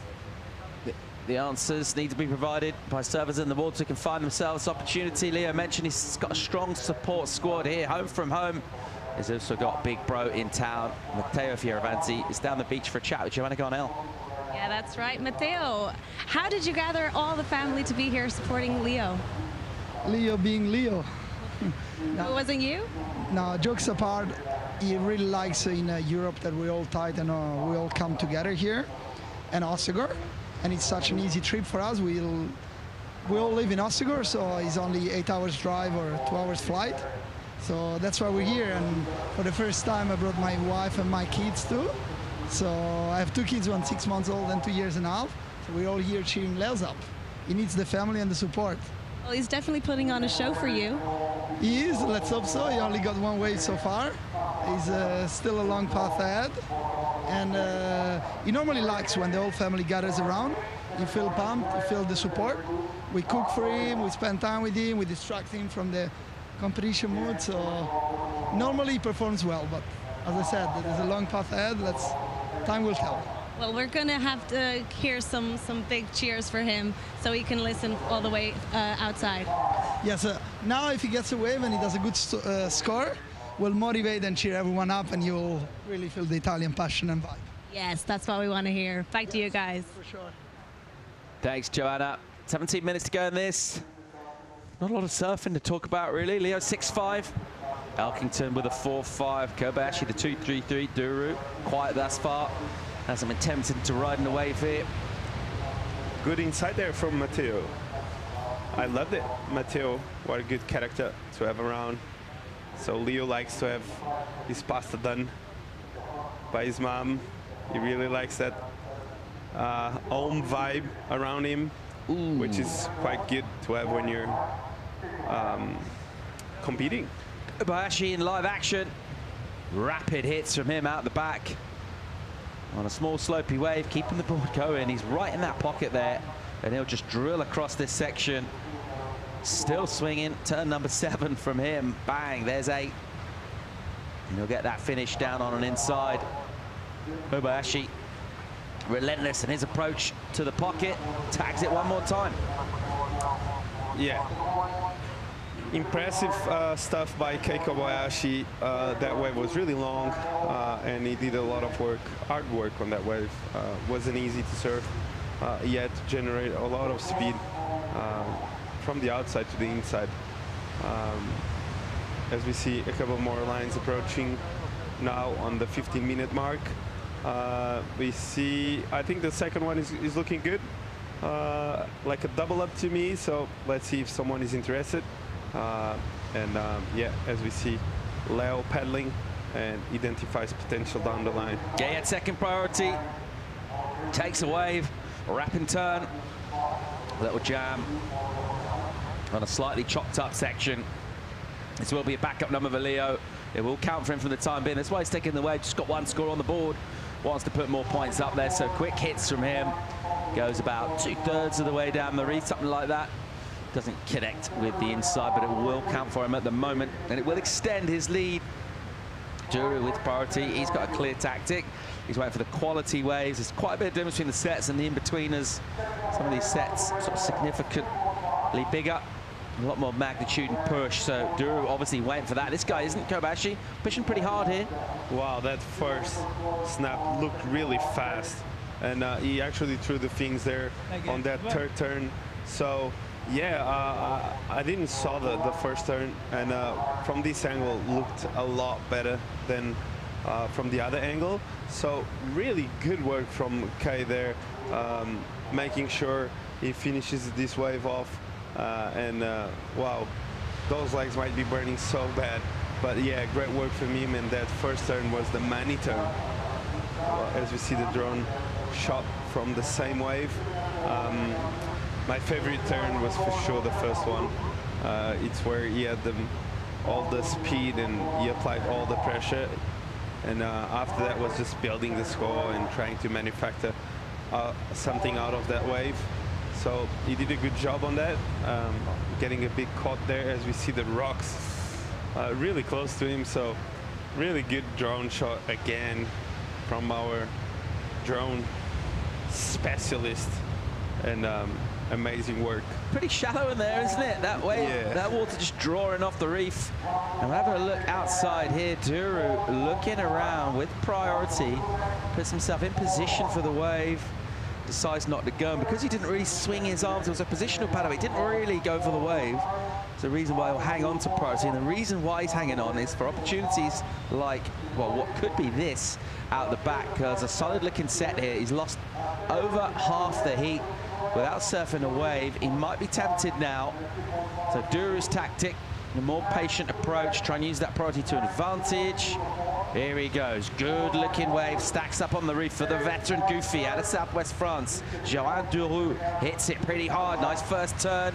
Loose with the release, again, decent second maneuver from Johan. There's a third, a nice snap as well. You see that tail just kind of rotating around behind him, giving that looseness, that languid feel to the maneuver. The wave will get soft and slow in here. He'll go, gets his back foot forward on the pad, and then he'll unleash a speed turn, another whipping maneuver, and again, wow. He's doing well here, Duru. Finishing really strong on the inside, and that is why he waited so long for that wave. Come on, that wave was so good by Johan Duru. As we see Maud there, I think it's Maud, right? Really happy about that wave. He waited so long for that. And I don't know, but in my mind, I think Johan Duru had a plan, and the plan was clear. Wait for the good one. He did just that. He applied the pressure, and what a wave. That's going to feel like just desserts for being so patient and so light on his feet here, Chico. Yeah, that first turn set up the whole wave. He really applied pressure on that first turn. I love this one. Bang, right on the pocket, in the money. And the first turn was massive too, so great job by Johan. Really well chosen wave. It's not about the quantity, it's the quality of the wave. And yeah, he just kept building and building. Bang, another one, and he gets another one, and looked like he wouldn't stop. Look at this, blowing the fins out at the end there. So what a wave for Johan. Maud Lecard there, really happy. The dog too is happy. 817. Come on, Johan. What a wave. Massive number goes into the excellent range. That tactic paying off. We've seen surfers being patient, and it's cost them in this event. This time, Johan Duru waited a long, long time to ride a wave. When he did, he smashes out an excellent score. 817 for Duru on the attack. The backhand runner. The inside section, he got about 5 turns done in there. Got a couple of big ones out the back too. There's a spread from our panel, and into the excellent range will feel great for him. Now he will need to get a backup score. He's still in third with that wave. It does not need much. It's actually just a .33. That won't be the number he's surfing towards though. He'll just try and find himself an opportunity. At the moment, he'll be back of the queue. Let's see if he just waits for his turn to come around again in priority, or let's see if he just tries to snaffle something. I'm feeling it might be the latter. He'll just look to post a backup. But Duru, showing his experience, he's got a lot of knowledge at this wave. Already had those stints on the championship tour as well. And the backhand, it's ever strong from Johan. What a wave for Johan. Johan is such a good surfer, one of the best goofy footers we have in Europe and in the world. And I think Johan is the type of surfer that once he's on a good wave, he rips. So one thing that comes into my mind is J-Bay, Johan Duru in J-Bay. That's gotta be one of his best career highlights ever. So a little bit of a quiet heat so far. Other than this, a real moment of quality from Duru. Excellent surfing from the panel. Come back for more live action right after the break.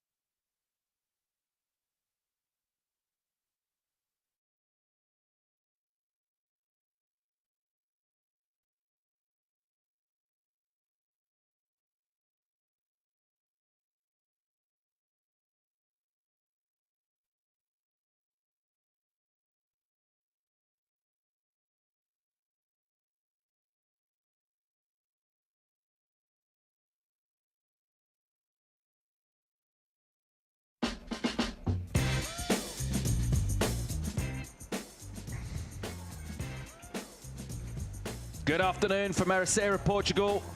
Hope you're enjoying the action. We're watching our last heat of the day. We're watching a young South African, Max Elkington, trying to work down a wall. Doesn't get a connection though. Duru with the biggest number in this so far. Having a look, and he's just stand up on pretty much anything to put a backup score on the board. Bang. Well, he's already moved up to second with that. He only needed a .33. As he belts this a couple of times, a little steep, sucky section. It's enough for him to do a series of hits. Duru will now make his way into the lineup. Meanwhile, Kobayashi pushing hard, stabbing that turn, just poking the nose vertically through a tumbling lip, and then getting back out onto the face, seeing if he's got some more business to take care of on the inside. Kobayashi, real rapid as he pumps the board for speed. And he is covering some, wow, that was a really good finishing turn there. Had no real speed really, and he just generated it all himself rather than from the wave. Meanwhile, Fioravanti's been quiet for a bit since his 6 early on. Here he goes, good surfing from Leo, spanks it hard. Onto an inside, just whipping that board around, and still going fast down the line. And a strong and steep finish from him. So this he's fired up with that last exchange. Duru with a couple of hits. Fioravanti's had something to say. Also, Kobayashi. 5 minutes and 45 seconds remaining. And important scores these are going to be from our panel. It is. I think as we see Blue in action. Here goes Elkington. What's he got for us? We'll just swoop back. Displacing a bit of water. And again, this one slopey now. So, standing more on the tail and staying real close to the soup. And he'll go on the front foot. Try and just bounce that ball through. Another big slash from him on the backhand. Clicks it again. Tries to get a couple more bonus turns in too. Elkington, well, he ain't rolling over. He will keep up the pressure. Let's have a look, break it down for Ashiko. Yeah, Max here, coming from behind. Really tall guy, as I said before. I love that turn. Right in the pocket, gets vertical, and he just keeps delivering turn after turn. So really good wave by Max. I think this is his best wave so far. And yeah, really long one too. So he was able to apply a bit of pressure too, and he unloaded 3 more turns, and he got leg burn on that wave, that's for sure, at the end. And this was Leo's wave, a long one, and he's looking really slick, not arid, and just Leo style. I love this turn here. When he gets down the line, he pushes, and he does a speed flow into a whip kind of thing. So really good wave by Leo, and yeah, just a complete wave, finish it off with a bam. So as you see, white here, Kay with a different approach, kind of like running after the wave all the time, but that last turn looked really impressive because the wave was completely flat now, as we see here on the replay, and he just builds speed out of nowhere, and he throws the tail so hard, bam! Yeah. Just a bit of a shame though the wave didn't deliver early on, because the last turn was really good. Joan Duru here, oh, this guy is just that smart. He just was paddling to the outside, gets the backup, 5-2-3, Joan Duru jumps into the lead. So we've got a heat on our hands, Paul. He's up and riding again here, live action. Duru, your new heat leader. We are waiting for scores though for Fioravanti, also for Elkington. Kobayashi's is in, it's a 5-0-7. And this is actually a really entertaining finish to this heat inside the final 2 minutes and 40 seconds now. We haven't had a massive amount of waves ridden overall. According to my calculations, 11 waves. That was the 11th there from Duru. It'll be a throwaway for him. But what we have had is everyone give this a really good crack. And everyone really competing. There's so much at stake here. A berth in the round of 24 would mean a lot in terms of points. As we see more lines approaching, so yeah, it's going to be a good... Kobayashi here, live action, a better looking wave from him. What can he do with a bit more meat on the wave? Slashing in the pocket. We've seen how fast he can go on minimal waves. And he'll push this one around to stand on the tail a little. Kobayashi takes on the lip. Similar turn that he's been doing, but that one with another sort of order of magnitude about it as he goes harder and faster. Leo, meanwhile, bangs it. He got a 5.77 prior to this, moved him up into second. Or consolidated his second, I should say, and he'll look to try and push further, try and attack Duru's lead. Fioravanti in the final 90 seconds, working hard to bring this all the way to an inside. A quick little stab from him. The wave just lacking a little bit of push, well, a lot really in here. But that doesn't matter to Leo. He'll still tag it really hard and get a bunch of maneuvers done, all strung together, right down on the rocks there. It's shallow waters, probably maybe a foot, 2 feet deep in some of those sections. We've got a number to come in for Elkington, 5.03. We're in the final minute now. Numbers to come in all over the place. Duru, Fioravanti, Kobayashi, all about to drop numbers. And Leo's back in, just trying to make his way up across those rocks. Elkington with priority, looking for 7.24. Here he goes. He's got a bit of speed generated. He's had a couple of clicks. And it'll all be about to finish on this wave. Some nice redirects out the back, but not loads on offer for him, and a little grimace. He'll have to be patient. He stands tall now. What's it going to provide for him through here? Sort of going through the motions a bit as that wave just doesn't really run in front of him, and he's always kind of waiting for the wave, so not sure that'll be that score that he needs. He'll bring that in. A really hotly contested heat. Elkington taking off on a wave, needing a score. Meanwhile, your heat leader out the back uses his priority. This will count for him as well. Duru was really patient, waited about 16.5 minutes before he decided to even paddle into a wave. He smashed that wave for an excellent number, 8.17, and since then, whenever he's taken off, he's put some real fizz into his backhand hits.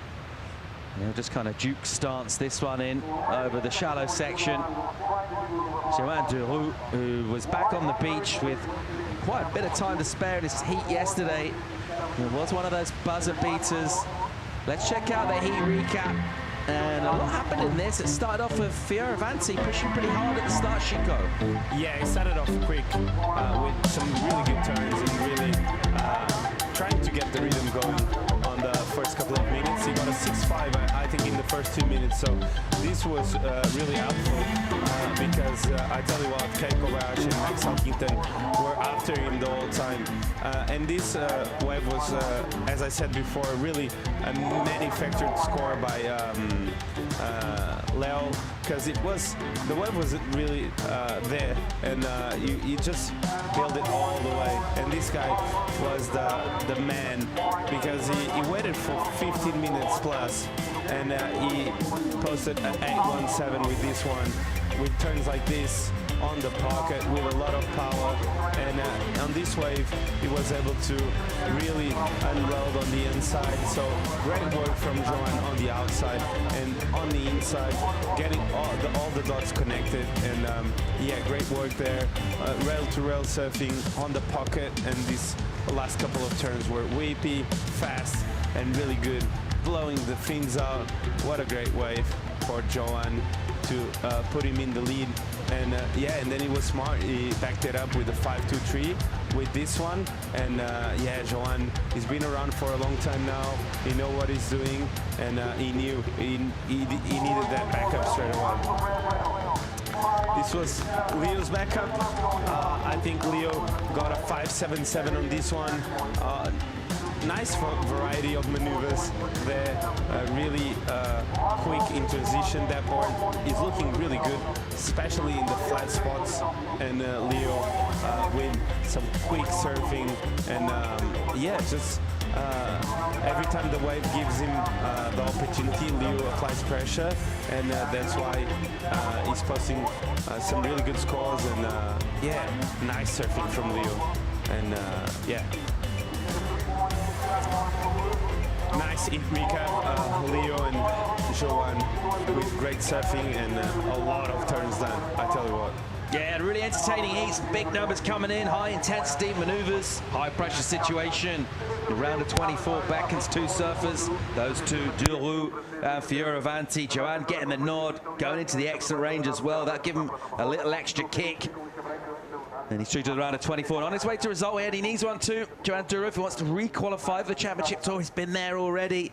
He's going to have to get going in the last few events on the Challenger Series. Leo qualifies for the next round too. We'll get a quick commercial break. Don't go anywhere. When we come back, we'll bring in the post-show top 5 moments. EDP Wave of the Day. Stay tuned.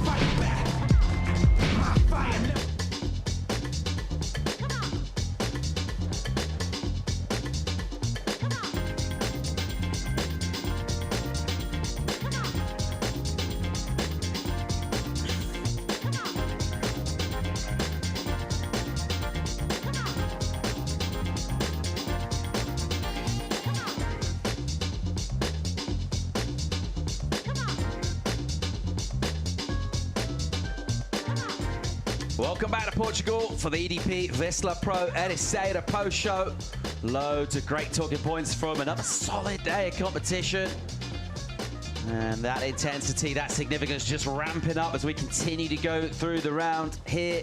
Joining myself, Paul Evans, in the studio to break it all down. Messrs Mundy and Alves. Have we enjoyed what we've seen from surfing today? Do we still love surfing? Yeah, oh, absolutely love surfing. Yeah, I mean, there was probably 20% of it. I could have, you know, perhaps cut it down a bit. But yeah, there was so many waves ridden, so many high performance, sort of waves ridden. And Chico, you've been enjoying yourself, mate. You got the shorts on, you got that summery vibe going. Yeah, I love the day. No, not much wind during the morning, a lot of action. And it was quite consistent still, so we saw a lot of good surfing. All right, let's go down and hear from the winner of the last heat, a man who was very patient at the beginning of the heat and then just smashed it out, dropped an excellent score, continued on from there. Joan Duru is with Joanna Gonell. Yeah, Paul, Joan Duru, the patience guru, on that never-ending wave. Did you see that 817 coming your way? No, I wait a long time. I missed 2 waves. Now I have to wait the good one. Didn't look that good. I didn't see the second ball coming, but it was good luck for me. We have a call for tomorrow, 7:30 a.m. Are you excited for tomorrow? I think should be smaller than this, so hope it's off. And Friday looks some good waves, so I hope they wait a little bit. And what are you going to do during that waiting period? No beers, stay the same. And go feed your dog. Yeah, we can enjoy with the dog and go surf with the mud. Well, great job. Congratulations. You're in the next round. Thank you. Have a good day. Back to you guys. Thank you. Strictly business from Duru. A big smile from him. And he'll be delighted to make it through into that round of 24, guys. We've got a bunch of talking points to go through from today. That was one of them in that very last heat there. A bunch of quality out there. And even though conditions were a bit tricky at times, we still saw some really high scores and some real statement performances. Yeah, absolutely. We had, I think every heat had opportunity as of yesterday. It was a bit smaller. The energy was a little bit lower. But every heat, pretty much, you know, we had 17 today, I think, had, you know, the opportunities for someone to flare up, and there was some big performances from a mix of young up-and-comers and established surf stars. All right, well, you can't talk about getting qualification done and all those sort of talking points, loads of them. Just think of the action that we saw today as well. Our first moment of the day came from a Portuguese ripper. We'll get insights from Chico Alves about the performance of Caity Simmers, the local advances. She did it in fine style, Chico. Yeah, she did. She's a ripper. I love to see her surf out here.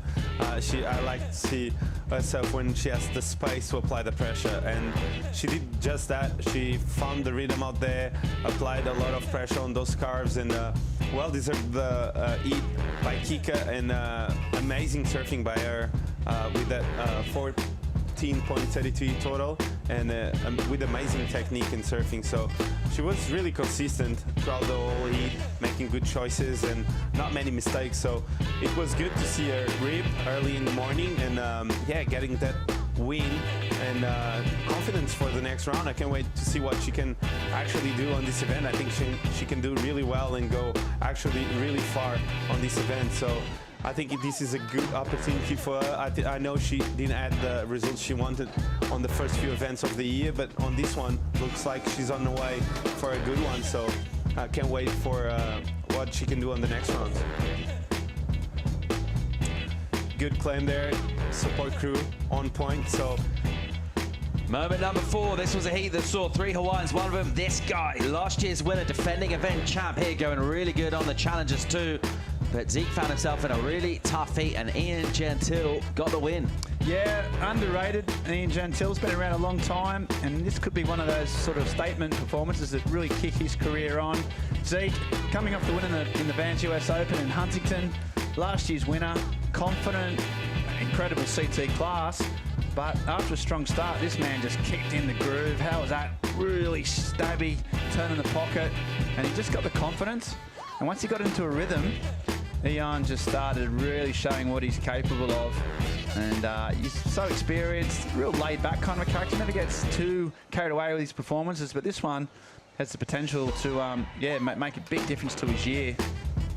Yeah, he was needing only a 1.23 at the end of that heat, and he was actually throwing layback snaps in the middle of the face of the wave. So no pressure for Ian Gentile. He's got some good results under his belt and looking really good here in Ericeira. Moment number 3, Eitan Osborne. He's a bit naughty. We like him, don't we? Yeah, you never know what you're going to get with Ethan, do you? He's always up to something. He's a trickster. And yeah, he's new school. But I'll tell you what, Chico, he's new school, but he threw in some traditional power cards, and the whole package was really impressive. Yeah, it was. What amazes me about him is that he can do anything. We saw pop shove it, we saw good carving, we saw laybacks. And that's the thing about his surfing that everyone loves. He's unpredictable and does turns like this one. Really technical, and he has so many variety of maneuvers in his repertoire, and amazing surfer. So I think he's doing just fine, and I think it's just for Ethan Osborne in this comp, it's just starting because there's swell on the way, and I can't wait to see him surf on a bigger wall. He's so confident, doesn't he? You just tell he's got there he goes the pop shove it. He's just got this vibe about him. He's making good decisions. He's surfing's obviously at that level. He's not making many mistakes, and yeah, he looks really dangerous. Moment number 2, this guy just showing his class fresh off the Ripco finals from the Final 5. Igarashi just ramps up the quality. Yeah, he looked really relaxed and composed, generating so much speed in a wave that was so hard. And with turns like this, throwing the fins out, Igarashi just got through with a lot of finesse. So, and yeah, he just didn't got any of the good waves of the heat, but with the surfing he was doing, applying the pressure he didn't need the excellent wave. Yeah, and you can also sense he's just warming up. He's surfing to what the scores he needs. I mean, he's doing a lot, and he's surfing incredibly well. But you know he's got gears to go through, and that's what the best surfers do. They get better as they go to the final stage, so look out for that. Moment number 1 was a clear highlight from a great day, an historic moment. Rio Waida has qualified for the World Championship Tour. First Indonesian surfer ever to do that. His pathway there was some of these events in Australia. He won them, and he's come here today and he's made rounds, and he has qualified, guys. This is massive for the sport. Yeah, absolutely. Indonesia's known as one of those surfing havens. You know, for 30, 40 years, it's been a place where people go to get the waves of their life. In the last decade, the Indonesian surfers themselves have stepped up, and now, for the first time, we have a CT surfer coming from that amazing archipelago. He hasn't lost a heat in this event. He wasn't even aware that he was fully qualified till he had the interview with Joanna. And it's just, yeah, it's so rare on these surfing days we get a truly historic moment that means a lot to a whole surfing country and culture. And that was today, and that was because this man was so good. I'll tell you what, we told him afterwards, and he was like, yeah, just concentrate on the next heat. So he's not getting away from him. He's so focused. He's still young, but he's such a good surfer, and I think he can do real damage on that CT, which he has booked for 2023. I think he just wants to win heats. Seriously, he looks so focused all the time that he wants to win heats. He doesn't care if he has already won 2 challenges this year. If he can win 3, 4, 5, he's going to do it. And that's something about him that makes him so good. It's because he wants to win heats. And yeah, it's amazing that he made history today for Indonesia. Rio Waida has qualified for the World Championship Tour. It's absolutely massive news, and it'll just be sinking in for him now. We told him in the post-heat interview, and I think after a few calls home and chat to some people, he'll start to realise the magnitude of the occasion. Those are our top 5 moments of the day. It brings us just one order of business left, the EDP Wave of the Day, and it was a man who was just an absolute bundle of energy today. Brazilian surfer, shone in the first round. Edgar Grogia smashed out an 8.83 today. Really good value for the EDP Wave of the Day. Yeah, and you know, we saw Edward Berthel saying a couple of years ago, well, just that talent pool of Brazilian is out of control. And he's the flair on him and the dynamism, he's got it all. And this wave kind of showed exactly what he's got, because he just never stops. He's so powerful, and then he's got the air game as well. And you could just tell that once he got clicked into this wave, he was always going to make it pay. And these Brazilians, look, it's just inevitable that one of them is going to be right in the mix. There he goes, wow. Massive tail, fins first. He likes to claim one of the probably 2 or 3 of those type of turns that we've seen, and only one with that amplitude and that reach, and that just sums up what an incredible performance of surfing we've had today. Yeah, what a way to finish. What a day, boys. Ribeiro just doesn't let you down, does it? Never. I'm so happy to be here today and enjoying all this action and with you boys. How are we feeling about, I don't know, 7:30 call for an 8 o'clock start tomorrow? What do you think? Yes, please. Let's do it. 7:30. WorldSurfLeague.com. Check back here tomorrow morning. 7:30 call for an 8:30 start local time. We're going to send you some highlights from today. We'll see you tomorrow.